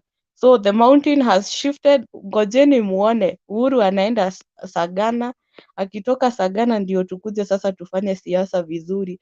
Wenye wanataka kumeza wembe wameze, wenye wanataka kukata miti mnaweza kata miti mahali mnaishi, lakini mtaona venye kutakuwa. Ngojeni sasa Uhuru akuje vizuri Sagana afanye politics. Wacha hivyo wanamdia, he's not a coward. In fact he will come. Huku ni wow, huwezi ambia mtu asiende aongee kwa venye Ruto hajaambiwa asiende. Hakuna mtu amemwambia ati juu kuna wanakuanga na huyu anaitangwa Buzeki or something, hajaimwambia asiende kuongea kwao Rift Valley. So hakuna venye atakuja ambie president ati asikuje kuambia watu wake ukweli na ile kazi ya menye amefanya. Na ningetaka kumalizia na hii kitu pia hiyo ya Kimwarel na Mama Serina. Unaona wakati wao watu wanafanya politics, wanafanya politics na vitu zenye Uhuru Kenyatta amefanya, sijui madeni na nini. Kuna hiyo inaitwa Karimeno iko Gatondo, ni kuisha inaisha. Zilikuwa zitengenezwe ile wakati na hiyo za kina Kimwarol na Arol, lakini zao hazikutengenezwa. Kuna hiyo ingine inaitwa Dhiba, iko huko Kirinyaga. Nakwambia sahii mkikuja Central mabarabara na hizo vitu na development zenye tumefanyiwa, lakini Ruto yeye anaunga nini kupiga serikali yenye yako. Kabla yeye asupport Uhuru, angenyenyekea tu asupport Uhuru amalize kazi, aanze kufanya hata politics hii mwaka ama last year. Yeye alianza politics mapema na wizi. Sasa hiyo karimenu ni kuisha inaisha. Uliona watu wakijaribu kusema wamelipwa, watu washalipwa, pesa hiyo ni kuisha inaisha hiyo karimenu. Ingine iko Kirinyaga Dhifa na mingi zenye amefanya huku Central. So hata kina Didi Nyoro wakijaribu ati wanafanya siasa, ati wanapiga Uhuru, wanajaribu kumtusi nini, kwao kunaendelea. Sasa nani mjinga? Wewe unaenda unaingia ni kama uende uungane na watu mnatusi bwana yako, lakini jioni wewe ndiye unaenda kumpata kwa nyumba peke yako na kwako kunaendelea vizuri, ama unaungana na mwanamke fulani anakwambia tusi mzee wako tusi, lakini yeye akienda kwake nyumbani kwake ni kuzuri, wako sawa na mzee wake. So Mama Selina, sisi tuko na karimenu, tuko na hiyo Dhifa na tuko na mabarabara tumetengenezewa, hata zingine zinaitwa Maumau. Sisi huku ukikuja huku utaona kama uko state ni mabarabara. Okay, nimemaliza Themba. Asante sana Shiko. Jema ni nini? Habari ya asubuhi. Iko nini? Uko na fujo sana wewe. Hapana, nimengojea sana tangia usiku, naona na masaa yangu inaisha. Ulingojea sana, kwani ni saa ngapi? Kuna wakati umepotea hapa, nimeona kuna Mama Selina ambaye ni kama shosho wangu, sababu nikijikombea kwake ni mkubwa sana. Usijali, hapa watu wanakaa wanangoja, hata hujangoja sana. Yaani hawa ndio umengoja, unasema umengoja sana. Hapana, nimengojea sana. Aroni alikuwa hapa nikijaribu kurequest. Haya, sema toa, acha tusikie maoni yako basi. Nashukuru kwa wakati, alafu pia nataka niguzie maneno mawili ama matatu kulingana na wakati. La kwanza, mimi najua kila mtu mwenye anaingia katika hii platform, most of the people wako nje na wanaona venye nchi za nje zinavyoendelea kulingana na their own system. Even though kuna corruption, venye Aroni alisema, huwezi iona, na ikijulikana kuna corruption, wewe hiyo ndio mwisho wako. So ningependa sana platform kama hii tusilalie kusema William Ruto. Ukiangalia upande mwingine pia kuna shida kama kiongozi, alafu ni kiongozi wa international, unataka pia uangalie kwake amefanya nini. Kama Aroni hapa ni mtu wa Nyanza, tunaweza muuliza Odinga amefanya nini katika Nyanza, utapata the same. Pia mimi natoka Nyanza, the same Odinga, yeye ndio tuna wafuvi, lake ni chafu, haijawahi oshwa, lakini imeoshwa kwa sababu ya BBI. Mkate nusu haikuoshwa. Unapata kuna zile ambazo faida kwa wananchi wenye lake sites. Saizi ndio maana unaona Shiku hapa anajivunia yale ambayo yametendwa Nyeri ama Ukikuyuni, sababu ni moja tu. Na tukiangazia maneno kama haya, tukiangalia shida ni ipi? William Ruto ana agenda gani? Na hii agenda anaileta kwa njia gani? Huu mfumo wake uko sawa? Baba yeye ametuambia huu mfumo wake tuko aje sasa? Sababu sisi tumeishi kwa ile njia yenye tunauziwa tu agenda, alafu tunaanza kupigana, tunakuwa manipulated, tunaanza kupigana, huyu ndio kiongozi, huyu ndio kiongozi. Tunakuwa na mgao wa sides mbili, ambapo tunakosa kusimama kama wananchi na kusema nyinyi mmetuletea nini. Ndio maana unaona hapa Shiku amemalizia kusema wao wana faida.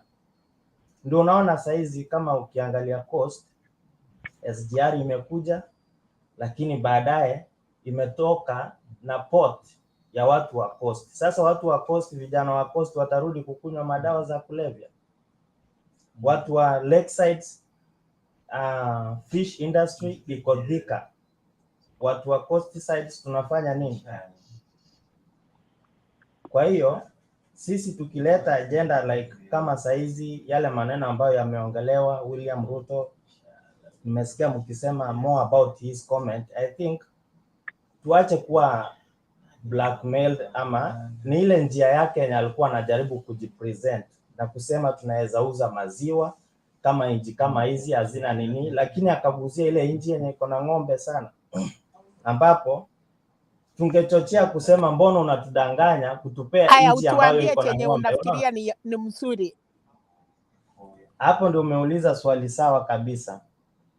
Kwa hiyo na ningekuja kwa saidi yako kama nyanya, utuambie na wewe ukweli kabisa, sababu umesimama ukituambia huku venye nimekuwa nikikufuatilia sana, umekuwa na msimamo wako kusema ni Azimio, lakini leo ndio umetoka ukisema umekuwa kiongozi, na nimejua kabisa umekuwa ukitetea Azimio sababu ya chama chako na uongozi wako umeingia katika Azimio. Demba, no, hapa hakuna nyanya. Sorry, nasema ni nyanya sababu namheshimu, namuona ni mkubwa Hata wangu. akiniita shosho hiyo ni sawa. Ambia aseme namna Hapana, hiyo. hakuna nyanya hapa. Okay. Unajua? Sorry kwa hiyo. Wacha nikwambie, ukipishana na hawa Muite tu Serina, usiwite mtu kama majina ama hiyo, umuite nini, muite mama Serina, hapa kitu kama hakuna hiyo nyanya. inatuuti. Okay, pole sawa. Nasema hivi, Madam Selina amejua mengi na ameyaona mengi. Sisi hapa wengine wetu ni wadogo sana. So, tukiangalia, mimi napenda sana Raila ambapo amechangia pakubwa sana. Tumepata ma county governments ambapo ukiangalia county governments ile mvuma aliyouleta tumedevelop sana, na unaona makaunti mingi zimedevelop kwa sababu ya nini? Ile mambo ya corruption imerudi chini kidogo, hata ingawa bado watu wanaiba. Kama county ya Nyamira ukiangalia, it is the last county because hakuna ambaye anaiangalia ama hakuna njia ambayo inayofuatiliwa katika mambo ya corruption. So ukiangalia the same baba pia yeye ukimwangalia walipokuwa mambo ya Kibera, Rangata imeingia slums. Ukiangalia same baba ambapo tuna mahospitali makubwa. Jakindu Bay anaweza kukuambia kuna hospitali ambayo inaitwa iko hapa Sondu ambayo tulikuwa tunaitegemea sana kama Wakisii. Ukienda huko huwezi pewa matibabu. Tunarudi kwa Rift Valley ambapo unapata even level 4 inashinda hospitali kama hiyo kubwa sababu ya siasa mbaya. So sisi tumeingia katika siasa mbaya. Kitu yenye najaribu kusema huku ni tumeingia katika siasa mbaya ambapo hatuangalii kila agenda, alafu tukichangia hapa tuseme William Ruto anatuuzia hili kama jambo njema kama mwananchi. Raila Odinga unatuuzia haya, lakini mbona hujaguzia mambo kama ili tuwatie changamoto? Ndio kila mtu akisema saizi nimesikia the other side hakuna agenda ama manifesto, but pia mimi the other side sijaipata agenda apart from the 6,000 kila mwananchi ambaye ni maskini atapewa. Mwananchi ambaye hajakuwa employed. Baba ako na agenda 10. Baba ako na agenda 10 na amesema yote, unless unataka kusikia ile unataka. Okay, Baba sasa ameenda kaunti yote na akapeana agenda. Alafu ya pili, baba amekuwa rais siku gani? Alafu Nyanza ijaitengenezwa. Saa hii tukiongea kuna mkate nusu, usisahau mkate nusu. Kwa hiyo Mama Celine, nataka uniambie katika huu mfumo wa 6,000 ambazo baba anaenda kupea akina nani? Kwa sababu kuna mama mboga, kuna bodaboda, kuna watu ambao wanalima shambani kwa kupata tu chakula baba amesema hivi. Baba amesema hivi, kwa jamii kuwa jamii, kuna mama, kuna baba, kuna kijana ameoa, kuna familia ukame Mama Selina, imeingia kwao Mama na Selina, ni maskini. Ningetaka kuuliza huyo Mama mimi Selina, na mimi Yes. tunaambiwa tutapewa wheelbarrow. ngojeni Nitapewa kidogo. wheelbarrow, mimi nikipewa Wacha wheelbarrow nitafanyia nini? haya, subirini. Jema, Yeah. nataka umalize alafu sasa ndio tuweze kuuliza maswali. I hear you prosecuting, but I want you, as you come to finish, also respond to the questions you want to ask us. Tell us Thank you so in much. your presentation, what is it that you think, why do you choose Kenya Kwanza or RUTO? Don't go, because what you are bringing out here we've discussed many times and over, and we have been following. If you have been following this platform, the questions you are highlighting have been highlighted. If you go to our back videos, you'll see tumeongea hayo mara mingi tukayajibu, and some of the people like you who are supporting UDA have come here with the same kind of arguments, and we have raised them. So we don't have to keep going back to that, so that at least ikae ni kama tuna debate. Just sell your candidate. Yeah, come sell your candidate. Yeah, tafadhali. Nashukuru na nimejaribu, nimeingia huku kwa sababu yako. Kwanza kwa sababu moja, you are doing moderate when we are arguing here, but when it comes to Bernard, unapata yeye ni moderator lakini bado anazingatia side moja. So kwa sababu hiyo mimi sijawahi sikia jibu sahihi kutokana na maswali ambayo ninayoyauliza saizi, ambapo kwanza 6,000 nitajibiwa baadaye, kwa sababu saizi Ruto anasema atakuwa na mfumo wa kuleta 100 million ambapo watu tutaform what we call circles. Tukitengeneza circles, hapo ndio sisi tunajiunga kama ni watu 10, tunachukua ile pesa yenye tunachukua kwenye kikundi cha watu 10, tutajitahidi kamwe kulipa ile pesa ili tupate pesa zingine. So mimi sijasikia Hiyo pesa itatoka, no, hiyo pesa itatoka wapi Themba? Hiyo pesa itatoka wapi? Na wamesema kwa serikali yao hawatakuwa wanakopa madeni, hawatakuwa wanakopa madeni na hakuna madeni watakuwa wanachukua from outside. Hiyo pesa itatoka wapi? Na tena kama anakuja anapea watu pesa huku, unasikia amepea watu wa motorbike wapi, na pesa haijafika, wanaachwa wakipigana. Juzi amekuja hapa Kiambu, amepeana maahadi, amesema sijui huyo Wajango, huyo Wathika amemwachia madeni, na sana mwenyewe leo wamesema wakiwa na Duale hawatakuwa wanakopa madeni. Kenya imekuwa ndio the most African country yenye inakopa pesa. Hiyo pesa itatoka wapi yenye atatuambia? Hata heri hiyo unasema ati baba alisema, na kama baba amesema pia atanipea 6K na unaona ni uongo, ni sawa, lakini pia mimi nikipewa wheelbarrow nitafanyia nini? Sababu watu wanapewa wheelbarrow, wengine utapewa wheelbarrow wewe ufanyie nini? Hata wewe utujibu hivyo. Kama unataka tukujibu ya 6K, hata wewe sawa. Wacha nimalize. I don't know what has happened to Chico. UDA. Wacha tumwache. Wacheni amalize. Maswali ya Shiku ambaye ameniuliza mimi na admit na kila swali, sababu we need to have open mind. Tusiwe tu na mind ile yenye saizi tumekuwa manipulated. Na sasa wewe si kuja kwa picha tukuone. Can you put on your, unaweza kutoa curtain ndio tuongee kama tunakuona. Tafadhali, naomba uniwie radhi kwa leo. Haya basi, endelea. Asante. Kwa hiyo tukiangalia mambo kama hii kama wananchi, tutapata like, ukiniambia utakuja kumaliza corruption, unafaa kuelezea kabisa, kwa sababu tuna ile historia yako kama kiongozi. Ndio maana mwanzo mimi nimeshukuru hapa tuna Mama Selina ambaye amekuwa uongozini na amejua yale ambayo yanayofanyika mahali pale. Ndio huku unapata viongozi vyetu bado wanarudi. Jemo, umenipatia tu nini moja, si uende kwa kitu ya pili. Haya, kitu ya pili ni agenda kusema Jubilee, na sijui Jubilee ni chama kipi, ni ya Uhuru ama ni ya Uhuru Ruto? Sababu Ulikuwa Jubilee, unasema, ngoja ni kuguide. Ulikuwa unasema vile vitu ambazo unauza nayo candidate wako. mimi Umesema kwa mtapeana kwa nini? Kuna moja umesema mtapeana loans kwa chama, kwa vyama. no, Okay, another thing. kuna kwenye huku nishika vyema.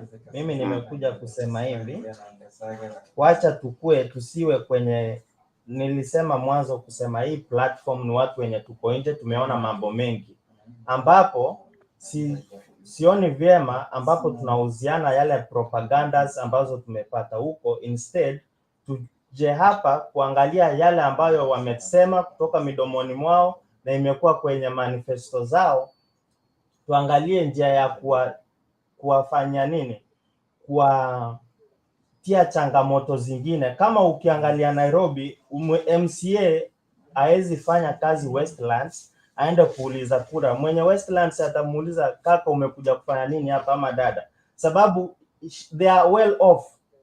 Ukiangalia nimekuuliza Jemo, you'll make good use of your time if you go straight into what is it that you're selling from the DP. You've talked about ile pesa ambayo anapatiana kwa vyama. Then what is the other thing? Just go to the next point that you think, because I would like to hear. Okay, assuming, this is what I wanted to assume. Assuming I'm a neutral person. I want to make a decision based on your presentation, whether to support the deputy president or not. Can you sell the deputy president to me? Let me come to Raila. Raila, if you just see Odinga and Uhuru. No, you see, Raila is not Ruto. No. You are part. Wewe una support Ruto. Ongea mambo ya Ruto, wachana na ya Raila tukujibu. The problem in this panel, everyone here is Azimio, but now when it comes someone who's opposing Azimio, you don't want to hear the bats of Raila. The things you want to hear is only what Ruto Ruto can do. The problem here, you Shiko, since you were given JM, relax.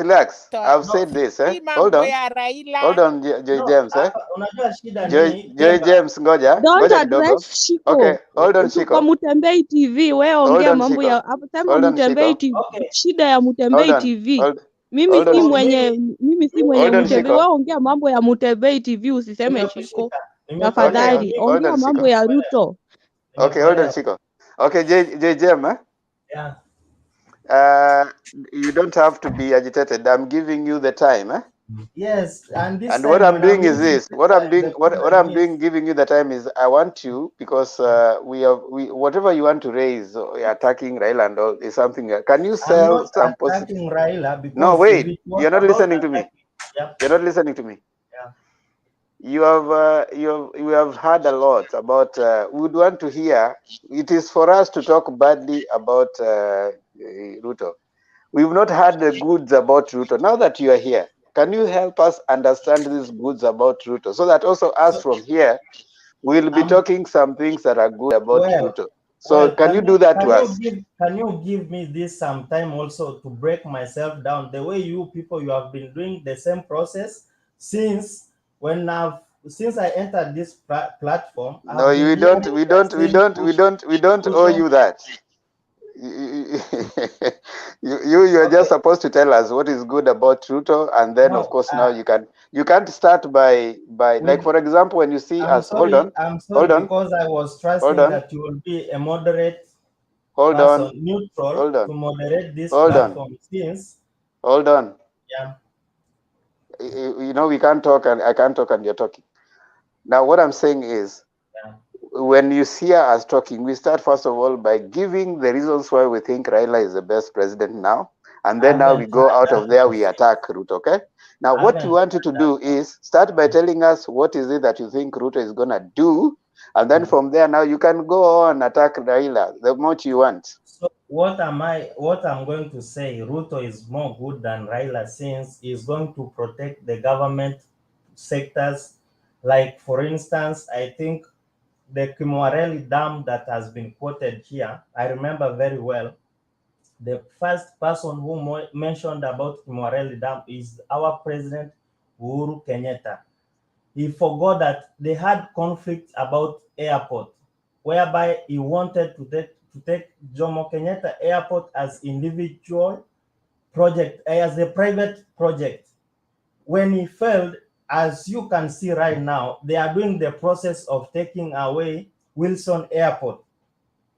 So this is what has been going on in Kenya, whereby Ruto is more against. That is why I started from my argument. I said, if Raila was indeed a good leader, why should people are working for the, let me say, lakesides? I started from lakesides.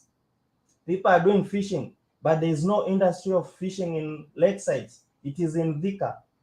People have port in Mombasa. They are not benefiting of it. Now it is in Naivasha. This is because why? They need us people to be manipulated, and we be very poor for us to be begging, for us to be kneeling in front of them and singing Baba Baba. So my own problem is Baba is not vying for presidency. Meru kuna miraa.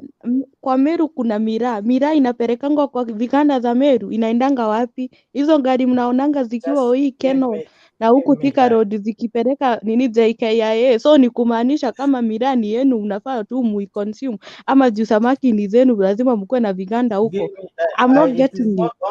It is not only about I'm going to even farmers, whereby he has been requesting since Bomas, BBI. Ruto said, instead of farmers being paid sometimes 25 shillings a liter, when you find it is 60 shillings, why can't you give a farmer a constant pay? Like a farmer knows the nini ya maziwa, 1 liter is 40 shillings. So if the government sells if this thing has not been put in law, so listen, these are the kind of things Ruto is going to face. These are the kind of challenges Ruto is going to face. But now Raila and Uhuru, they are against these things because now they are not going to be called Baba. We are not going to call Baba again in this world. Okay, J. James. Now, finally, Baba will forever remain Baba, and Uhuru Kenyatta will forever remain Uhuru Kenyatta. Hold on, you people. Hold on. Give me 1 minute. Hold on. I finish. No. Wait, James. Yeah. Let's mute. Now, Jay, I want you to take your time. I'm giving you 2 more minutes. Kindly give me just 1 minute. 3. No, I want to give you 3. Give me 3 quick things why you are supporting Ruto. Just first, this is why I'm supporting Ruto, number 1. Number 2, I'm supporting Ruto because of this. And number 3, I'm supporting Ruto because of this. Tumalize. Number 1, bottom up. Number 2, farmers. Number 3, industrialization. Okay, thank you. Now, we will ask you questions, and then you will respond to the questions as they come. Now, the first question, I want to start with Selina Sego. And then, of course, Ziana, then Shiko will give I was finishing. I want only 30 seconds now. Okay. Because of time. So this is where you find these people who, like, if you are a leader, you have some cabinet, your own cabinets. And there are those people in the cabinets, they are like, ukiwa na watu wako kama kiongozi, una watu ambao umekaa nao ni komiti yako, kuna vile vitu ambavyo wanavyoviangalia na wanajua the values of these things. Our President Kenyatta and Odinga, they know the values of the country, now what they have taken from the country. If they get someone else from these people, apart from Moi, then they are not going to be in safe hands. That is the problem we are facing, and that's why they are uniting. If you can see, governors are more corrupt, but outgoing governors are supporting this one. I don't know from which angle, because the constitution itself, they are saying out governors, once they have finished 2 terms, they are not going to vie again. So why are they in politics? Because they have been promised to mobilize people for the sake of going to protect their wealth and to protect I don't know what I can say. Thank you for your time. What about those governors that are supporting Ruto? Kuna These are governors wana support Azimio na hao wana support Ruto. What do you have to say about them? the same question I will answer you direct. There is no governor who's outgoing governor who's supporting Ruto. Thank you. Na Mandago? Mandago, I think hajakuwa na msimamo thabiti. Si ati hajakuwa ako UDA. What you need to know. No, it's okay. It's okay. Temba, It's okay. Temba. Siko JJM. First of all, you're not factual. There's an outgoing governor that is supporting you. In fact, Professor the Kericho governor. Yes. Yeah, he said that he's going to campaign for Ruto, and what he said is not supporting anybody. There are several governors, so that one, first of all, is not factual. Anyway, that is not the issue. The issue is, I picture from you that you are supporting Ruto, and just like other people who have come here, there's not a problem about that. Okay? No, when I So support hold on. Ruto, I'll come out and say I'm Hold supporting on, Ruto. hold on, my friend. Yeah. Okay. Thank Do you. you want to talk and I'm talking? No. Sorry. It's fine. Yeah. So when you clearly have a leaning towards Ruto, which is okay. All right. Now, our pain here as panelists has always been we want to hear somebody coming here, and you are repeating the same things that you have been told about here, and you have prosecuted all those things that have been said about Raila many times. But one thing that doesn't happen when the people who are supporting Ruto come here is they don't help us understand the leadership, the governance, the track record of the deputy president. They don't answer simple questions like, he's the deputy president. Why is it that he's claiming the successes of Jubilee but not taking responsibility over the failures of Jubilee? Why is it that as a deputy president, he was elected to work, and for 4 years he was busy he was a ghost worker? They are not telling us what example he has set for the next deputy president. There are so many areas that we don't get answers. And the same people come here and they go on the tangent that you have gone through. You are coming here to tell us, I admire bottom up, and I don't know the Kibera G slums and all those things. The same thing, it has been repeated many times. It's good you are coming in today and you are repeating the same things, and we have always prosecuted. So one thing I've always begged those people who are supporting the deputy president, when they come here, it is up to them to talk the positive things about Ruto and Kenya Kwanza. It is not up to us, all right? It is up to them. It's up to you. It doesn't matter how many attacks you are coming here to look like I want to attack the other side. It is up to you, and it is beneficial to your candidate when you come here to convince. I always say that assume that all these people are here are voters, and you are trying to convince these voters to vote for your candidate. They are not going to vote for you on how bad you speak about Baba. They are not going to vote for you on how bad you speak about another candidate. They are going to vote for you on the basis of what is the solution that your candidate that you're bringing to us is going to do for us. So if you can, you'll do yourself more favor and your candidate better favor. When you come here, take 2 minutes to talk, to talk bad about another person, but take 6 or 10 minutes to talk good about your candidate and what he can be able to do. What you have done right now, you have said absolutely, like 1 minute, you talk about what Ruto is going to do. The other many minutes, you are talking about, Baba was here, Baba was in Kibera, CG Fish Factory in Kisumu, CG. Those will not help someone you are trying to convince to vote for your candidate. I would want to urge you and your other people, when you're sitting there and listening to the presentations on this platform, when you're coming here, do not come here on the basis that I'm coming to fight and even show them. And I want you people to listen to me. No, you should come with the aim of looking at the person that here and looking at them as a voter. Okay. And let me finish. Yeah. And look at those people and say that, okay, this is a voter who is neutral. I want to convince him that my candidate is the best under the circumstances and under those who have actually presented themselves. That way, you are going to help the conversation. You're going to help the listener. You're going to help someone who is still undecided to make a decision. All right? And that is what we are here to do. We are here to inform. Don't look at me. Don't look at the person talking here. Look at the other person who is not decided yet. So when you come here and then you go on a tangent, oh, Sijui Baba was in Kibra, oh, Sijui, those are things that are passed by events right now. Right now, we are looking at who is your candidate. What is good about your candidate? What do you want us to see? Where do you see Kenya in the next 5 years with the same candidate? What are they talking about? These are the questions I'm bringing. And if you are a loyal listener to this, some of the questions you have asked have been responded to here before. And if they have been responded to here before, I don't see why you'd want to come and still start asking certain kind of issues unless you've not been listening. However, since you have spoken and you're finished, I want to allow some of the members here to ask you some questions without kindly just try to respond in a manner to suggest that you want us to understand, not you want to fight. No, You know, I'm I not want to fighting. I want to I thank want you to for allow this. I want to allow some people here to ask you questions, and then I'll give you some minutes to respond. Let's start with the Selena is gone. Shiko.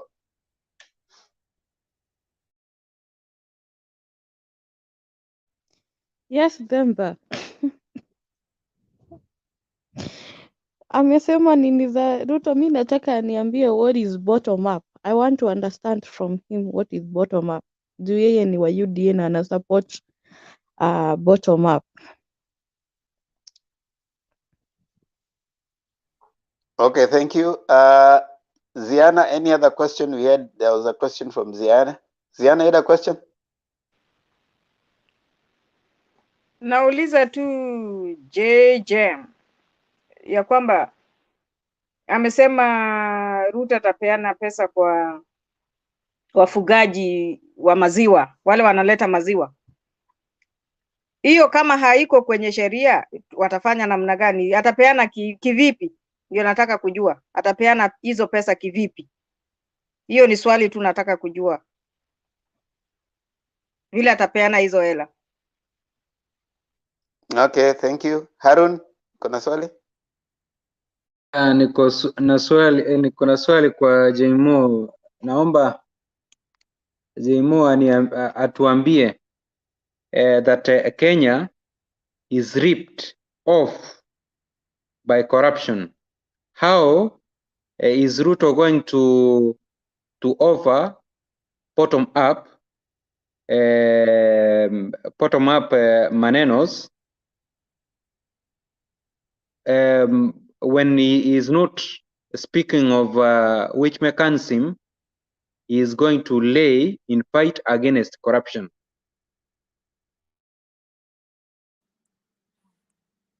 Okay, Okay. Temba, nimerudi. Uko na swali ama unataka kuongea? Nataka tu uulize huyu swali kwanza. Nauliza swali. Nataka kumuuliza Temba, ile pesa 100 million amesema TP atapeana ni pesa yake ya mfuko yake ama ni pesa inatoka treasury ama hiyo pesa wanapatia vikundi inatoka wapi? Na hiyo vikundi wale huko chini wanaonyeshana nini ndio wapatie watu 10 wakishikana? Hao kategori ya hiyo watu 10 wanaonyeshana nini ndio wapatiwe hiyo pesa? Okay. Sasa hebu jibu hayo maswali alafu tuendelee. Chap chap. Okay, nianzie na Princess. Ni mjibu ambapo ameuliza wakulima watapata pesa, wataongezwa pesa kwa njia gani? Kwa market ya Kenya saizi, kitu yenye mnafaa kujua, tuna vitu ambavyo vina exportiwa ambazo unapata kama ni avocado, kama huku Dubai avocado kilo moja ni shilingi ni diramu 14. Ukipiga times 30 unapata ni bei ya 300 plus, lakini mkulima mwenye ameuza hizo avocado unapata amepewa na 40 shillings, maximum ni 80. So Ruto anachochea vitu kama hivi na vinginevyo kama everything that we export, ambavyo ni wakulima wanafanya hiyo kazi, si mtu ambaye ako sijui ni daktari atafanya mambo ya ukulima. Kahawa saizi tuna mambo za kahawa, chai chai ukienda ukiuza soko huru ambayo ni tunaijua kama ni soko huru, utauza kwa kilo shilingi 20, lakini ikitoka kwa factory unapewa shilingi 14, 11. Ni sababu ya kuna cartels ambazo ziko hapo ndani, wanataka kukuharibu usifanye supply yako direct to the factory, lakini umpe. Can you call Jerome please? For what? No, just call Jerome and Ishfaq. If they are coming, they are coming. So, kwa hiyo njia yeye anasema we need to have a system ambapo mkulima kama ni mtu wa kuuza avocado, tunajua bei yake kwa kilo ni shilingi 120. Uwe uko Kisumu, uwe uko Kisii, iwe uko Machakos ni 120. Isiwe ni ile mtu wa Thika saizi anapata bei ya juu, ukikuja huku unapewa bei ya chini. Hilo ni swala la kwanza ambalo hataki kusikizwa kamwe. So nikitumai nimejibu Selina. Halafu ambapo nimeulizwa hii 100 million itapeanwaje? I think kwa wale watu wenye wako Kenya, mambo ya mapikipiki, umeona ile mfumo ambao walibadilisha, like kila mtu lazima awe na sako. Kuna vijana mpaka saizi hawangejenga hata nyumba ya mabati mawili tu, lakini kupitia tule tusako tudogo twa pikipiki wamechangiana, kila mtu ana nyumba, wengine wana familia saizi ambao hawangeoa, wengine wana mpaka mang'ombe kupitia pikipiki peke yake. So kwa huo mfumo, kwa hii njia ya kusema bottom up, huwezi kuja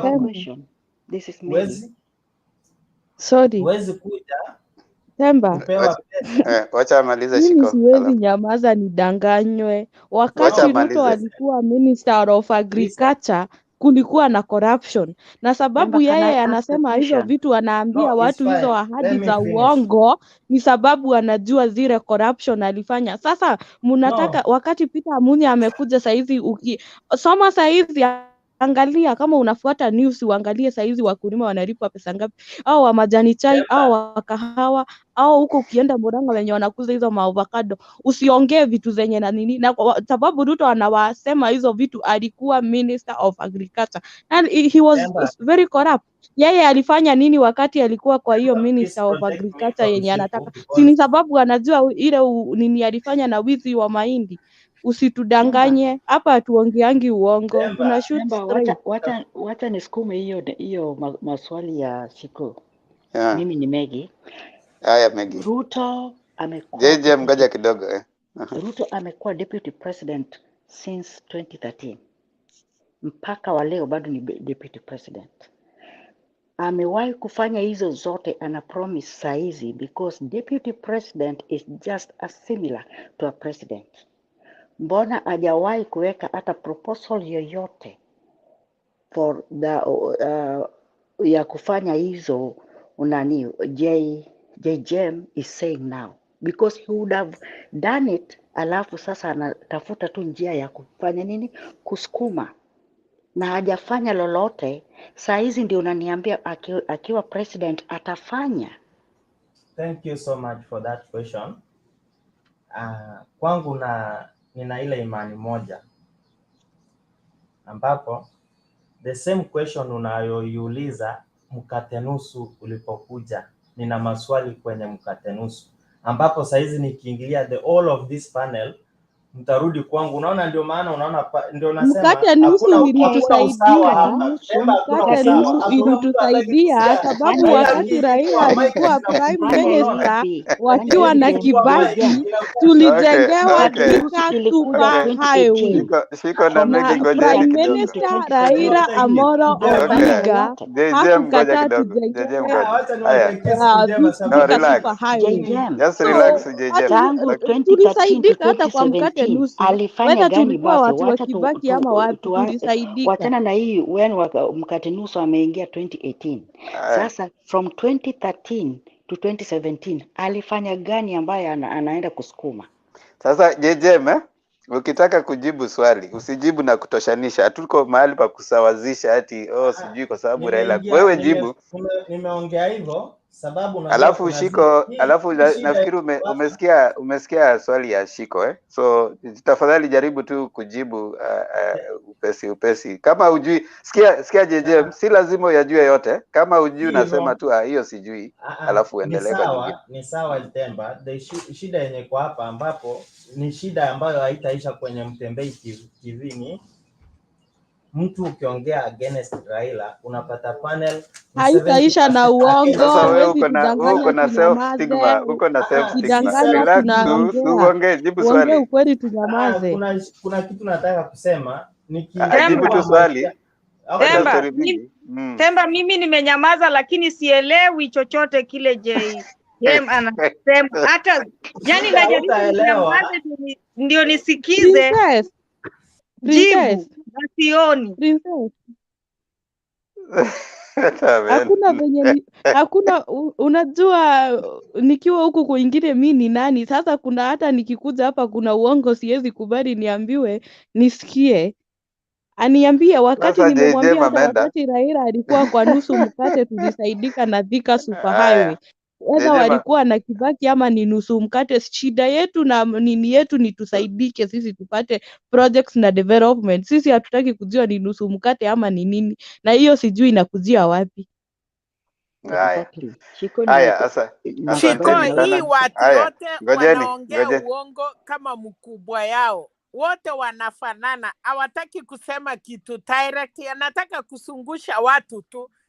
Na anatufanya tukasirike, tuanze kukua upset na vitu za ujinga.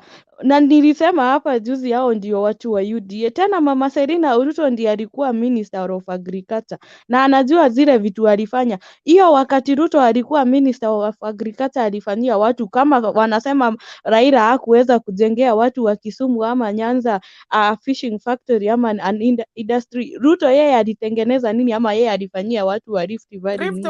So tukikuja kama tunakompea wote wawili. Haya. Sawa. JJ ametoroka. Lakini wanaona tu mambo ya samaki. Wanaona mambo tu ya samaki. Okay.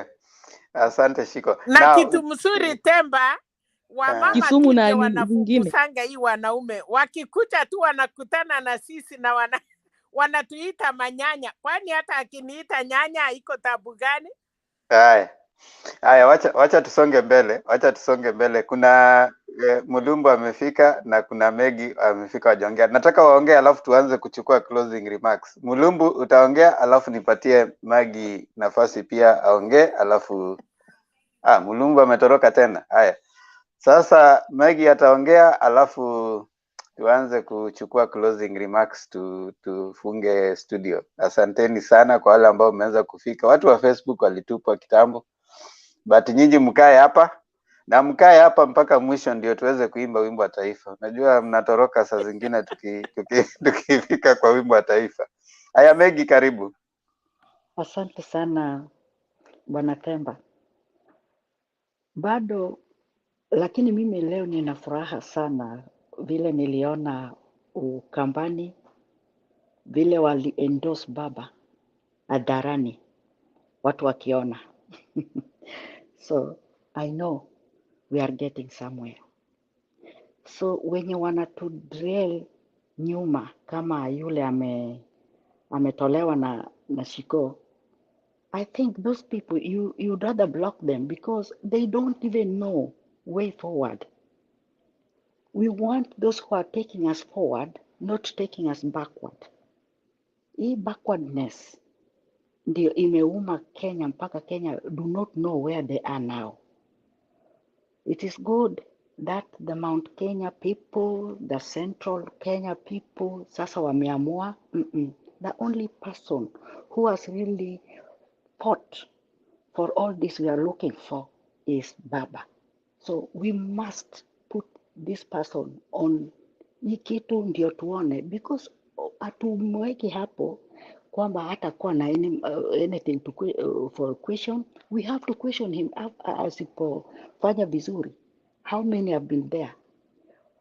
Kibaki alifanya economy ikarudi. Kenyatta alijaribu kufanya after nini, akaona 2013 to 2017 there is nothing I did so well. Wacha nichukue huyu mzee, pengine atanisaidia, na amemsaidia mpaka hata saa hizi. Uliona ile vile alipokelewa huko Dubai, akiambiwa Azimio na anakubali ndio. So wacha tujaribu huyu mzee pia, fight for this thing. Aja fight for presidency, but fight for kuweka Kenya at a good place. Let us give him this chance, because him also, we are going to give him a big question mark, a big question. Did you do this as you promised? Si mnaona mnauliza Ruto, wali promise na wana promise after promise, but baba haja promise na hajatenda. Ame promise na ametenda. Thank you. Asante sana, wacha tuanze kuchukua closing remarks. Dakika mbili tuanze na Harun, tukuje kwa Shiko, Megi, alafu tutamalizia na Ziana. Yes, Mr. Temba, ningependa kusema by the way, vile baba ameunga mkono Rais Uhuru Muigai Kenyatta. Hata ukiangalia manzee, afya ya Uhuru Muigai Kenyatta imerudi manzee. Hata saa hii trouser inamshika vizuri, hata saa hii mnaona shati inamshika vizuri, kwa sababu at least hata yeye wakati atakapokuwa anaondoka, kuna kitu atajivunia, atasema hakika nimefanyia Wakenya 1 2 3, na zile zenye hata kuwa amekamilisha, kwa sababu huu muda wa miaka 5 ni mfupi sana. Baba atafanya nini? Ataanzia hapo. Alafu na jambo la mwisho, ninajua baba is going in fact to assemble brilliant arsenals, that is brilliant minds, ambao watamsaidia apate kusukuma our economy kutoka kwa hii level yenye tuko into the highest level or the medium level. But we as Kenyan people, in fact, through uongozi wa baba, we aim high, na hayo yote itawezekana if baba akiingia tu ofisini, kitu cha kwanza atafute mbinu ya kushika hii dragon ambayo tunaita corruption, na inyonge kichwa. Matokeo yataonekana wakati itakapofika 2027. Tutakuwa tunaimba baba, hakika umeyatekeleza. Thank you so much. Asante sana Shiko, dakika zako 2 za mwisho.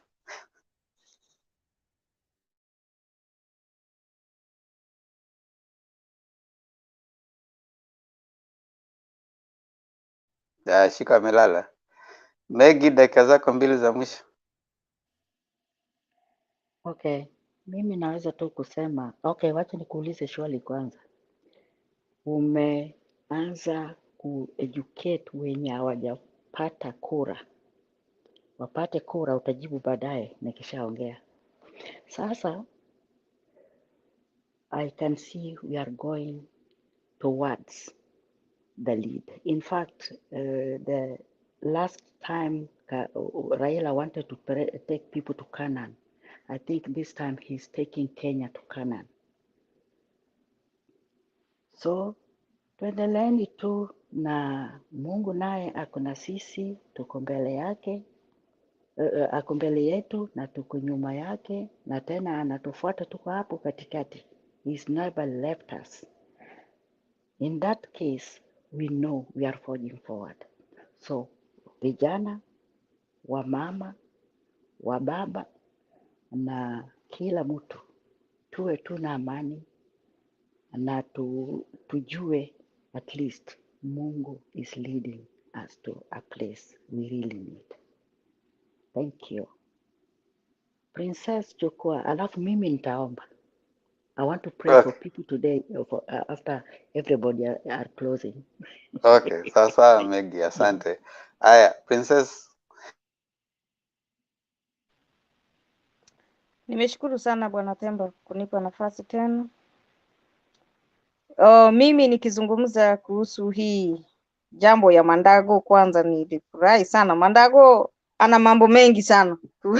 Tukiangalia Mandago ni mtu anaweza tokezea na jambo lolote akiweza kusema. Alinifurahisha sana akizungumza hayo mambo yake, anasema ya kwanza yeye ndiye alileta tusiweke rohoni tuweke kwenye mapavu.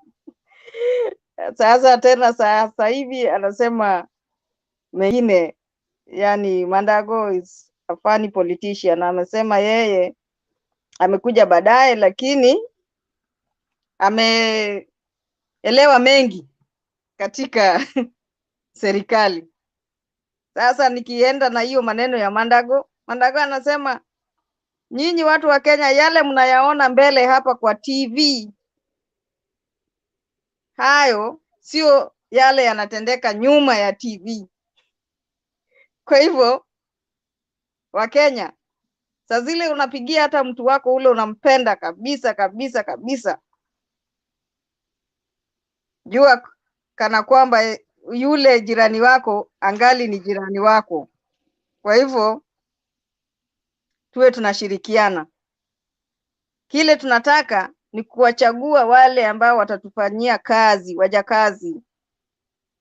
Wale watakuwa MCA wako, muangalie kwa makini. Asiwe mtu wa miaka 5, baada ya miaka 5 ndipo utamuona pale kijijini. Kwa sababu wakishachaguliwa wanaenda nje, hawakai hapo hata kijijini. Na MCA anafaa kukaa pale kijijini, nawe ndio yule mtu wa kwanza unaenda unambishia mlango ukiwa na shida. Lakini wao wakipata tu kidogo wametoroka. So chagua yule mtu ambaye atakuwa na wewe pale pale, MCA, mbunge, senator, governor. Tusije tukawachagua wale watu watapora mali. Ninashukuru sana kwa Wakenya wenzangu. Kile tunaomba ni tuwe na amani, undugu na umoja tunapoenda katika uchaguzi. Nawashukuru nyote. Kwako Bwana Themba. Asante sana kila mmoja. Tunafunga studio kwa wale ambao wanajaribu kuingia, tunafunga studio, so poleni sana. We are not bringing anybody else on the kwa show kwa sababu tunafunga studio hadi tena baadaye leo mchana. I know it's already asubuhi in Kenya, but later mchana tutaanza show tena saa 3 usiku. Show itakuwa inaendelea with a different discussion. Same place, same people, different discussion. Asante sana kwa wale ambao wameweza kutujoin kule chini kwa comment section. We have George Gakure, we have Alumin Junior. George Gakure leo hajakuja kwa show. Kuna jamaa wako amekuja hapa UDA kama yeye ametoroka. Anakuja kuuliza maswali alafu anatoroka. Omolo Akota, asante sana. David Olo, Andrew Moriasi, na wengine wote. Penya Gaka, asante. Ingawaji ulisema nilikublock, I can't block you and you're still posting, so there's it's not possible. Oh, Shiko ndio huyu alikuwa amerudi. Shiko, una dakika zako 2. You dropped off. Ni network, pole, nimefinya nini sasa. Nimeona kuna hapo anaitwa George Gakure. Mimi sijawahi kuwa wa UDA na mimi hata sina indicator ya UDA. Mimi ni wa Azimio damu. Hata nikakatwa saa hizi damu yangu utaona ikitoa blue na red. Azimio. siwezi sio UDA hata na sio madawa. damu. Shiko, sio damu. Nenda ukatolewe, roho yako ikitolewe, upelekwe pale Kenyatta, roho itolewe, iangaliwe, itapatikana ni Walisema Azimio. Ruto alisema watu wa Mount Kenya Gachagua, yule Gachagua alisema watu wa Mount Kenya wakipelekwa Kenyatta National Hospital watolewe, itasoma UDA. Sasa ya Gakura itasoma UDA. Mimi yangu haiwezi make. Mimi ni Azimio, so siwezi hata ukanibembeleza kiasi gani, hata sitaki kusikia mambo ya wheelbarrow karibu na mimi. Anyway, Themba, mimi ningetaka kumaliza kusema sisi ni Waazimio, na yeyote anakuja kwa hii platform tusiwapee chance kutuambia uongo. Kama huyo mtu amekuja, hakuna kitu naweza, to be honest, hakuna kitu nimeelewa yenye amekuja kuambia. Hata kama unakuja kuuza, ni ndio wote wakuje waseme mambo ya Ruto tuwasikie. Hii Mutembei TV ni ya kila mtu, si ya Themba, si ya Princess. Mtu akuje auze mwenye ana support, lakini hatuwezi kubali kuambiwa uongo. Amesema mambo sijui ya Kimwarere nini ya Arol. Nimesema saa hizi wao wanapiga siasa au wa Mount Kenya. Uhuru bado alikuwa anafanya kazi, na umesikia mara mingi akisema Jubilee ilienda kazi. Sisi tuko na kina Karimenu, tuko na Simba, tuko na vitu mingi tumefanyiwa. Wao hawaoni juu wamezoea uongo, handouts, na wao sasa kitu yenye tumeona wako kazi, wao walikuwa wanauziwa, wanapewa wheelbarrow. Ni sawa, hata hiyo ni kazi, wanapewa hard labor, wapewa wheelbarrow wafanye hard labor. Sisi tumefanyiwa development, lakini pesa ya Kimwarere na hizo damu zingine si washakula. Sisi hatutaki vitu za hard labor za 16th century. Sisi tuko 21st century. Sisi tunataka mambo sasa ya SGR. Umeona pia wakipinga venye Uhuru amerudisha train ya kuenda Kisumu na kuenda wapi, bado wanapinga hiyo. Unashangaa hawa watu wanataka turudi 16th century kwenye watu wanatumia wheelbarrow. Sasa mimi nikitaka kwenda kazi natumia wheelbarrow, na naambia mtu anisukume twende na wheelbarrow juu hawataki development, na walisema wakutukuri barabara. You even wonder, kama utaki barabara, hata kama ni hao wakulima ukweli. Themba, have you noticed, nyinyi mmejua hao watu wote wakienda kufanya siasa ni kama they are not on the same page. Mudavadi anasema wakuri barabara, Ruto anasema mambo ya wakulima nini. Kama ni mkulima mwenye analima mahali fulani na hakuna barabara, kama anaenda kuuza hizo vitu zake mahali, atapitia wapi kama hakuna barabara? Sasa huyu anaongea hivi, they are confused. Kenya kwisha, na Gakura ananiambia ni join Kenya kwanza. Hiyo initoka Kenya kwisha. Mimi sitaki kukwisha, ninataka kuishi na Azimio. So wanatudanganya, they are not on the same page, they are lying to us, and it has reached to a point we are not going to kuambiwa uongo. Sisi tunajua kuna hiyo kitu tunaitanga ya kwa Wakikuyu, kuna udhamaki na kuna utonga. Those that there is leadership, and there are those people who are rich in Kikuyu culture. So kwa udhamaki, sisi kama our own mudhamaki is Uhuru Muigai Kenyatta, wapende wasipende, huwezi tuletea mtu from nowhere mwenye tumejua. If mimi kama venye hapa nitasema ukweli, I voted for Uhuru Kenyatta, I didn't vote for Ruto. So mimi nilipigia Uhuru Kenyatta kura. Ruto mwenyewe hiyo yenye anasema he has yeye ndiye anajulikana na hiyo chama yake, angesimama yeye, sijui nani angemchagua. Uhuru anakuwa anajulikana, na hata Mount Kenya watu walisupport, wako wanajua Ruto, walikuwa wanamsikia. Tulisupport Uhuru. Ruto aliingia kukuwa deputy president.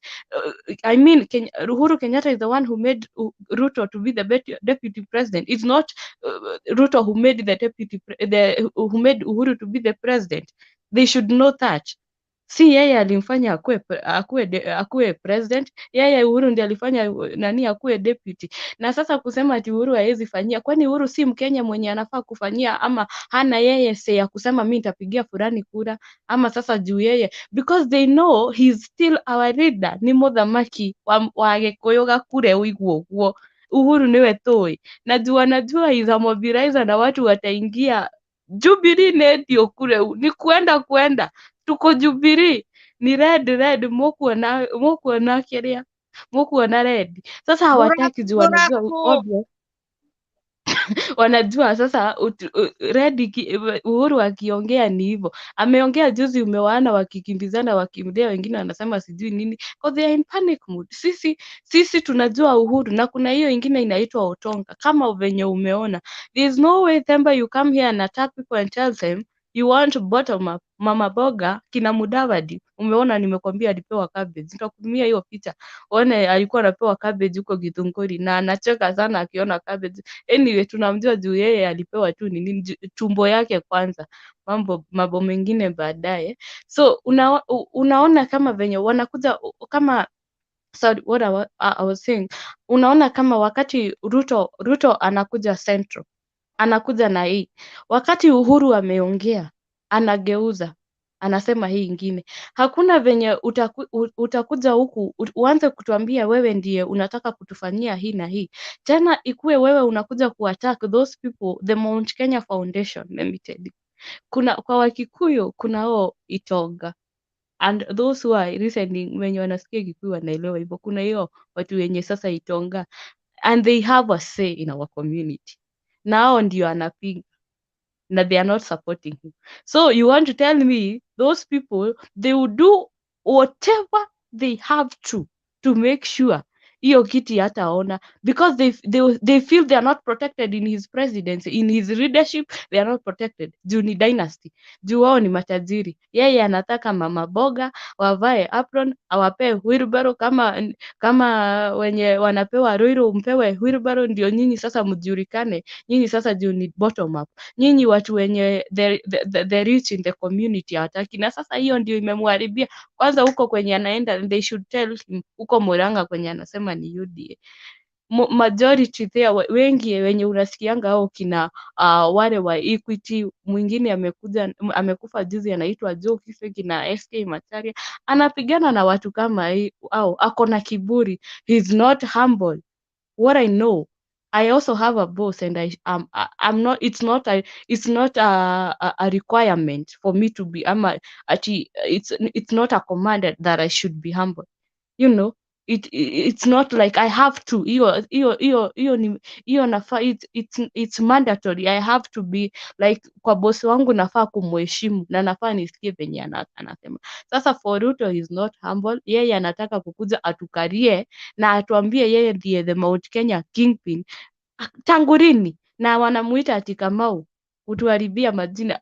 Sisi tunajua Uhuru, na wacha niwaambie tu ukweli, sisi tuko Azimio na tuko na chama ni ya Jubilee.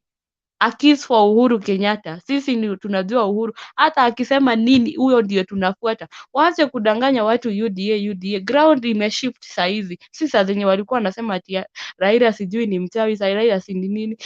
Hata akue ni nini hatutaki kujua.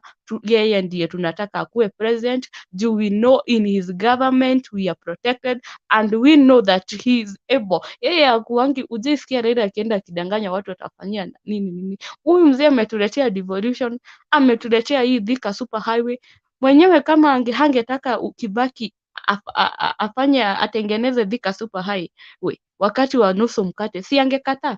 Sahi nani wana benefit na nini ya Thika super highway? Most people are from the Central Kenya, ni kweli, na wengine wao. So huyo ni mzee mwenye ametuletea vitu mingi sana na tumeziona, so many developments zimefanyika, and he knows how to like kuappoint leaders. Huyo Senator Mwaura mwenye anapeana hard labor sahi Roiro alinominatiwa as a senator na Raila Amolo Odinga.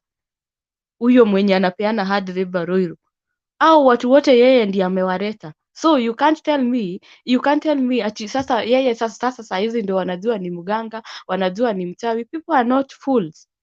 He's a leader and we know kuna tunasema statesman na kuna watu wenye unajua tu huyo ni siasa, lakini there is no leadership, there are no benefits that you get in his presidency. Ya Ruto ni makasiriko Amina. ati Mimi sitaki hard labor. Mimi roho yangu ndio Haya, kama red na Azimio. asante Shiko, Wacha nimalize namaliza. na hiyo for now, Okay, but sisi okay. ni Jubilee na Jubilee imekuwa kieni, watu wajue hivyo. Leo wamekuwa mara tuko Gatundu, mtatuona tumevaa red. Kwanza sisi ni warebo na Uhuru Kenyatta, sisi ni wa Uhuru. Hakuna mambo ya Hiyo kura kuletewa moja, from hiyo kura moja ya Uhuru alisema hiyo kura yake moja ataipiga. yangu iko hapo sasa, yangu ya Uhuru pia yangu iko hapo, na pia watu wenye tuko Azimio muangalie, mwende kwa huko kwa mlogin, muangalie status zenu, mko party gani. Usikuwa umewekwa kwa wheelbarrow na unasema wewe ni UDA. Mimi at least nimeangalia, bado niko Jubilee.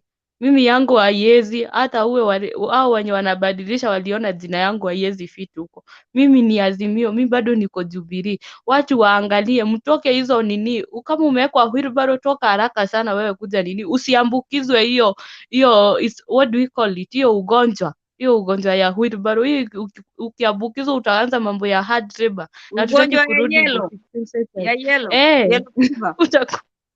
Ni sawa Okay. princess, Sawa. tumemaliza. Okay, thank you so much, Shiko, and I really appreciate, and at least Gakura amesikia Penya Gaka. Penya Gaka ameweza kusema Themba, I did my con 101 at UTA and con 2 at SMU. Hiyo economics ulisoma inawaambia bottom down. Okay. Steve Mutumbu, asante. Alumani Junior anasema sasa anataka tuimbe wimbo wa taifa. Naona watu wameanza kushika wimbo wa taifa. That's nice. Lama, I've seen you. Asante sana kwa kukuja, and today indeed tumemaliza. Harun, leo tumemaliza the show in a very good way. We have had even Shiko joining us tukimalizia. Shiko hajawahi funga show. Shiko hajawahi funga show. Nimefurahi sana, nimefurahi. Siona mpaka nimempatia kasmuch pande ile. Nimeona umepitisha kasmuch. Yes, Shiko, nasemaje? Naona Gakuri akisema alifikiria ile Jubilee imebaki ni Jubilee Insurance, lakini kama hiyo ndio Jubilee Insurance yenye ilikuwa kieni, hiyo ndio tuko. Kitu ingine yenye nataka kumwambia ni amesema about betrayal in Mlima Kenya is real.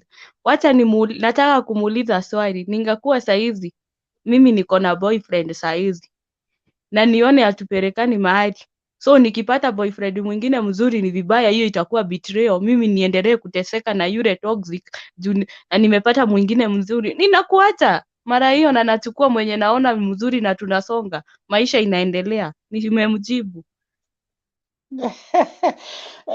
Shiko nasalimia Lama, anasema we love you Shiko. Themba salimia, Shiko amesalimika. Good night, lakini we know Shiko, you have dismantled me. Wachia Gakure, Shiko will take care of him. Tumemwachia Shiko. Shiko amemaliza, hata Gakure amekubali. Shiko naona nikioa Central. Omolo Kotha anasema anakuja Central. Shiko amekuwa na wateja wa Shiko hapo, semeni haraka haraka ndio Shiko aone hizo yao nyinyi wote. Shiko inafaa unakujanga hapo unafunga show, naona wateja wengi wanakuja huku. Wachana na Gakure ananiingilia na anajua tu ukweli. Unajua ni venye hataki kuadmit. Sisi nimemuuliza swali kama yeye hata akipata saizi ako na girlfriend ama toxic na amepata mwingine mzuri, does it mean nataka na huyo toxic na amepata mwingine mzuri mwenye anashinda mwenye ako na yeye, si anamwacha? Nani hana ex hapa? So Ruto is our ex, Baba is our new catch. Pamoja Shiko, you are my sister. Asanteni sana lakini jamani, tumeshukuru. Thank you so much for those who are chatting. I mean, it cannot be good without you. And of course, this show has been brought to you courtesy of Mutembe TV, and we really appreciate you coming. Alamin Junior, thank you so much for going to Themba Ondiege TV, and you have said you have seen my journey with my daughter. I really appreciate. Those who haven't, kindly go to Themba Ondiege TV, press subscribe, and give us a like, push us at least tufike kidogo, hatujafika hata 1000. Tafadhali enda pale kama huja subscribe, fikisha nini nimeweka hapo, enda hapo. Najua Shiko amesubscribe tayari. Na wengine Harun huja subscribe kwa Tembo Ndiege TV bana, enda pale subscribe. Kitambo sana na mrembo akicheza na violin, yeah. Awesome. Kindly go there, subscribe to Mutembei TV. Pia we are on our journey to 300,000. Kindly push it. Mutembei TV, enda pale, subscribe so that we push it to 300,000.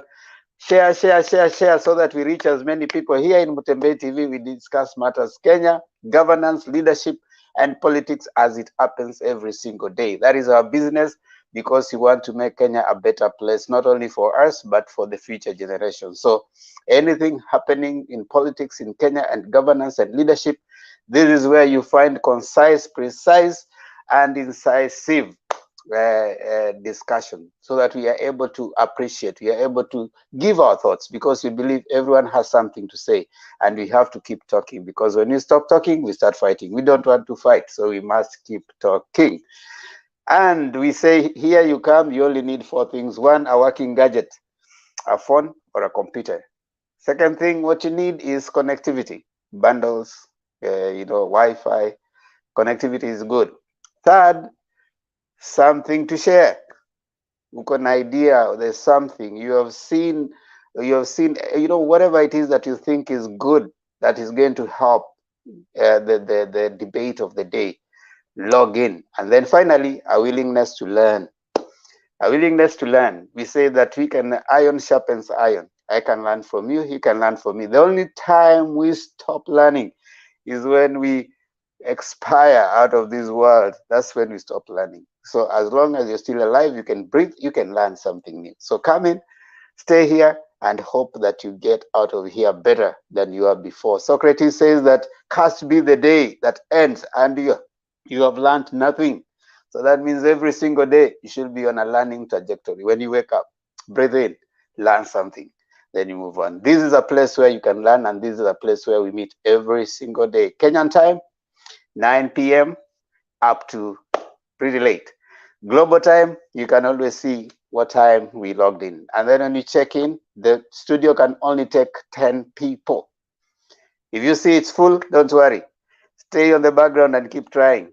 Then you can always find yourself coming here and sharing with us. Thank you so much, Shiko, Ziana, Maggie, and Harun. You guys are beautiful and nice and wonderful for keeping us company up to this time. Now, about the Marsabit drought campaign that we had, we are able to collect 189,000. Next week on Thursday, Journey to Marsabit is there. So we are going to be delivering. We'll bring the thing, we'll stream it for you live. Thank you for everyone who gave any amount, and also for those who gave prayers. So next week on Thursday, it will be Thursday, Friday, Saturday, Sunday. They come back. We'll stream it. You'll be able to see what is happening.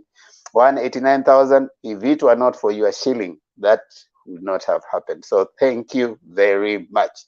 Now, as we always say here, we finish with our prayer, and our prayer is our national anthem. Our national anthem is the first stanza of the national anthem.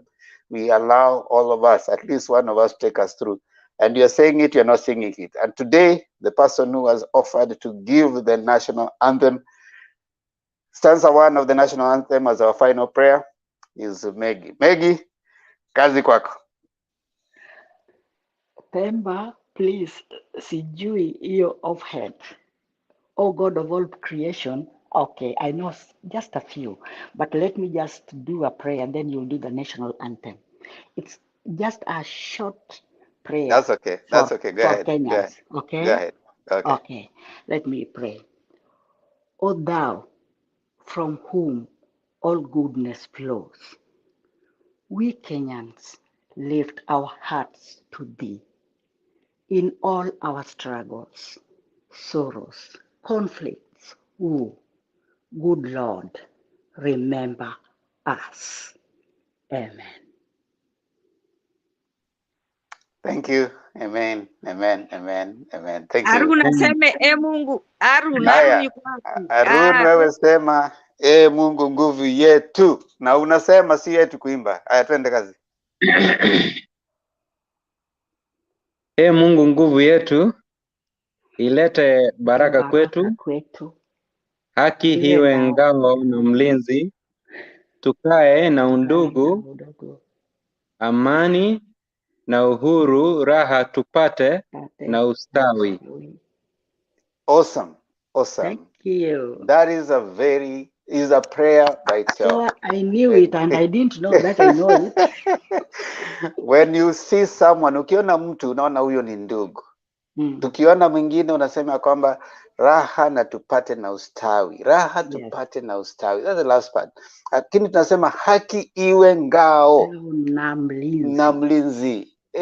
Tustende haki, tuseme haki, you know. I mean, if we'll stick the first stanza of the national anthem, it unites us. We have symbols of national unity, the national anthem, the one currency.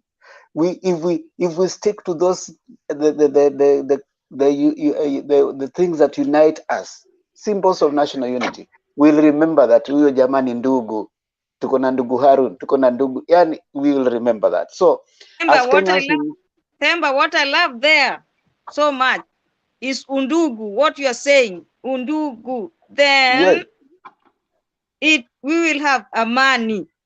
Yes. Yes. So tujaribu tushike our national anthem and we internalize it. Let it be in our heart so that we remember when you see a Kenyan, umeona ndugu. Asanteni sana. Thank you so much for logging in. Shiko inafaa uwe unakuja hapo unafunga kila wakati. I think this is lakini Shiko anaweza kuja tu hapa Friday kwa sababu anafanya kazi within the week, but Arun, you'll agree with me, at least we have had a very lively ending. Also Shiko coming in. Yaani nakwambia hii show ya leo imekuwa okay. And Shiko, you have met Maggie. Maggie is a new panelist who has come in. She's here. I think this is her second time, but we really appreciate listening in the background. This is my second time. Yeah, we really appreciate. I love you people. Huku ni nyumbani, karibu sana. And we had Belinda also here from Australia. She was here. She has been following from the background, came in for the first time. So today we have had very nice show because of the Shiko anakuja mara ya kwanza kutumalizia, hajawahi funga show. Julia today is not there. Ningetaka kusalimia George Gakure Themba. George Gakure hapo kwa comment section. Uhoro waku. Sina ubaya.